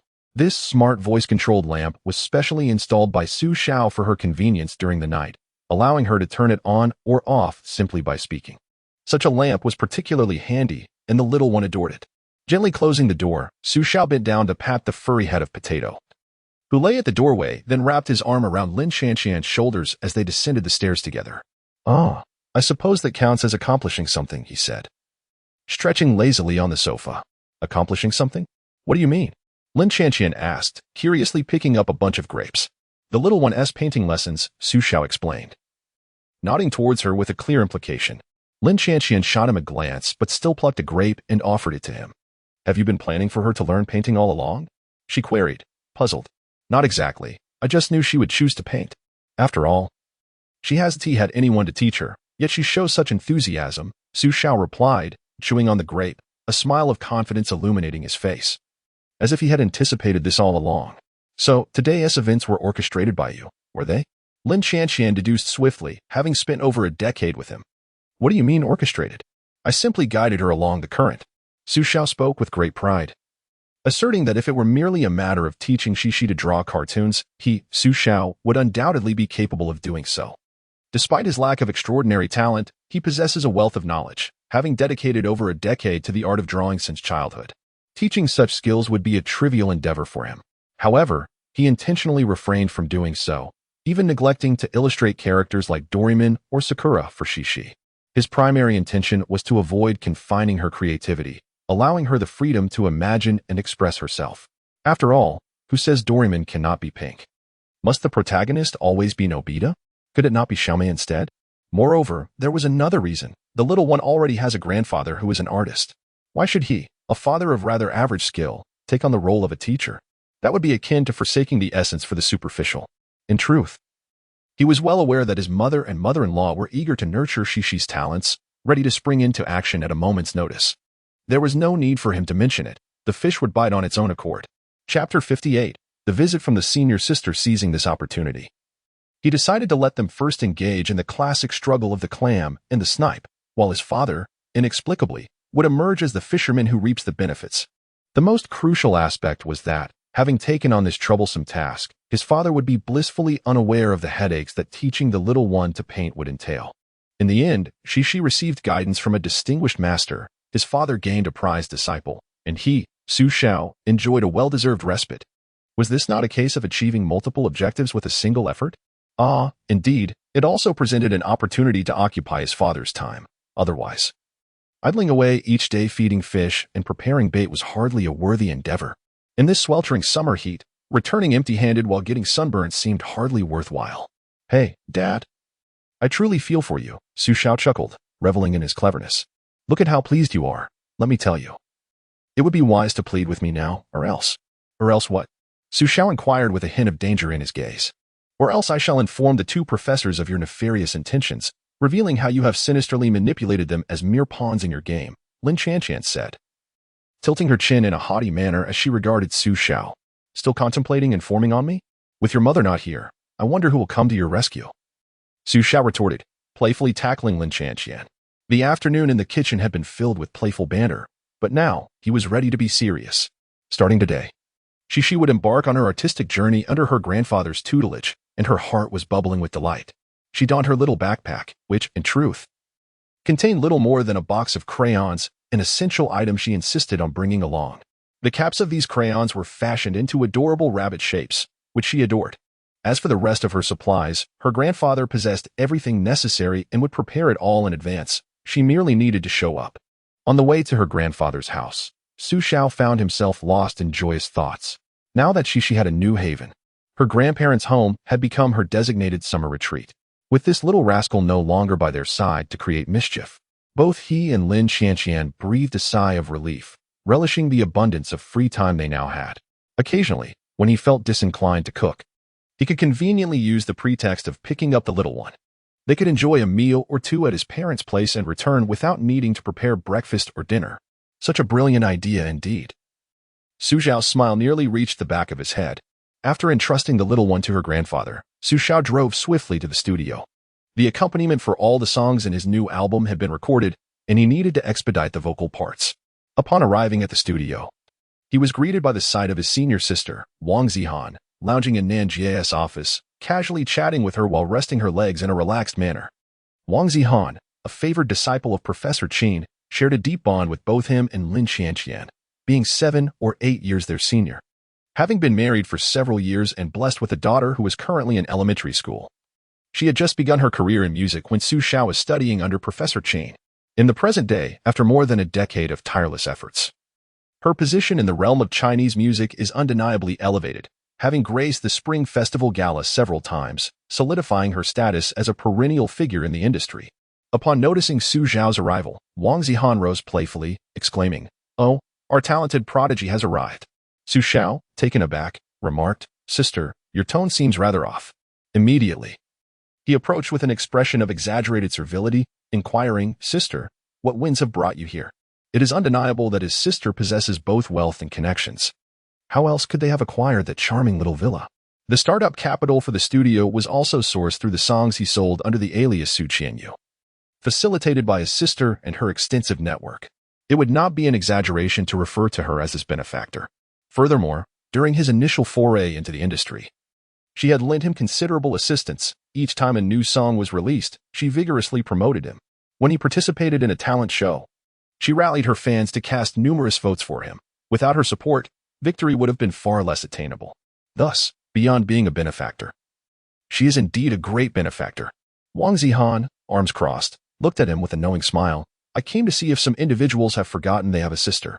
"Oh no, how could I forget what you just said?" Xiao replied, awkwardly smiling. He was aware that she was reproaching him for not informing her about his return to the industry.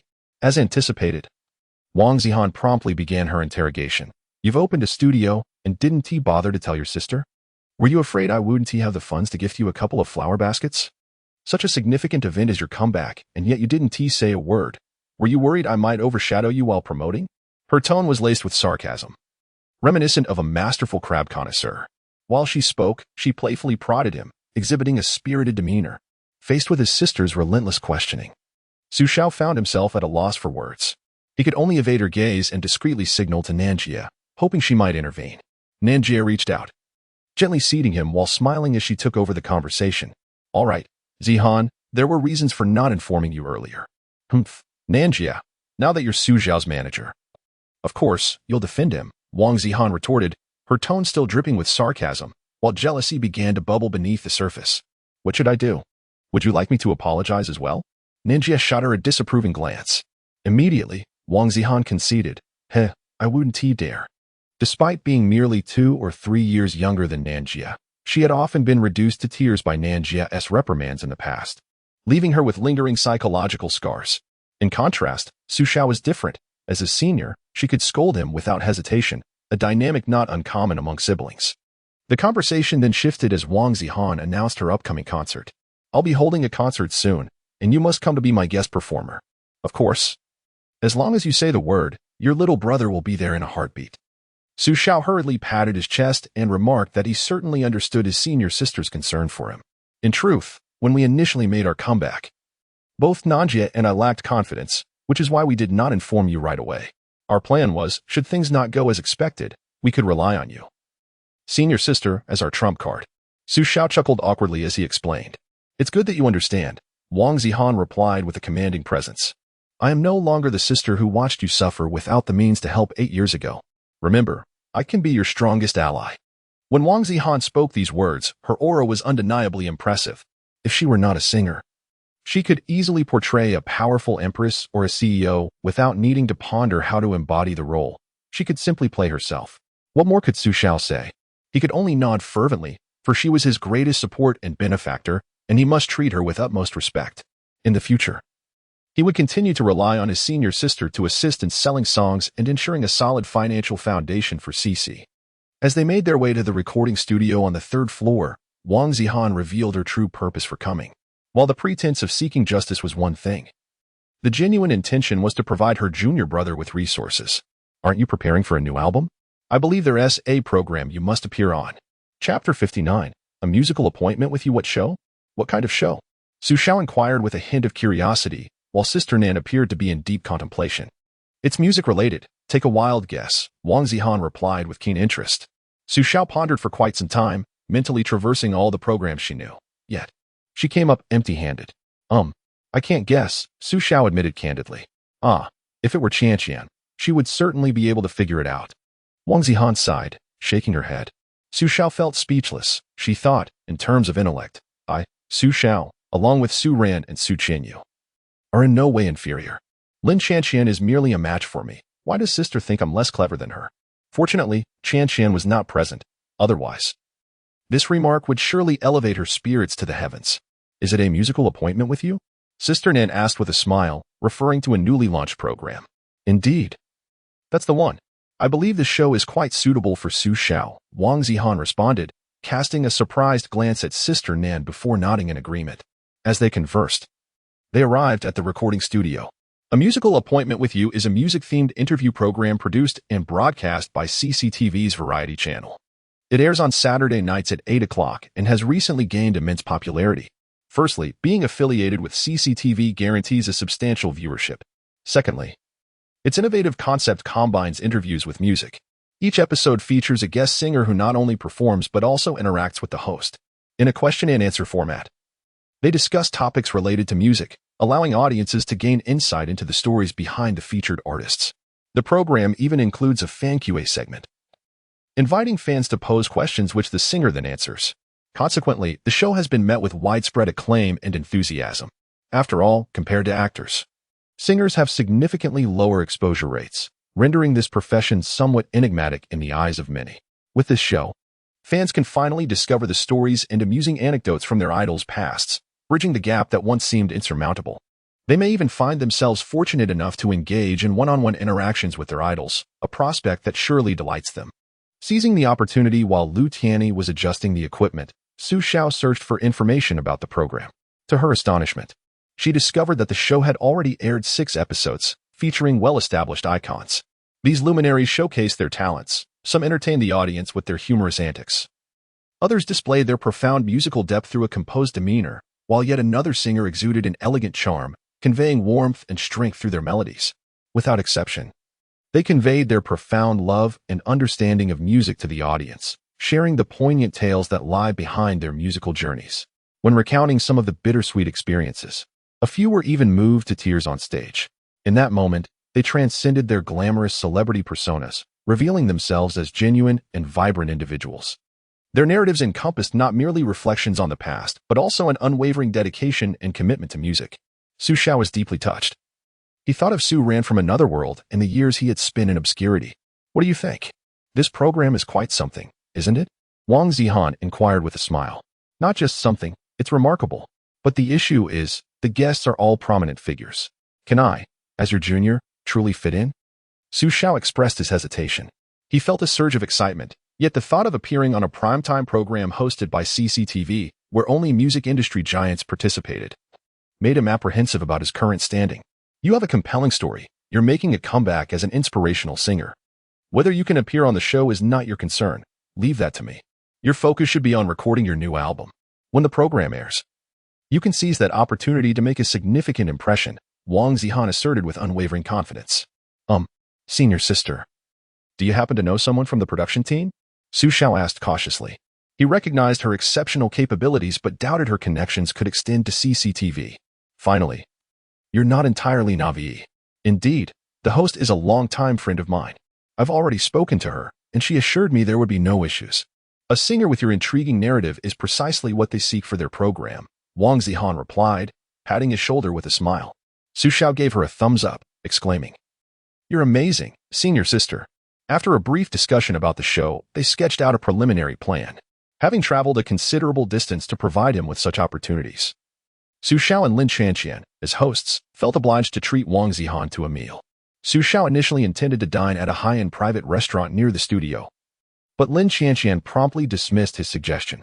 Ultimately, Lin Chanqian drove the group of 4 to a distinctive restaurant not far from the university. Upon arriving at what appeared to be merely an ordinary chain restaurant, Xiao expressed his discontent to Lin Chanqian, saying, "So we came all this way just for this?" In response to his skepticism, Lin Chanqian rolled her eyes and, with a bright smile, entwined her arm with Wang Zihan's, saying, "It's been ages since senior sister visited her alma mater, hasn't it? Several unique and delightful restaurants have opened nearby, and this one has quite a reputation for its flavor." Wang Zihan, adorned with sunglasses and a mask, glanced at the restaurant's sign and turned to Lin Chanqian, saying, "You truly know me well. It has indeed been a few years since I last returned to campus." With that, Lin Chanqian led senior sister and Nanjia inside, leaving Xiao standing outside, momentarily dazed. Alas, when it comes to cunning, I find myself utterly outmatched by Lin Chanqian. Never mind. I shall simply indulge in my meal without further ado. The distinctive teppanyaki, a chain restaurant found near various universities in Star City, diverges from conventional culinary practices. Each table is equipped with a large iron griddle, where all dishes are prepared right before the guest's eyes. one dish after another. The servers stir-fry at the table's edge while patrons enjoy their meals, creating a delightful fusion of taste and visual spectacle that heightens the experience of dining. Though this style of cooking, eating while the food is being prepared, has existed for years and is not particularly unique, the flavors produced leave Wang Zihan thoroughly satisfied. The harmonious blend of meat and vegetables, with its crispy, tender, and spicy notes, is undeniably the perfect accompaniment to rice. She laments her current diet while consuming more than anyone else at the table. Chapter 60, the first duet of Su Xiao and Lin Qianqian within the recording studio. The ambience was soft and tranquil. Su Xiao and Lin Qianqian sat quietly before the microphone, adorned with headphones, immersed in the melodious accompaniment resonating in their ears. With eyes gently closed, Su Xiao surrendered himself to the enchanting world of music, his voice crystalline and profoundly moving. It was as if each note flowed forth from the depths of his soul.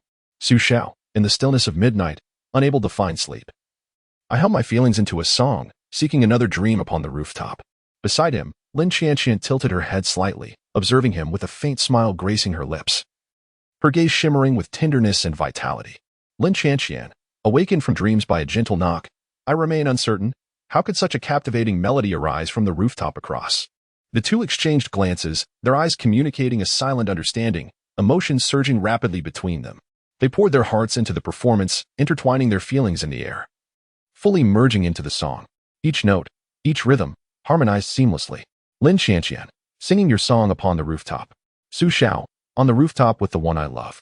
Lin Qianqian, let the stars embellish this. Together, the most romantic night embraces this moment, every second halting. Su Xiao, love begins to intertwine. Together, dreams become beautiful with you. As the recording concluded, Lu Tianyi pushed down the lever. Wang Zihan, seated beside the control panel, removed her headphones and exhaled deeply. Observing Su Xiao and Lin Qianqian within the studio, she couldn't help but softly exclaim, they truly are a match made in heaven. Setting aside their vocal prowess, their mastery over emotions and flawless synergy is enough to render this duet a classic. Lu Tianyi nodded in agreement, initially harboring concerns that Su Xiao might be too emotionally invested. After all, this was a love song for a male and female duet. If one performer significantly lagged behind the other, the disparity would be magnified, leading to a scenario that even a million sound engineers could scarcely rectify. Fortunately, such issues did not materialize. His worries proved unfounded. He even considered that Lin Qianqian's rendition was on par with Su Xiao's. To be frank, were it not for witnessing it firsthand, I would never have believed that someone outside the music industry could possess such remarkable talent, rivaling that of seasoned singers. Wang Zihan remarked with a smile, how shall I put it? In truth, I envy Qianqian's voice. She then glanced at Lin Qianqian still in the studio and whispered to Lu Tianyi, Mr. Lu, do you know? I even suspect she possesses absolute pitch. For her intuition regarding music is exceptionally keen. Absolute pitch? Isn't that a tad exaggerated? Lu Tianyi inquired with a hint of surprise. Absolute pitch refers to the ability of a listener to identify the name and pitch of any note without a reference tone. It is a coveted talent and skill among musicians. This is not mere fabrication. Such ability genuinely exists, as evidenced by renowned figures such as Xiao, Michael Jackson, and Beethoven. Wang Zihan shook her head, her expression tinged with regret as she remarked, it is no exaggeration. Her musical talent is astonishingly high. Yet it is unfortunate that she has no fondness for singing. Upon hearing this, Lu Tianyi too felt a sense of regret. I cannot fathom why. With her exceptional vocal timbre and adeptness in technique, complemented by her favorable external conditions, she has not pursued a career in music. Curiously, Lu Tianyi turned to Wang Zihan, for she was Lin Qianqian's senior and likely possessed considerable insight. Well, you must inquire with her directly, Wang Zihan said, lightly tapping her chin and smiling at the approaching Lin Qianqian. What? Lin Qianqian asked, puzzled.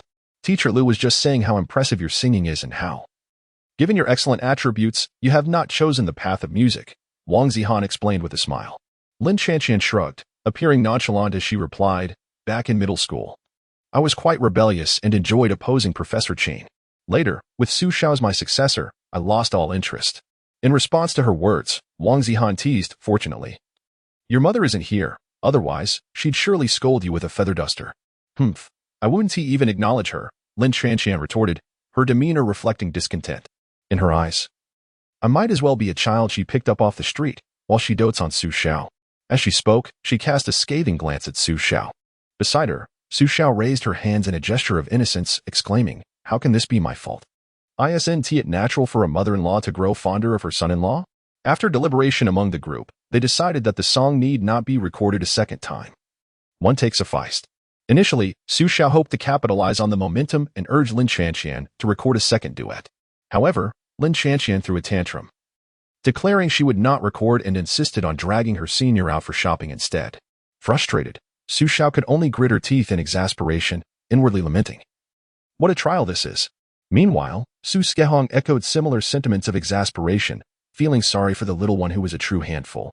He had assumed that as a self-proclaimed painting master, teaching a mere 4-year-old like Xixi would be a simple task. Yet, the reality was that Xixi had her own ideas and disregarded his instructions whenever he attempted to teach her the most fundamental painting techniques. When he pointed out the errors to the little one, she surprisingly presented arguments even more reasonable than his own, offering a myriad of bizarre excuses that left him utterly perplexed.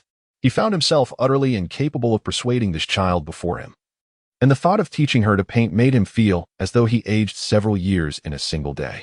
To make matters worse, he could not express his frustration. A slight elevation in his tone would elicit her wide-eyed innocence as she gazed at him, asking, "Grandpa, are you upset with me?" Could he admit to being angry? Absolutely not. Not to mention the watchful gaze of his wife, who observed him closely. More importantly, the thought of his old friends discovering that he could not even teach his 4-year-old granddaughter was mortifying. It was as if his lifelong reputation was on the brink of imminent ruin. Now, he finally understood the relief written on his rebellious child's face when she dropped her daughter off that morning. It was akin to handing him a scalding hot potato. Alas, the task of teaching his granddaughter to paint proved to be quite the formidable challenge. Chapter 61. The Little One with Two Faces. After successfully recording a song, Xiao concluded his work for the day and was driving to his parents' home to pick up the little one. A flock of ducks swam beneath the bridge in front of the house, and the familiar melody of come quickly, filled his phone. Suddenly, a call came through. "Hello, Xiao. I want to be coming home for dinner. I'm out eating with my senior sister." Lin Chanqian's voice echoed from the other end. "All right, just be careful and remember to come back early," he replied. "Got it. You worrywart," Lin Chanqian teased before hanging up. Xiao sighed in resignation. With his senior sister as a shopping companion, it seemed the two troublemakers were destined to pair up. It appeared Lin Chanqian was intent on enjoying herself today, which was fine by him. It spared him from having to cook. He thought with delight that he could simply have a meal with the little one at his parents' house. As he turned the car towards a nearby supermarket, the cheerful voice of his daughter, Xixi, rang out from inside the house. "Ding dong, Daddy is here." Upon opening the door, he was greeted by his father, who was holding a bag. Xixi joyfully leaped into his embrace. "Daddy, hey, did you behave well at Grandpa and Grandma's today?" "Of course, I'm the sweetest baby ever," Xixi responded, puffing out her chest, completely oblivious to how much trouble she had caused her grandfather that day. Xiao placed the bag on the table and smiled at his father, who was seated on the sofa. "Dad, I appreciate your efforts with Xixi. She must have been quite a handful, huh?" It was customary to exchange pleasantries, after all, even if they bore little value. He knew his father's character well. He was a man who cherished his pride. The more Xiao said, the more his father would rebut him, eager to showcase his successful parenting. Indeed, Xiao hesitated, his mouth opening and closing several times before finally asserting, "Xixi is very clever. She learns quickly, unlike you who were as thick-headed as a log." Pei Man, observing her husband's plight, stifled a smile and remained silent. She understood that her husband was being held aloft by their son's playful banner, facing his boastful father. Xiao chose not to confront him, nodding in agreement. "You're absolutely right, Dad." Yet inwardly, he chuckled at the irony. Did he not know what kind of little rascal he was raising? If one lacked patience, they would surely be driven to madness by her antics. Only Lin Chanqian could manage her with any success. "You, on the other hand, have a long way to go," he mused. "This will provide you with something to do and perhaps temper your fiery temperament." "What is in the bag?" Pei Manu pursed her lips. Her curiosity piqued as she opened the bag to peek inside. Upon hearing the comment, she immediately responded with a cheerful smile, "Grandma, it seems like there's eel and a naked duck in here." "A naked duck?" Pei Man was momentarily taken aback, but quickly grasped the humor. She shot a playful glare at her mischievous granddaughter and then turned to Xiao, asking, "What did you buy these for?" "Oh, I see how hard my dad is working to teach Xixi, so I got these to supplement his efforts," Xiao replied nonchalantly, her face betraying no embarrassment. Pushing the limits of shamelessness. In response, Peiman could not help but roll her eyes at Su Xiao. Huh, I suspect someone is just craving these.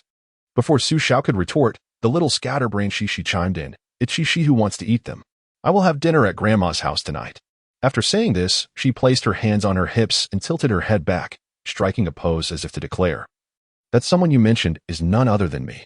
This endearing display from her granddaughter left both Peiman and Su Xiahong in a state of bemused laughter. Su Xiao chuckled quietly to herself, thinking how much her little darling resembled her father. What a clever response, indeed. You little fool, Grandma was talking about your father. Not you, Peiman said, playfully tapping her forehead. But Xixi, with her innocent demeanor, scratched her head and looked at Grandma, puzzled by the comment. Peiman sighed, feeling utterly defeated by this little one. At times adorably clueless, at others cunningly sharp, she had inherited her mother's duality. Yet, Peiman cherished this spirited nature of hers, entertaining yet endearing. Eventually, Su Xiao and Xixi managed to enjoy a hearty meal at her parents' home, both leaving with greasy smiles. After a brief visit and some light chatter, Su Xiao prepared to take Xixi back home. At the entrance, Xixi was bidding farewell to her grandparents, her face radiant with joy. Goodbye, Grandma. Goodbye, Grandpa. Then she dashed in front of her grandfather, blinking her eyes with hopeful anticipation. I was so happy today, Grandpa. Can I learn to paint with you tomorrow? Su Xiahong's mouth twitched slightly at his granddaughter's earnest gaze, leaving him at a loss for words. Nevertheless, he stooped down, affectionately ruffling her hair as he replied with a smile, Grandpa is also very happy. Whenever you wish to come, I will be here to teach you. Really? Xixi asked, her eyes wide with excitement. Of course it's true. Su Xiahong nearly thumped his chest in affirmation. You're the best, Grandpa. Mua watching this delightful interaction. Su Xiao couldn't help but shake her head. This little one is quite the charmer. Yet, her father was undeniably enamored by it all. After receiving a kiss from his granddaughter, all the headaches he had faced during the day seemed worth it. Her demeanor was not troublesome. Rather, she embodied a lively spirit full of vitality. As for her not adhering to the methods I taught, it is undoubtedly indicative of flaws within my own teaching approach. Tomorrow, I shall adopt a different strategy, refraining from insisting that the little one conforms to my way. Instead, I aim to comprehend her thought processes and creativity, preserving her innocence and imagination. Su Xiahong contemplated this quietly, intending to search for relevant materials online later, diligently preparing for the task ahead. On the way home, Su Xiao patiently instructed Xixi. Sometimes, it is indeed correct to express our thoughts, yet we must also consider the methods we employ.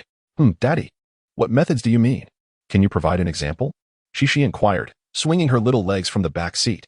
For instance, when Grandpa is teaching you to draw, you might believe your ideas could enhance the artwork. However, you should refrain from hastily contradicting him and instead follow his guidance first. Once you have completed the task, you can then share your thoughts with Grandpa, illustrate your ideas, and engage in a discussion with him. This approach offers several advantages, such as Chapter 62. Oh no, it seems that mother is angry. Will the baby be punished later? In the following days, the family of three busied themselves with their respective endeavors. Xixi diligently attended painting lessons with her grandfather, while Lin Qianqian was immersed in the final filming and production of her ink video. Su Xiao was also burning the midnight oil, recording his new songs.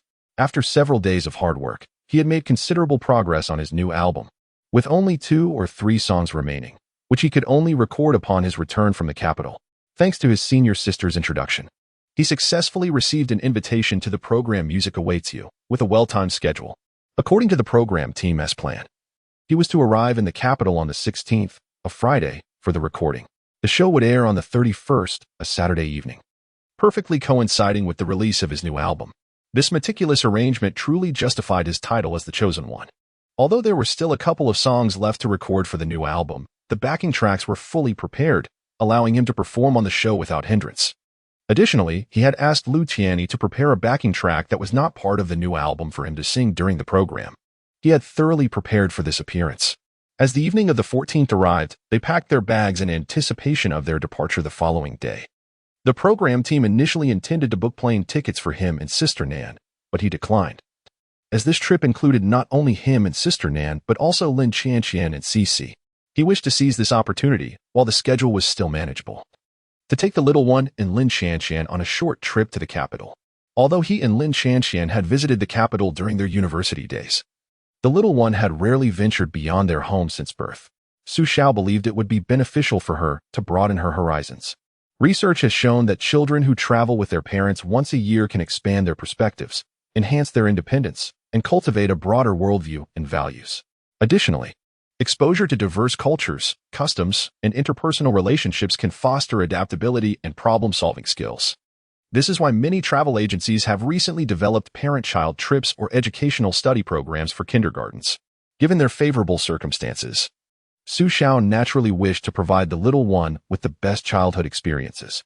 Since this was a family trip, they needed to send Potato to his parents' home, asking them to care for him for a few days. Initially, Xixi was quite reluctant, clinging to Potato and insisting that he was a part of the family and should accompany them on their travels. However, after much explanation and reasoning from Xiao, she reluctantly released her grip. Later that evening, as her parents packed their bags, she and Potato spent half an hour in the living room bidding farewell, repeatedly instructing Potato to listen to Grandma, eat well, and sleep soundly. The methods employed on Xiao were almost entirely applied to the Potato. She chattered incessantly, utterly disregarding whether the Potato could comprehend her words. The Potato, unable to endure her incessant prattling, contemplated escaping several times, only to be pulled back and subjected to another round of admonishment. After it was over, she inquired, "Potato, do you understand?" The Potato responded, "Huh? You don't understand? What shall we do?" Xixi furrowed her brow, beginning to feel a twinge of worry. She fretted about her absence over the past few days. What if the Potato refused to eat and ended up starving and losing weight? Meow, it seemed the Potato sensed the shift in her mood and licked her fingers, inciting a fit of giggles from Xixi. "Oh dear. Don't be mischievous, Potato." Subsequently, the two, one girl and one cat, engaged in a playful ruckus. As the clock approached 3 in the afternoon on the second day, their journey officially commenced. Xixi and Aunt Nan sat in the back seat, anticipation bubbling within them as they thought about the upcoming trip and the prospect of boarding a large airplane. The little one was absolutely elated. It was her very first adventure away from home. Were it not for the child's seat restraining her, forcing her to twist and turn, she would have surely leaped with joy. The car's navigation system chimed with cheerful reminders. At the upcoming intersection, "Daddy, remember to turn right." "Oh no, Daddy.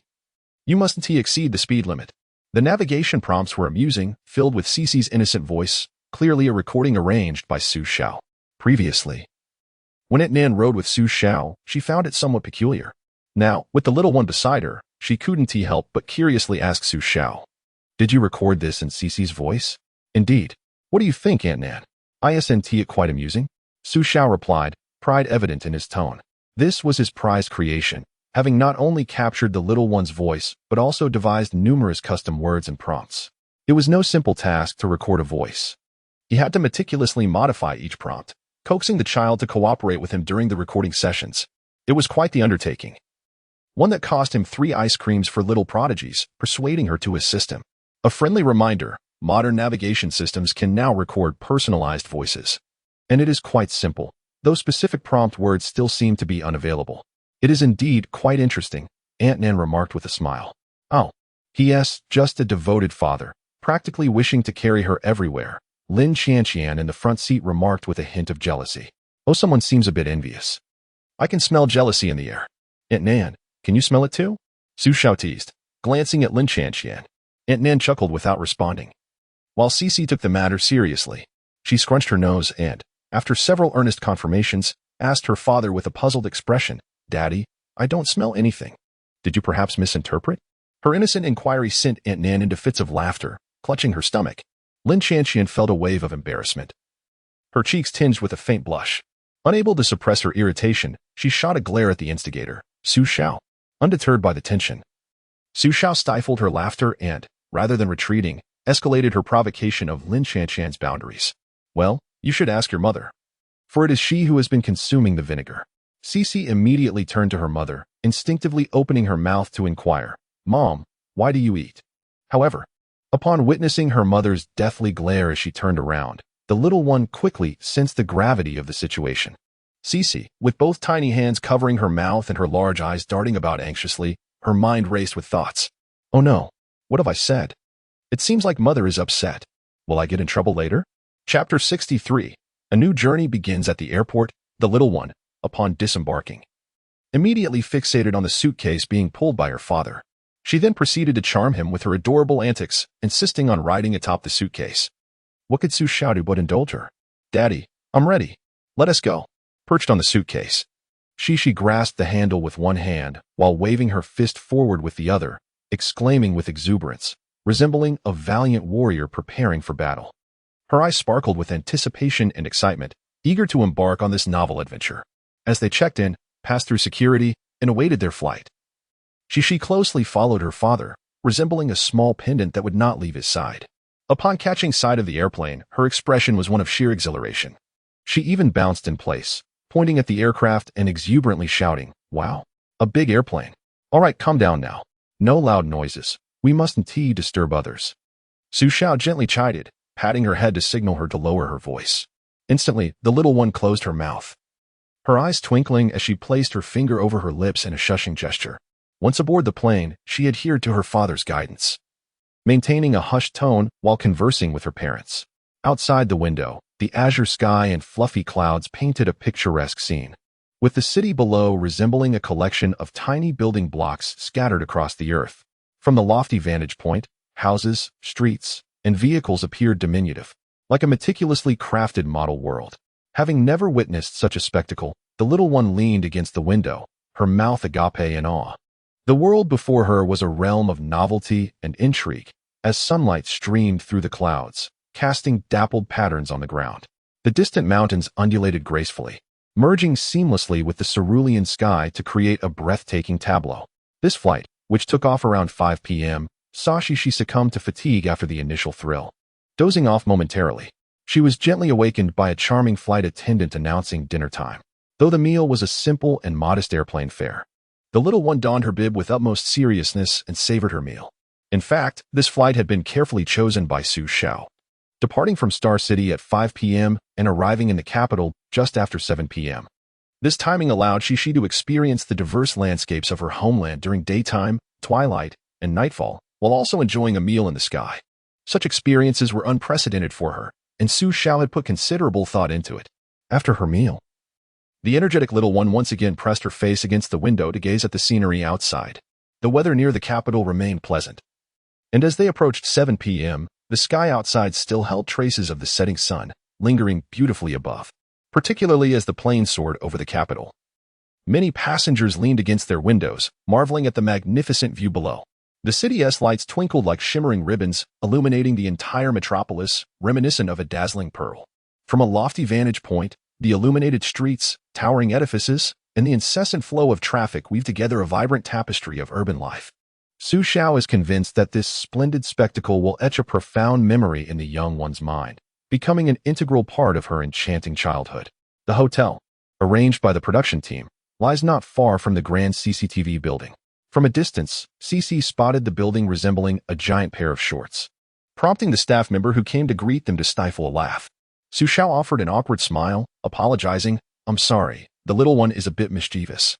"No worries, it is indeed a large pair of shorts. We often refer to it that way ourselves," the staff member chuckled, his demeanor suggesting he was well accustomed to such comments.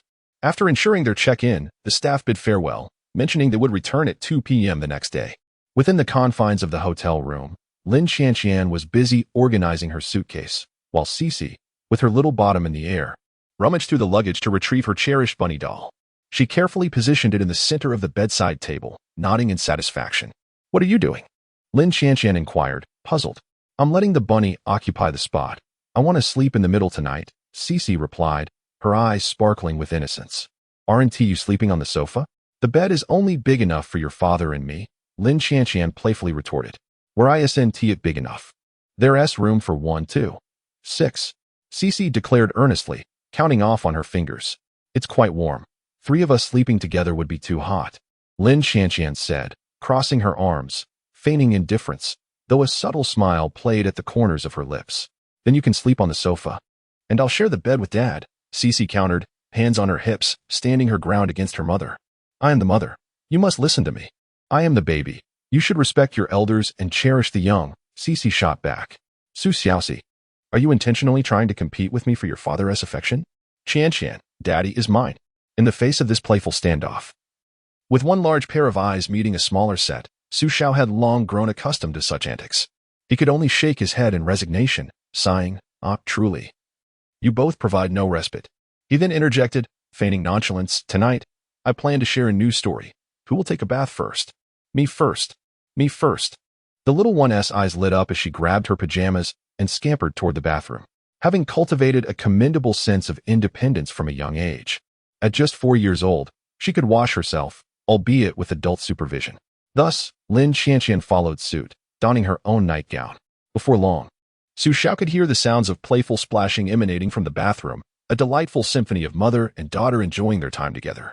When he eventually emerged from his own shower, he found the little one nestled in the center of the bed, comfortably leaning against her mother, lost in a tender moment.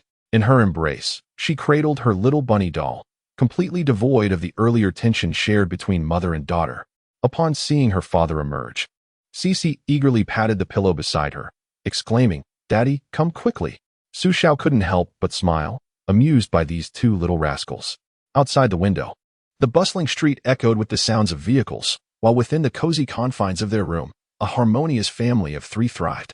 Bathed in the gentle glow of the lamp, Xiao leaned against the headboard, narrating the tale of a black cat who served as a sheriff. This black cat, adorned in a sleek coat of ebony, boasted a chin and paws of pure white, fulfilling the role of a guardian of peace in the forest. One fateful morning, while sipping tea in his office, the sudden ring of the telephone interrupted the tranquility. Chapter 64. Is there a song that reminds you of me? Music is a magnificent art form that has the power to touch the soul and evoke a resonance of emotions. It serves as a mirror, reflecting our innermost feelings and stories. Welcome to Saturday Night's An Appointment with Music. I am your host, Meng Lingbo. As she steps out from backstage into the spacious and warm studio, the host, dressed elegantly in a beige professional outfit, exudes a gentle and intellectual aura. Holding a microphone and adorned with a smile, she is greeted by an applause that rises like the tide. With a prompter card in hand, Meng Lingbo begins by reciting the customary words of appreciation for the sponsors, and then, with a hint of mystery in her smile, she softly announces, "I believe many of you have come across the news of Su Ran's comeback recently. Today, we are fortunate to have the musical prodigy Su Ran as our guest, who will share with us his journey with music." After a brief pause, she continues, "Let us welcome him with a round of applause." Meng Lingbo initiates the applause, which immediately resonates throughout the venue. The lights dim, and a light, melodious guitar strumming fills the air, introducing a song the audience has never heard before. Dressed in jeans and a white t-shirt, Xiao appears on stage, cradling his guitar and wearing a gentle smile reminiscent of a carefree young man. This elicits a wave of delighted exclamations from the fans present. As the screen on stage lights up, the title of the song emerges, "Is there a song that reminds you of me?" Xiao positions himself at the microphone stand, strumming his guitar while beginning to sing. The lights dimmed. The moon is a lonely eye, quietly watching those who lie awake, distant echoes of a familiar song. Why do those heartstrings sound so faint? His voice is clear and warm, akin to the gentle sunlight of spring penetrating the clouds and gracing the earth. The melody is soft and refreshing, like a tender breeze caressing the hearts of everyone present. All in attendance find themselves irresistibly captivated by his vocals, swaying gently to the rhythm while waving their glow sticks. As the song approaches the chorus, the lights suddenly brighten. The strumming of his guitar becomes more spirited, and after a swift transition, Xiao sings out passionately, "Is there a song that makes you softly hum along, pulling at the threads of our shared past?" Memories will not remain silent. His powerful and resonant voice cuts through the air, akin to a radiant beam of light piercing the stillness of the night. Xiao's evocative performance, in harmony with the vibrant lights, elevates the atmosphere to a crescendo. The audience, moved by the fervent melody, witnesses a range of emotions. Some are teary-eyed, while others exuberantly wave their arms in excitement. The song I am currently singing serves as my heartfelt expression towards you. Even as time swiftly passes, we have traversed these moments together. This excerpt is from "Is There a Song That Will Remind You of Me?", performed by Zhou Huajian, composed by Zhou Chuanxiong, with lyrics by Li Zhuoxiong and Li Zongxing, and arranged by Mac Chu. As the song concluded, Xiao grasped the microphone mounted on the stand, beaming with a radiant smile as he addressed the audience with fervor. "Is there a song that will remind you of me?" A resounding chorus of yes erupted from the audience. Even Xixi, seated in the front row cradled in her mother's arms, cupped her hands like a megaphone and joined in the enthusiastic call. Their response only deepened the joy in Xiao's smile. Thank you all," he said, bowing slightly in gratitude before moving towards the nearby sofa, where the host, Meng Jia, awaited him with a cheerful expression. "Hello, Meng Jia." "Hello, Su Ran." They exchanged warm smiles and a gentle handshake before settling onto the sofa to commence the interview. "That song was truly delightful. Did you prepare it especially for this occasion?" Meng Lingbo inquired with a smile. "Indeed," Su Xiao replied earnestly, nodding gently. "Upon receiving the invitation from the program team, I was filled with excitement, which inspired me to compose this song." His expression conveyed the sincerity of his words, as if the song had been conjured spontaneously rather than extracted from a digital library. The audience gasped in astonishment, and even Meng Lingbo appeared taken aback, her eyes widening slightly as her hand instinctively covered her mouth. After a brief pause, she smiled and remarked, "You posed a question to us through a new song, asking if there exists a song that reminds us of you." The audience just provided their answer, and now I can tell you, yes, there are indeed many. She began reciting a list of songs, counting them off on her fingers with a sense of familiarity. For instance, Tenderness, Embrace, Stubborn, The Farthest Place, Waves. It was evident that she had done her homework. And Su Xiao felt a touch of embarrassment from the enumeration. All right, Meng Jia, I understand. No need to count them all," he interjected, prompting a wave of laughter from the audience. "It has been 8 years since your return. I perceive a significant change in you," Meng Lingbo noted, her tone imbued with a sense of nostalgia. Su Xiao met her reflective gaze with tranquility, smiling lightly. "People do grow up. Indeed. You have matured and become more composed and confident," she continued, her expression shifting to a teasing smile. "Now, let us take a look at how Su Ran appeared 9 years ago." Su Xiao. On the large screen, a photograph of Su Xiao from 9 years prior instantly appeared. Tattered jeans, a t-shirt adorned with exaggerated patterns, and a striking head of bright yellow hair, complemented by long locks that obscured the eyes. Such a nonconformist ensemble evoked a chorus of laughter from the onlookers. "Mom, is that Dad?" The little one turned to gaze at his mother, her expression fraught with confusion. "Indeed, it is your father," Lin Shanshan replied, stifling a chuckle. "But why does he dress so oddly?" the child inquired. "You can ask him about that later," inquiring why he chose such peculiar attire. Lin Shanshan suggested with a mischievous glint in her eye, encouraging the little one to pose the question to his father. The thought of Su Xiao facing the child's inquiries after the recording, his awkward and unprepared demeanor, brought Lin Shanshan immense amusement. That scene promised to be most entertaining, didn't it? Chapter 65. The Revenge and Revelations from Su Xiao 8 years later, gazing at the screen, displaying a 9-year-old version of himself. Su Xiao's expression was one of utter embarrassment. He could foresee that once the show aired, this photograph would likely circulate across the internet, ultimately becoming a representation of the non-mainstream aesthetic from a decade ago, transformed into various memes. Alas, how regrettable it is, a truly vexing affair. What had possessed him to adopt such a hairstyle back then? Meng Lingbo, with a hint of curiosity, inquired. "Non-mainstream, was it? Such a style was all the rage 10 years ago. I was still quite young and easily deceived by my stylist," Su Xiao lamented, his demeanor reflecting heartfelt sorrow. The audience erupted in laughter. As fans of Su Ran, they too were no longer in their youth. Seeing past images of Su Ran, many reminisced about their own younger selves, their eyes filled with nostalgic longing. "Back then, I was the most stylish lad on the street when Phoenix Dance in the Nine Heavens premiered." Those carefree years were indeed cherished memories, a testament to their once-past youth. After a flurry of jokes and banter, the conversation between Su Xiao and Meng Lingbo officially transitioned to the day's main theme. "We all know that you were in seclusion for 8 years, and last month, at the music festival, you announced your return with 3 songs of varying styles. Many of our fans are undoubtedly curious about what you experienced during those 8 years and what prompted your desire to return," Meng Lingbo stated. "This is what sets the program Music Awaits You apart from other music shows. Through the host's inquiries, it unveils the lesser-known pasts of the artists, allowing the audience to gain deeper insights into their journeys. There were certain reasons for my absence. I was indeed put on ice by the company, leading to a period of confusion. However, with the support of my family and friends, I gradually emerged from that phase.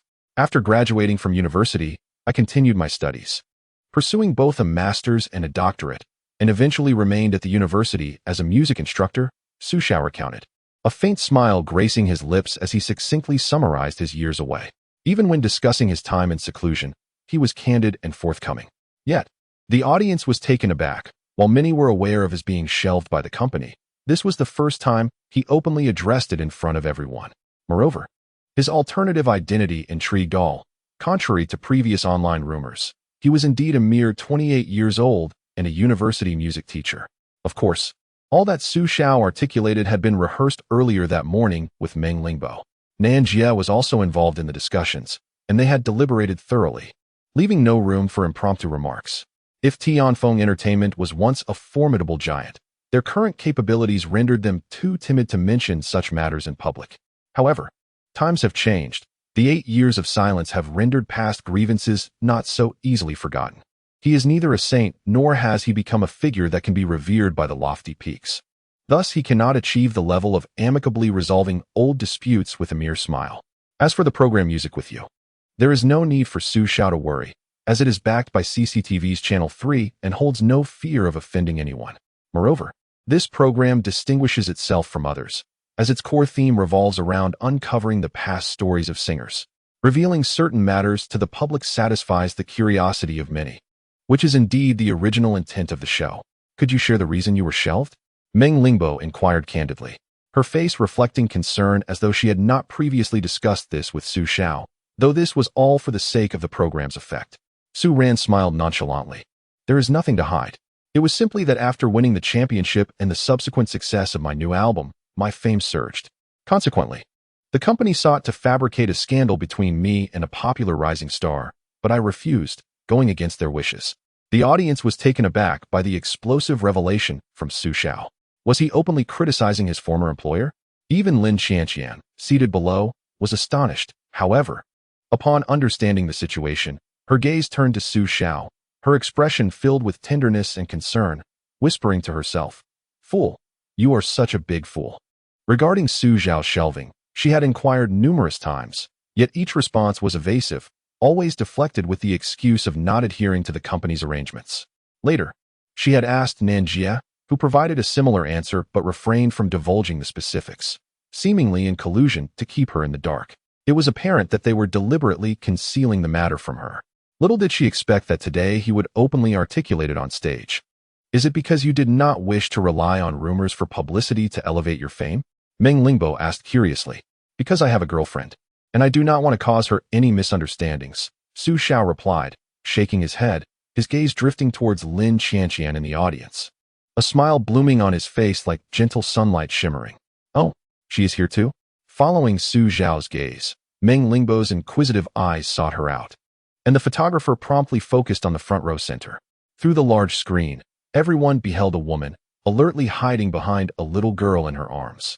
Thus, all they could see on screen was a slightly dazed and confused expression on the child's face. The little girl, with wide eyes, blinked rapidly, finally realizing that everyone was watching her. She felt a sudden wave of shyness wash over her. She rubbed her small hands together, her expression shy as she flashed a silly smile at the camera. This adorably naive demeanor instantly amused the audience present. Is she Su Ran's daughter? The little one who performed the song What's Wrong With That in the live stream? Her name is Xixi, right? I recall having watched a video of her talent performance. Meng Lingbo inquired with a smile. Yes, she can be quite mischievous and bold at home, Xiao replied, casting a fond glance at the little one below the stage, her expression imbued with affection. Could you share something about her mother? I am genuinely curious about the kind of woman capable of making you. Despite knowing the risk of being sidelined, still unwilling to let her misunderstand, Meng Lingbo shifted the conversation to Xiao's romantic life. Well, I believe she is the kind of woman whose first impression could last a lifetime. Xiao pondered for a moment before responding with a classic phrase. Chapter 66. A person is like a rainbow. One only realizes its existence upon encountering it. Love me, and you are the only one. During his youthful days, Xiao was oblivious to the nature of his feelings for Lin Qianqian. It was only later, upon encountering a particular phrase, that he recognized this sentiment as one that transcended mere friendship, gradually evolving into something profound. Some dwell in lofty towers, while others reside in deep ditches. Some radiate brilliance, while others are cloaked in rust. The world presents countless variations, yet one should not seek after fleeting clouds. A person is like a rainbow. One only realizes its existence upon encountering it. This phrase served as a beacon of light, illuminating the myriad uncertainties within Xiao's heart after entering university. It made him acutely aware that his feelings for Lin Qianqian had long surpassed the boundaries of ordinary friendship. Lin Qianqian was his rainbow, fortuitously gracing his youth and accompanying him as they grew together, ultimately illuminating his life. The love that grows side by side is indeed enviable. After listening to Su Zhao's narration, Meng Lingbo expressed her heartfelt sentiments. So, do you have anything you wish to convey to her? Well, I believe it would be more fitting to express it through the title track of my new album, Su Xiao replied with a smile. His words immediately piqued the audience's curiosity, igniting a flurry of discussions. Is Su Ran releasing a new album? How long has it been since his comeback? Is he throwing out hit after hit like a production machine? Others were intrigued by the themes and content of the songs in Su Zhao's new album. From what he just implied, will the entire album consist of love songs? Is he planning to tread the path of a love ballad prince? Soon, Su Xiao provided them with an answer.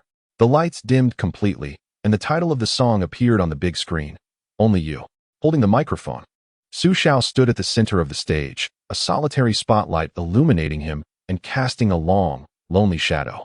The surroundings seemed enveloped in infinite darkness, as if he had been forsaken by the world, yet he could still distinctly perceive her presence. After a slightly melancholic prelude, the audience did not have to wait long for Su Xiao to begin. No one else understands how to make me smile as you do. You effortlessly breach the gates of my heart and fulfill tomorrow's beautiful dreams. His voice resonated through the air like a heartfelt poem, gentle yet resolute, with every word imbued with boundless emotion. The audience was completely immersed in the song's atmosphere, as if they could glimpse Su Zhao's fervent heart shining brightly amidst the darkness. Love me, and you are the only one. I simply wish to guard the happiness you have bestowed upon me. Love me, and you are the only one. Though I may smile through tears, it is you I fear not, come what may. As the song reached its crescendo, Su Zhao's emotions intensified, his voice crashing over the audience like successive waves of the sea, impacting each listener's soul. Below, Lin Qianqian was already glistening with tears, quietly absorbing Su Zhao's melody. Their gazes meeting across the distance, allowing her to distinctly feel the unique confession that belonged solely to her. Amidst countless encounters, it is you with whom I have forged a miraculous bond, as if the heavens themselves conspired for our union. Oh, the crevices of my heart. I believe that no one but you can fill this void. As the melody approached its conclusion, Su Zhao's voice grew increasingly resolute and powerful. In that moment, it felt as though every note he sang was a proclamation to the world of the deep emotions within him. Ultimately, it is only her. The song Only You is composed and performed by Tank, with lyrics by Chen Xinyan. As the last note lingered, a brief silence enveloped the venue, soon to be shattered by thunderous applause. The little one, oblivious to it all, clapped enthusiastically. However, upon noticing her mother's subtle gestures, she pouted slightly. 3. Mother has once again wiped her tears onto someone else. Humph, if it weren't for the ice cream silencing me, I would secretly tell Dad. Subsequently, Meng Lingbo engaged Su Xiao in conversation regarding his new album. Following her lead, Su Xiao remained true to the intent of his appearance on the show, fervently promoting his latest work. When discussing his musical journey, Su Xiao candidly revealed that he did not pursue music from a young age. Instead, he abandoned over a decade of art studies in high school to embark on a path in music. Surprisingly, while lacking talent in visual arts, he discovered a remarkable aptitude for music. Moreover, with Lin Qianqian's mother being a university professor of music, he possessed a significant natural advantage, propelling him forward on this musical journey. He expressed to the host and audience that the greatest support he received in his musical endeavors came from his mentor, Professor Qin, who was also his mother-in-law. When the conversation shifted to his dual role as a university lecturer, Su Xiao made it clear that even after his return, his primary focus would remain on educating and nurturing students. The schedule of a university professor is relatively flexible, and with his own studio now established, he has the autonomy to balance both teaching and performing. The program then transitioned to an interactive segment between fans and their idol. The first fortunate individual chosen by Su Xiao was a bespectacled woman, who, despite not appearing particularly young, was visibly elated upon being selected. However, once she grasped the microphone, words eluded her for a while. After taking a deep breath, tears brimming in her eyes, she called out to Su Xiao, "Su Ran, I represent the Xiren community of Anhui. We will forever support you. You are the best." After 8 years, he felt fortunate to still have such delightful fans. In response to her encouragement, Su Xiao's expression turned solemn as he bowed, hands clasped in gratitude. The second fan was a young man, seemingly a university student. Su ran. "I've followed your social media accounts for quite some time, but you hardly ever post updates. Could you interact more with us fans in the future?" Su Xiao replied with a hint of humor. "All right, seems like I've been urged to update." What could he possibly say? It can only be expressed with fervent assurance that there will be increased attention towards such matters in the future. As for the subsequent inquiries from other fans, they have become notably more conventional. For instance, questions arose regarding whether he had been honing his vocal skills during his years of silence, striving to maintain his peak condition. Alternatively, some inquired whether he would continue to perform Cantonese songs, expressing their admiration for his melodious renditions. There were even direct questions about his intentions to create songs reflecting the essence of traditional Chinese culture, emphasizing the need for new artists to infuse contemporary folk music with fresh vitality. In response to these inquiries, Su Xiao earnestly addressed each one, affirming that he had not squandered his time over the years. Not only did he maintain the requisite daily practice, but he also composed a plethora of songs across various genres and styles, which he promised to unveil in due course. The fans expressed their satisfaction with his responses and eagerly anticipated his new creations. Following the conclusion of the recording session for the program Music Awaits You, Su Xiao took the time to personally sign autographs for all the fans present, acknowledging their long journeys to show their support. Thus, the recording of the show reached a splendid conclusion as Su Xiao bid farewell to each departing fan. What followed was a cherished family trip in the capital. Chapter 67. Cherished patriotic education class. As the night had yet to fully recede, a slender crescent moon hung in the sky, facing off against a twinkling morning star in the distance. At this moment, traces of deep blue and inky black still lingered in the heavens. The Tiananmen Square, at a little past 4 in the morning, resembled a solemn and dignified painting, slowly unfurling its curtains. Here, a multitude of individuals from all corners of the earth had gathered, filled with reverence and anticipation, to collectively witness the impending solemnity of the flag-raising ceremony. Having finished recording her program the previous day, Su Xiao found herself at dinner around 7 o'clock in the evening, warmly invited by the host, Meng Lingbo, along with her family and Nan Jie, to indulge in a sumptuous meal. Shortly thereafter, Nan Jie departed alone on the last flight back to Star City, preparing for the imminent release of Su Xiao's new album. Meanwhile, Su Xiao's family retired early, planning to rise with the dawn to witness the flag-raising at Tiananmen Square. In truth, attending the flag-raising ceremony at Tiananmen Square entails stringent regulations. Firstly, one must make a reservation in advance on the official website, and secondly, the flag-raising time is not fixed daily. Rather, it is determined by the moment when the uppermost edge of the sun aligns with the horizon as viewed from Tiananmen Square. According to the official announcement, today's flag-raising time was set for 4:59 a.m., prompting Su Xiao and her family to arrive at around 2 in the morning to begin queuing. When the gates finally opened, a near sprint ensued as everyone rushed to secure a position closer to the flag. They managed to claim a fairly advantageous spot, adorned in matching red outfits emblazoned with Chinese characters. Even the little one, Xixi, sported a heart-shaped flag sticker on her cheek and held a small national flag aloft. However, having arisen so early, she nestled in her father's arms, her little head bobbing as she dozed off, exuding an adorable and amusing charm.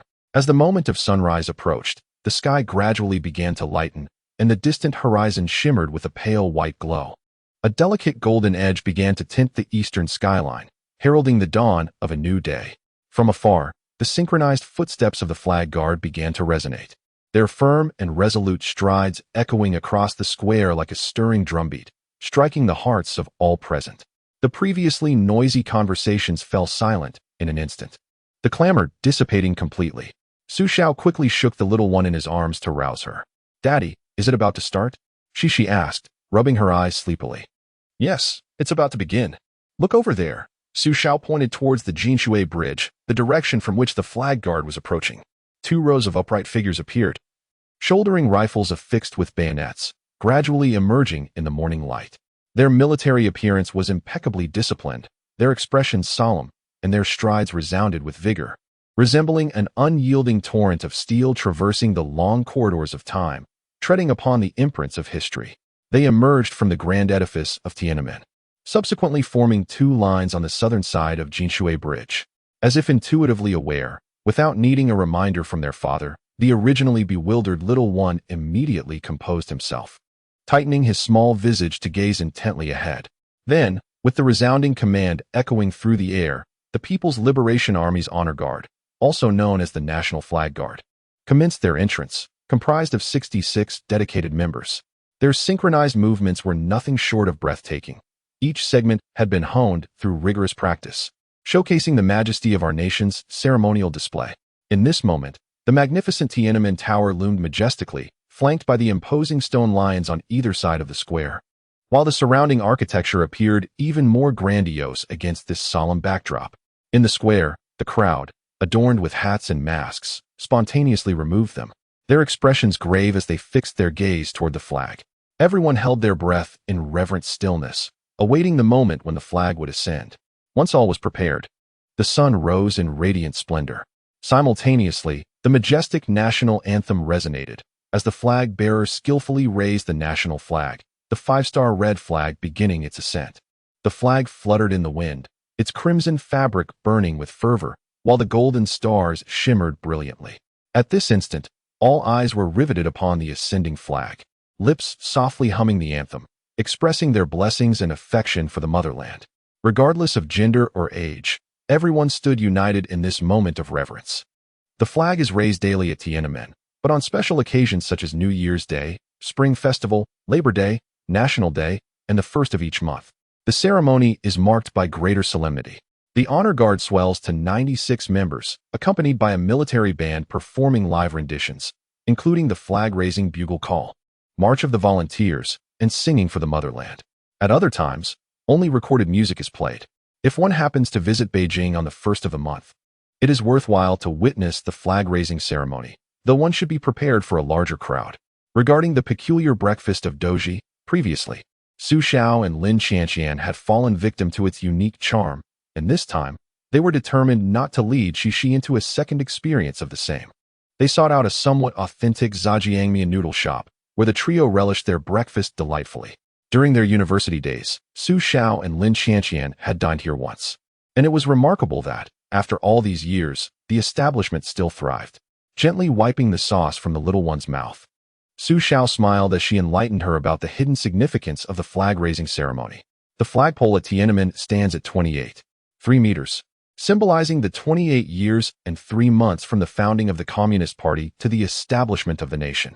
Beneath the flagpole lie 56 iron stakes linked together, representing the unity of the 56 ethnic groups hand in hand. Although Xixi did not fully comprehend, she listened with rapt attention. Although the flag-raising ceremony is held every Monday at the Little Sun Kindergarten, the sensation it evokes is entirely different from the grandiose ceremony just witnessed. The solemn and majestic scene continually resonates within the tender hearts of the little ones, planting a seed of patriotism deep within them. This is precisely why Xiao and Lin Qianqian chose to introduce her to the flag-raising ceremony before taking her to other places of amusement. After all, parents are the finest educators for their children. The cultivation of patriotism in a child cannot rest solely upon the teachings of school. It is imperative for parents to instill these values from an early age. Chapter 68. Today's 3-year-old Xiang and 4-year-old Xi as the capital of a nation. There are countless attractions and activities to indulge in. Xiao initially intended to visit the Forbidden City, adhering to the principle of proximity since they were already at Tiananmen Square. However, to his surprise, the little one had somehow learned about Menglan at the capital zoo and was persistently charming and insisting on going to the zoo first to see Menglan. The Forbidden City was just within reach, while the zoo was situated over 10 kilometers away in a different district. Naturally, Xiao wished to visit the Forbidden City before anything else. Thus, feeling somewhat overwhelmed by the little one's antics, he turned his hopeful gaze towards Lin Qianqian, hoping that this strict mother would step in and fulfill her role. To his dismay, Lin Qianqian merely ignored his pleading look, presenting him with the back of her head. Sensing something amiss, Xiao turned her around and caught a fleeting smile on her face. Could it be that you were the one encouraging the little one to go to the zoo first? Xiao regarded her with suspicion. No, don't say such things, Lin Qianqian replied, tilting her chin defiantly and pretending to be aloof. Yet, a momentary flicker of panic in her eyes did not escape Xiao's keen observation. Mommy is right. Daddy, don't say such things. Mommy, didn't he tell me that Menglan is at the capital zoo? the little one added, attempting to bolster her mother's credibility with her innocent interjection. Lin Xianxian thought to herself, my foolish daughter, aren't you inadvertently confessing? Especially since Su Xiao was gazing at her with a knowing smile, making her feel quite uneasy. What is wrong with wanting to see Sintaizi first? Just tell me whether we're going or not. Lin Xianxian playfully chided Su Xiao. With the little one's naive admission, Lin Xianxian realized that hiding their intentions was futile, so she decided to take the initiative. To her surprise, the proud creature had confessed willingly, prompting Su Xiao to gaze at her in astonishment, his eyes widening in disbelief. Goodness, you're actually a fan of Santaizi from Xizimen? You've hidden it so well. I thought you would be a fan of Huahua's mother. Is the sunny boy more appealing than his sister Huahua? Seemingly grasping Su Xiao's insinuation, Lin Xianxian candidly stated, I find Memamai more entertaining than Huahua. Of course, if you insist on taking me to see Huahua later, I wouldn't mind accompanying you to Sichuan again. By the end of her statement, she began to revert to her prideful demeanor, almost explicitly indicating to Su Xiao that after visiting Menglan, she intended to see Huahua as well. I want to go too. I love Huahua the most. Xixi chimed in, bouncing beside them and tugging at Su Xiao's hand. Aren't you fond of Menglan? How can you suddenly claim that you love Huahua the most? Su Xiao teased, playfully pinching her nose. Huh, you're so young and already thinking of being a heartbreaker? Not at all. I like both. The little one pouted, scrunching her face and making silly gestures at Su Xiao, unable to resist the united front of mother and daughter. Su Xiao reluctantly pulled out his phone to purchase tickets. No need to purchase any tickets. I have already secured them. Lin Xianxian proudly flaunted her phone in front of Su Xiao, then murmured, by the time you buy a ticket last minute, the opportunity will have slipped away. This is a highly sought-after attraction, especially during the peak summer season, where advance reservations are essential. It appears that this was not a spontaneous decision, but rather a premeditated plan. While others pursue their idols, you chase after the giant panda, which is indeed a unique pursuit. Su Xiao internally scoffed, but refrained from commenting further, opting instead to summon a ride via his phone. The giant panda Menglan, known by many monikers such as the Prince of Xizimen, Mimi, the prison break prodigy, the head of quality control at the zoo, the cat retrieval artifact, and the social media bandit, boasts an impressive array of nicknames. A photo of Menglan reminiscent of Huajianhua in the snow would surely captivate many. Gaining fame due to a prison escape incident, it later came to light that this was not Menglan's first escapade. This clever creature has been noted for its extraordinary talent in breaking free, earning it the title of Legend of Panda Escapes. Although it possesses a fierce and commanding appearance, it has not inherited its mother Meng Meng's tenacity. Rather, it has assimilated all the admirable traits of its father Mei Lan, including a rather lackluster combat prowess. Nonetheless, in temperament, it mirrors its mother, embodying a gentle and healing spirit, which contributes to its immense popularity, even earning accolades from CCTV. Having had breakfast before making their way here, they were among the earliest visitors to the zoo. Entering through the main gate on the east side, the first exhibit encountered was the Panda House. Although the zoo commenced operations at 7:30 a.m., viewing the Prince of Xizimen, the Panda exhibit, would not commence until 8 o'clock a.m. Before 7:30, throngs of visitors had already gathered outside the zoo, prompting Su Xiao to don a mask. Like the others, they were on summer break, and today being Saturday, most attendees were parents accompanying their children. Among the numerous attractions in the capital, the Beijing Zoo stands out as a favored destination for young children. However, Su Xiao's circumstances differed, as he brought along two little ones, one named Shi, aged 4, and the other Qian, aged 3. While waiting in line at the Panda House, Qian appeared quite composed. Yet, once the exhibit opened, she grasped her companion's hand and dashed straight towards Menglan's Olympic Pavilion. The fervor of her sprint left Su Xiao momentarily astounded. Goodness, where has your usual pride gone?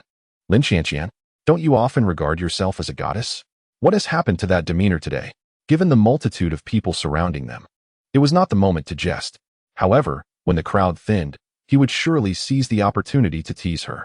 As he ran, Su Xiao reflected on the previous night's events, still vexed by the little one's relentless inquiries about his photographs from 9 years prior after their recording session. Why does father choose to dress so peculiarly? This question leaves Su Xiao in a quandary. Should he abandon the majestic image of a father he has cultivated? Yet, Lin Yaoyao not only revels in his predicament, but also stokes the flames of his embarrassment, driving him to the brink of frustration. As the saying goes, a gentleman seeks revenge, even if it takes a decade. However, for him, even 10 days feels excessively long, as he firmly believes in immediate retribution. The presence of the little one, with her short legs, along with the necessity of traversing a distance after entering the panda exhibit at the Olympic venue, prevented Lin Xianxian, who has danced for years and possesses commendable athletic ability, from being among the first to witness Menglan. Regretful, she resorted to pinching the little one's chubby cheeks, treating her delicate face as if it were a lump of dough to be kneaded. As she kneaded away, the little one struggled to articulate her words. Mom, I'm telling you. Don't wait until the baby grows up. Oh, is she actually threatening me now? Very well, I shall indulge in my mischief for a while longer. With that thought, Lin Xianxian's kneading became even more fervent. Chapter 69. Cherishing a day at the zoo. The number of visitors gathered to behold Menglan was truly astonishing. Although Xiao and her companions missed the initial wave, they managed to secure a position among the second group, close to the front. Notably, the revered Santaizi of Xizimen gracefully occupied a spot near the glass window, playfully engaging with a ball while extracting a treat from within, embodying the essence of a serene beauty. While it was somewhat regrettable to have missed witnessing its lively antics, the opportunity to observe it from such proximity was indeed a rare privilege.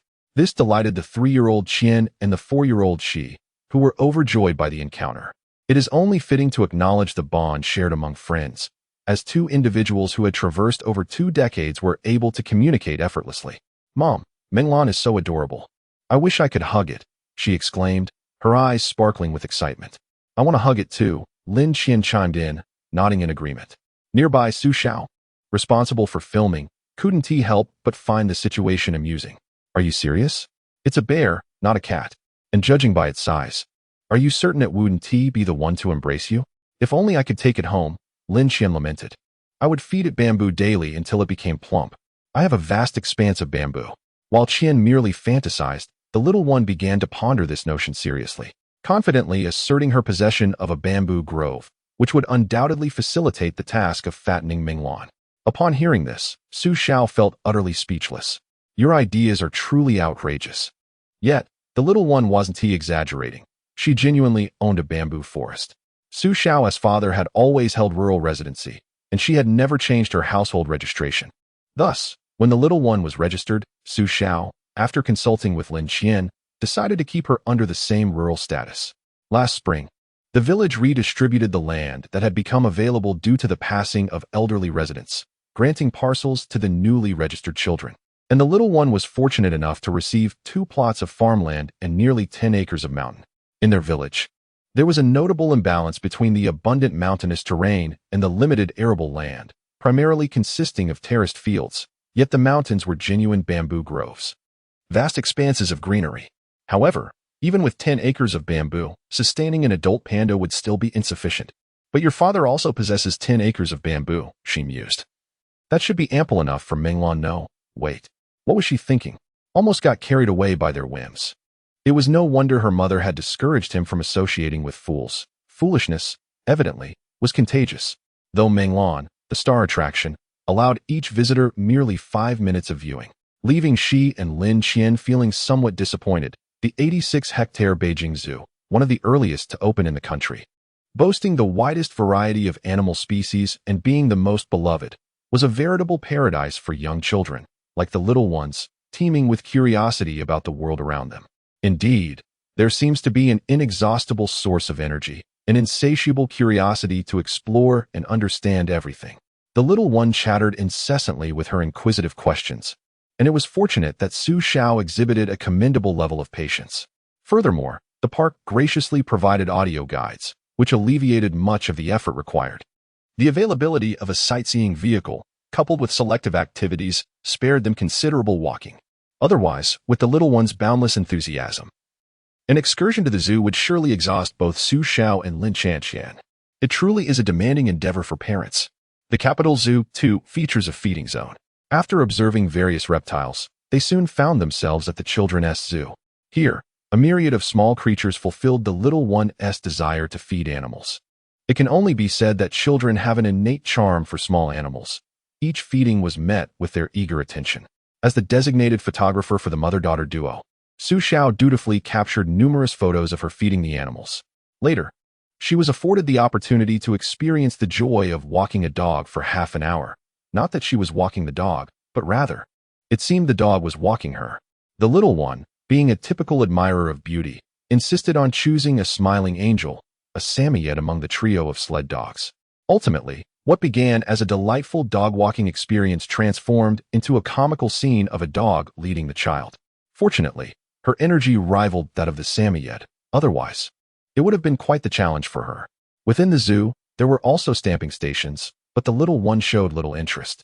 In contrast, Lin Xianqian, who harbored a passion for collecting, eagerly gathered all the stamps.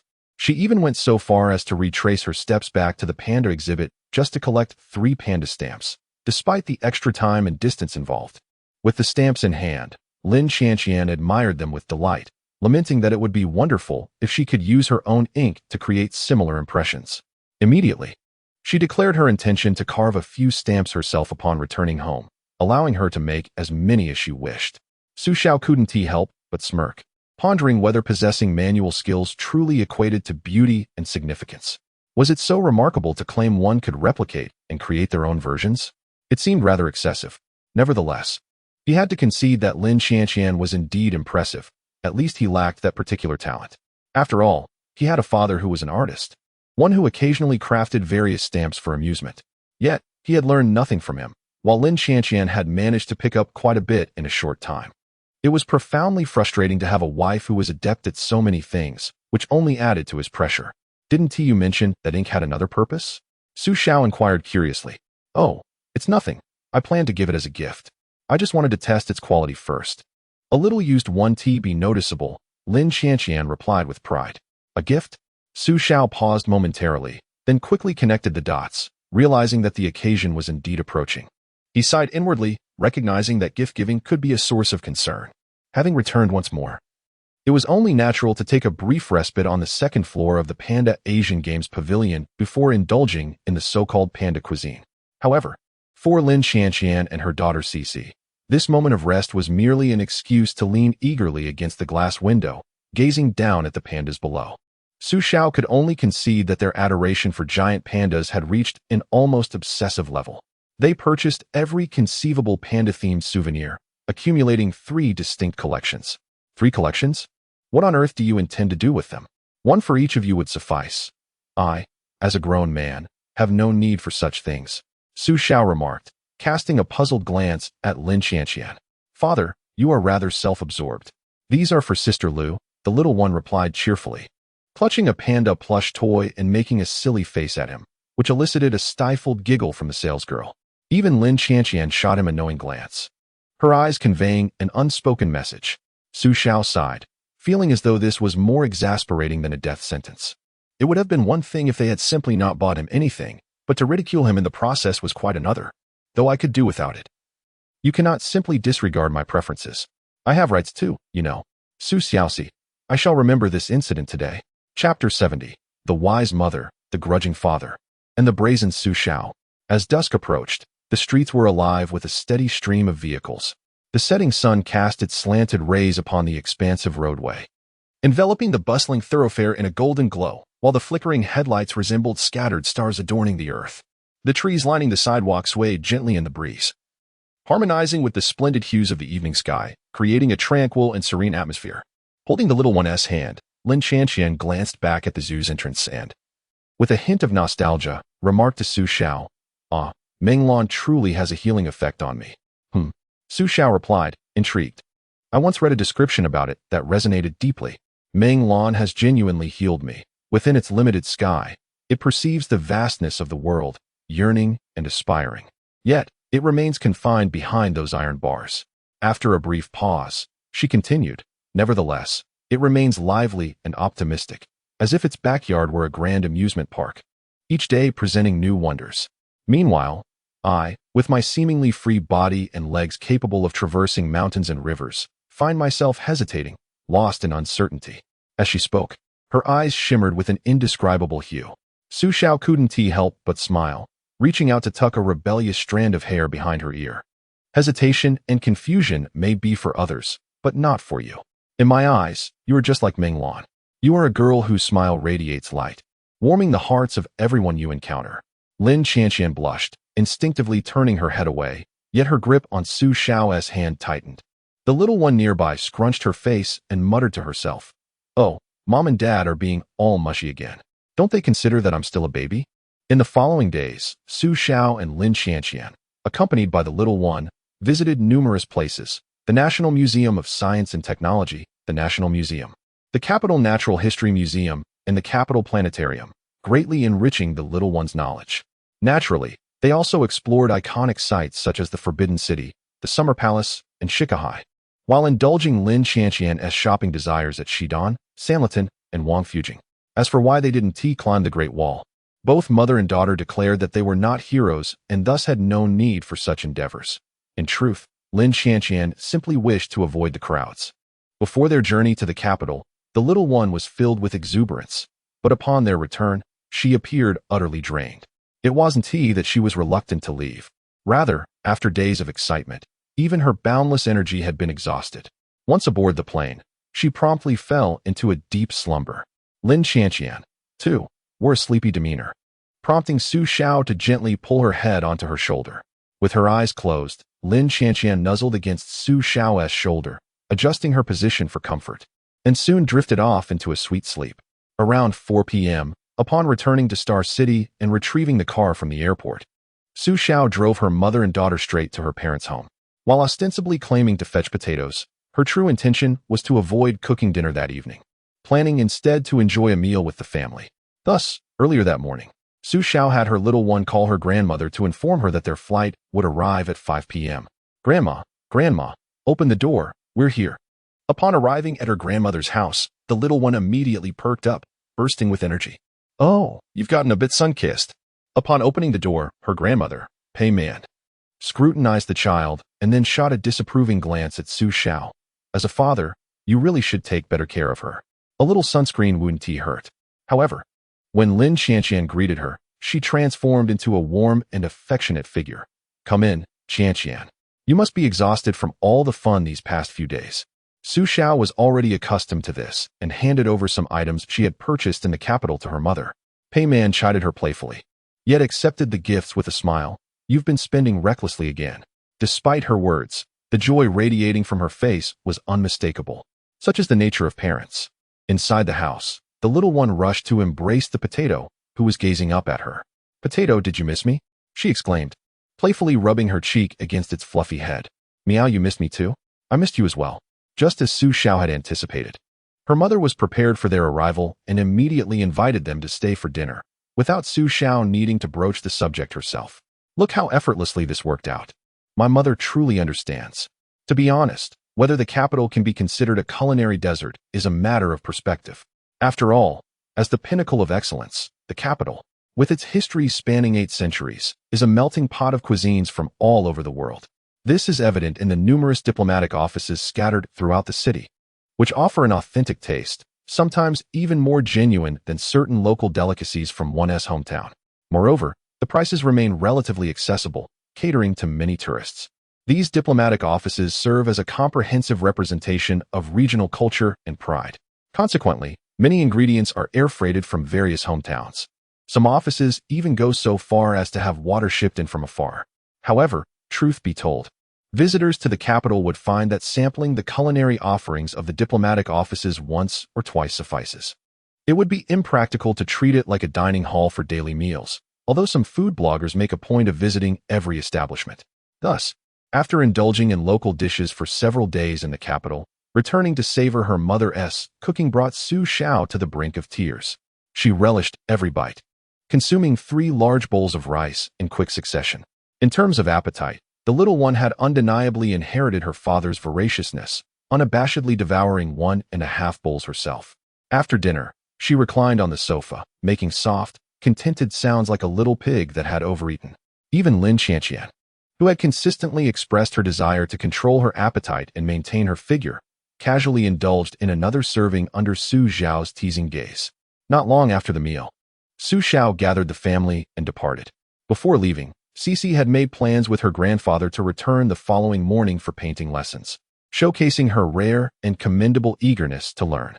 Naturally, The old man was immensely pleased with the child's diligence and self-discipline, not forgetting to resurrect old tales of Su Xiao's past shortcomings, lamenting that if she had possessed even half of her daughter's zeal for learning, she would not have struggled for over a decade with such lackluster results.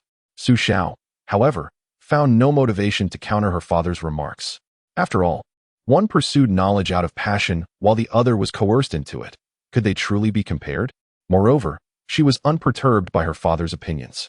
Ultimately, the little one was his cherished daughter, and any praise directed towards her could be seen as a reflection of his own worth.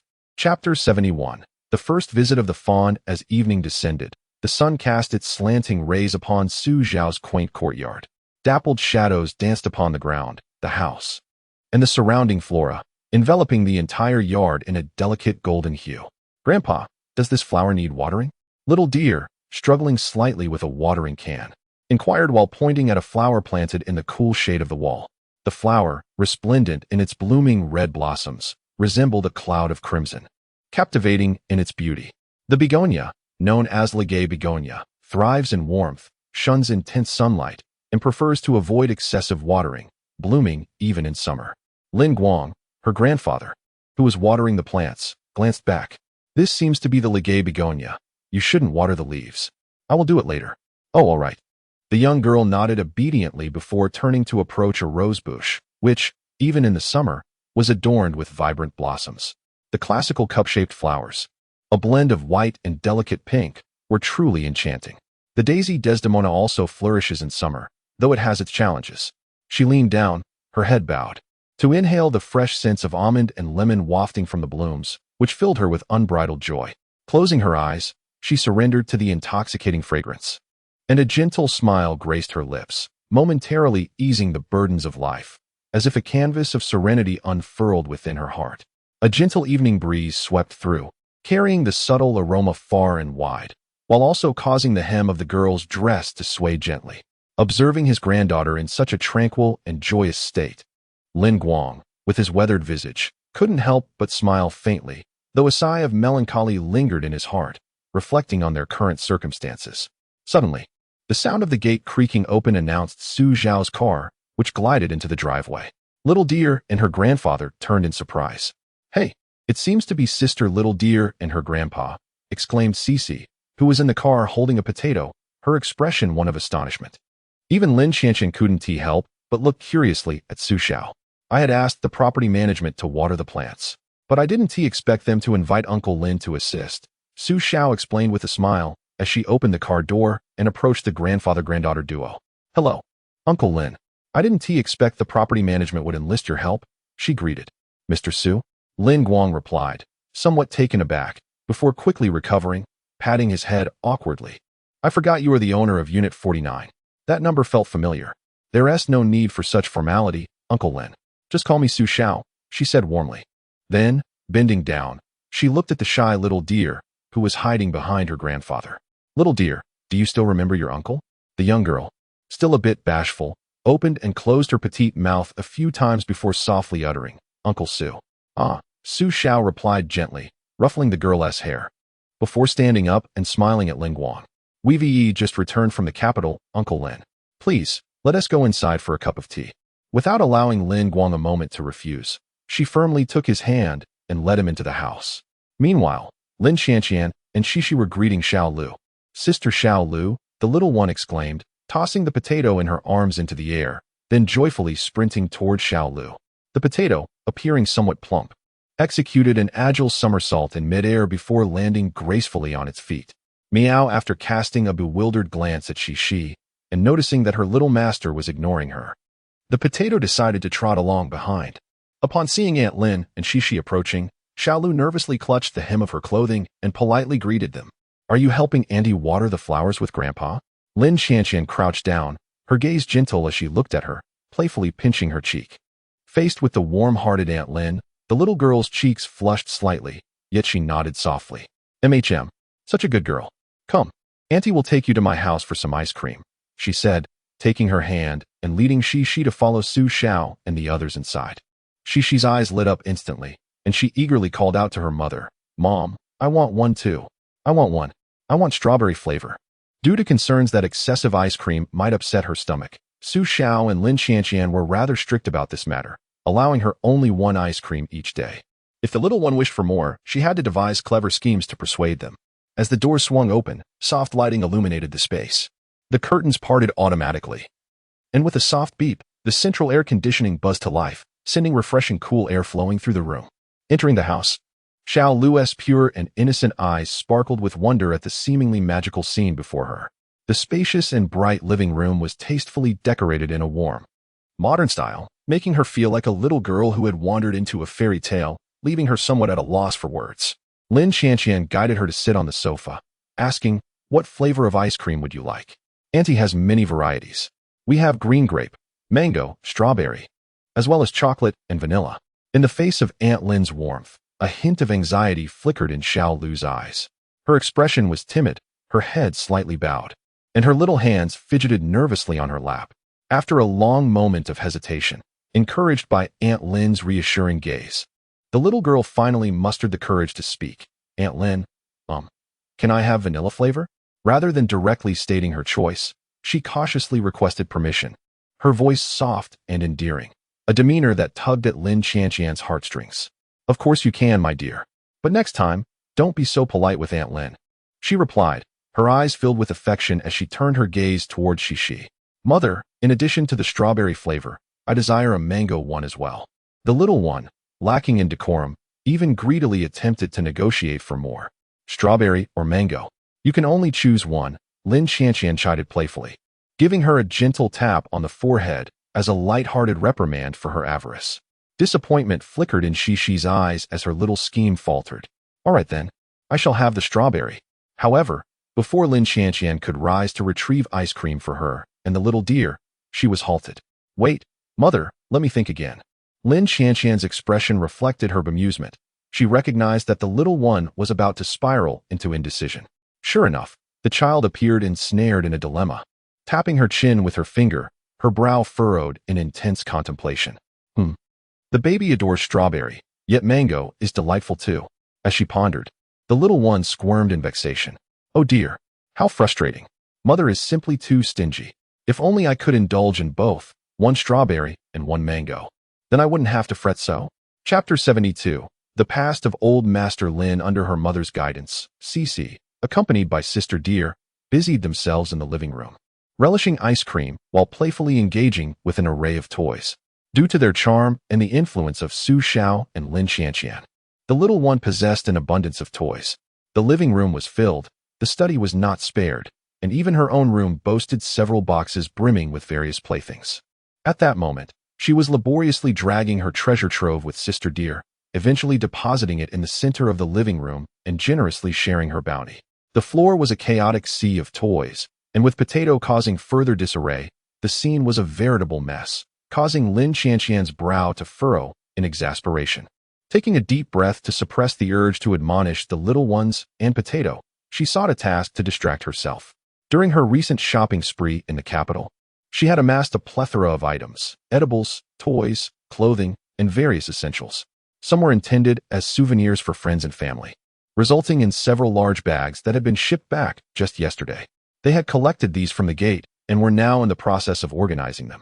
Meanwhile, Su Xiao, after preparing a cup of tea for Grandpa Deer, retrieved a watermelon from the refrigerator, cut it, and sat down with a smile to engage in conversation. "Uncle Lin, I noticed you seem quite knowledgeable about tending to plants. Have you ever worked in that area?" A nostalgic smile graced Lin Guang's face. "In my youth, I had a penchant for experimenting with such things. Back when I lived in my hometown, I cultivated quite a few flowers and plants, but then," he seemed to recall a sorrowful memory, letting out a sigh, losing interest in continuing his tale. Perhaps it's related to Sister Deer's parents?"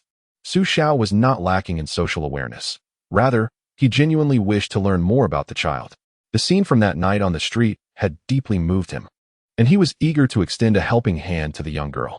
Lin Guang glanced at Sister Deer, shaking his head with a bittersweet smile. "Actually, it has nothing to do with her parents. It's my old companion. She suffers from uremia." "Uremia?" Upon hearing this, a clear understanding formed in Su Xiao's mind.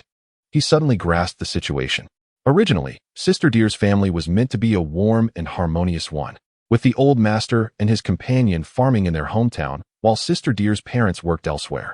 However, due to unforeseen circumstances, her parents had passed away, leaving the young Sister Deer in the care of her grandparents. Yet, misfortune struck again, as her grandmother fell ill with uremia, due to the necessity of regular hospital dialysis. The elderly man could only bring his companion and Sister Deer to the city. Although the new rural cooperative medical scheme covered dialysis costs, making it relatively affordable, the combined expenses of the three family members weighed heavily on the aging man, who was unable to earn a substantial income. Considering various aspects, their lives are indeed quite precarious, leading them to their current predicament.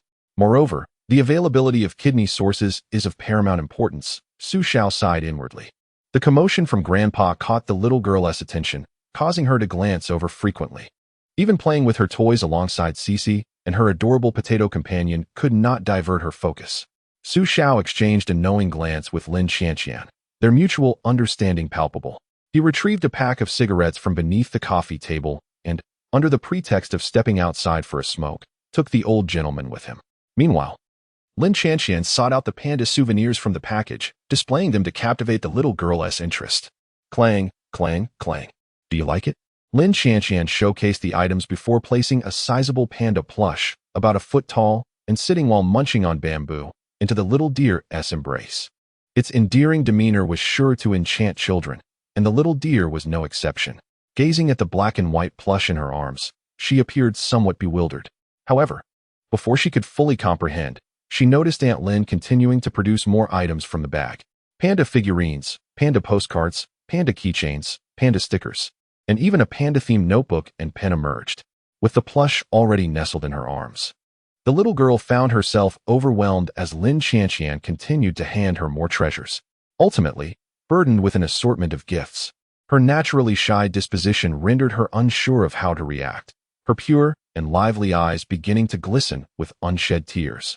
Seeing the little girl on the verge of tears, Lin Qianqian chuckled softly. All right, all of these are for you. Both Xixi and I have them too. As she spoke, she produced 2 bags labeled with the name Su Xiaoxi, followed by another bag she had opened, clearly marked with Lin Xiaolu's name. Aunt Lin, I. The little girl stammered, flustered, and at a loss for words. Refusing Auntie's gifts is not permitted. Auntie adores you, little one. If you decline, it would make Auntie very sad, she said, feigning a sorrowful expression. This, however, elicited laughter from Su Xiaoxi, who, upon receiving a pointed glance from her mother, cleverly shielded her face behind the potato she was holding. Concealing her face behind the potato, she continued to giggle quietly, struggling to suppress her laughter, which proved quite a challenge. Mom, why do you have to make people laugh for no reason? In the courtyard, Su Xiao and Grandpa Lin indulged in smoke. Of course, Su Xiao merely lit one, holding it without smoking, as he observed the old gentleman's troubled expression. Unable to restrain himself, he eventually inquired, Uncle Lin, about the kidney source. With a wry smile, Grandpa Lin replied, I dare not inquire, fearing that if a matching kidney source were indeed found, I would be at a loss for funds. Su Xiao let out a quiet sigh, his expression somber and silent. He understood that uremia was not an incurable affliction. One approach involved undergoing dialysis at regular intervals, adhering to the doctor's advice, and actively cooperating with treatment, which could extend life by several years, even over a decade. Another method offered the possibility of a direct cure, kidney transplantation. However, the availability of donor organs presented a significant challenge. They were scarce and required compatibility. Furthermore, the financial burden associated with such a procedure was beyond the means of an average family. In truth, my partner wished to simply depart, not wanting to continue being a burden to me and Xiao Lu. Yet, I could not allow that. Our family, once whole, would be shattered if my partner also chose to leave us, especially with Xiao Lu having already lost her parents. What would become of us? She is still so young. The old man murmured, his vacant gaze fixed upon the pitch-black sky, as if questioning something, engulfed in profound guilt and helplessness. Chapter 73, The Changing Fawn and Su Xiao's Reflections. It appears to be the last bastion of a man's resilience, desperately holding him up. Perhaps his tears have long since dried, leaving only his steadfastness. Though his shoulders bear a heavy burden, they remain upright, akin to a towering peak that steadfastly withstands the tempest of fate. Despite the furrows of worry etched upon his face, he maintains an optimistic demeanor. engaging Su Xiao in conversation with a smile. Over the past few years, aside from necessary expenses, he has supplemented his income as a sanitation worker by taking on various side jobs, managing to save a modest sum. While it may not be substantial, it nonetheless brings forth a glimmer of hope. Moreover, the fawn has grown into a well-behaved companion, capable of assisting him and his grandmother with numerous tasks. Thanks to favorable national policies, her education incurs minimal expense. As for his elderly partner, though beset by illness, she is still able to undertake simple tasks and can earn a few hundred yuan monthly through small handicrafts. Life, after all, will gradually improve. His eyes brim with hope. He remains unaware of the countless years he has traversed through life's uncertainties, yet he seems to continue cherishing this dusty world. His desires are modest, merely wishing for the well-being of his family. Yet, paradoxically, these wishes are monumental, for fate has burdened him with too much. Though he may be under 60, a similar age to Su Xiao's father, Su Xiao perceives him as even older than his grandfather. After finishing his cigarette, the elder insists on completing the watering he had begun. Unable to dissuade him, Su Xiao joins in, and together they exchange insights on gardening. Love and life invariably require a touch of elegance. As the saying goes, in spring, admire the blooming flowers. In autumn, gaze at the moon. In summer, bask in the cool breeze. In winter, listen to the snowfall. Thus, the flowers and plants in the courtyard are predominantly those sown by him and Lin Qianqian, with a variety of species, particularly roses and hydrangeas, which are Lin Qianqian's favorites. Over the years, they have frequented flower and bird markets, purchasing various plants suitable for cultivation, which they have subsequently planted in their garden. Gradually, this small courtyard has been transformed into a quaint garden, showcasing flowers that bloom in different seasons throughout the year. This was a mutual commitment made during their university days, a small continuation of their romantic checklist. However, Su Xiao is astonished to discover that, despite the plethora of flora in this little courtyard, Lin Laozi seems to recognize nearly all of them. He is well versed in the characteristics of various plants and the requisite care knowledge, which opens Su Xiao's eyes to the depth of his wisdom. Indeed, one cannot judge a book by its cover. It is worth noting that when he and Lin Qianqian cultivated their flowers, they invested considerable effort, diligently learning a wealth of horticultural knowledge, even filling half a notebook with their notes. Now, with a gardening expert present, Su Xiao is reminded of a question he wishes to pose. Uncle Lin, may I inquire how to manage the flowering duration of roses in the current weather? And what is the best way to regulate water and nutrients? As the two engaged in casual conversation while tending to the flowers, time slipped away unnoticed until it was quite late. Outside, the sky had completely darkened, indicating it was already past 7 in the evening. Little Deer was preparing to return home with her grandfather.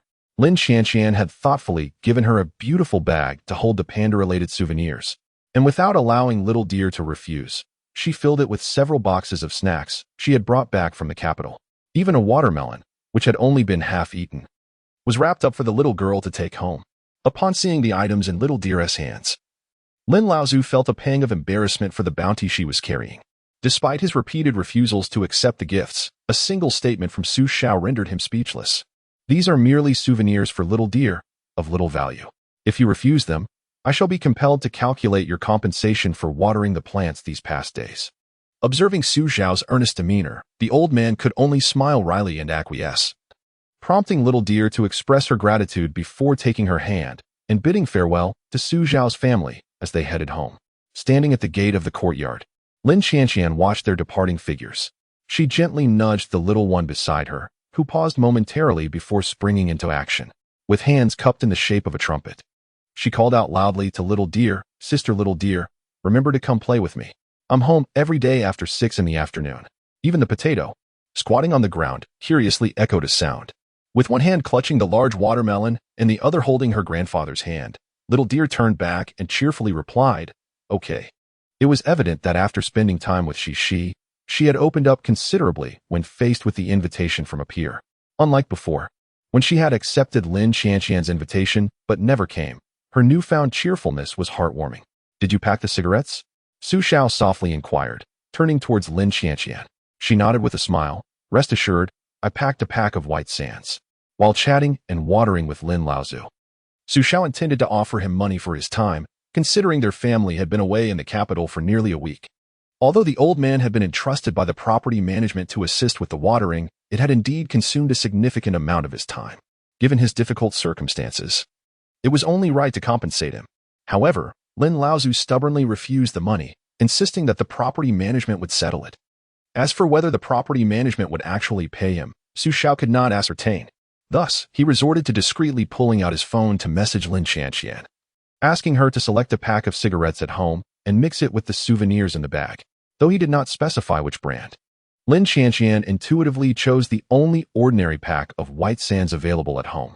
Indeed, it was the most affordable option they had. It was not that Lin Xianxian wished to offer something better. She simply knew that a slightly higher quality cigarette would likely be returned by the old man.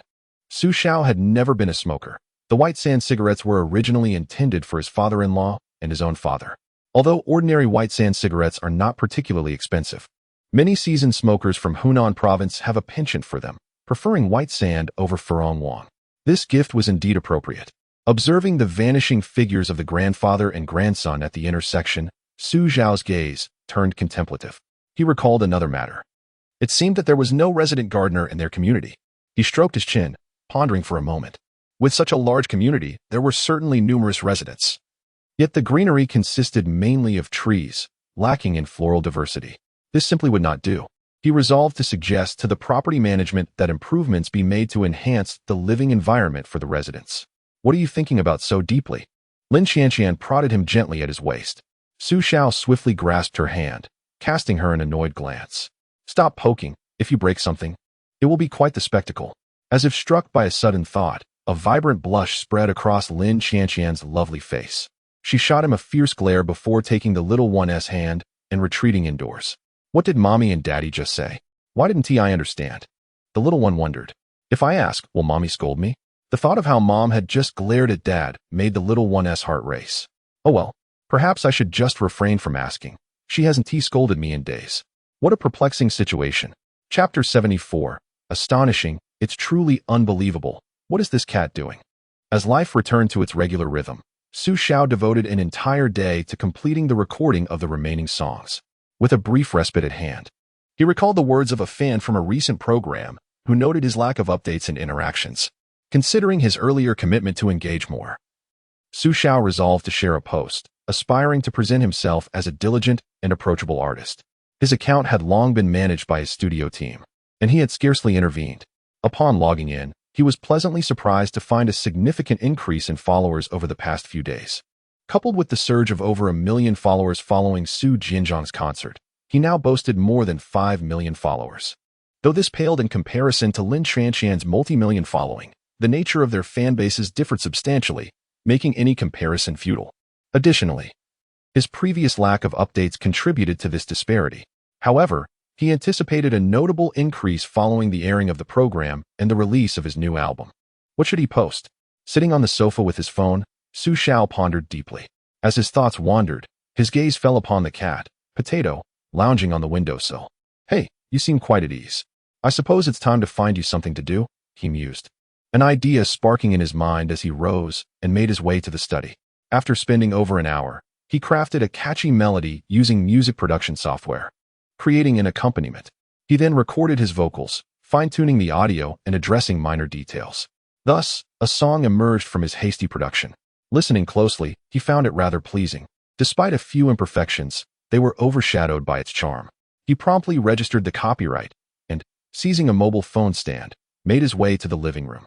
He set the phone on the coffee table and, taking advantage of Potato's momentary distraction, swiftly captured the feline.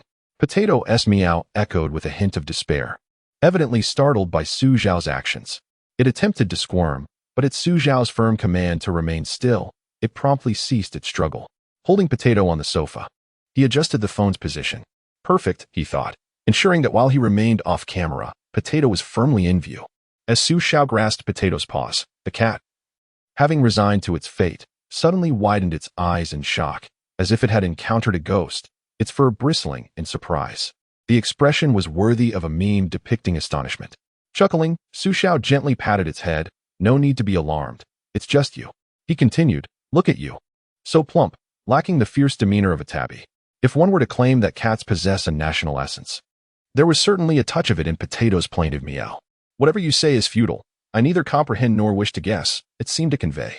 Xiao grasped one of its claws with a single hand and began to mimic the motions he recalled from memory while facing his phone. However, regardless of his efforts, he found himself feeling quite out of sorts. As for the potato he was manipulating through various actions, it appeared thoroughly uncomfortable, its expression oscillating between despair and resignation. Oh, right, I neglected to play any music. Performing the actions in silence was bound to feel lackluster. Xiao smacked his forehead, chastising himself for his foolishness. Fortunately, Lin Xianxian was not present. Otherwise, he would surely have been ridiculed for his silly antics. Alas, he was learning the hard way due to his inexperience. Without delay, Xiao picked up his phone and played the music he had just created. Soon, an infectious melody filled the air, compelling one to sway their body. Like seaweed, seaweed. Swaying with the waves, seaweed, seaweed, dancing in the surf. With the assistance of the melody, the experience became far more enjoyable, no longer resembling a silent film. Although the potato still bore that lifeless expression, Xiao was invigorated. After recording the first take, he reviewed the results and, sensing room for improvement, decided to record it once more. However, this time, the potato vehemently refused to cooperate, struggling fiercely in his embrace. Seizing an opportunity, it made a hasty escape, scaling the refrigerator and eyeing him warily, poised to flee again at the slightest provocation. Left with no choice, Xiao opened the cupboard beneath the television. With a clatter, he placed an entire box of cat treats onto the coffee table. The noise startled the potato, causing it to flinch. Upon spotting the treats, its eyes widened in rapt attention, and it couldn't help but leap down, approaching cautiously, step by step. Eventually, it crouched on the floor, gazing up intently at the box of treats. Amused by its antics, Xiao playfully nudged the treat box. He pushed it back and forth several times, and the potato, in a comical display, followed the box with its head, swaying in rhythm. Regardless of the movements, its gaze remained steadfastly locked on the treats. "Ah, my little friend, we shall see who prevails." Xiao chuckled, lifting its head and playfully ruffling its fur. The potato, instead of resisting, mewed incessantly. If it had previously been scolding Xiao, it was now in a state of affectionate submission. Xiao, not wanting to overindulge, eventually opened a treat for the potato. Satisfied with its wish fulfilled, the potato became much more cooperative, albeit still wearing that familiar, forlorn expression. At least now, it no longer struggled, appearing resigned to whatever Xiao had in store for it. "Potato, well, as long as you are happy, all that matters is that there are enough cat treats." Once the recording concluded, Xiao reviewed the footage and found it even more splendid than the previous attempt, with every movement perfectly synchronized to the melody. Satisfied, Xiao released Potato, granting it its freedom. As Potato leapt down, it glanced back and meowed, as if to convey its desire to be included in future endeavors. It then sauntered off, surveying its domain with a leisurely gait. Although Xiao had not formally studied video editing, he had previously observed Lin Xianxian in the process of creating videos, allowing him to navigate the task with relative ease. He removed the original audio from the recording and seamlessly integrated background music, making slight adjustments to align with Potato's movements. In no time, the feline rendition of the seaweed dance was complete. He also captured a screenshot of Potato's wide-eyed, bewildered expression, which he decided to use as the video thumbnail, playfully titling it, "Shocking. Is this cat truly possessed?" Chapter 75. How could one possibly inflict harm upon such an adorable feline? Within the confines of an office building, a weary employee, resting his chin upon his hand, idly engaged with a game of Minesweeper on his computer. Suddenly, a notification chimed from his mobile device. He casually picked it up to inspect the source, discovering a pop-up recommendation from his social media account. A user he followed, Ran, had posted a new update, urging followers to take a look. Ran, he had heard whispers of an impending album release. Was this a promotional endeavor? With a mindset geared towards mere curiosity, he clicked on the notification, only to be met with something entirely unexpected, a sensational headline accompanied by a striking image of a bewildered cat. Seemingly as astonished as he was, his reaction was one of genuine shock. "Oh dear. Ran, what are you doing? Is your account compromised?" In any other context, he would have scoffed, dismissing it as the antics of unscrupulous editors seeking to exploit traffic. Yet, when it concerned his idol, the situation was transformed. Even if he suspected Ran's account had been hacked, he felt compelled to delve deeper into the content. The video showcased a rather plump yellow cat, helplessly grasped by its owner at both paws. Its expression conveyed a blend of resignation and disdain. Eyes squinted in disbelief as its features contorted in a comical manner. As an infectious melody began to play, the cat was made to perform a series of movements, synchronized with the rhythm, like a seaweed, seaweed, seaweed. Despite its obvious reluctance and disdain, the cat's antics proved to be hilariously absurd, and coupled with the catchy tune, the humor was undeniable. Good heavens, who conceived of such a notion? How could anyone dare to subject such a delightful creature to this? He thought, if only there could be more videos like this. Hey, let me show you something amusing. He nudged a colleague at the adjacent desk. Such spectacles were unfolding across the nation. After all, Su Ran boasted a following of 5 million, and with the allure of a dancing cat paired with catchy music, the video quickly spread like wildfire, multiplying in views at an exponential rate. The platform's officials, astute to the video's viral potential, stoked the flames further by promoting it to various demographics. Though Su Ran had only recently shared the video, it had already garnered an overwhelming number of comments. Why do I find its pitiful expression so amusing? One comment mused, its little belly is bouncing. Another exclaimed, I can't contain my laughter in the restroom. Someone come to my aid. How adorable. Though slightly plump. Haha, the orange cat muses. Life is like this. Since resistance is futile, let us dance in celebration. Indeed, it is a feline from Su Ran's household. If memory serves me right, its name is Potato. Her daughter had previously introduced it. Haha. The cat sighs. Yet another day of forced labor. Although Xiao anticipated that this video would garner significant attention, she did not foresee the overwhelming response it would provoke. Within less than half an hour, Nanjia's call came through. Hello, Xiao, what is going on? Xiao, contemplating her lunch options, was momentarily bewildered. Huh, what situation? Did you just post a video of the cat dancing using your account? Oh, I see. They mentioned I seldom post updates, so I thought I'd record a video of Potato while I had some idle time. Xiao replied to Nanjia, completely oblivious to the unfolding events. This video has gone viral. It's being shared across the internet, and your account is blowing up with notifications and comments. You should check it out. Nanjia, exasperated, was at a loss for words at Xiao's ignorance of the situation. Xiao, oh, viral? Is it really that crazy? Doubting, Xiao logged back into her account, and her eyes were immediately drawn to the 99 notifications. After clicking to read all, she noticed the numbers in the top right corner visibly rising. 18, 52, 83, 99. Remarkably, within a mere 2 seconds, it climbed back to 99. Only then did Xiao grasp the gravity of Nanjia's words. In this half-hour span, her follower count surged significantly, likely nearing 100,000. Glancing at Potato, who was sprawled on the mat by the door in a peculiar sleeping posture, Xiao couldn't help but chuckle and shake her head. Hey, Potato, you're famous now. Did you know? Even in the afternoon, when Xixi returned from her art class, she dashed straight to Potato as soon as she entered the house. Potato, you're amazing. Her eyes gleamed with wonder, as if trying to discern some secret from the cat. Clueless, Potato gazed back at her with a bewildered expression, engaging in a silent stare down with the girl. Did even the little one notice? Xiao remarked, astonished as she turned to Lin Qianqian, who was responsible for picking up Xixi today since Xiao had stayed home. Yes, on the way back, she kept asking about it. Lin Qianqian chuckled, casually lifting Potato from Xixi's arms and gently patting its head. I never expected our household would produce a celebrity cat. By the way, how did you come up with this idea? Xixi looked curiously at her father, her eyes sparkling with eagerness. Previously, fans had mentioned my lack of updates. So with nothing to do, I casually made a video. Xiao shrugged, adopting a nonchalant demeanor. You certainly have a knack for creativity. Lin Qianqian cast a playful yet affectionate glance at him. Daddy, daddy. Once her parents had finished speaking, Xixi eagerly tugged at his hand and called out. Huh, what is the matter, darling? Xiao asked, picking her up and settling her on the sofa with a tender smile. Embracing her father's neck, the little one echoed her mother's words. Hee, can you teach me that trick of yours? What trick? Xiao replied, feigning annoyance as she lightly flicked Xixi's forehead. Have you learned to be mischievous from your mother? Do you wish to learn? No problem. Give daddy a kiss, and I shall teach you. Uft, such a simple thing. And you want me to feel proud about it? I can learn it just by watching a video once. Mommy, is that true? Xixi immediately turned her gaze toward her. Of course. Then, the most beautiful mommy in the world. Could you teach Xixi? Her little mouth was so sweet that it brought great joy to Lin Qianqian. Certainly. I will teach you right now.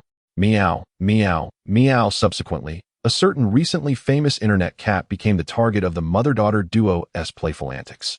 Chapter 76. Su Xiao's ingenious gesture as the fervor surrounding him continued to escalate. That evening, Su Xiao posted yet another update.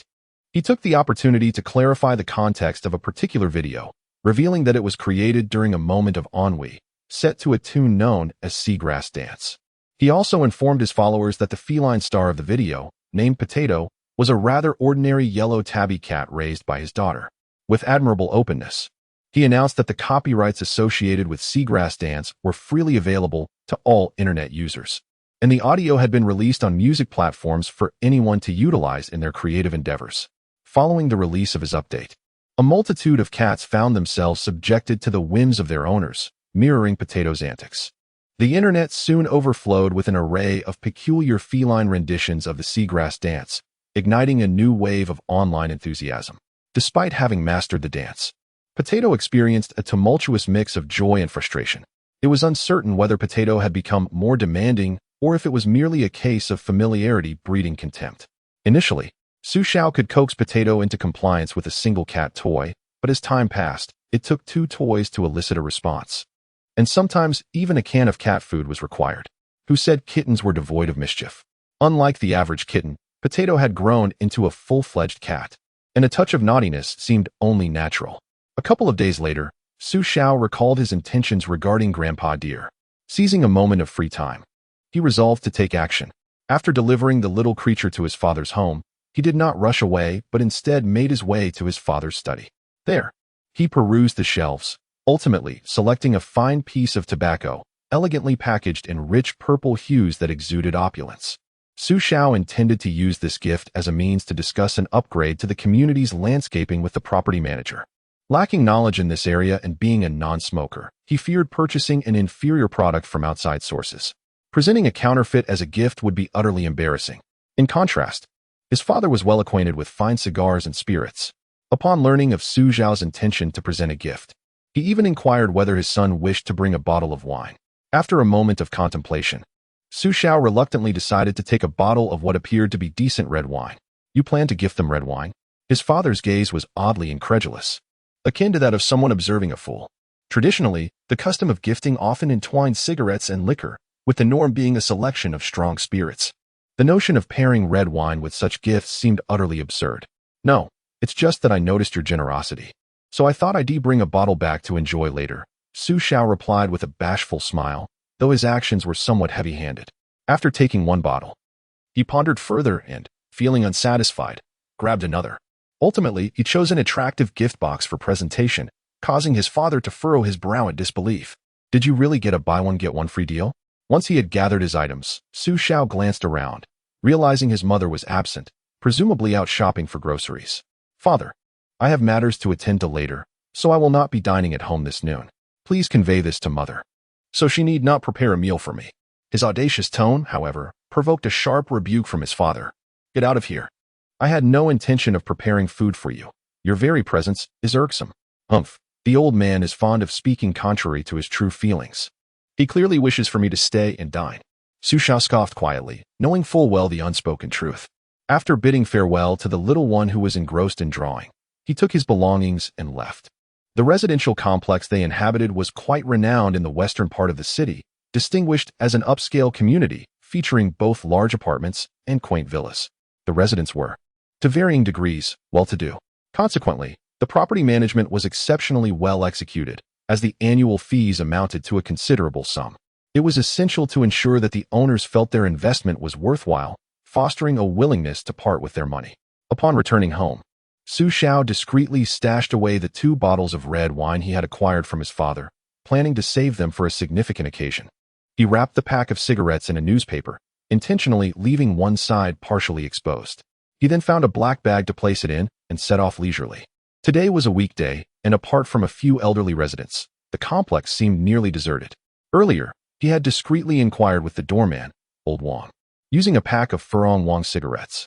Old Wang, a fellow townsman of the elderly Lin, currently served as a sanitation worker for the community, under the property management's purview. Although his responsibilities were limited, the remuneration was disappointingly low. Su Xiao approached the property management office and casually asked a staff member before knocking on the manager's door.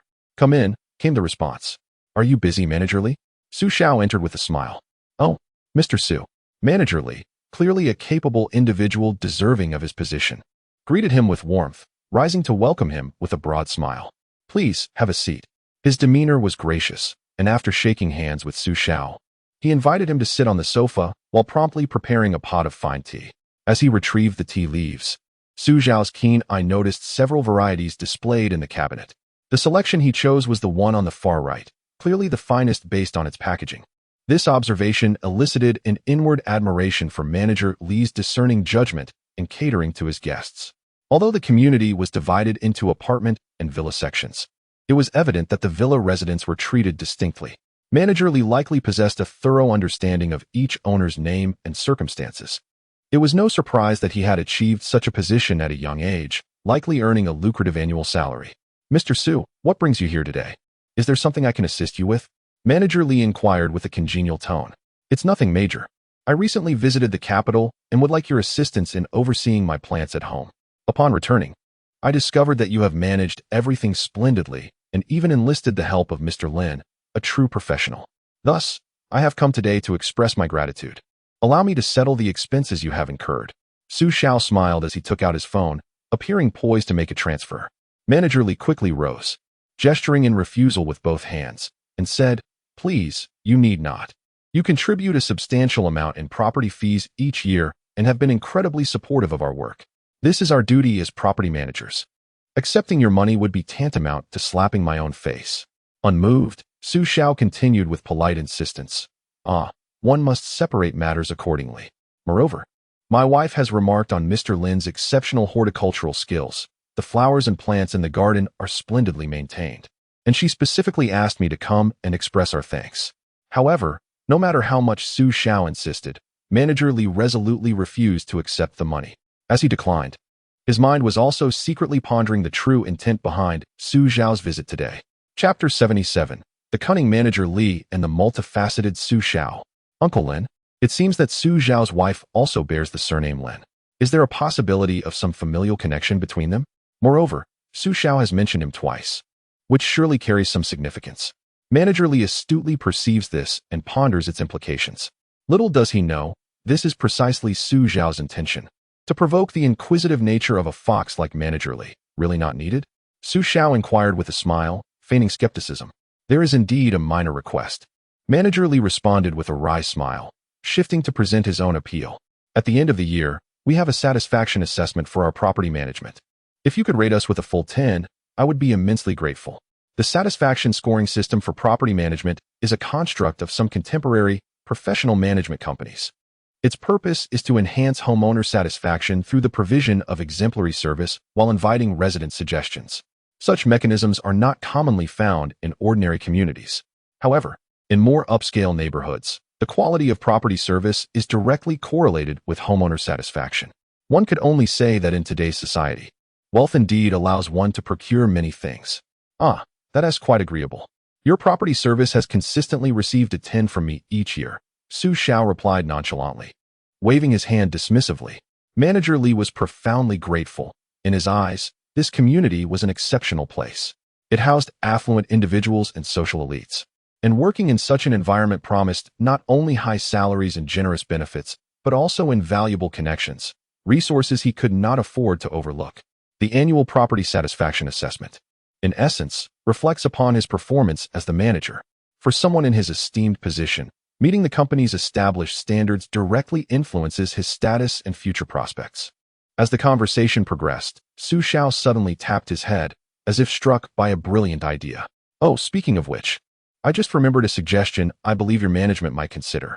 "Please, Mr. Su, do share," Manager Li responded with utmost humility, adopting a posture of earnest listening. Yet he remained cautious in making any substantive commitments. "I've noticed our community is rich in greenery, which you manage quite well, but it does feel somewhat monotonous." "What do you mean?" Manager Li inquired, puzzled. "Perhaps you could diversify the flora within the community. Consider hiring a horticulturist to tend to the plants and flowers regularly," Su Xiao suggested. "I am confident that many residents would support this initiative as it would enhance our living environment." As he spoke, He discreetly placed the black bag he was holding onto the table, inadvertently revealing a corner of its contents. This action was quietly observed by Manager Lee, who gradually began to comprehend the situation. Pretending to ponder for a while, as if seriously considering something, he finally smiled and remarked, "Mr. Su, your suggestion is quite commendable. Enhancing the living quality of our residents has always been a priority for our property management. I will submit a request to the higher-ups. I believe Uncle Lin is quite knowledgeable about horticulture. It would be a waste to utilize him solely for cleaning duties. You must be related to him, right? You surely know him well. What do you think about having him oversee the gardening in our community?" Manager Lee looked at Xiao, tentatively inquiring. As if eager to hear his opinion, Xiao recognized that he had achieved his goal and continued feigning interest in Manager Lee's topic. "You mean Uncle Lin? He should be quite capable. After all, I have planted many flowers in my yard." Initially, neither Qian nor I knew anything. We relied on his guidance for everything. This statement solidified their familial connection. It could only be said that the two of them were exceptionally cunning, particularly Xiao, who was both crafty and resourceful. Were it ancient times, he would undoubtedly be a treacherous official. Subsequently, both parties skillfully diverted from this topic, engaging in various trivial conversations.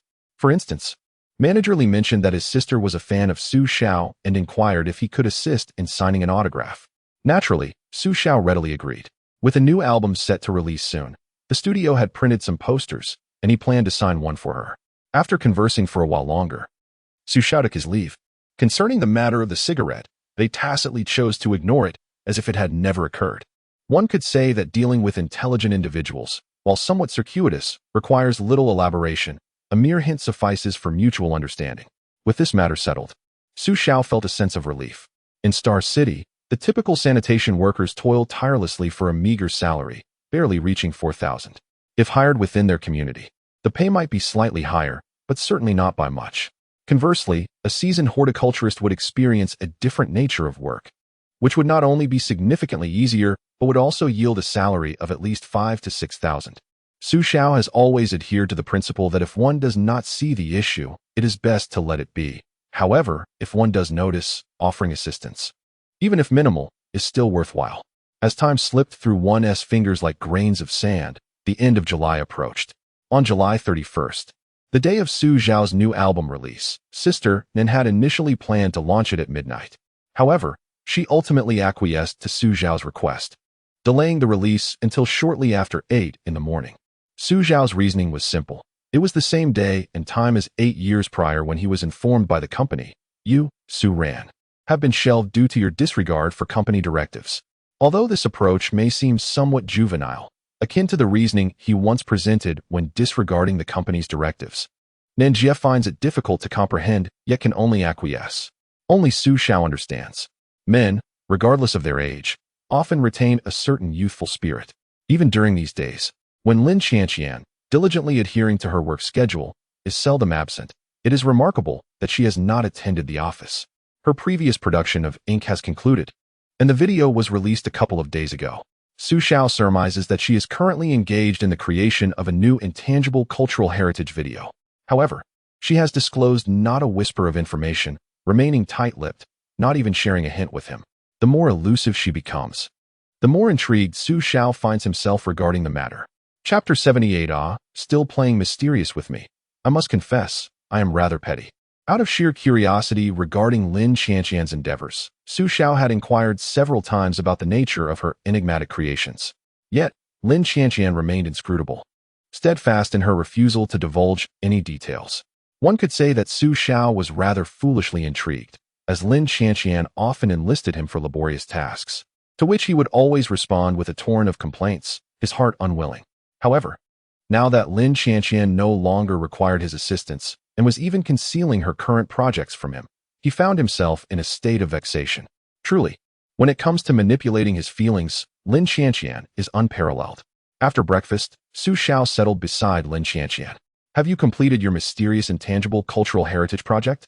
"Yes, it's nearly done," replied Lin Qian, dressed in a casual home attire, a loose white t-shirt, her hair casually tied in a bun, with her oval-shaped visage unadorned by any cosmetics. She bore a natural beauty that, while seemingly understated, exuded an elegant charm. "I want to eat watermelon," she lightly nudged Xiao. His only response was a simple "oh." Faced with Su Xiao's indifference, Lin Xianxian bit her lip, sensing it was time to deploy her secret weapon. Good brother. I want to eat watermelon. With her right cheek puffed out and her fist propped against it, Lin Xianxian feigned cuteness, her eyes sparkling and blinking adorably, her long eyelashes fluttering like delicate fans. Su Xiao nearly choked in disbelief. Good heavens, Lin the enchantress is at it again. I concede, I kneel before you. I implore you to relent. I shall fetch the watermelon at once. This display prompted Xixi, who was busy doodling on the coffee table, to cast a curious glance in their direction. She instinctively puffed out her right cheek, appearing contemplative as if she understood something profound. Originally, she was meant to attend a painting class today, but her grandfather, noticing her diligence over the past week without respite, deemed it necessary to grant her a day of leisure, advocating for a balance between work and rest. Whether it was truly for Xixi's sake or merely for his own need for a break remained a mystery. Su Xiao was well aware that his father had left early that morning, equipped with his fishing gear, presumably to socialize by the waterside, likely to engage in some fishing activities. When Su Xiao finally procured a watermelon, washing the knife in preparation to cut it, Lin Xianxian began her antics once more. Wait, be gentle with the knife. Su Xiao. Xixi, let me perform the exorcism, Lin Xianxian declared, rising to take the knife from Su Xiao's hand. Rendered speechless by her antics, Su Xiao merely shot her an exasperated glance before leisurely taking a seat on the sofa, pleased to indulge in his own tranquility. He observed as Lin Xianxian wielded the knife, meticulously considering the best spot to slice into the watermelon. Su Xiao was aware that Lin Xianxian was about to engage in her usual antics, yet he felt no need to inquire directly, for there would undoubtedly be others to pose the question on his behalf. Sure enough, observing his mother gesticulating animatedly, the inquisitive little one couldn't contain herself and blurted out, "Mom, what are you doing?" The child had ceased her drawing, her curious gaze fixed intently on her mother. "Oh, I am planning to create a watermelon quartet, and I am contemplating how to allocate it sensibly," Lin Xianxian casually remarked, mentally preparing her strategy. With precision, she executed her plan. And lo and behold, a quintessential dreamlike watermelon materialized before the trio. Its delicate rind encased of vibrant pink flesh, with only a smattering of white seeds embedded within, exuding a refreshing essence intertwined with the fragrance of nature. Wow! Xixi exclaimed, her eyes widening in awe, appearing on the verge of drooling. What do you think? This watermelon chosen by Mom is quite splendid, isn't it? Truly a gem among watermelons. Lin Xianxian beamed with pride, relishing the moment as she boasted to her daughter. Yes, this watermelon is as beautiful as you, Mom, Xixi adeptly flattered, fully grasping the art of praise. However, her mind was already racing, pondering what the watermelon quartet entailed. Would it involve steaming, grilling, frying, or boiling? Her imaginative little mind began to wander. Meanwhile, Su Xiao sat nearby, incessantly refreshing his phone's page, inwardly grumbling. And now you're taking credit for it? Wasn't this watermelon brought by me? How audacious to let your 30 million fans, who call you a goddess, know about this. Suddenly, Su Xiao paused, his attention caught. It's out. The new album has been released. The promotional poster displayed him in a simple yet stylish white t-shirt and jeans, radiating warmth and confidence, his smile bright and inviting. The album title, Yours Alone, was prominently featured in a striking light blue font, accompanied by a smaller line on the right. Love must be expressed loudly. He had already admired the poster, even having a physical copy affixed to his study wall. Thus, after a brief glance, he promptly placed an order to purchase the album. As he perused the 10 tracks on the playlist, a sense of satisfaction washed over him. Who would have thought? 8 years later, my new album is finally out, he mused. To be honest, he had experienced a restless night, tossing and turning, his mind awash with a tumult of emotions. He felt a mix of anticipation for the audience's acceptance of his new work and anxiety regarding the unknown feedback. He understood that his return was merely the first step in a long journey. It did not guarantee immediate peace of mind. The challenges and pressures he would face post-comeback were far from over. The success of this first album would be the true test. He needed the acknowledgement of his fans, and the new album required validation from the market. Nowadays, the media, music critics, and the entire industry were closely scrutinizing his return. Any minor flaw could be magnified and interpreted in various ways. The sales, reputation, and performance of the songs from the new album on various charts will directly influence his future development. observing Su Xiao lost in thought on the sofa. Lin Qianqian turned her head and gently inquired, "Has it been released?" "Oh, it has already been released," Su Xiao replied with a smile, snapping back to reality. "Please fetch my phone for Mom." Lin Qianqian gestured towards the little one, who was propped up on her chin, daydreaming while watching. Immediately, the child obediently rushed over to bring the phone to her mother. After receiving the phone, Lin Qianqian accessed the music platform and skillfully placed an order for payment. Upon inspecting the 10 songs in the new album, she noticed they all seemed to be love songs. "Are all these songs love songs? Just listen, and you'll understand." Su Xiao replied with a mysterious smile. "Humph, trying to be mysterious with me? I can be quite stingy." Chapter 79. Cherishing the moment of culinary delight. Potato. If one is prosperous, do not forget the humble. Before Lin Qianqian could utter a word, Xixi mischievously chimed in beside her. She mimicked her mother's usual haughty demeanor, tilting her head slightly and adopting a nonchalant expression. "Humph, just listening is enough." Her pretentious little act was not merely an imitation. It was almost identical, so much so that one could easily mistake her for a miniature version of Lin Qianqian. However, her eyes sparkled with a playful and cunning glint, embodying the innocent and cheeky essence of childhood. In contrast, Lin Qianqian's gaze would exude pride and confidence. Lin Qianqian was both amused and exasperated by her antics. "What are you up to? Have you become mischievous after a few days without a reprimand?" With that, she pinched Xixi's forehead playfully. "Ouch! Mom, why did you do that?" The little one pouted, glaring at her with a feigned indignation, deliberately elongating her words. Yet, upon witnessing her mother's half-smiling expression, Xixi immediately felt a twinge of guilt. She darted her big eyes around, pretending as if nothing had occurred. "What did I just say?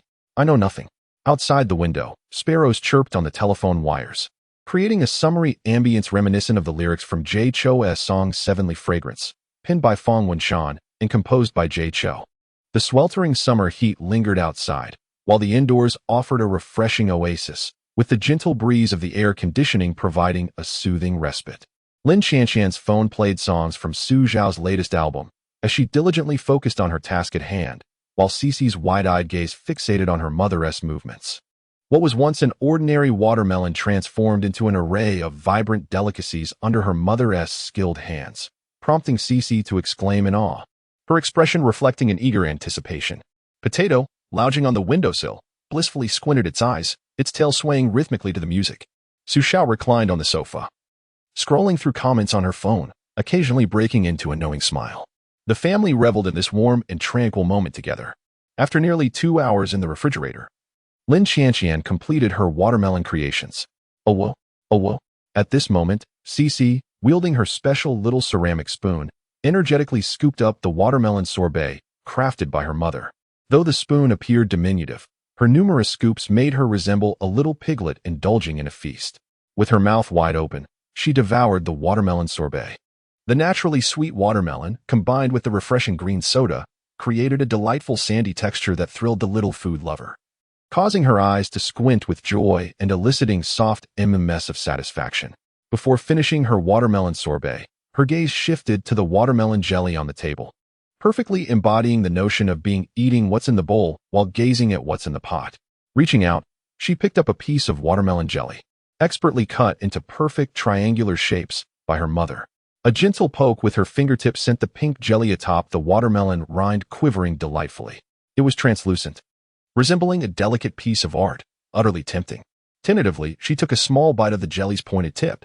Unlike the jelly purchased from outside, this one, after being chilled in the refrigerator, was refreshingly cool while retaining the juicy essence of watermelon, offering a moist, bouncy, and chewy texture.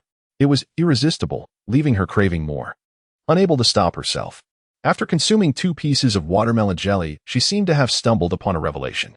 She extended her pinky and began counting seriously. 1, 2, 3. Wait, that is not right. She recounted diligently. Watermelon slush, watermelon jelly, watermelon fruit salad. There were indeed only 3. But what about the 4th? She had clearly seen her mother prepare 4 containers. Where was that square, elongated watermelon popsicle her mother had made? Where could it have vanished to?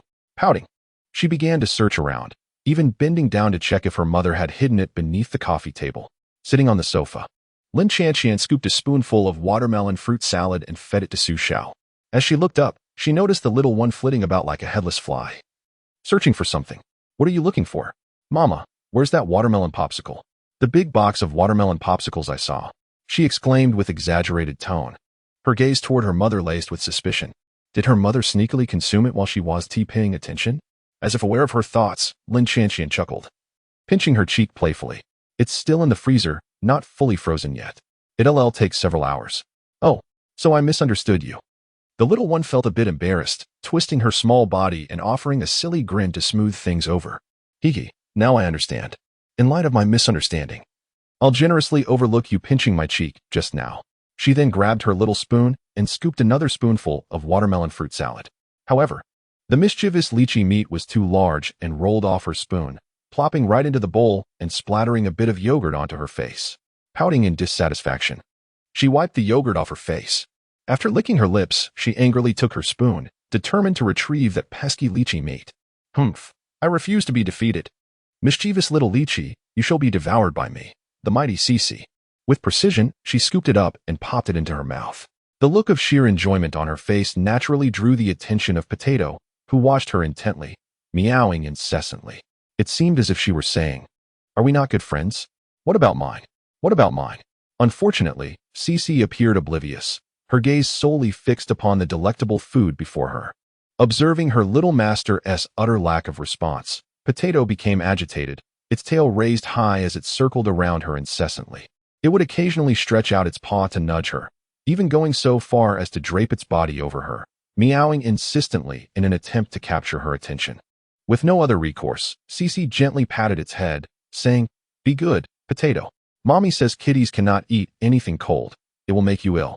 Concerned that Potato might continue to disrupt her, Xixi swiftly scooped it into her arms, intending to let it observe her eat from such close proximity. Potato, however. It seems that mischief begets retribution, for Xixi's comeuppance arrived almost immediately. Chapter 80. The new album's phenomenal success. Don't mention potatoes. You shouldn't indulge either, as it may lead to an upset stomach, Lin Chanxian remarked with a hint of annoyance. Realizing the impending trouble, Xixi hastily increased her pace, determined to savor her fill before it was too late. However, Lin Chanxian, having anticipated this outcome, promptly whisked away the bowl. Xixi watched in dismay as her mother collected all the food before her, her frustration palpable. "Mom, at least let me have another bite." The little one puffed her cheeks in indignation, glaring at her mother while pouting her lips. Her hair tousled as she blew air in irritation. The small tuft of hair on her forehead danced up and down, mirroring her tumultuous emotions. "Humph, the baby is upset, extremely upset," she declared, hands on her hips, sulking in solitude. Once Lin Chanxian had tidied away the 3 bowls and placed them back in the refrigerator, she returned to find the irate child squatting in the corner, muttering to herself. Yet, with a single sentence, Lin Chanxian transformed the stormy skies into a sunny day. "The watermelon popsicles will be ready this afternoon. We can enjoy them together." "Really? Oh yay, long live Mom." The sales of the new album, unsurprisingly, were spectacular. Concerns about potential cultural dissonance proved unfounded. Instead of a singular exclusive premiere, he opted for a grand launch across 3 platforms simultaneously, demonstrating his significant ambitions for the new album. Regarding the pricing of the songs, he chose a moderate approach, setting the price between 0 to 2 yuan, with a reasonable 1 yuan per song. Listeners had the option to purchase the entire album at a slight discount or select individual tracks. Shortly after the album's release, several songs experienced a meteoric rise in download numbers, swiftly climbing the charts to dominate the rankings, all within a mere 2 hours. The remaining tracks were also steadily gaining traction, with a strong possibility of breaking into the top 10. The various metrics, download counts, favorites, and comments were several times higher than those of contemporaneous artists. The preparations made by Sister Nan began to bear fruit at this opportune moment. Within just one morning, numerous trending searches and discussions about Su Ran's new album surfaced online. There were entertainment news articles, critiques from music reviewers, data released by music platforms, and even spontaneous fan recommendations, all unanimously praising the new album. As one seasoned music critic aptly noted, Su Ran has honed his craft for 8 years, and now he presents to the world the culmination of his dedication and perseverance. He possesses even greater dominance in the music realm than when he claimed victory 9 years ago. In light of Su Ran's album success, the entire Chinese music industry echoed the cry, "The wolf is here." Subsequently, that evening, CCTV's Channel 3 aired the program Music Awaits You punctually. The trailer for this episode had been released the previous week, showcasing the adept editing skills of the program's team, which cleverly highlighted numerous captivating promotional elements. This generated considerable anticipation among the audience regarding Su Ran's performance on the show, and he did not disappoint. Whether it was the new song he prepared specifically for the occasion or his candid discussions during the interview about his experiences during the period of being sidelined, viewers were afforded a deeper understanding of Su Ran's story and his emotional landscape. The sincerity was palpable. Moreover, the program's dedication was evident, as they even divulged the shocking reasons behind Su Ran's sidelining, leaving everyone astounded. The only regret was the audience's curiosity about the enchanting woman who had led Su Ran to choose silence over risking even a slight misunderstanding with her. Not being able to see her visage left many feeling disappointed. Particularly, the lively presence of the audience's joy-bringer, Xixi, who had the crowd in stitches, was frustratingly obscured by a pixelation, amplifying the audience's sorrow. The program team truly vexed the viewers. If they were going to obscure her image, why air it at all? Was it merely a ploy to tantalize us? This provoked an impulse among the audience to send metaphorical daggers to the program team. Many viewers still vividly remember the little darling who had previously expressed her desire to assist her father, had it not been for her unexpected appearance in the live broadcast. Catching the attention of discerning netizens, who would have imagined that the illustrious champion of the talent show and musical prodigy, Su Ran, would find himself reduced to a university instructor and even a gaming streamer? Well, if I could have such an endearing, whimsical companion, I too might willingly forego my lucrative monthly salary of 3,000 to become a university teacher at Xiao University, of course, with the additional condition of having a childhood sweetheart by my side. After the program aired, discussions surrounding Su Ran once again ignited across the internet. It also drew a significant influx of traffic to Su Xiao's former employer, Tianfeng Entertainment, bringing with it warm and sincere greetings from netizens. The official accounts of Tianfeng on various platforms quickly fell into chaos, compelling the company to disable comments. It is often said that the internet has no memory. Many issues tend to fade away once their initial fervor diminishes. However, there are occasions when the internet proves to be quite the opposite, holding memory steadfast. All it requires is a catalyst, a new opportunity, and many matters can be unearthed once more, as was the case with Tianfeng Entertainment. Having already faced years of losses and a significant decline in its standing within the industry, the company now suffered a devastating blow from Su Ran. Numerous shortcomings and previously concealed truths about the company were meticulously unearthed by observant netizens, including predatory clauses, senior executives exploiting newcomers, and the tumultuous private lives of certain artists under its banner, among other revelations. For a time, Tianfeng Entertainment was akin to a street mouse, universally reviled. Not only did their stock plummet, but numerous events were also forced to a halt. It is believed that if this continues, the beleaguered Tianfeng will inevitably face its demise. There is no need to dwell on this matter, since the decision to make a comeback in May, although Su Xiao has focused solely on singing. With most tasks being managed by Sister Nan, he has indeed found himself considerably busier than before. The performance of his new album has exceeded expectations, providing him with a sense of relief as he planned to savor the remaining half of his summer vacation.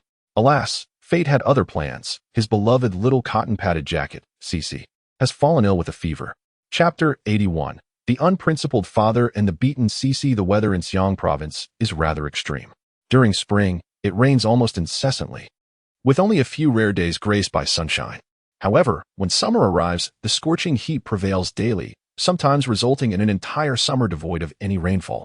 This perennial phenomenon perplexes meteorological agencies across various regions, who fervently hope for clouds to drift in and test their rainmaking capabilities. Fortunately, today, the heavens proved benevolent, delivering a torrential downpour without any assistance from the Weather Bureau.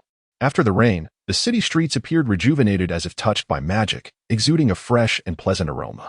The rainwater cascaded like a clear spring, washing away the dust, and the air was suffused with a damp fragrance. Gradually, the dark clouds dispersed, revealing a sapphire blue sky, while sunlight streamed through the gaps in the clouds, scattering countless sparkling reflections upon the moist earth. At this moment, the most jubilant of all was undoubtedly Xixi. After a day of painting lessons, she walked hand in hand with her father on their way home. Dressed in an adorable yellow duck raincoat and rain boots, she resembled a cheerful little duckling. Having not seen rain for a long time, her face radiated excitement and joy. As they passed a small puddle, Xixi's eyes sparkled as she pointed at it, exclaiming, "Daddy, look, there's a little puddle." A puddle? Xiao was utterly perplexed, unable to grasp the little one's intent. "Yes, I'm a little duck," she giggled, breaking free from her father's grasp. She mimicked a duck's waddle, quacking playfully, and dashed towards the puddle. To Xiao's astonishment, Xixi leaped into the water with a splash, sending droplets shimmering in the sunlight like a cascade of jewels. She joyfully splashed around in the cool water, imitating a little duck as she waddled back and forth, incessantly quacking in delight, fully embracing her role as a duckling. Thankfully, Xiao was at a safe distance. Otherwise, he would have been drenched by her exuberant antics. "So you are a little duck, and you wish to play in the water, is that it?" Xiao mused. Feeling a slight headache, they had just left his father's house, and there were bound to be more puddles along the way. At this rate, he wondered how long it would take to reach home. "Daddy, this is so much fun. Come play in the water with me." Xixi's flushed cheeks brightened by excitement. More droplets of water that had yet to fall, framing her damp hair in a picture of innocent exuberance. Her laughter rang out like a sweet bell, her face aglow with untainted joy, and her large eyes sparkled like the brightest stars in the night sky. With a silent sigh, Xiao thought, "Go on. Play to your heart's content. Just don't catch a cold, that's all I ask." Upon witnessing her vivacious charm and playful innocence, Xiao couldn't help but smile knowingly. After all, which child could resist the allure of splashing in puddles? By the time they arrived home, over an hour had passed. Lin Qianqian stood at the door, leaning with her arms crossed, a serious expression gracing her features as she awaited their return, having enjoyed their playtime immensely. Little Xixi's cheeks were flushed with excitement, yet upon encountering her mother's stern demeanor, she instinctively shrank behind her father. Back to playing in the water again. Lin Qianqian's voice carried an unmistakable undertone of disapproval. With a gentle poke to her father's backside, the little one whispered, "Daddy, Mama's talking to you." Xiao's forehead immediately creased with a frown. This mischievous child was trying to shift the blame onto him. He subtly shifted to the right, leaving Xixi exposed to her mother's intense gaze. "Daddy, you're not loyal. You actually betrayed me? Are we still good friends?" She had no time to express her grievances against her father before Lin Qianqian's sharp command cut through the air. "Speak." Startled, Xixi trembled, her lips quivering as tears began to brim in her large, expressive eyes. With a downcast gaze, she murmured, "I'm just a little duck." Noticing her flushed face, glistening with beads of sweat, and her hair dampened, Lin Qianqian swiftly pulled her closer, lifting the little raincoat to check her back. Indeed, her clothes were soaked through with perspiration. In a fit of anger, Lin Qianqian's hand met Xixi's bottom with a firm smack. "That's what you get for playing in the water, not listening. How many times have I told you not to play in the water? Every time you do, you get sick. Why won't you listen?" Mommy, I'm sorry. I want to do it again." Sob, sob, sob, clutching her mother's hand. Poor little Xixi had nowhere to hide, bursting into a wailing cry. Observing her distress, Xiao felt a pang of compassion and stepped forward to intervene. Qianqian. However, as soon as he peeked in, he was met with Lin Qianqian's fierce glare. "Be quiet. I'll deal with you later." Xiao promptly fell silent, realizing the storm he was caught in. In the living room, Xixi stood at the center, her long eyelashes adorned with tears, and the trails of sorrow etched clearly across her cherubic face. The small nose twitched gently, accompanied by soft sobs, presenting a pitiable sight. At that moment, on the sofa lay a set of delicate, adorable clothes, while on the coffee table rested a box of pediatric cold medicine. Clearly, Lin Qianqian had prepared these in anticipation of their return. Observing the little one standing before her, Lin Qianqian furrowed her brows, her expression gravely serious. "Do you understand your mistake?" "I do," came the timid reply from Xixi. The little master's woeful demeanor prompted the bewildered potato to circle around her, occasionally pawing at her with its tiny claws. "Meow," it seemed to inquire, wondering what was amiss. The little creature bowed its head, discreetly signaling for it to leave. Yet Potato remained unfazed, persistently meowing at her. Casting a glance at the mischief-making Potato, Lin Qianqian merely exchanged a look with Xiao. Chapter 82. Cherishing Moments. What does plain water taste like? The perceptive Xiao swiftly approached, lifting the potato and quickly retreating. "Do you understand where you went wrong?" Lin Qianqian's words exuded the undeniable authority of a stern mother. "No playing in the water, no acting like a duckling. Will you dare to do it again next time?" "I won't," Xixi mumbled, pouting slightly, stealing a glance at her mother from the corner of her eye, hoping to gauge whether her mother's anger had abated. Noticing that her mother's expression had softened considerably, she cautiously stepped forward to embrace her mother's leg. Then, like a little kitten, Xixi nuzzled her small face against it, leaving trails of tears and snot on Lin Qianqian's trousers.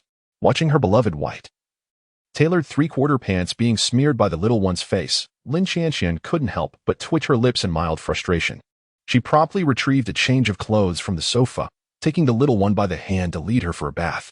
Meanwhile, Xiao, huddled in a corner, breathed a quiet sigh of relief at the sight of Lin Qianqian, who was now calm after the storm. It wasn't he that he was cowardly or lacking in loyalty. Rather, the furious Lin Qianqian was quite fearsome. When it came to educating Xixi, their roles were distinctly defined. Xiao would reason with their daughter, while Lin Qianqian would not engage in reasoning. One played the benevolent father, the other the strict mother. Typically, Lin Qianqian allowed the little one to be as mischievous as she wished, rarely reprimanding her. However, if the child crossed a fundamental line, Lin Qianqian would not hesitate to discipline her. Regardless of who was present, the necessary lesson would be imparted. Even after giving Xixi a warm bath and preparing a cold remedy upon returning home that afternoon, the little one ultimately caught a cold. Around 10 that evening, a faint cough echoed from Xixi's room, waking Lin Qianqian, who was just about to fall asleep. "Where are you going?" Xiao asked, noticing her getting out of bed and putting on her shoes. "I heard a cough. The little one might still be unwell. I'll go check." Lin Qianqian replied hurriedly as she rushed to the adjacent room. Alarmed by her words, Xiao immediately sprang up to follow her. By the time Lin Qianqian entered the room, the potato was already inside, meowing at her arrival. She gently patted its head before turning her attention to the sleeping child. Xixi's petite form was nestled under the covers, her breathing rising and falling rhythmically. Compared to usual, her little face appeared somewhat flushed, indicating something was amiss. Lin Qianqian's heart sank. She quickly leaned in, pressing her forehead against Xixi's to assess her temperature. It was evident that she indeed had a slight fever. The motion stirred the little one from her slumber, and she groggily opened her eyes. After smacking her lips, she extended her tiny tongue to moisten her lips and murmured, "Mommy, I don't feel well. I want some water." As she spoke, she wrinkled her nose, realizing that her little nostrils seemed somewhat congested. "What do you think?" Xiao glanced at Lin Qianqian. "She must have a fever." The two exchanged knowing looks, their unspoken understanding prompting them to spring into action. Lin Qianqian hurried back to change her clothes, while Xiao retrieved a coat from Xixi's wardrobe to drape over her. During this moment, the little one kept her eyes shut, appearing rather listless, with even her front tuft of hair drooping despondently. Once she scooped up the little girl, Xiao hastily descended the stairs. By the time Lin Qianqian finished changing, clutching Xixi's pink water bottle filled with warm water, she noticed the room was devoid of the father-daughter duo. A car horn echoed from the yard, clearly Xiao urging her to hurry. Lin Qianqian sighed internally, realizing the urgency now, and quickened her pace down the steps. At the entrance, Potato stood by the gate, peering out. Upon spotting her, it let out a soft meow. Lin Qianqian gently patted its head, assuring, "Don't worry, everything will be fine. Stay safe at home. We'll be back shortly." In the starry city of the night, the brilliance of lights illuminated the surroundings. Only during these summer nights did the city truly come alive amid the sweltering heat. Xiao was driving towards the hospital, with Xixi nestled in her mother's embrace on the back seat, eyes closed, sipping water from her small bottle. A refreshing breeze wafted through the open window, carrying the tantalizing aromas from street vendors. After finishing her drink, Xixi instinctively smacked her lips, her little tongue tasting the remnants of plain water. Observing this, Lin Qianqian felt a mix of tenderness and amusement. Just as she passed the water bottle to her mother, Xixi sought a comfortable spot to rest. However, the enticing scents wafting in from outside made the little one lean closer to the window. With her nose slightly congested, she wrinkled it and dreamily murmured, "Mama, it smells so good, like barbecued food." Hearing this, Lin Qianqian glanced down, only to find Xixi gazing at her with sparkling eyes. This elicited a bemused smile from Lin Qianqian. Despite both her and Xiao not being particularly gluttonous, they had a daughter who could even discern flavors while drinking water. Even now, with a fever and a stuffy nose, Xixi was still aware of the barbecue aroma outside. It was quite remarkable. Thinking about eating barbecue while you're unwell? You'll have to take medicine and get an injection at the hospital later, Lin Qianqian said, exasperatedly, as she rolled up the car window slightly. Now, not only would they not indulge in barbecue, but even the enticing scent was being kept at bay.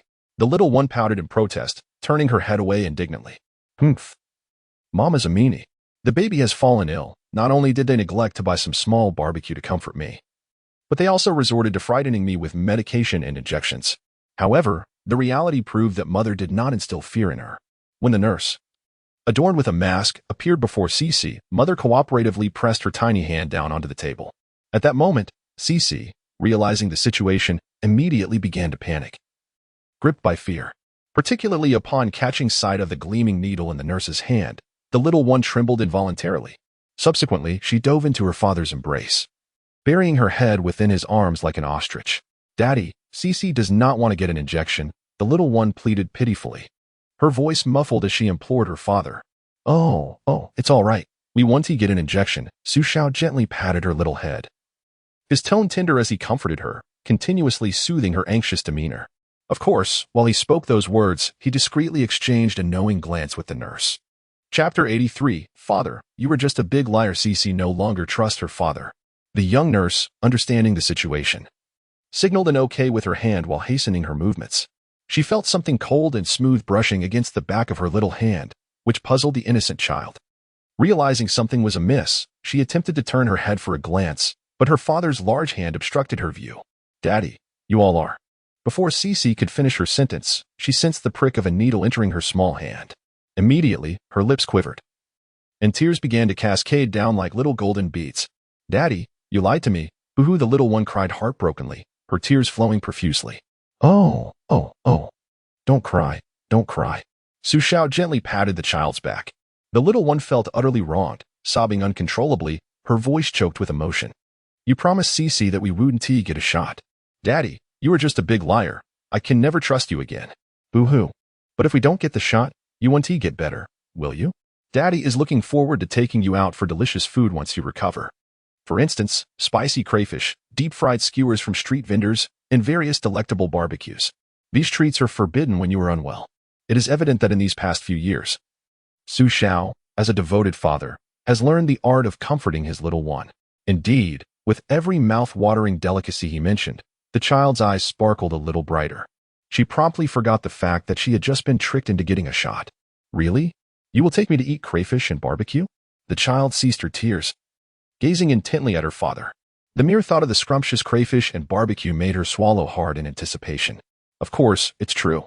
Daddy never lies," Xiao proclaimed, his expression unusually sincere, completely oblivious to how he had just deceived the child. "Then let us make a pinky promise." The child, now beaming, spoke while wiping her nose and tears on her father's clothes. Xiao felt a mix of emotions. He was perplexed, wondering where this bad habit had originated. Pinky swear? 100 years without change. Those who lie are little dogs. Observing the child's cheerful demeanor, Xiao couldn't help but sigh inwardly. His little darling was indeed easy to soothe, easily satisfied, and for her, there was no problem that could not be solved with a barbecue. If there was, then another barbecue would suffice. Having pacified the little one, he anticipated a smoother resolution with the older one, but it was far more complex. Just as Xiao thought the matter had reached a conclusion, he noticed Lin Chanqian looking at him with a solemn expression, seemingly ready to settle accounts with him. "Xiao, the issue at hand is merely a common cold, not the flu or anything serious. In truth, it is akin to the sun breaking through after a heavy summer rain, causing the ground to evaporate." She had been playing in the water for quite some time, remaining outdoors for an extended period, and after exertion, her body was drenched in sweat. Unlike adults, children's bodies are not as resilient, which led to her catching a cold and developing a fever, essentially a manifestation of wind heat. After receiving some intravenous fluids, she quickly began to recover. The doctor prescribed some medication and provided a few precautions, while Xiao signed off for several nurses. In the early hours of the morning, after Xixi finished her treatment, they returned home. As for the little one, she had already fallen asleep in her father's arms, completely unaware of how they made it home. At that moment, nestled in her bed, Xixi was blissfully dreaming, perhaps of delectable treats. As she smacked her lips and drooled, gently pulling a tissue to wipe her mouth, Xiao noticed a patch of drool that had not yet dried on her own chest. He couldn't help but chuckle softly, thinking what a mischievous little sprite she was. The next day, Xiao called his father to inform him that the little one was unwell and would not be attending art classes for the next few days. To his surprise, within an hour, both sets of grandparents had arrived at their home. Naturally, Xiao became the target of their collective admonishment, particularly from his mother, who was not only vocal but also quite forceful. Xiao was still recovering from old wounds when new ones were inflicted. Last night, the bruises from Lin Chanqian's pinches had yet to fade. "Come, sweetheart, it's time for your medicine," Xiao said gently, holding a cup of powdered medicine and looking at the little one with warmth. Xixi, sitting on the bed and fiddling with her dolls, pouted and shook her head. Daddy, I don't want to take medicine. Her voice was small and soft, laced with a hint of childish defiance. How could she expect to recover quickly without taking her medicine? Xiao tenderly stroked her head, but she remained obstinate. The little one twisted her body. Throwing a minor tantrum, she was delightful in every way, except for her fussiness when ill. With a sigh, Xiao rummaged through his pocket and produced a pack of Wangzai steamed buns. This tactic he learned online. If a child refuses medication, one could dip the buns in it. Ever since discovering this approach, administering medicine to the little one had become a breeze. He had intended to employ the same strategy he used when Xixi was younger, dipping the buns in the medicine for her to eat. However, the little girl had grown wiser and was no longer fooled by such antics. She looked at her father with a rather quizzical expression. What's wrong? Xiao asked with a smile. Daddy, I'm not a little kid anymore. In other words, the message was clear. Your tricks are outdated, and I'm no longer gullible.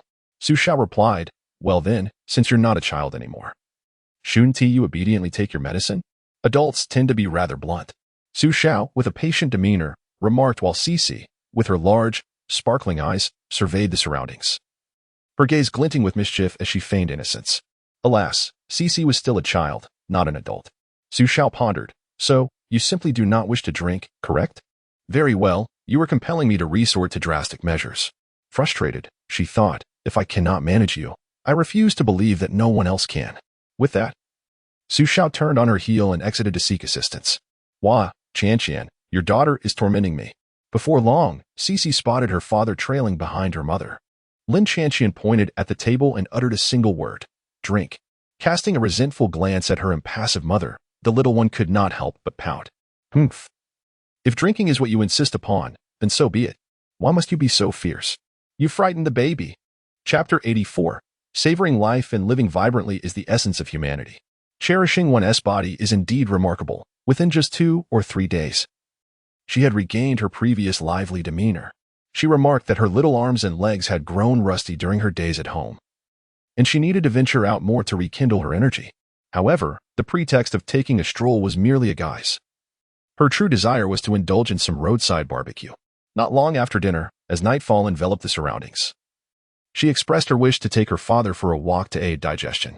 Yes, it was she who led her father on this evening promenade. Xiao was fully aware of her intentions and feigned ignorance, following closely behind, serving as both her bodyguard and, shortly, her wallet. With clear determination, she guided her father along the main path of their community before taking a right turn at the entrance.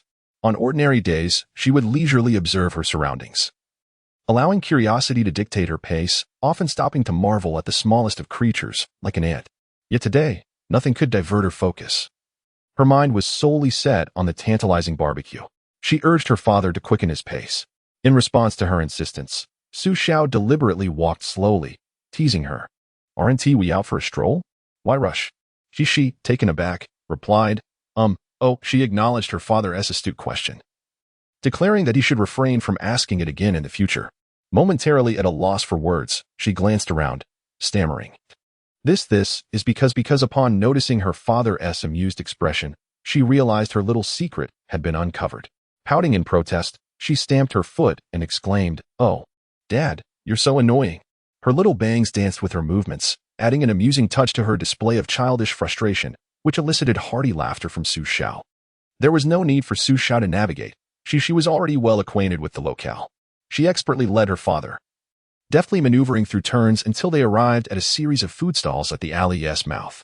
Venturing slightly deeper into the alley revealed old houses yet to be demolished, enriching the atmosphere with a palpable sense of life. It is noteworthy that this area covers a substantial expanse, and within one particular alley, Xiao had first encountered Lin Qian nearly 2 decades ago.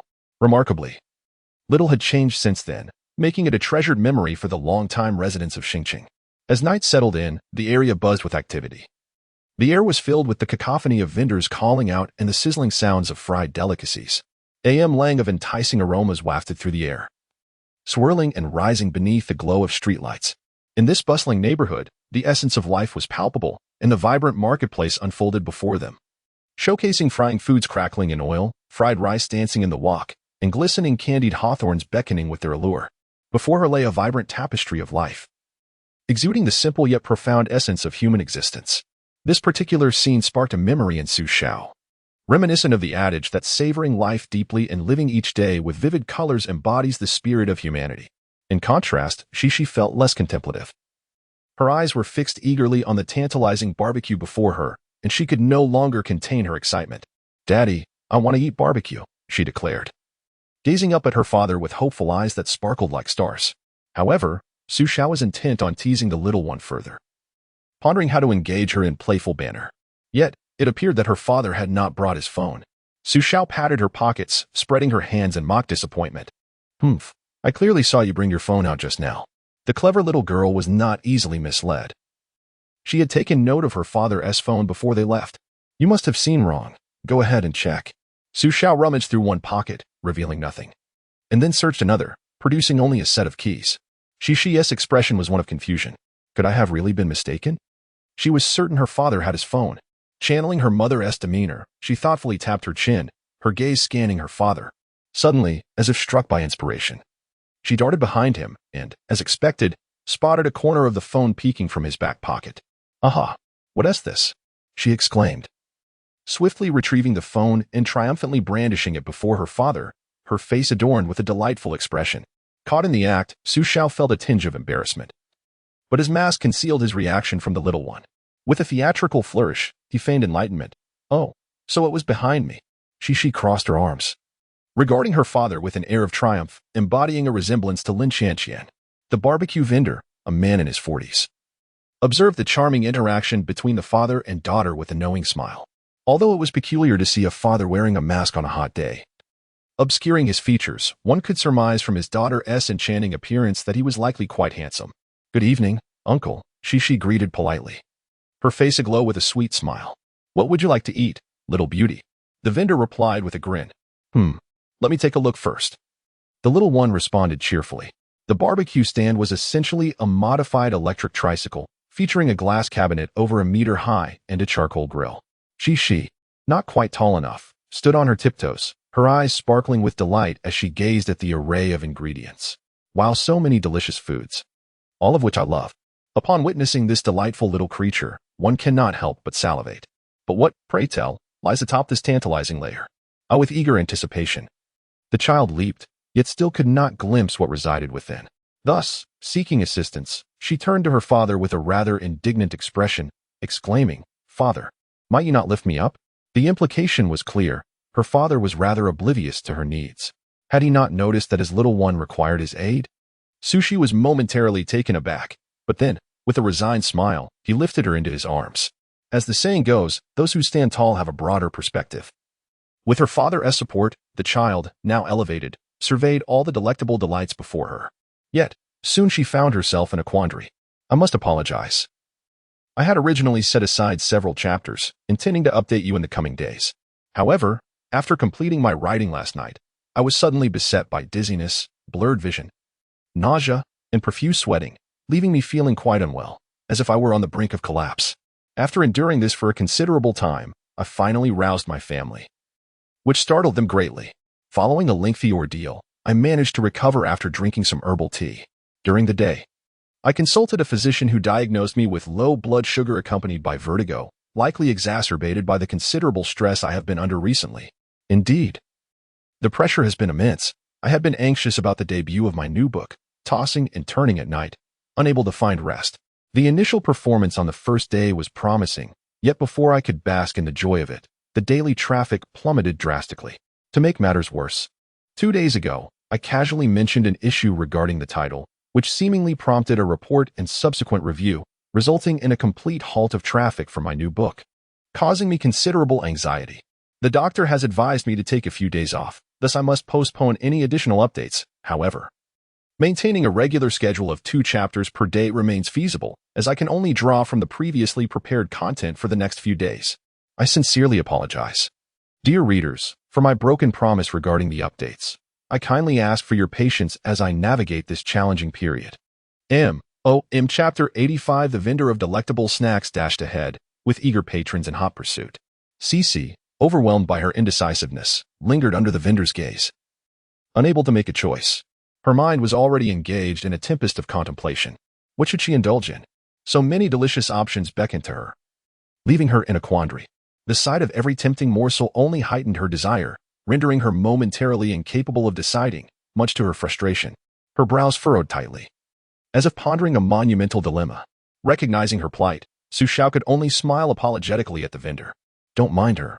She's always been like this. Allow me to choose for her.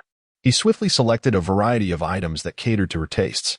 The ingredients began to sizzle on the charcoal grill, and as the vendor brushed them with oil, the enticing aroma of grilled meat wafted through the air, rousing Xixi from her reverie.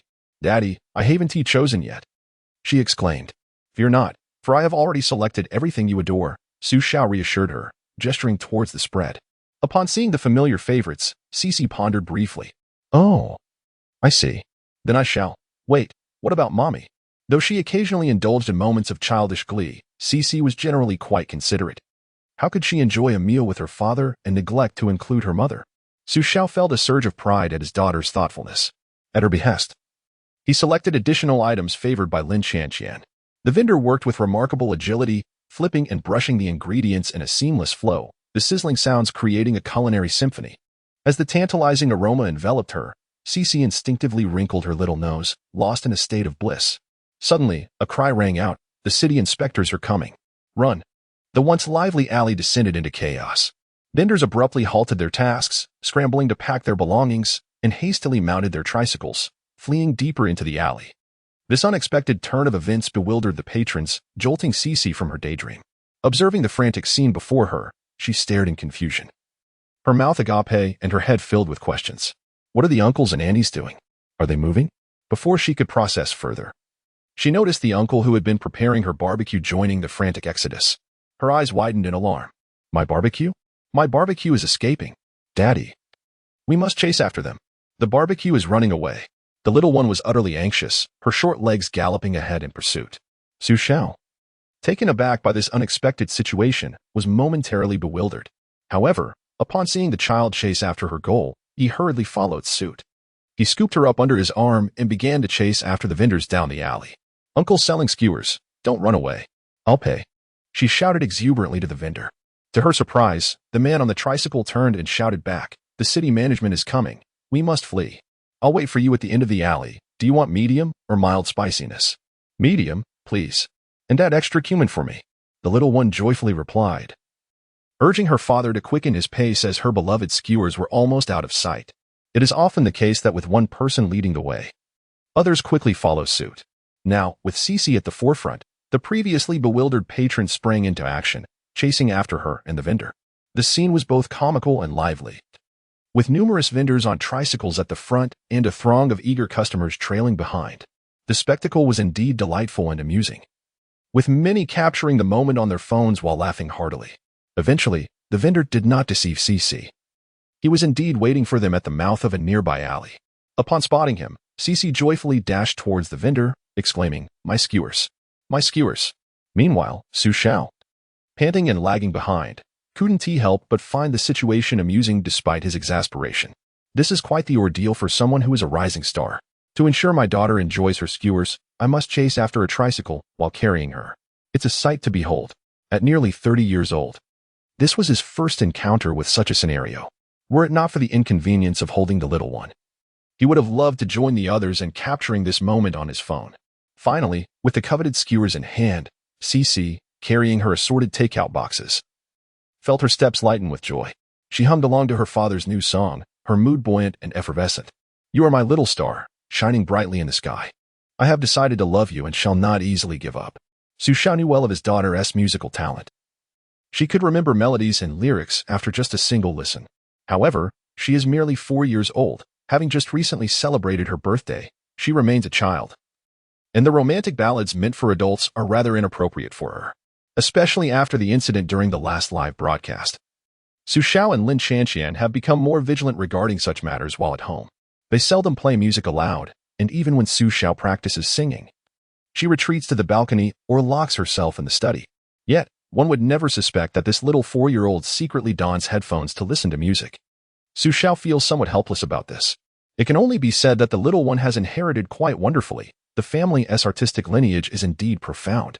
Thankfully, Professor Qin remains unaware of this situation, Otherwise, she might entertain the notion of taking on another disciple. Mama, I'm going to eat some skewers.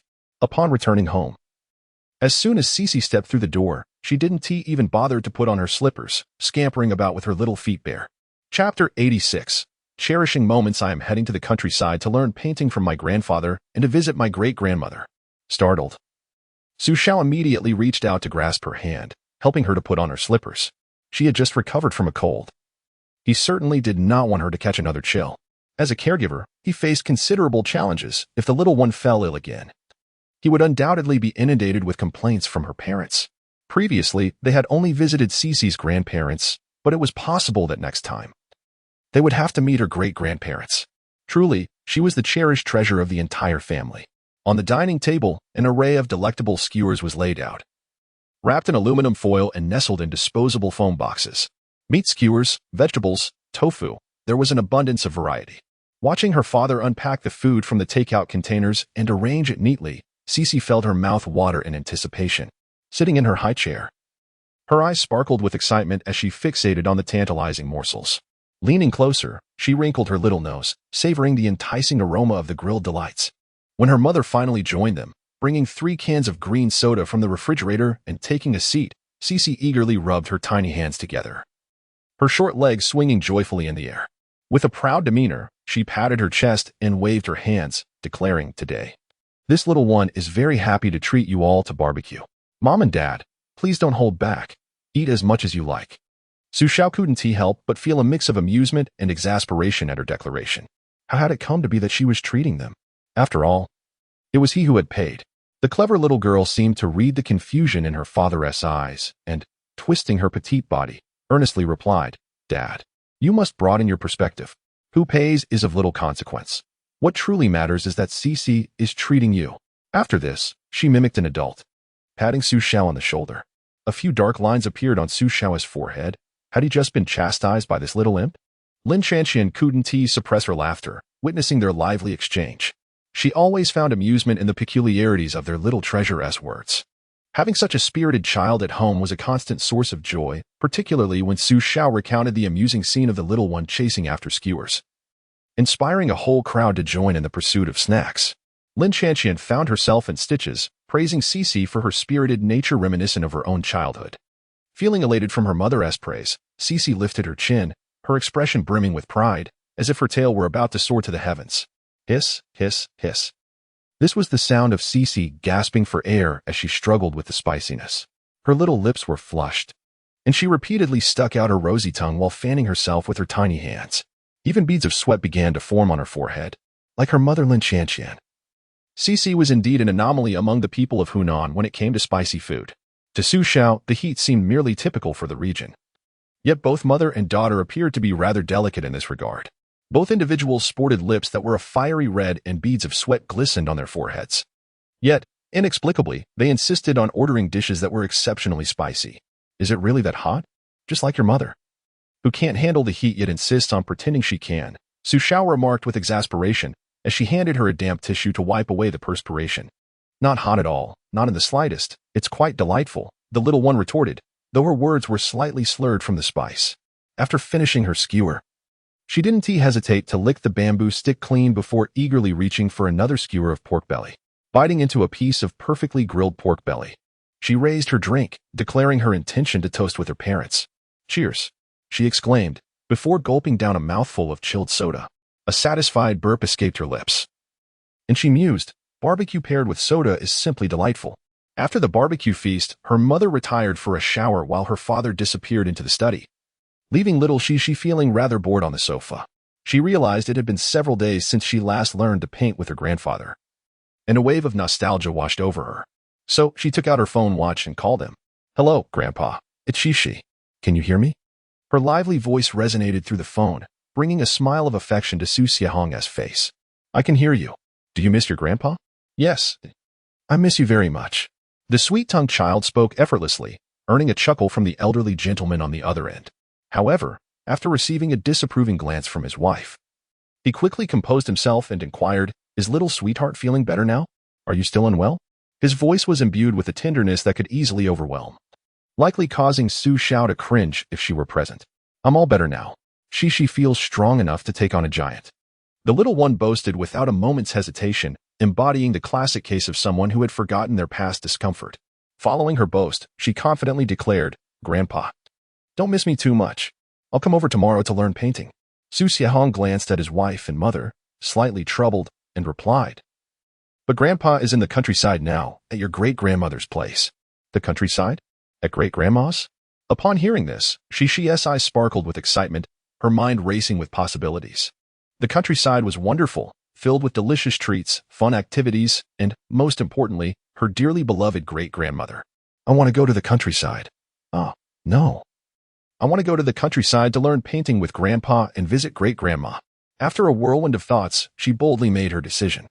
Her voice brimmed with joy as she announced, "Then I'll come to the countryside to learn painting with Grandpa, and it's been a while since I last saw great-grandma." Upon hearing this, Xiao, who had yet to speak, found his phone abruptly seized by his nearly 80-year-old mother. "No problem at all. Tomorrow. Your father will drive you over." It was indeed great-grandmother. Xixi immediately recognized her voice, tilting her head with a cheerful grin as she inquired, "Great-grandmother, do you miss Xixi?" "Of course, my dear. You are my favorite little rascal," the elderly lady replied with a warm smile. Thus, the two, one elderly and one young, engaged in a delightful conversation. Despite their age difference of over 70 years, there was no barrier in their communication, a spirited old soul conversing with a spirited young one. Truly a friendship that transcended generations. Chapter 87. Grandmother, you favor girls over boys. After concluding her delightful conversation with great-grandmother and joyfully agreeing to meet again the next day, Xixi donned her little slippers and dashed upstairs. "Dad, I want to go to the countryside. Great-grandmother said you would take me there." "Mom, please remember to pack me some pretty clothes. I will be staying in the countryside for a few days." Like a child wielding a magic sword, the little one felt quite empowered, directing this and that, almost striking a pose with hands on hips. The couple exchanged glances, and then Xiao inquired, "What prompted this sudden desire to spend a few days in the countryside?" "I want to visit great-grandmother, and I can also learn to paint from Grandpa." Xixi replied with conviction. "Has Grandpa returned to the countryside?" Lin Chanqian asked curiously. "Yes, Grandpa went back to see his mother." Realizing that the old gentleman's birthday was just around the corner, Xiao and Lin Chanqian immediately understood. The next morning, under the blazing summer sun, the rays warmed the rural path. A gentle breeze wafted through the open car window, carrying the fragrance of the fields and the freshness of the air. In the distance, the mountains appeared particularly vivid under the sunlight, with verdant hills and clear waters resembling a beautiful tapestry. This was Xiao's ancestral home, a remote village far removed from the bustling city of Tanqing. In the back seat, Xixi cradled a potato, resting her head on its soft body. Both her and the cat drifting into a peaceful slumber. The thought of returning to the countryside filled her with excitement. She had stayed up late the previous night, bubbling with anticipation. Initially, as they set off that morning, she was quite animated, chatting incessantly with her parents like a little magpie. However, it wasn't long before she fell asleep, using the potato as a pillow. As the car entered the village, the landscape was dominated by a vast sea of lotus blossoms. Bathed in the scorching summer sun, the expansive lotus fields unfolded a vibrant scene. A gentle breeze stirred, causing the lotus leaves to sway gracefully like a troupe of elegant dancers, their verdant canopies fluttering lightly. Countless lotus flowers were now competing to bloom, each displaying its unique beauty. Nestled among the enormous leaves, the palm-sized lotus pods adorned them, presenting a delightful variety of shapes and charms. Some were in full bloom, resembling fairies standing gracefully on the water's surface. Others, partially opened, appeared like young maidens coyly hiding behind a peepa. Still others, in the bud stage, looked like bashful young girls, evoking affection. Gazing at this spectacle, Lin Chanqian, seated in the passenger seat, could not help but smile at Xiao. To be honest, although I've seen these lotus fields countless times, I am always deeply moved by their beauty. As the car continued its journey, the endless lotus fields on either side of the road seemed to dissolve into the horizon, creating an infinite tapestry of greens and pinks. Isn't it? Even though I've witnessed this countless times throughout my life, every sight of it fills me with pride and warmth. With a smile, Xiao spoke to Lin Chanqian, gradually reducing the speed of the vehicle and fully opening the windows, then gently woke up the sleeping Xixi. "Daddy, have we arrived?" Xixi rubbed her eyes, her voice still tinged with the innocence of a child just roused from slumber. "Yes, we are almost there. What do you see outside?" Xiao replied with a grin. Xixi was still dazed, while Potato had already squatted by the window. Wow, so many lotus flowers. The sight before her filled her with wonder. Her little mouth slightly agape, eyes wide open in astonishment. After a moment of awe, the little one seemed to recall something and exclaimed with excitement, "Daddy, is this the one that goes?" The lotus leaves stretch endlessly to the sky, reflecting the sunlight. The lotus blooms in a unique hue. As she recited the verse, Xixi swayed her head rhythmically, embodying the image of a great poet lost in thought. Though a mischievous 4- or 5-year-old can be a source of exasperation for parents, their innocent charm invariably brings a smile. The world of a child is so simply joyous. Great-grandma, Xixi has come to play. Even before stepping out of the car, the little one's clear voice resonated in the quaint farmhouse courtyard. Moments later, an elderly woman with a head of white hair yet radiant vitality emerged from the house, accompanied by Pei Man. A gentle smile graced her face, and her steps were steady and nimble, defying her age, revealing a remarkably robust constitution. Her attire, though simple, exuded elegance, with a delicate flower embroidered on the light blue collar, indicating that in her youth, she was undoubtedly a renowned beauty. Grandma, great-grandma. Oh. The elderly woman responded with delight, her heart melting at the sight of her obedient and adorable great-granddaughter. Oh my little darling. It's been a while since we last met, and you've grown so much. She embraced and showered affection upon Xixi, her eagerness almost leading her to lift the child to gauge her weight gain during their time apart. However, Xiao hurriedly intervened. Grandma, please be careful not to strain your back. I'm not old yet, retorted the defiant grandmother, shooting Xiao an annoyed glance. She then held Lin Chanshan's hand, appraising her up and down before kindly smiling. You seem to have lost a bit of weight. Dear girls should be a little plumper to look their best. At this remark, Lin Chanshan cast a sly glance at Xiao, her tone carrying a playful hint of grievance. Grandma is right. I find it quite reasonable. But Xiao says I'm too fat and always urges me to lose weight. Lin Chanshan's feigned demureness left Xiao speechless, shooting her an exasperated glare. What do you mean I told you to lose weight? I'm not taking the blame for this. Isn't it you who controls your diet every day? You're trying to throw me under the bus, aren't you? Grandma, look, Xiao's being mean to me again. After finishing her words, Lin Chanshan immediately shrank behind the elderly lady, continuously provoking Xiao with her glances, which infuriated him to the point of grinding his teeth in frustration. The old lady playfully scolded Xiao with a gentle tap. You mustn't be harsh with my dear wife. Xiao felt deeply aggrieved, almost wishing to find a corner to cry earnestly for a while. As the eldest grandson in the family, he had once been the apple of his grandmother's eye. However, ever since he became involved with Lin Chanshan and welcomed their child, Xixi, his status in his grandmother's heart had plummeted to unprecedented lows. Dear grandmother, you are biased and favoring the female over the male. Xiao's face was a portrait of resentment and fury. Yet, in the blink of an eye, he plastered on a cheerful smile and approached, affectionately taking the elderly lady's hand as they walked inside. How have you been feeling lately? Are you eating and sleeping well? Is your blood pressure stable? Have you finished the milk powder I bought for you last time? This time, Chapter 88. The cousin who relies on inheritance due to lack of effort. Xiao's father and grandfather had gone to the market and had yet to return, leaving only his grandmother and mother at home. The elderly lady had one son and one daughter. Xiahong was her eldest son, while her youngest daughter had inherited her craft. Consequently, Xiao's aunt is now one of the esteemed representatives of the intangible cultural heritage of Xiong embroidery. Both of her children are engaged in artistic professions, a testament to the grandmother's dedicated nurturing. In addition to her exceptional craftsmanship, the elderly lady commands great respect. She possesses a vision and grandeur that set her apart, truly deserving of the title of Master of Xiong Embroidery. In earlier times, the exquisite craftsmanship of Xiong embroidery, among the 4 major embroidery styles, was a closely guarded family secret, passed down only to blood relatives and often accompanied by various sectarian distinctions. However, the grandmother diverged from this tradition. Upon inheriting the craft from her mother, she rejected the outdated practices of exclusivity. Not only did she generously accept disciples without seeking anything in return, but she also offered guidance to anyone who sought her counsel. Her selfless actions garnered recognition and acclaim within the embroidery community. She was invited to participate in various cultural events and exhibitions, showcasing the allure of Xiong embroidery to a broader audience. This has helped elevate the traditional art form, transforming it from a niche skill into a cherished aspect of popular culture. As a result, the grandmother's later years were filled with comfort and joy, surrounded by 4 generations of family. Many of those who had benefited from her mentorship would frequently visit her in the countryside. As luck would have it, her grandson's family returned home. The elderly lady, with the joy of a treasure revealer, continuously retrieved an assortment of treats from her intricately carved wooden cabinet. With a beaming smile, she introduced each item, sharing stories about their origins and who had gifted them. Before long, the table in her room was laden with an array of snacks and local specialties, leaving little room for the many more delicacies still nestled within the cabinet.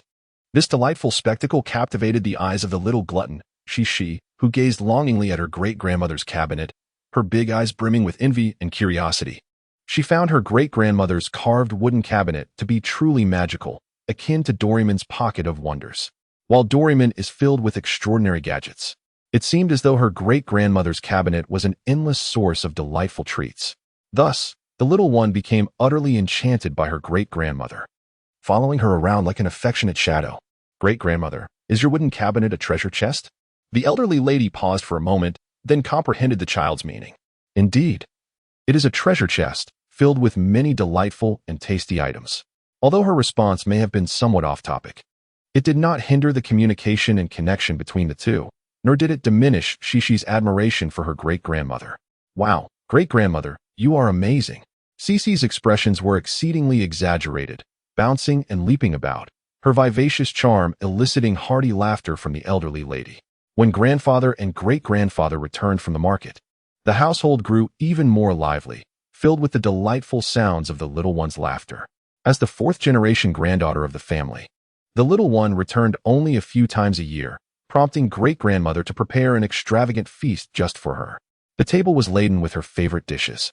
And not only did she indulge to the point of gluttony, but great-grandmother also relentlessly served her more food. Xixi, beaming with joy, welcomed every morsel with open arms. At that moment, she was vigorously gnawing on a pig's trotter, nearly the size of half her face, causing Xiao to feel a surge of alarm. He inwardly lamented the remarkable prowess of his grandmother in feeding little ones. Fortunately, the girl only stayed for a few days, or she would surely become a little plump darling under her grandmother's care. His little cousin, the daughter of his aunt, had been raised by the elderly lady during her parents' busy working days. Back then, she was a quintessential chubby child, round and plump, requiring larger sizes when shopping for clothes. This caused much worry for her mother, concerned that she would grow into a hefty young lady.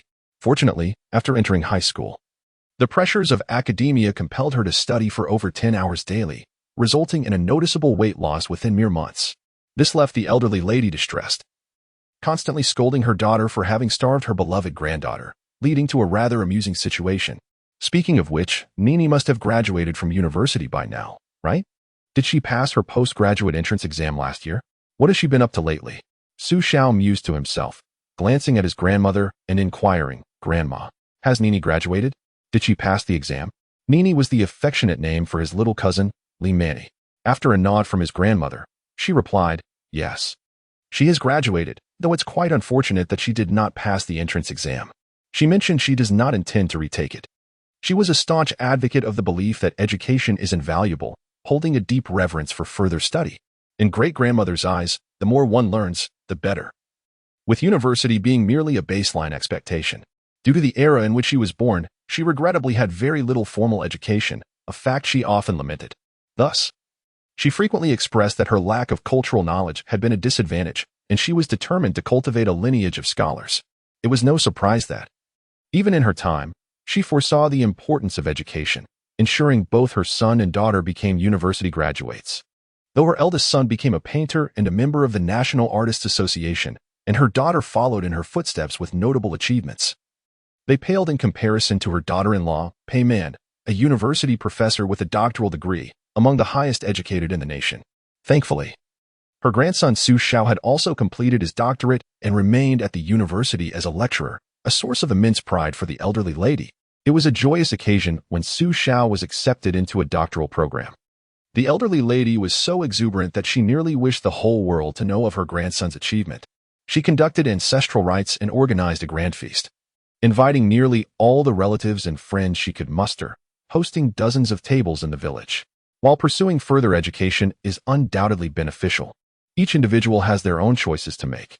Xiao, with a gentle smile, reassured her grandmother and deftly shifted the conversation. How was her job search progressing? Uncertainty loomed, Her father suggested she join the family business, but the young lady herself was reluctant. The grandmother chuckled cheerfully, and Xiao nodded thoughtfully in response. It was quite typical. Her cousin epitomized the notion of a lack of effort, destined to simply inherit the family fortune. Father, who is an I? Do I know her? In the midst of her father and great-grandmother's discussion, the curious Xixi, having finished her pig trotter, suddenly turned her head to inquire. Chapter 89. Parents of the post-90s generation. Take a moment to capture life's moments. An I is your little aunt. Didn't you used to adore playing with her? Xiao explained with a smile. But why is she called an I? It's such a peculiar name, Xixi murmured. Just like your name, Xixi. An I is also her nickname, Xiao replied. Oh, I understand now, the little one exclaimed, her face adorned with a contemplative expression, observing her face smeared with sauce. Resembling a little calico cat, Xiao couldn't help but chuckle. She even expressed a desire to capture the moment, envisioning it as an amusing relic to show her when she grew older. The pig's trotters were rather large, making it easy for her to get messy while gnawing on them. Coupled with her rather unrefined eating style reminiscent of Su Dongpa, the trotters were almost devoured. Yet her tiny face was a sight that evoked sympathy. Click, click. Mom, what are you doing?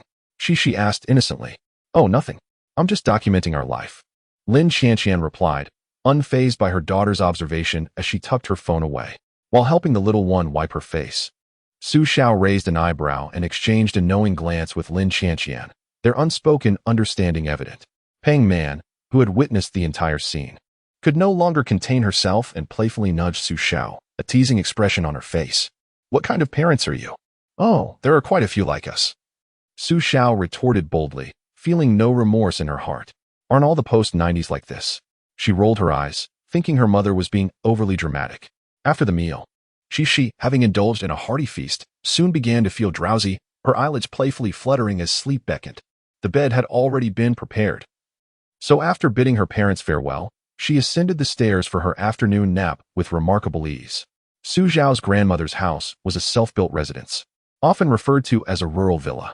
Upon entering the large front door, one was greeted by a spacious hall, furnished with a large eight immortals table and a shrine dedicated to ancestors and deities. On either side were guest rooms and the main bedroom of her grandparents, along with a storage room at the back. Upstairs, there were 2 suites, each containing 2 bedrooms, a small living area, a bathroom, and a balcony, accommodating Su Zhao's family and her aunt's family when they visited. On a sweltering summer afternoon, sunlight filtered through the dappled leaves, casting a golden mosaic on the ground. The cacophony of cicadas intertwined like a rousing symphony, filling the summer afternoon with its vibrant melody. In this moment, Su Zhao's room was a sanctuary of tranquility, where Xixi lay peacefully asleep on the bed. Her breathing was steady and gentle, akin to that of a cherubic angel, lost in the embrace of sweet dreams. It was not until an hour later that the sound of barking dogs outside shattered the serene slumber of the still dreaming Xixi, habitually rubbing her sleepy eyes.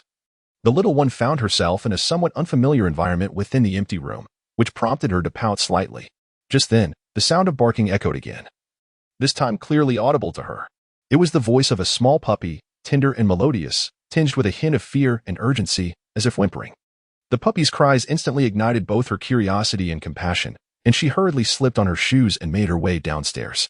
While descending, she remembered to prioritize safety, calling out for her father loudly before carefully grasping the small railing, proceeding down step by step. Upon hearing her call, Su Xiao appeared at the bottom of the stairs, a gentle smile gracing his face. Awake, my dear? Yes, I slept so well, she replied. Daddy, I just heard the puppy barking, with her large, curious eyes sparkling. She looked up at her father in confusion.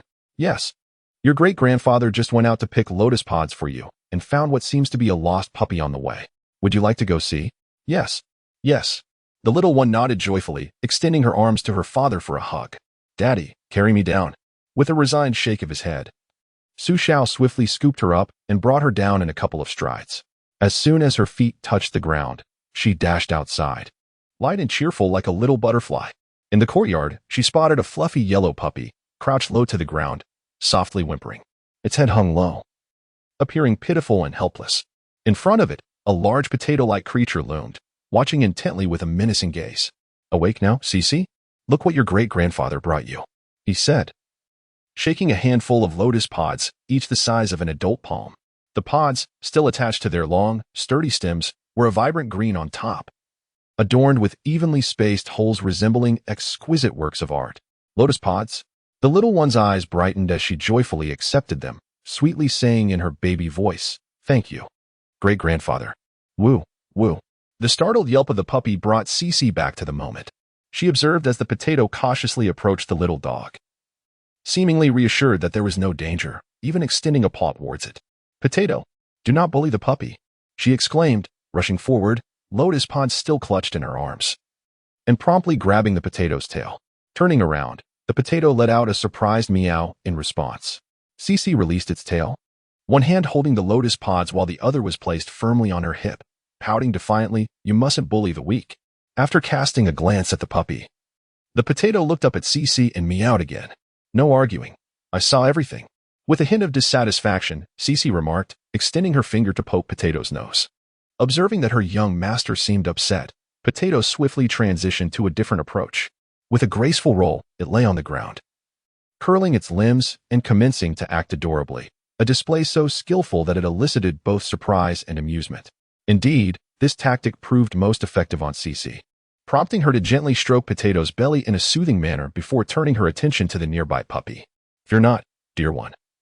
Potato is very well behaved and will not bully you," Xixi reassured, tenderly caressing the puppy's head before lifting it into her embrace. "Oh my, such lively eyes, such an adorable appearance, and so fluffy," Xixi exclaimed, her delight evident. Chapter 90. Fleeing yet unable to escape, fighting yet unable to conquer. "Mother, this grudge baby will remember." Cradled in Xixi's embrace, the little dog initially shivered, but upon sensing her benevolence, it gradually relaxed. A soft whimper emanated from its throat as it nudged Xixi's fingers with its damp little nose. "Oh my, little Huang is licking me," Xixi exclaimed in delight, turning to look at the adults. "Little Huang?" Upon hearing her daughter's choice of name, Xiao couldn't help but feel a bit bemused. "Goodness, did you just name it so casually? Just like the name Potato, it seems you simply made it up on the spot." With a resigned sigh, Xiao replied, "It might just be lost. Please refrain from naming it arbitrarily." "Huh? Lost? That must make the dog's mother extremely anxious," the little one exclaimed, her eyes wide with urgency. "Daddy, let us help little Huang find its mother." She was clearly a person of action, ready to embark on her mission without delay. However, Xiao restrained her. "There's no need to rush. The sun is blazing outside. We shall wait until it sets. How can we not be anxious? The dog's mother must be worried sick." The little girl stamped her foot, glaring at her father with an expression of indignation. "Very well. You've even managed to make me feel scorned," Xiao thought, both amused and exasperated. "But do you know which house it belongs to? There are many families in the vicinity. Do you intend to ask each one in turn? All right, then what do you suggest we do?" The little one mimicked her father's usual demeanor, raising her hands in a gesture of helplessness. "Goodness, I hadn't noticed before. But you seem to possess a flair for dramatics," Xiao mused silently. "Let us wait a bit longer. Your great-grandfather is already inquiring about which family has lost a puppy. I suspect we shall have results by sunset. Why must we wait for sunset to find out?" Xixi scratched her head, her mind filled with questions. Is there some inevitable connection in this? "Very astute, little one," Xiao smiled as he explained. "Because many people are currently away from home, out playing mahjong." Xixi responded with an enthusiastic, "All right then. I suppose we'll have to do just that." She shrugged and then hurried off to find her great-grandmother, cradling the little dog like a whirlwind. "Great-grandma, great-grandma, do you have anything to feed little Huang?" As expected, when the sun set, during the family's dinner, Xiao's grandfather received a phone call. Upon confirmation, it appeared that the little dog resided nearby, in a house situated along the roadside. Last month, this household had welcomed a litter of puppies. After dinner, Xixi eagerly rushed to find little Huang's mother, exclaiming, "Daddy, Mommy, hurry up." Leading the way, she held the puppy close, with Potato following behind like a loyal bodyguard. Yet, Xiao and Lin Qianqian were in no hurry hand in hand, leisurely enjoying the sights. The little one couldn't help but pout. "Humph, Mom and Dad are showing off their affection again in front of me." With Dad's birthday just 2 days away, Lin Qianqian curiously glanced at Xiao. "Haven't you already prepared everything?" Xiao looked at her with feigned confusion. "That was my preparation, not yours." Lin Qianqian lifted her delicate chin, the corners of her lips curling slightly, her eyes glimmering with mischief. "Qianqian, such words seem rather distant. Aren't we one and the same?" Xiao pulled her into an embrace. "Humph, who said we are one? You rogue, Lin Shanshan retorted, a faint blush adorning her fair cheeks. Unexpectedly, the little one stood before them, head tilted, inquiring, Mommy, Daddy, are you going to kiss? Following that, she blinked her big, innocent eyes and added adorably, should I pretend not to see? Though she said this, the sly glimmer in her eyes was too evident to hide. At the little one's playful teasing, Lin Shanshan's cheeks flushed a deeper shade, casting a fierce glare at the instigator, Xiao, while also giving him a playful kick. With a mix of indignation and embarrassment, she looked at the mischievous child. Xiaoxi, I see you're itching for trouble. Xiaoxi retreated while pulling a funny face at her mother, then scampered away with her short legs. Yet, no matter how fast she ran, her little legs could never outrun her mother's long ones. Within mere 5 meters, she was caught by her mother. Before Lin Shanshan could act on her capture, the little one began to wail dramatically, Daddy, help, help, your wife is trying to silence me. Xiao immediately looked up to the heavens, whistling nonchalantly, ah, what delightful weather today. The moon is so bright, and the sun so round and white. As Lin Shanshan held the little one, she marveled at her soft, tender cheeks. The texture simply exquisite. Amidst gentle yet firm kneading that elicited delightful squeals from the little one, Xiaoxi cried out in glee. Even the little yellow dog in her arms chimed in with soft barks, but upon meeting Lin Shanshan's gaze, it quickly silenced, letting out a whimper instead. Unable to escape or retaliate, after being thoroughly playfully reprimanded by her mother, Xiaoxi glared at her with a look of deep grievance, even stamping her foot in protest. Oh dear, this is infuriating. Mommy, I shall remember the grudge for pinching my cheeks. Given its proximity to the Hengshan mountain range, this area is characterized by numerous hills, with many rural houses perched halfway up the slopes. Only a select few homes are built along the banks of the small river, and the one before them was among those. According to my grandfather, their family has some distant connection to ours, belonging to the category of those who are only recently distantly related. Upon the arrival of Xiao and her family, the host displayed an extraordinary warmth, serving tea and slicing watermelon with great hospitality. Returning to a familiar place, Xixi's little yellow dog appeared rather excited, barking incessantly in a high-pitched voice. In no time at all, Xixi spotted the mother dog, accompanied by her 3 little yellow puppies, coming into view.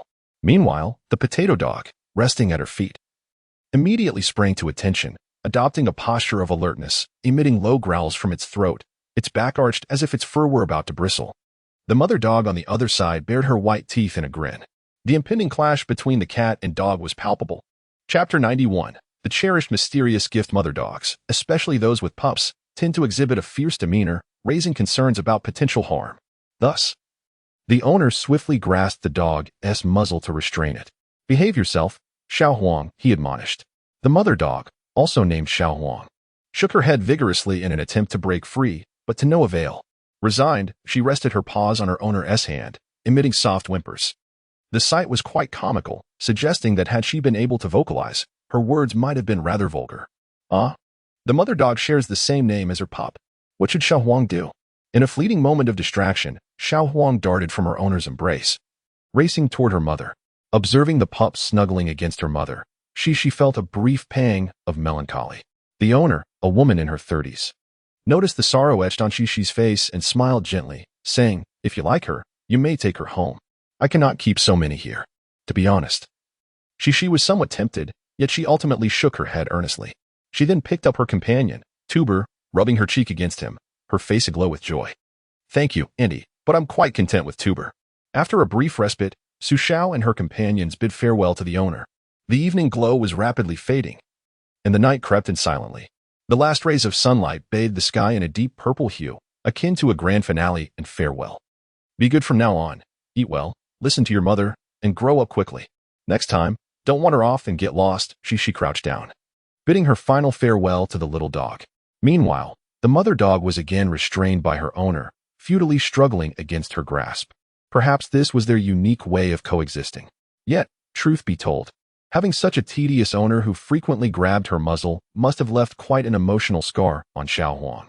As she and her party departed, the little dog, sensing their absence, took a few steps forward, wagging its tiny tail vigorously as if to bid farewell. With Tuber resting on her shoulder, she turned back, waving her hand energetically before quickly resuming her pace alongside her parents. The wind carried her small complaints. Tuber, you're so heavy. My little shoulder is nearly crushed under your weight. Meow, I'll put you on a diet when we get home.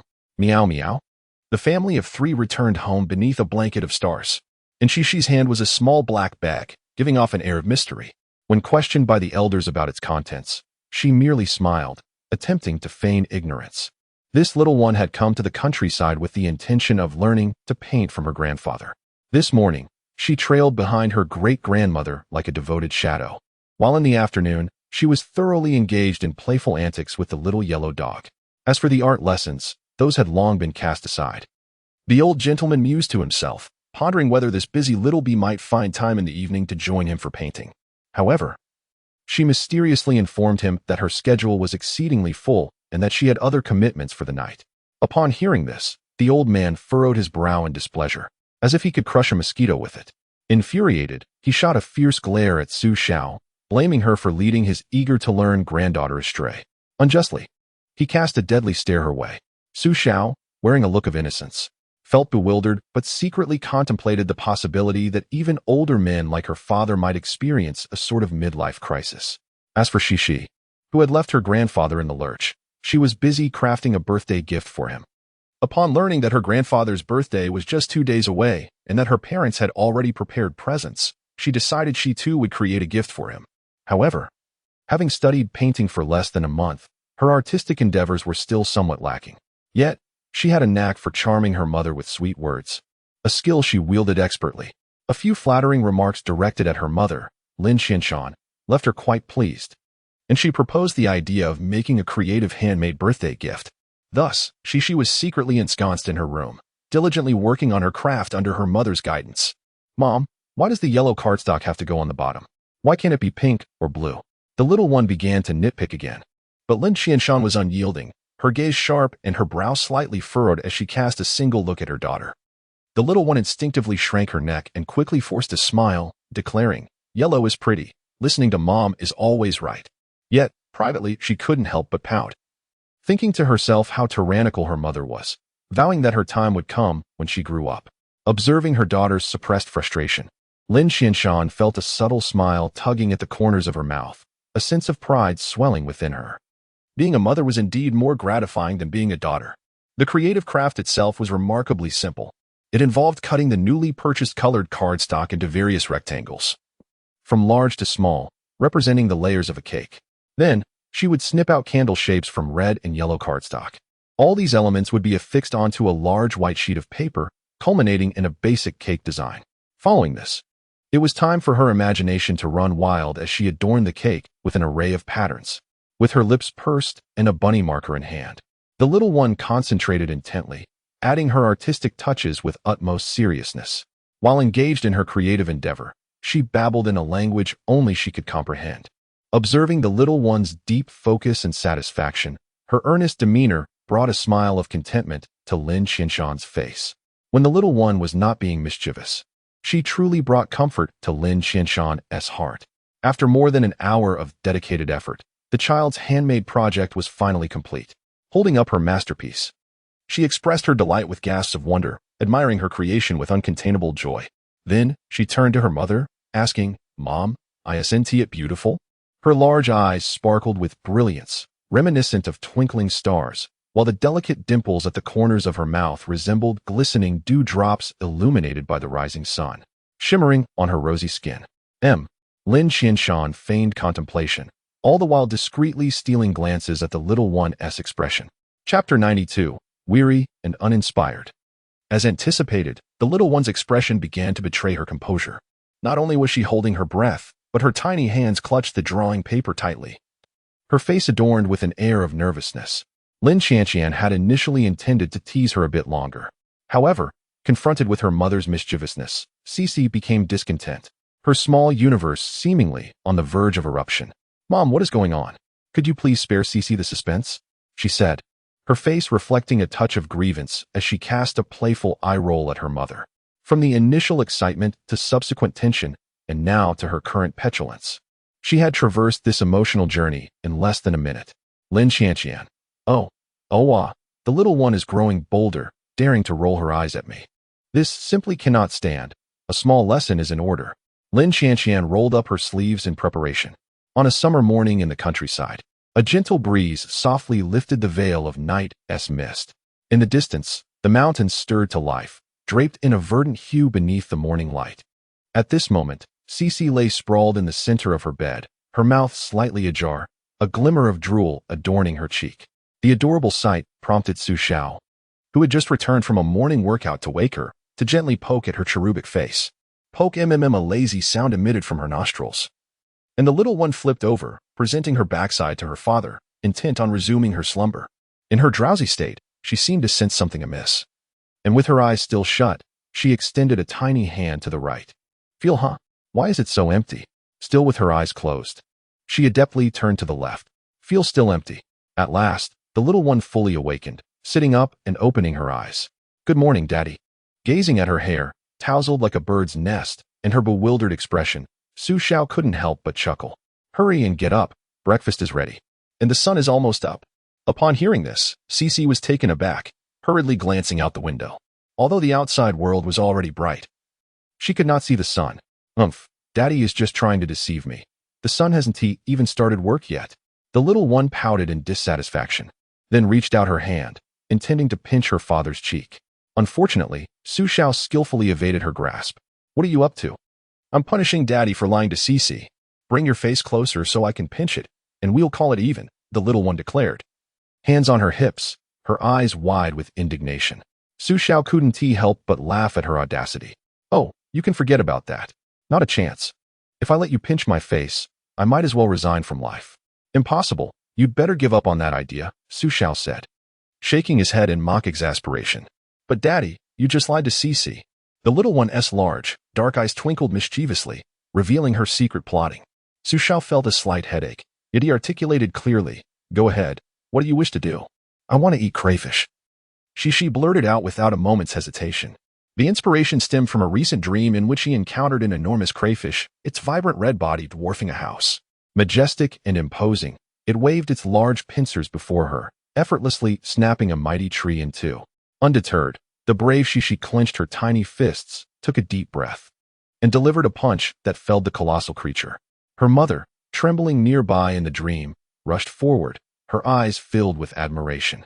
Triumphant after vanquishing the monster, Xixi placed her hands on her hips, tilted her head back in laughter, and gleefully pinched her mother's cheeks, avenging a previous grievance. However, her joyous reverie was soon interrupted by her father. As compensation, it wouldn't be too much to ask for a feast of crayfish, would it? Yet, there were none to be found in the countryside. Xiao feigned a look of difficulty. We could go fishing. My grandfather mentioned there are crayfish in the pond out front, and they're quite foolish. Xixi blinked her large eyes, gazing at her father expectantly, eager to catch the crayfish on her own. It appeared she had prepared well and gathered intelligence on her quarry. After a moment's contemplation, Xiao replied, Very well. I shall ask your grandfather if he is willing to take you fishing for crayfish. Oh yes, long live Dad, Xixi exclaimed, throwing herself into his embrace. Meanwhile, Lin Xianxian was puzzled. She had sent Xiao upstairs to rouse their daughter for breakfast. Yet he had been gone for quite some time without bringing the little one down, and he had not returned himself. Taking matters into her own hands, Lin Xianxian entered the room only to witness the affectionate scene between father and daughter. Hey, breakfast is ready. Why are you still indulging in each other? It was evident that the not-so-innocent mother was feeling a twinge of jealousy. Xiao exchanged a teasing glance with Lin Xianxian and, sharing a conspiratorial look with Xixi, descended the stairs. As he passed her, he playfully patted her bottom, letting out a mischievous laugh before making his escape. Who says you can't touch the tiger's backside? I seem to be doing just fine. Upon his departure, Xixi quickly donned her little slippers, planning to stealthily slip past her mother and head downstairs. The clever child knew her father had just irritated her mother, and she needed to tread carefully. Watching the little one nonchalantly tiptoe by, looking akin to a thief, Lin Xianxian couldn't help but raise an eyebrow. Where are you off to? Xixi froze, realizing she had been caught. I'm going downstairs for breakfast, she replied, blinking innocently. And you plan to go down looking like that? Lin Xianxian retorted, pulling her to a mirror. Oh, who is that adorable little creature in the mirror? How stunning she is. Mother loves to jest. This is not a bird's nest, but clearly a little lion. Roar. Xixi is a little lion, ready to chase away the wicked mama. However, before the spirited little lion could frolic much, she was effortlessly subdued by mother. Subsequently, She sat obediently on the stool, allowing her mother to style her hair. Today, the darling is to accompany Grandpa to catch little crayfish, and Mother is to fashion her hair into a flower fairy style. She even made a special request. I want a flower fairy hairstyle. I would be doing you a favor if I only gave you a little beggar's hairstyle. Lin Qianqian retorted with a roll of her eyes. Why not? Mama, do you not love me anymore? I am your most adorable and beautiful baby. Xixi exclaimed in astonishment. Tired? No love left. Lin Qianqian replied with an impassive expression. Chapter 93, It must be Xiao. I was quite clever in my childhood. I wasn't this foolish. Humph. Mother is such a scoundrel. You weren't like this before. Xixi, with a pout, gazed at her mother and blew air at her little tuft of hair. Humph. You weren't like this before. You used to sleep so peacefully, Lin Qianqian remarked with a cold laugh. Though she spoke those words, her hands continued to work deftly, gently combing through Xixi's hair. Humph. How was Xixi not peaceful while sleeping? I don't recall that. Of course, you wouldn't know. You slept like a little piglet. Thinking back to how the little one tossed and turned like a whirlwind last night, Lin Qianqian, unable to contain her frustration, pinched her face playfully. Truly. She was more chaotic than Sun Wukong. One moment she would roll over to hug Lin Qianqian's arm, and the next, she would tumble over to Su Xiao's side, pushing Su Xiao to the edge of the bed. More than once, she had sprawled in all directions, her tiny feet inadvertently thrusting into her father's face, waking both her and Su Xiao several times. A little piglet? How adorable. So white and plump with a pair of big ears. The best part is, it can eat and sleep all day long. Xixi can't help but envy it. I am a little piglet, so that makes you pig mother. As she spoke, she mimicked a little pig, nuzzling into her mother's embrace. This action left Lin Qianqian both amused and exasperated. She was nearly defeated by this little rascal. After a playful tussle with her mother, she observed Lin Qianqian attentively styling her hair, relieved that she was not being dressed like a little beggar. The little one's heart, once anxious, now settled, and she joyfully swung her legs, a mysterious expression adorning her face. Mother, let me tell you, I dreamed of you last night. Oh? What was I doing in your dream? Lin Qianqian asked with keen interest. Little did she know that in her daughter's dream, she was portrayed as the feeble one, the victim of her daughter's antics. Had she been aware, her leisure would have vanished, and she might have taken action. I dreamed that you were being chased by a giant, monstrous crayfish as big as a house. Her expression was exaggerated, eyes wide open, and arms outstretched. And then what happened? What happened then? How did it go? The interruption from her mother left Xixi utterly perplexed, her mind momentarily blank. She then anxiously scratched her head. Oh dear, mother, don't interrupt me. I've forgotten everything now. Lin Qianqian was at a loss for words. Who did this forgetfulness stem from? It must be from Su Xiao. I was quite clever as a child, not this foolish. Oh, mother was chased by the giant crayfish. Its claws were enormous and bright red, filled with so much meat. Then it went snap, and a great tree was cut down. As she reenacted the snap moment, she posed her fingers like claws, suddenly thrusting them toward her mother. To her surprise, Lin Qianqian genuinely jumped back, instinctively leaning away. With a mischievous grin, Xixi reveled in her small triumph. But as soon as her mother glanced in her direction, she promptly composed herself. She then solemnly declared, upon witnessing my mother being mistreated, I, the little hero Xixi, could not stand idly by. First, it went like this, Then it went like that, And after much exertion, I finally vanquished the little crayfish monster. Lin Qianqian couldn't help but acknowledge that in the art of storytelling, Su Xiao seemed to pale in comparison to her 4-year-old daughter. Setting aside her deliberate antics, Xixi's narrative was indeed vivid, filled with expressive gestures and a melodic intonation. For the first time, Lin Qianqian felt such admiration swell within her. What happened next? What happened next? Xixi blinked eagerly. Is that all?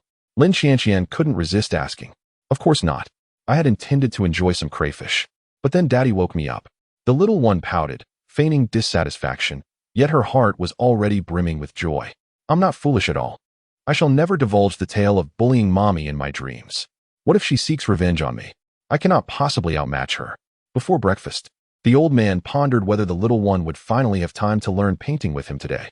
However, when Su Xiao came downstairs, she informed him that the child wished to accompany him to catch crayfish. This left the old man in a quandary. Though merely catching crayfish, it was a significant temptation for a fishing enthusiast like him. Moreover, his beloved granddaughter was now 4 years old, and he had yet to take her fishing. Thus, he hesitated, deliberating for quite some time on whether to use earthworms or pig liver as bait, ultimately deciding on the latter. While earthworms might have been more effective and readily available, he worried that the little one might be frightened by them. Consequently, he resolved to forego breakfast, hopping onto the electric motorcycle to rush to the village butcher for pig liver. Upon hearing the motorcycle's engine, Payman emerged from the kitchen and spotted her husband riding towards the pond at their doorstep. "Old man, where are you off to?" "Breakfast is ready. I'm just going to buy some pig liver. I'll be back shortly," he replied succinctly, riding off with a flourish. Pig liver? Why on earth is that old fool buying that? He didn't even stop for breakfast, Payman mused, perplexed, before turning her questioning gaze towards Xiao. With an innocent expression, Xiao shrugged. "Mom, it's not my fault. I merely told Dad that the little one wanted to go catch crayfish with him."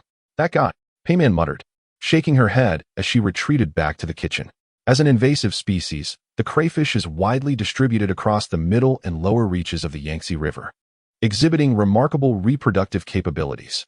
Typically, invasive species of this nature tend to cause considerable distress to local governments and nations. For instance, the esteemed yellow river carp has plagued a certain country's administration for decades. However, in our gastronomically inclined empire, the globally recognized invasive species, the crayfish, has merely become a culinary delight gracing our tables, necessitating extensive artificial breeding to sustain its presence. In the pond situated in front of my grandmother's house, some crayfish were also cultivated.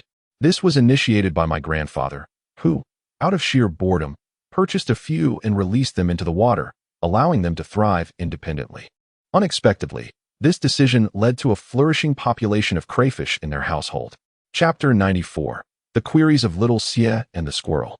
Generally speaking, crayfish prefer to be active during the night, making it the most opportune time for fishing. Additionally, the early morning and dusk, when the weather is cooler, are also periods of heightened activity for them. This is why the elderly gentleman hurriedly set off to purchase pig lungs, hoping to catch a greater number of crayfish during the time after breakfast. After their meal, Xiao was reluctant to be ushered by her mother, who sprayed her with mosquito repellent, adorned her with a pink sun hat, and slung a small water bottle over her shoulder. Clad in comfortable athletic wear, she bore a diminutive fishing rod crafted from bamboo, specially arranged by her grandfather, and with a fierce determination, she followed him out to fish for crayfish. Of course, trailing behind them was the little sidekick, Potato. "Be sure to stay safe," the elderly lady called out from behind. "All right, great-grandma. Await our good news. Xia intends to catch a plethora of crayfish today."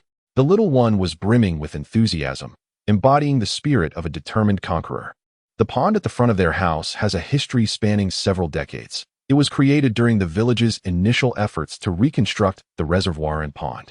Previously, several families from the vicinity jointly managed it, releasing fish fry annually, but now only Su Zhao's family remains responsible for its upkeep. After all, they have an avid fisherman in the family who occasionally returns to feed the fish for a few days. Once the grandfather had set the bucket and net in place, the two of them each took a small stool, secured large pieces of pig liver to their lines, and commenced their fishing endeavor.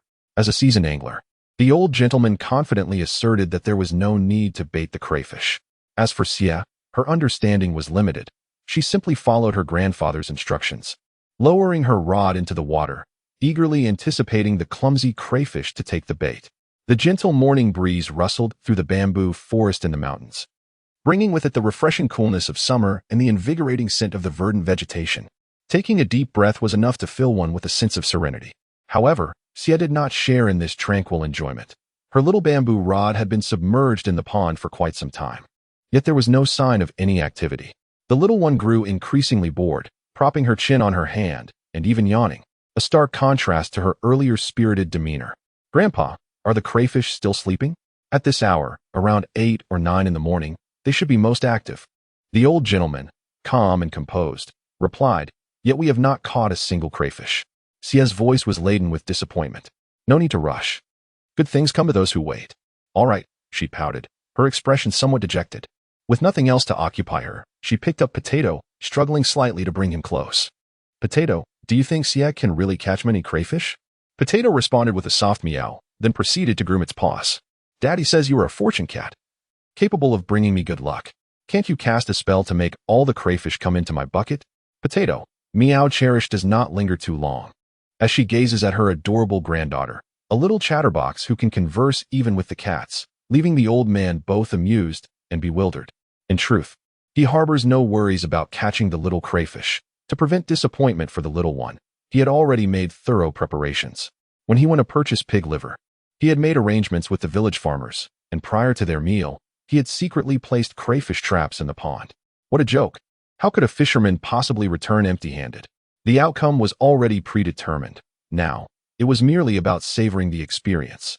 Cherish, ever restless, after chatting with Potato, turned her gaze towards the dragonflies dancing above the pond, her eyes brimming with curiosity as she watched them soar gracefully.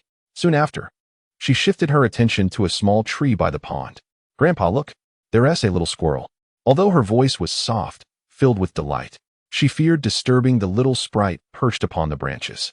Following her gaze, Xiao indeed spotted a gray squirrel swiftly navigating the trunk before vanishing from sight. "It's a squirrel, not a little sprite," the old man corrected her pronunciation. "It is a little sprite." The little one tilted her head at her grandfather, innocently asserting her point, her eyes sparkling with playful mischief, which the old man failed to notice. "Come, repeat after Grandpa." "Little squirrel, little sprite," Cherish echoed, enunciating each syllable with utmost seriousness, leaving the old man genuinely perplexed. Isn't she supposed to be able to pronounce correctly? The old man, now determined, pronounced slowly. "Let's try again. Little squirrel, little sprite." Xiao. "I refuse to believe this nonsense. I must correct your pronunciation. Little squirrel, little sprite." Ultimately, after much back and forth, the old man found himself ensnared in her playful game. "Xiao, little sprite. Cherish, little squirrel. Oh dear.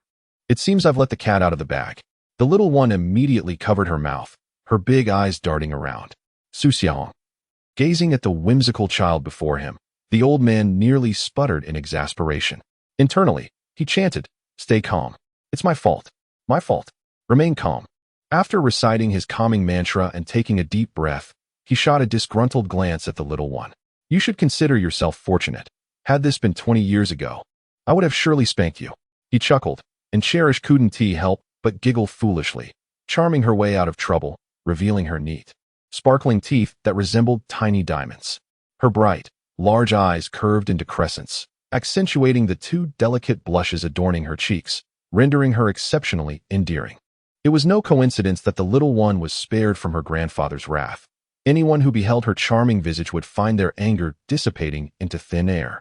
Of course, such ire might be redirected, as evidenced by the unfortunate Xiao, who inadvertently collided with her. At that moment, he approached with a smile, inquiring, "So, what have you all gathered?" "Nothing at all. Beat it." What has gotten into the old man? Has he taken leave of his senses? Is it not customary for you to exhibit such behavior regarding military matters?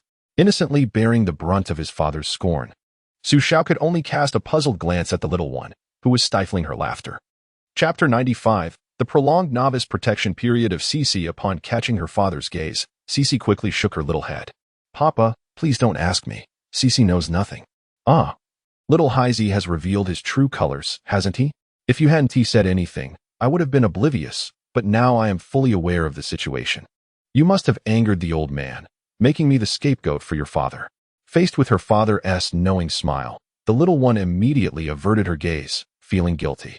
"Hey, something's happening," the old man suddenly exclaimed, his face lighting up with anticipation. He swiftly grabbed a net with one hand and raised a rod with the other, revealing two little crayfish clinging to a piece of pig liver suspended from the line. Xixi's eyes sparkled with excitement as she cheered, "Crayfish! There are crayfish!" Watching her grandfather scoop up the crayfish, the little one eagerly rushed over. The two crayfish in the net, oblivious to their impending fate in the frying pan, brandished their claws with bravado. Crouching nearby, Xixi found a small twig and began poking at them playfully. Poke, poke. The little one reveled in her game, even drawing the curious Potato closer, who cautiously extended its claws. "How about that? Isn't Grandpa impressive?" With the successful catch, the old man stood a little taller. "Yes, Grandpa, you're amazing." The little one showered him with unreserved praise. The adoring gaze of his granddaughter filled the old man with delight, more satisfying than the thrill of reeling in a sizable fish to show off. As he lowered the fishing rod back into the pond, the old man proudly remarked, "Let us see how things are faring on your side. Even if you..."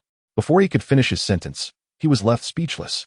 Xiao, The little one had both hands gripping the rod, struggling slightly as she lifted it, revealing several crayfish hanging from the line. Compared to his earlier catch, her haul was significantly greater in both quantity and size. "Grandpa, hurry. Don't let the crayfish escape," Xixi urged, her voice brimming with excitement and urgency. Fortunately, Xiao reacted quickly, deftly netting the crayfish and preventing them from escaping. At this moment, the old man finally grasped the situation, gazing at the crayfish in the net. Xixi was ecstatic, bouncing with joy. "Wow, so many crayfish." Even from a considerable distance, Lin Xianxian, who was resting on the second floor, heard her jubilant cheers. Once again disturbed from her sweet dreams by the little one, Lin Xianxian pounded her pillow in frustration, then sighed in resignation, realizing that her nap was futile today. 1, 2, 3, 5. At this moment, Xixi was squatting on the ground, intently counting her spoils. Unsatisfied with her initial tally, she began counting again. 1, 2. She repeated this several times, lost in her delight. With each count, the old man's lips involuntarily twitched. Particularly vexing was his own rebellious child, who constantly regarded him with a gaze that was both elusive and discerning, intensifying the discomfort he felt. It was of no great consequence. The little one was merely fortunate, benefiting from the protective grace granted to novices. Soon, however, that fortune would wane, he reassured himself inwardly. Yet, reality proved that even the novice period varied in duration. Take for instance our dear Xixi, whose novice phase seemed particularly prolonged. The initial thrill had scarcely faded when she cast her small rod into the pond.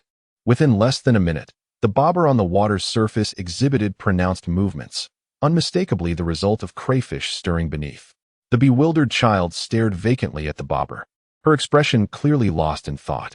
Xiao chuckled softly as he patted the dazed little one, casually picking up the landing net from the ground. "Stop daydreaming. Your crayfish are about to escape." The confused child turned to her father, exclaiming, "Huh?" Upon seeing him grasp the net, Xixi finally snapped to attention and swiftly lifted her rod with vigor. As expected, 2 crayfish were caught on the line. "Oh yay, oh! They've escaped." The child barely had time to rejoice before the 2 crayfish, showing no regard for her efforts, plummeted back into the water the moment they surfaced. Xiao didn't even have time to use the net to catch them. "Oh dear, Daddy, you are so clumsy, you didn't catch them," she lamented. "How can you blame me for that? Wasn't it because you lifted the rod too quickly?" Xiao felt increasingly helpless, especially after witnessing the old man's bemused expression. "It was your hasty lift that frightened them away. You must be more gradual in your actions," he advised. "Is that so?" the little one questioned, her skepticism evident as she turned her gaze towards her grandfather. When she saw him nodding with a smile, she sheepishly stuck out her tongue. "All right, Daddy, I'm sorry. I misjudged you." To recognize one's faults and to humbly accept the suggestions and criticisms of others was a principle Xiao had instilled in her from a young age, aiming to cultivate her character. With a smile, he adjusted her little cap, saying, "It's all right. Just be mindful next time."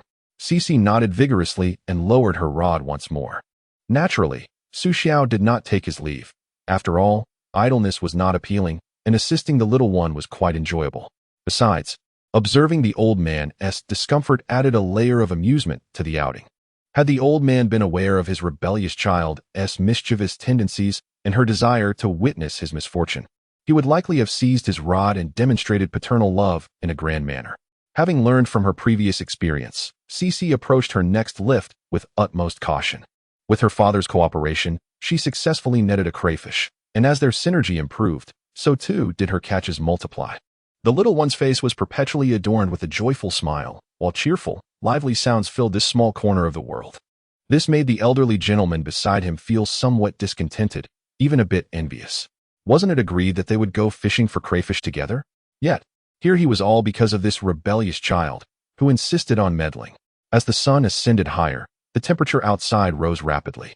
Cherishing the sight of the bucket nearly brimming with crayfish, some even attempting to climb out atop one another, she felt a sense of satisfaction and began to pack up her fishing rod, preparing to head home. After all, a considerable portion of the crayfish caught was due to her efforts, the little one thought proudly. Thus, on the way back, she joyfully exclaimed to her grandfather, "Grandpa, fishing for crayfish is so much fun. I want to go fishing for crayfish with you again next time." The elderly gentleman replied with silence. Chapter 96. Excessive joy often leads to sorrow.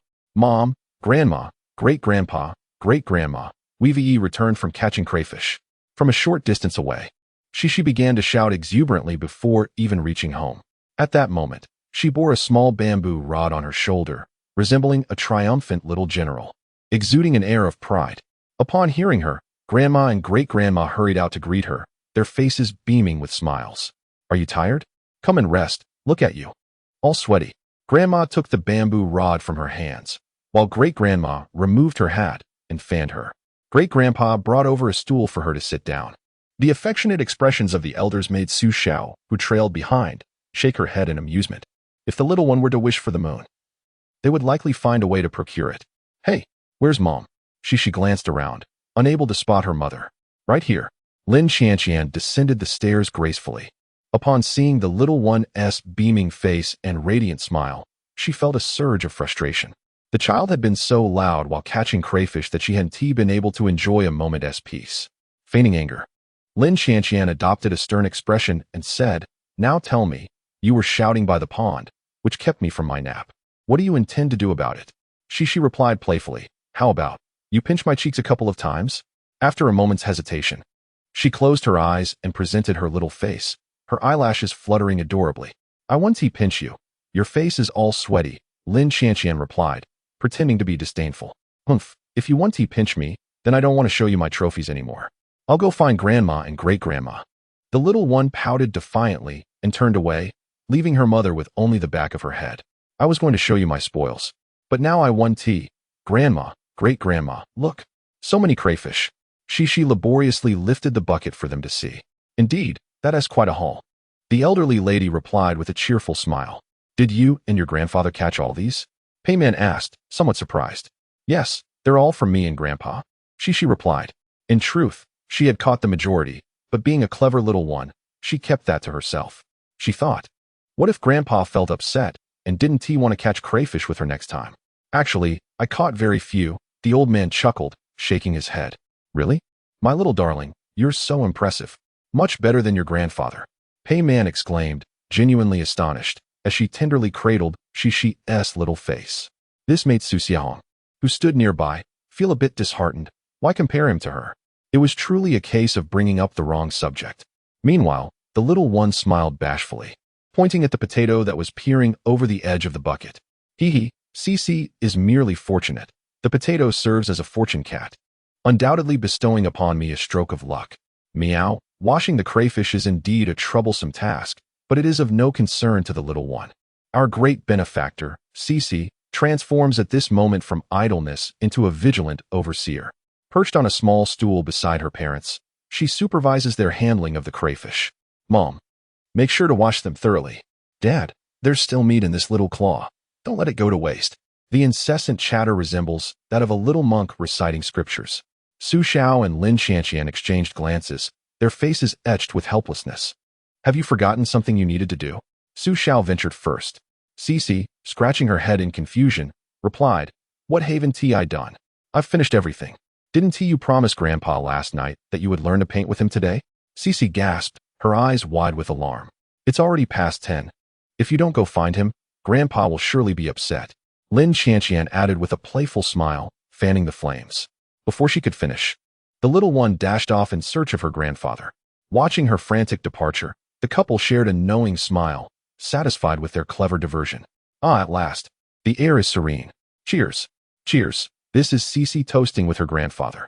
Thanks to the efforts of Xiao and Lin Xianqian, they finally prepared the spicy crayfish that Xixi longed for by noon. Now, she is filled with joy. Not only do her mother and grandmother assist her in peeling the crayfish, but her grandfather frequently raises a toast with her. Of course, she sips on her joyful beverage while Grandpa indulges in rice wine, yet this does not diminish their merriment together. The old man enjoys a sip or two, relishing a casual drink. However, from his own father down to Xiao, the family typically abstains from alcohol, without a companion to share a drink. Even the finest wine loses its charm when consumed alone. Now, with Xixi as his little drinking buddy, they both revel in their enjoyment. Xiao found it impossible to intervene. "Dad, perhaps you should drink less. Rice wine can be intoxicating." Observing the old man's flushed face, indicating a mild inebriation, Xiao felt compelled to offer a word of caution. The old man shot him a glance. "Spoil sport. Do you think I'm unaware that rice wine can be intoxicating?" Su Xiao was left speechless, knowing well that the old man would drink heartily, and if he got drunk, it would be his mother who would deal with him. I can't control you, but I can certainly manage the little one. Thus, Su Xiao turned his attention to Xixi. No more drinking. You've already had several cups. Be careful not to wet the bed when you sleep. With that, he snatched away Xixi's joyful beverage and took a hearty swig himself. My joy has vanished. Gazing at the empty cup before her, Xixi immediately lost her enthusiasm. With wide, innocent eyes, she looked at her father and exclaimed, "Dad, you're such a killjoy. How can a baby know that drinking too much will lead to bedwetting?" In that moment, her little demeanor strikingly echoed her grandfather's recent antics, provoking laughter from the entire family, even eliciting a bemused chuckle from the old man himself. "Never mind your father. Come, let your grandfather fill it up for you." The old gentleman lifted the bottle of fizzy drink and generously filled the little one's cup. Instantly, Xixi was overjoyed, her little legs swinging back and forth on the bench. "Thank you, Grandpa. Let's have another one." With a cheerful clink, they toasted, "Cheers." Xixi exclaimed, "What a treat." Su Xiao remarked in astonishment, "You're only 4 years old, and you're already treating fizzy drinks like they're fine wine. Just imagine how it will be when you grow up." However, it was evident that with her father as a safeguard, she and Lin Xianxian dared not disturb the old man's enjoyment further, thus leaving the matter at rest. Yet, one must be cautious. Sometimes, an excess of joy can lead to unforeseen sorrow. Chapter 97. You wouldn't want to sleep on that tonight, would you? After savoring a delightful meal of spicy crayfish and enjoying a few drinks with Grandpa, the little one was absolutely ecstatic. Even during her afternoon nap, she dreamed of toasting with him, inevitably leading to a messy situation. In the room, under the scrutinizing gaze of her parents, Xixi lowered her head, her cheeks flushed crimson, her little fingers fidgeting nervously. Her large eyes dared not meet her parents', only stealing glances before promptly averting her gaze once more. A stark contrast to her earlier exuberance at lunch. Furrowing her brow at the large puddle of drawings sprawled across the bed, Lin Xianxian felt a pang of distress. Her heart ached, her liver hurt, and her head throbbed, a sensation that engulfed her entire being. Consequently, her mind racing. She opened the suitcase and retrieved a change of clothes for the little one. Turning to Su Xiao, she declared with a tone of unwavering authority, "You handle this. I will take her for a bath. We can't have her wetting the bed and catching a cold." Her tone was so resolute that, had Su Xiao not known her well, she might have been fooled. Noticing Su Xiao's lack of response, Lin Xianxian, with a smirk, teased, "What? Do you wish to help the little one bathe?" Xixi exclaimed, "No way. Absolutely not. Daddy is a boy, and Xixi is a girl." Watching Xixi shake her head vigorously like a rattle, Su Xiao found herself at a loss for words. Was she only just now feeling shy? With a resigned sigh, she conceded, "Fine, I'll take care of it." Yet another day of being at the mercy of Lin Xianxian. Before heading for a bath with her mother, the little one approached her father with pleading eyes. "Daddy?" "Yes? Can you not tell Grandpa and Grandma about the bedwetting?" Her voice was soft and tiny, clearly indicating her rare bout of shyness. "Why not?" Su Xiao raised an amused eyebrow. "Because babies also care about their dignity," the little one proclaimed with earnest conviction. "If you care about your dignity, then why wet the bed?" Su Xiao retorted, exasperated. Xixi lamented, "I didn't want to. It was beyond my control." With that, she mimicked the adults, letting out a long sigh, her expression one of deep concern. "But Daddy doesn't have any clean sheets. We'll need to ask Great-Grandma for some. You wouldn't want to sleep on that tonight, would you?" Su Xiao said with a playful smile. Ultimately, torn between her pride and the prospect of sleeping on a map, Xixi reluctantly relinquished her dignity. "Then, Daddy, you must promise that only Great-Grandma will know about my bedwetting." The little one's face was flushed, her eyes brimming with unshed tears. "All right, I promise," Su Xiao nodded. "Let us seal it with a pinky swear." "Okay, pinky swear." With promises exchanged and a pinky swear confirmed, Xixi finally felt reassured and followed her mother to the bath for a change of clothes. On the first floor, in Grandmother's room, "Grandma, please fetch me a set of clean bed linens," Su Xiao said with a wry smile. "What's the matter? Did the little one wet the bed?" The elderly lady, with her lashes devoid of any color, did not require Su Xiao's explanation. She had already deduced the situation. Perhaps it was due to too many drinks at lunch." Su Xiao nodded helplessly. This pair of grandparents and grandchild truly knew how to stir up trouble. The elderly woman chuckled softly and shook her head. In an instant, Su Xiao's eyes widened, his expression one of astonishment, as if he had stumbled upon a significant revelation. "No way. Could it be that my father also?" "What nonsense are you thinking?" The elderly lady scolded lightly. He was drunk. Your mother said he was all tipsy and insisted on trying to paint like Tang Bohu under the influence of alcohol, and your mother couldn't hold him back. Su Xiao exclaimed, Oh. Is the old man drinking counterfeit liquor? He has lost all sense of reality. Thinking he could engage in a cross-temporal dialogue with ancient sages? And then what happened?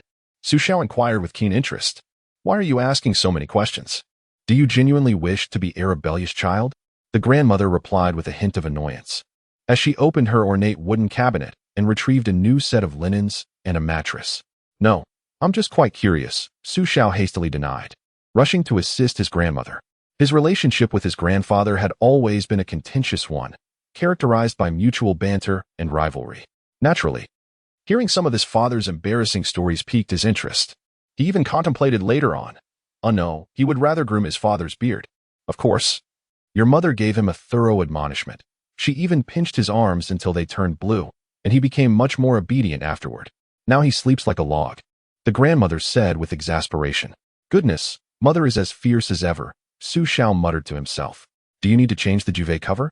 No, grandma. I must be on my way, Su Xiao replied, shaking his head and bidding farewell as he quickly grabbed the bed sheets and mattress, eager to ascend and witness his father's folly. However, halfway up the stairs, he remembered his promise to the little one and had to return to inform his grandmother. Grandma, please don't mention the bedwetting incident to Grandpa or my parents.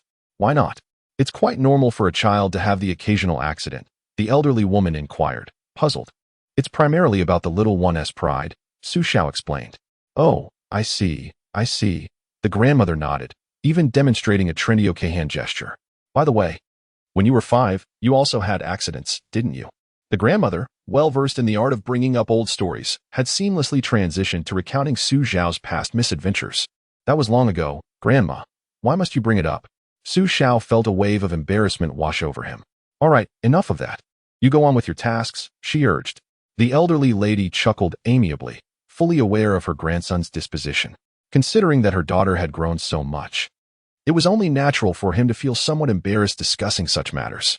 Su Xiao had initially intended to ascend the stairs and head straight to his father's room to revel in his misfortune. However, Pei Man had denied him that opportunity by locking the door without hesitation. Clearly, she possessed a foresight that left him in despair. Thus, Su Xiao could only lament at the threshold, pondering the fragility of trust between individuals. Mother, I am your own son. Is it truly necessary to guard against me so vigilantly? He thought, feeling a heart-wrenching pain that rendered him almost breathless. In the blink of an eye, he decided to retreat to his own room to seek out Lin Qianqian. Qianqian, let me tell you about my father. Chapter 98, The Wine Brewed by Me. Truly unfathomable during dinner that evening, Su Xiao occasionally cast subtle glances at his father, his eyes glimmering with a mischievous humor. The old man was no fool. He easily discerned the implications behind his offspring's unmistakable gaze. However, he chose to feign indifference, fully aware that engaging with certain individuals only fueled their antics. Yet, Su Xiao was not one to let such an opportunity slip by. Dad, I heard you got drunk this afternoon? Oh, here it comes, the protagonist with a little devil residing within, discreetly glancing between Su Xiao and the old man, eagerly anticipating the unfolding drama. Meanwhile, Pei Man, seated beside the old man, remained expressionless, quietly enjoying her meal. She had never been particularly invested in the sparring match between her son and husband. Her role was merely to intervene and administer equal measures of reprimand when the chaos subsided. Truly, she managed the household with remarkable finesse. After sipping some soup, the old man replied coolly, "Oh, what's the matter?" "Nothing, just concerned about you," Su Xiao responded, his expression earnest. "Huh, a weasel wishing a hen a happy new year," the old man retorted, delivering a sharp jab before Su Xiao even had the chance to launch his full attack. But who was Su Xiao? His skin was as thick as a fortress. His father's words barely grazed him. "I've told you countless times to drink less, especially that rice wine. Yet you refuse to listen," Su Xiao lamented, his tone dripping with feigned sorrow.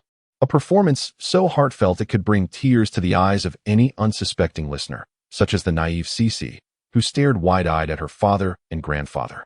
As the saying goes, one should strike without hitting the face. Yet Su Xiao was doing just that, leaving the old man looking as though he had swallowed a fly. After all, he had boasted earlier that he was unaware that rice wine could intoxicate. Yet, mere moments later, He found himself hopelessly inebriated, truly a source of embarrassment. The wine brewed by his mother remained an enigma, as perplexing as ever, eluding comprehension after decades of consumption. Unfathomable, indeed, he mused, understanding the importance of pressing the advantage. Xiao continued to tease his father. I heard you, emboldened by the wine, created a masterpiece. Care to share it with us? At the mention of painting, the young child's interest peaked, her curious gaze fixated on her grandfather. Grandpa, what did you paint? Can you show it to Xixi? Xiao nearly burst into laughter. The child's timely support was always a delight. Don't mind your father's nonsense. He's just being cheeky, the old man grumbled. Meanwhile, serving a generous chicken leg to Xixi. Thank you, Grandpa, the child beamed. Feigning surprise, Xiao remarked, you closed the door this afternoon, didn't you? Surely you were huddled inside crafting your masterpiece? Huh. He was hardly painting. It was more akin to doodles of a ghost. Even Picasso would fare better than his work. Payman let out a cold laugh as she interjected. Faced with his partner's sudden betrayal, Su Xiehong felt a flush of embarrassment spread across his face, rendered speechless. Truly, a moment's misstep could lead to eternal regret. Fortunately, he had already destroyed his astonishing masterpiece. Otherwise, if his colleagues were to discover it, he would become the subject of ridicule for a lifetime. How could the work of an artist be dismissed as mere demonic scribblings? That is art. Su Xiao raised an eyebrow, a mischievous grin adorning her face. Demonic scribblings? What is that? Didn't Grandpa say you didn't paint? Xixi blinked in confusion and quietly leaned closer to her mother, asking, Mom, what does demonic scribblings mean? Although she whispered, her voice was loud enough for anyone with hearing to catch, plunging the old man's heart with yet another metaphorical knife. This left Lin Xianxian in a difficult position, as it pertained to her own elder. Unlike Su Xiao, who was unrepentant, she found it rather challenging to comment. She merely wished to partake in the gossip as a bystander, akin to her grandparents. Well, your grandfather becomes a drunken artist after a few too many, scribbling without coherence. Hence the term demonic scribblings. Payman teased the little one with a smile. All right, do give me some face, the old man awkwardly remarked to his partner, shooting a sharp glance at the instigator. And you, know when to stop. Else, I might just have to teach you a lesson. Upon hearing her grandmother's explanation, Xixi immediately grasped the situation and began to giggle uncontrollably. It turned out that Grandpa was quite the amusing character. How can you laugh at Grandpa? Some people were painting this afternoon. Lin Xianxian began, but was swiftly silenced by a tiny hand covering her mouth. Hey, what are you doing, Mom? What happened this afternoon? Except for the grandmother, who understood perfectly, everyone else turned to Xixi, who suddenly panicked, fidgeting like an ant on a hot pan. Oh dear, what should I do? Someone save Xixi. Thankfully, Su Xiao, the reliable father, subtly shook his head at the elders, conveying a silent message. Instantly, the adults understood and pretended to be oblivious, going back to their meals as though the previous scene had never occurred. Though she was puzzled as to why her elders chose not to press further, Xixi, feeling as though she had narrowly escaped a calamity, let out a sigh of relief. She then cast a resentful glance at her mother. Humph, you're a bad person, Mommy. I don't want to be nice to you anymore. I even helped you defeat the little crayfish monster. Lin Xianxian, naturally, ignored the child's glare. After all, it bore no real threat and wouldn't cost her anything. Soon, Xixi would be back to clinging to her. After the meal, as the sun had yet to fully set, the evening glow painted the sky in splendid hues. Following behind her mother, Xixi trailed like a little shadow as they approached Su Zhao's grandfather. Grandpa, do you know how to make rolling lights? Su Zhenhua, affectionately known as Su Zhao's grandfather, inquired with a cheerful demeanor. Is it the one where a candle is placed inside and no matter how you roll it, the candle remains intact? Indeed, that's the one. Lin Xianxian gently nodded in affirmation. This is quite simple. Are you considering making one for the little girl to play with?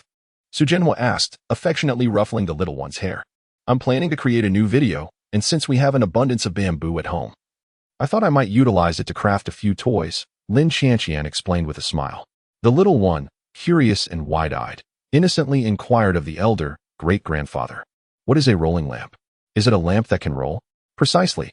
It is indeed a lamp that can roll, and it can also be kicked like a ball. Su Zhenhua replied with a chuckle. Upon hearing this, the little one immediately began to envision a myriad of round, rolling spheres in her mind. Without exception, each of these imagined spheres emanated light. Chapter 99. Su Zhao's grandfather, the hidden artisan. The rolling lantern, a national intangible cultural heritage. The images do not convey the essence. For those intrigued, a search online may yield further insights. This exquisite creation is a spherical lantern crafted from bamboo strips, enveloped in silk or paper, with a candle holder inside to ignite a candle. As it rolls and spins, it can be freely rotated without extinguishing the flame. Its principle resembles that of a modern gyroscope, ensuring that the candle within remains upright and alight. This tradition flourishes in regions such as Yuhang and Haiyan along the Qian'an River, with historical records tracing back to the Song dynasty, boasting a crafting history of approximately 8 centuries. There are several varieties of rolling lanterns, primarily including Yuhang, Fengxian, Qinghai, Songzi, and Haiyan styles. While their appearances and crafting methods are largely similar, the performances vary significantly.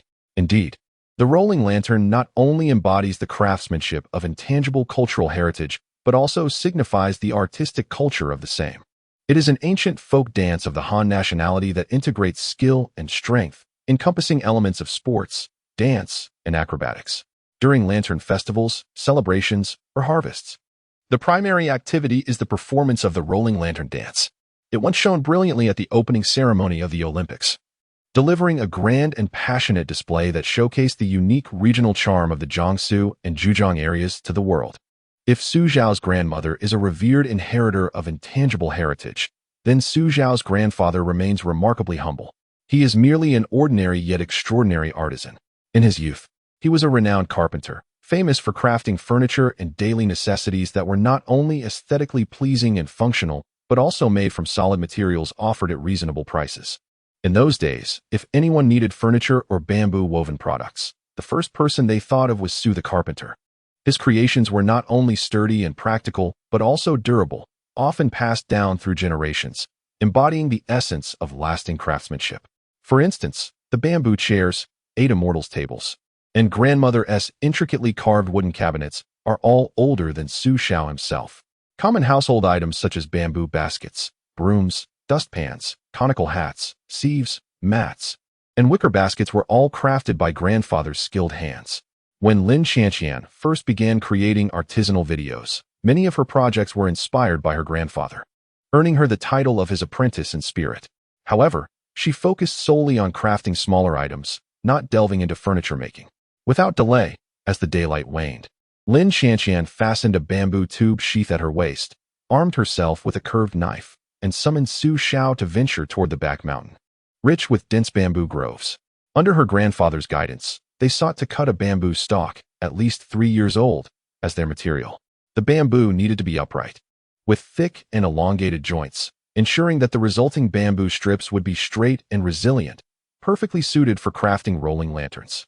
As the little tail of her parents, Xixi naturally seized this opportunity for adventure. Even the tiny tail of Xixi, Potato, joyfully followed along. Su Xiao sighed, remarking that he merely intended to cut a bamboo shoot from the mountains, a task that should take no more than 5 minutes. Yet it had turned into an outing akin to a spring excursion. He mused on the remarkable capabilities of his grandfather, noting that the old man seemed to possess an array of skills that extended far beyond mere carpentry. Lin Xianxian, holding the little one in one hand and recording footage with her phone in the other, followed closely behind Su Xiao, chuckling as she chimed in. Indeed, her grandfather was quite impressive. As a child, she had relished the moments spent pestering him to craft various trinkets. As Su Xiao smiled and searched for a suitable bamboo, he pondered whether his grandfather had once studied under some esteemed master or perhaps received a form of legacy. Lin Xianxian, filled with curiosity, inquired about the origins of the little one's vivid imagination, attributing it largely to her influence as a mother. She not only enjoyed peculiar stories and intriguing books, but was also a quintessential fan of online novels, exploring a wide array of genres, from male-oriented to female-oriented narratives, and spanning both ancient and modern tales. Surely, you jest, thinking that Grandpa resembles the protagonist from those novels, Su Xiao replied, both amused and exasperated, as he carefully examined a straight and sturdy bamboo before him. Why not? Art is derived from life, Lin Xianxian countered, lifting her chin defiantly. After all, Grandma is a bearer of intangible cultural heritage, hailing from a well-off family and renowned for her beauty in her youth. And Grandpa? A mere impoverished lad. Without fortune or noble patronage, how could he ever have won her heart? To her credit, there was a semblance of logic in her argument. Had he not been well acquainted with his grandparents' history, even Xiao might have found her reasoning compelling. In truth, Grandpa had once been a humble carpenter, laboring for Lin Qianqian's grandmother's family under the guidance of a master craftsman. It was her father who, recognizing the young man's industriousness and skill, consented to marry his daughter to him, rather than any tale of an impoverished lad's triumph. Perhaps Grandpa's master was indeed a remarkable figure, Lin Qianqian suggested playfully. I'm not inclined to engage with you, Xiao retorted, casting her a sidelong glance before taking the curved knife from her hand and beginning to chop the bamboo rhythmically, counting 80, 80. As for the source of his grandfather's myriad talents, Xiao had previously inquired, learning that in his youth, the old man had a voracious appetite for reading and learning, coupled with a keen intellect and strong manual dexterity. He had acquired a smattering of knowledge across various fields, though not in any profound depth, a reflection of the limitations of his era. In contrast, the current age offers abundant resources. One need only search online to find guidance on myriad subjects. For instance, the craft of rolling lanterns is readily accessible on the internet, allowing Lin Qianqian to replicate the process. Yet, having her grandfather as a mentor, providing hands-on instruction, was undeniably more advantageous than navigating the endeavor alone. As Xiao continued to chop, the towering bamboo before him was on the verge of toppling. Step behind me, Xiao reminded Lin Qianqian, who had been diligently recording the footage. She quickly ushered the little one to stand behind Xiao, while she did not forget to greet Potato.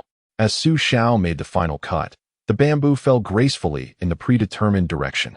This was the first time she had witnessed such a scene, and she erupted in exuberant cheers. Wow, Daddy is amazing. Her bright, expressive eyes sparkled with wonder and admiration, her small hands clapping in excitement. Although it was an ordinary occurrence, the little one's enthusiastic embellishment rendered it extraordinary. A swell of pride surged within Xiao, prompting him to effortlessly chop down an even larger stalk. He then proceeded to tackle the bamboo's branches with remarkable vigor and determination. Chapter 100.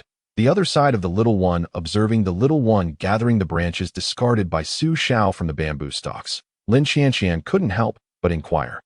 What are you collecting these for? The child, squatting and busily arranging the twigs, blinked her large eyes at her mother. I can tie them together to make a big broom. I noticed that the small bamboo broom at great-grandma's house seems to be falling apart. Oh, that's a splendid idea.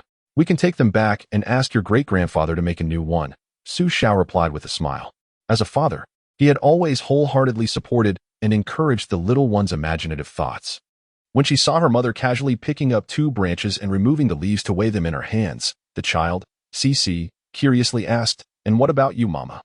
"Oh, I was thinking that if you misbehave one day, this might come in handy," Lin Qianqian replied nonchalantly, swinging the bamboo branches vigorously, producing a whooshing sound in the air. Xixi gasped, "Mama, you're scary." Although she had exerted considerable effort to strip the branches of their leaves and help organize them, dragging the heavy bundle was quite a strain for the 4-year-old. After just a few steps, she often had to pause to catch her breath. Sweat glistened on her small face, and she was entirely spent, her cheeks flushed from exertion. Yet, the little one possessed an indomitable spirit, refusing to seek assistance from her parents. Gritting her teeth, she continued to pull the branches forward bit by bit. In truth, Xiao and Lin Qianqian were not hard-hearted parents. They simply wished to cultivate good qualities in their child through these everyday experiences. As parents, they accepted their child's mediocrity but could not abide laziness. They desired for their little one to possess resilience and courage in the face of adversity, rather than retreating easily or giving up outright. Through such methods, Xiao and Lin Qianqian believed that their child would gradually grow stronger, more self-assured, and independent. When the elders witnessed the child laboriously descending the mountain, dragging a large bundle of bamboo branches while panting heavily, they were inevitably moved. As fellow parents, they recognized that such exceptional upbringing could not stem from ignorance or blind indulgence. Therefore, they did not blame Xiao and Lin Qianqian for their parenting choices. Instead, they expressed heartfelt concern for the little one, offering water and wiping her sweat. Seeing the beads of perspiration trickling down her face, the elderly lady gently wiped her brow with a towel, asking with concern, "Are you tired, dear?" The little one, breathing heavily, clutched her small water bottle and drank eagerly. After wiping her mouth energetically, she beamed with joy at the elder's concern. "I'm not tired, great-grandma. Can we use these to make a big broom?" Xixi pointed at the large bundle of bamboo branches she had dragged down, declaring, "This is sufficient, entirely sufficient." The elderly lady, taken aback, inquired, "So you gathered these to fashion a broom?" "Indeed, I noticed that your broom, great-grandmother, is nearly worn out and hardly functional," Xixi replied earnestly, nodding her head. "Such thoughtfulness at such a tender age," the elderly lady remarked, her heart brimming with joy. She beamed widely, unable to contain her delight, and playfully pinched Xixi's little nose, eliciting a cascade of melodious laughter from the young girl. With the bamboo now in hand, they set about the task of crafting lanterns while the excitement was still fresh. The darkness enveloped the sky, and they illuminated the courtyard with a bright light, transforming it into a realm as bright as day. Observing Su Xiao's clumsy attempts at splitting the bamboo, Grandpa could no longer bear to watch and took over the task. To their astonishment, what had seemed a daunting challenge for Su Xiao became remarkably simple and effortless in Grandpa's skilled hands. He deftly rotated the bamboo, wielding a curved knife with precision to smooth the surface and swiftly remove the inner walls of the bamboo, expertly crafting it into thin strips. Grandpa's technique was both proficient and graceful, his movements fluid and unhurried. In his hands, the bamboo appeared to yield effortlessly, transforming into delicate sheets. Before long, he had skillfully processed 2 pieces of bamboo with ease. Su Xiao picked up a few strips for comparison, noting that each was uniformly thick and evenly sized, as though measured with a ruler. What appeared to be a straightforward task of splitting bamboo into strips was, under Grandpa's mastery, elevated to an art form that was both pleasing to the eye and worthy of admiration. Gently nudging Lin Chanqian's shoulder, Su Xiao expressed a hint of regret. "It's a pity you didn't capture this moment. It would have made for excellent material." "Not to worry, I had the camera set up long ago," Lin Chanqian replied, gesturing with her chin. Following her gaze, Su Xiao indeed noticed the filming equipment that Lin Chanqian had set up unbeknownst to him. Just remember to delete any footage of me," Su Xiao said, feeling a bit embarrassed. Compared to Grandpa, his earlier performance paled in comparison, making him feel utterly humiliated. "Rest assured, you won't be shown," Lin Chanqian teased, a playful smile gracing her lips. "Is this about appearing on camera? This is about saving face. I certainly have no qualms about my pride. Delete it." The command escaped Su Xiao's lips almost involuntarily. "Then you must plead with me. If you do, I shall delete it," Lin Chanqian replied, her charming gaze captivating yet infuriating. "Lin Chanqian, do not push me," Su Xiao warned, glancing pointedly at her, the meaning unmistakably clear. Lin Chanqian instinctively covered her bottom, her face flushing with a hint of embarrassment as she glared at Su Xiao, exclaiming, "How dare you?" Perhaps feeling that intimidation was insufficient, she added, "I will tell Grandma that you hit your wife." Her fierce demeanor made Su Xiao chuckle mischievously, resembling a quintessential villain. Suddenly, a poke drew his attention. Su Xiao turned in slight confusion to find Xixi standing timidly behind him, gazing up with uncertainty. "Great-grandma told me to tell you that if you bully Mommy, she will break your legs." Having delivered her message, the little one scampered away. Su Xiao was left speechless. Was the old lady truly all-hearing? Following her gaze, he spotted his grandmother, furrowing her brows in disapproval as she glared at him while tending to some bamboo. "Su Xiao, oh,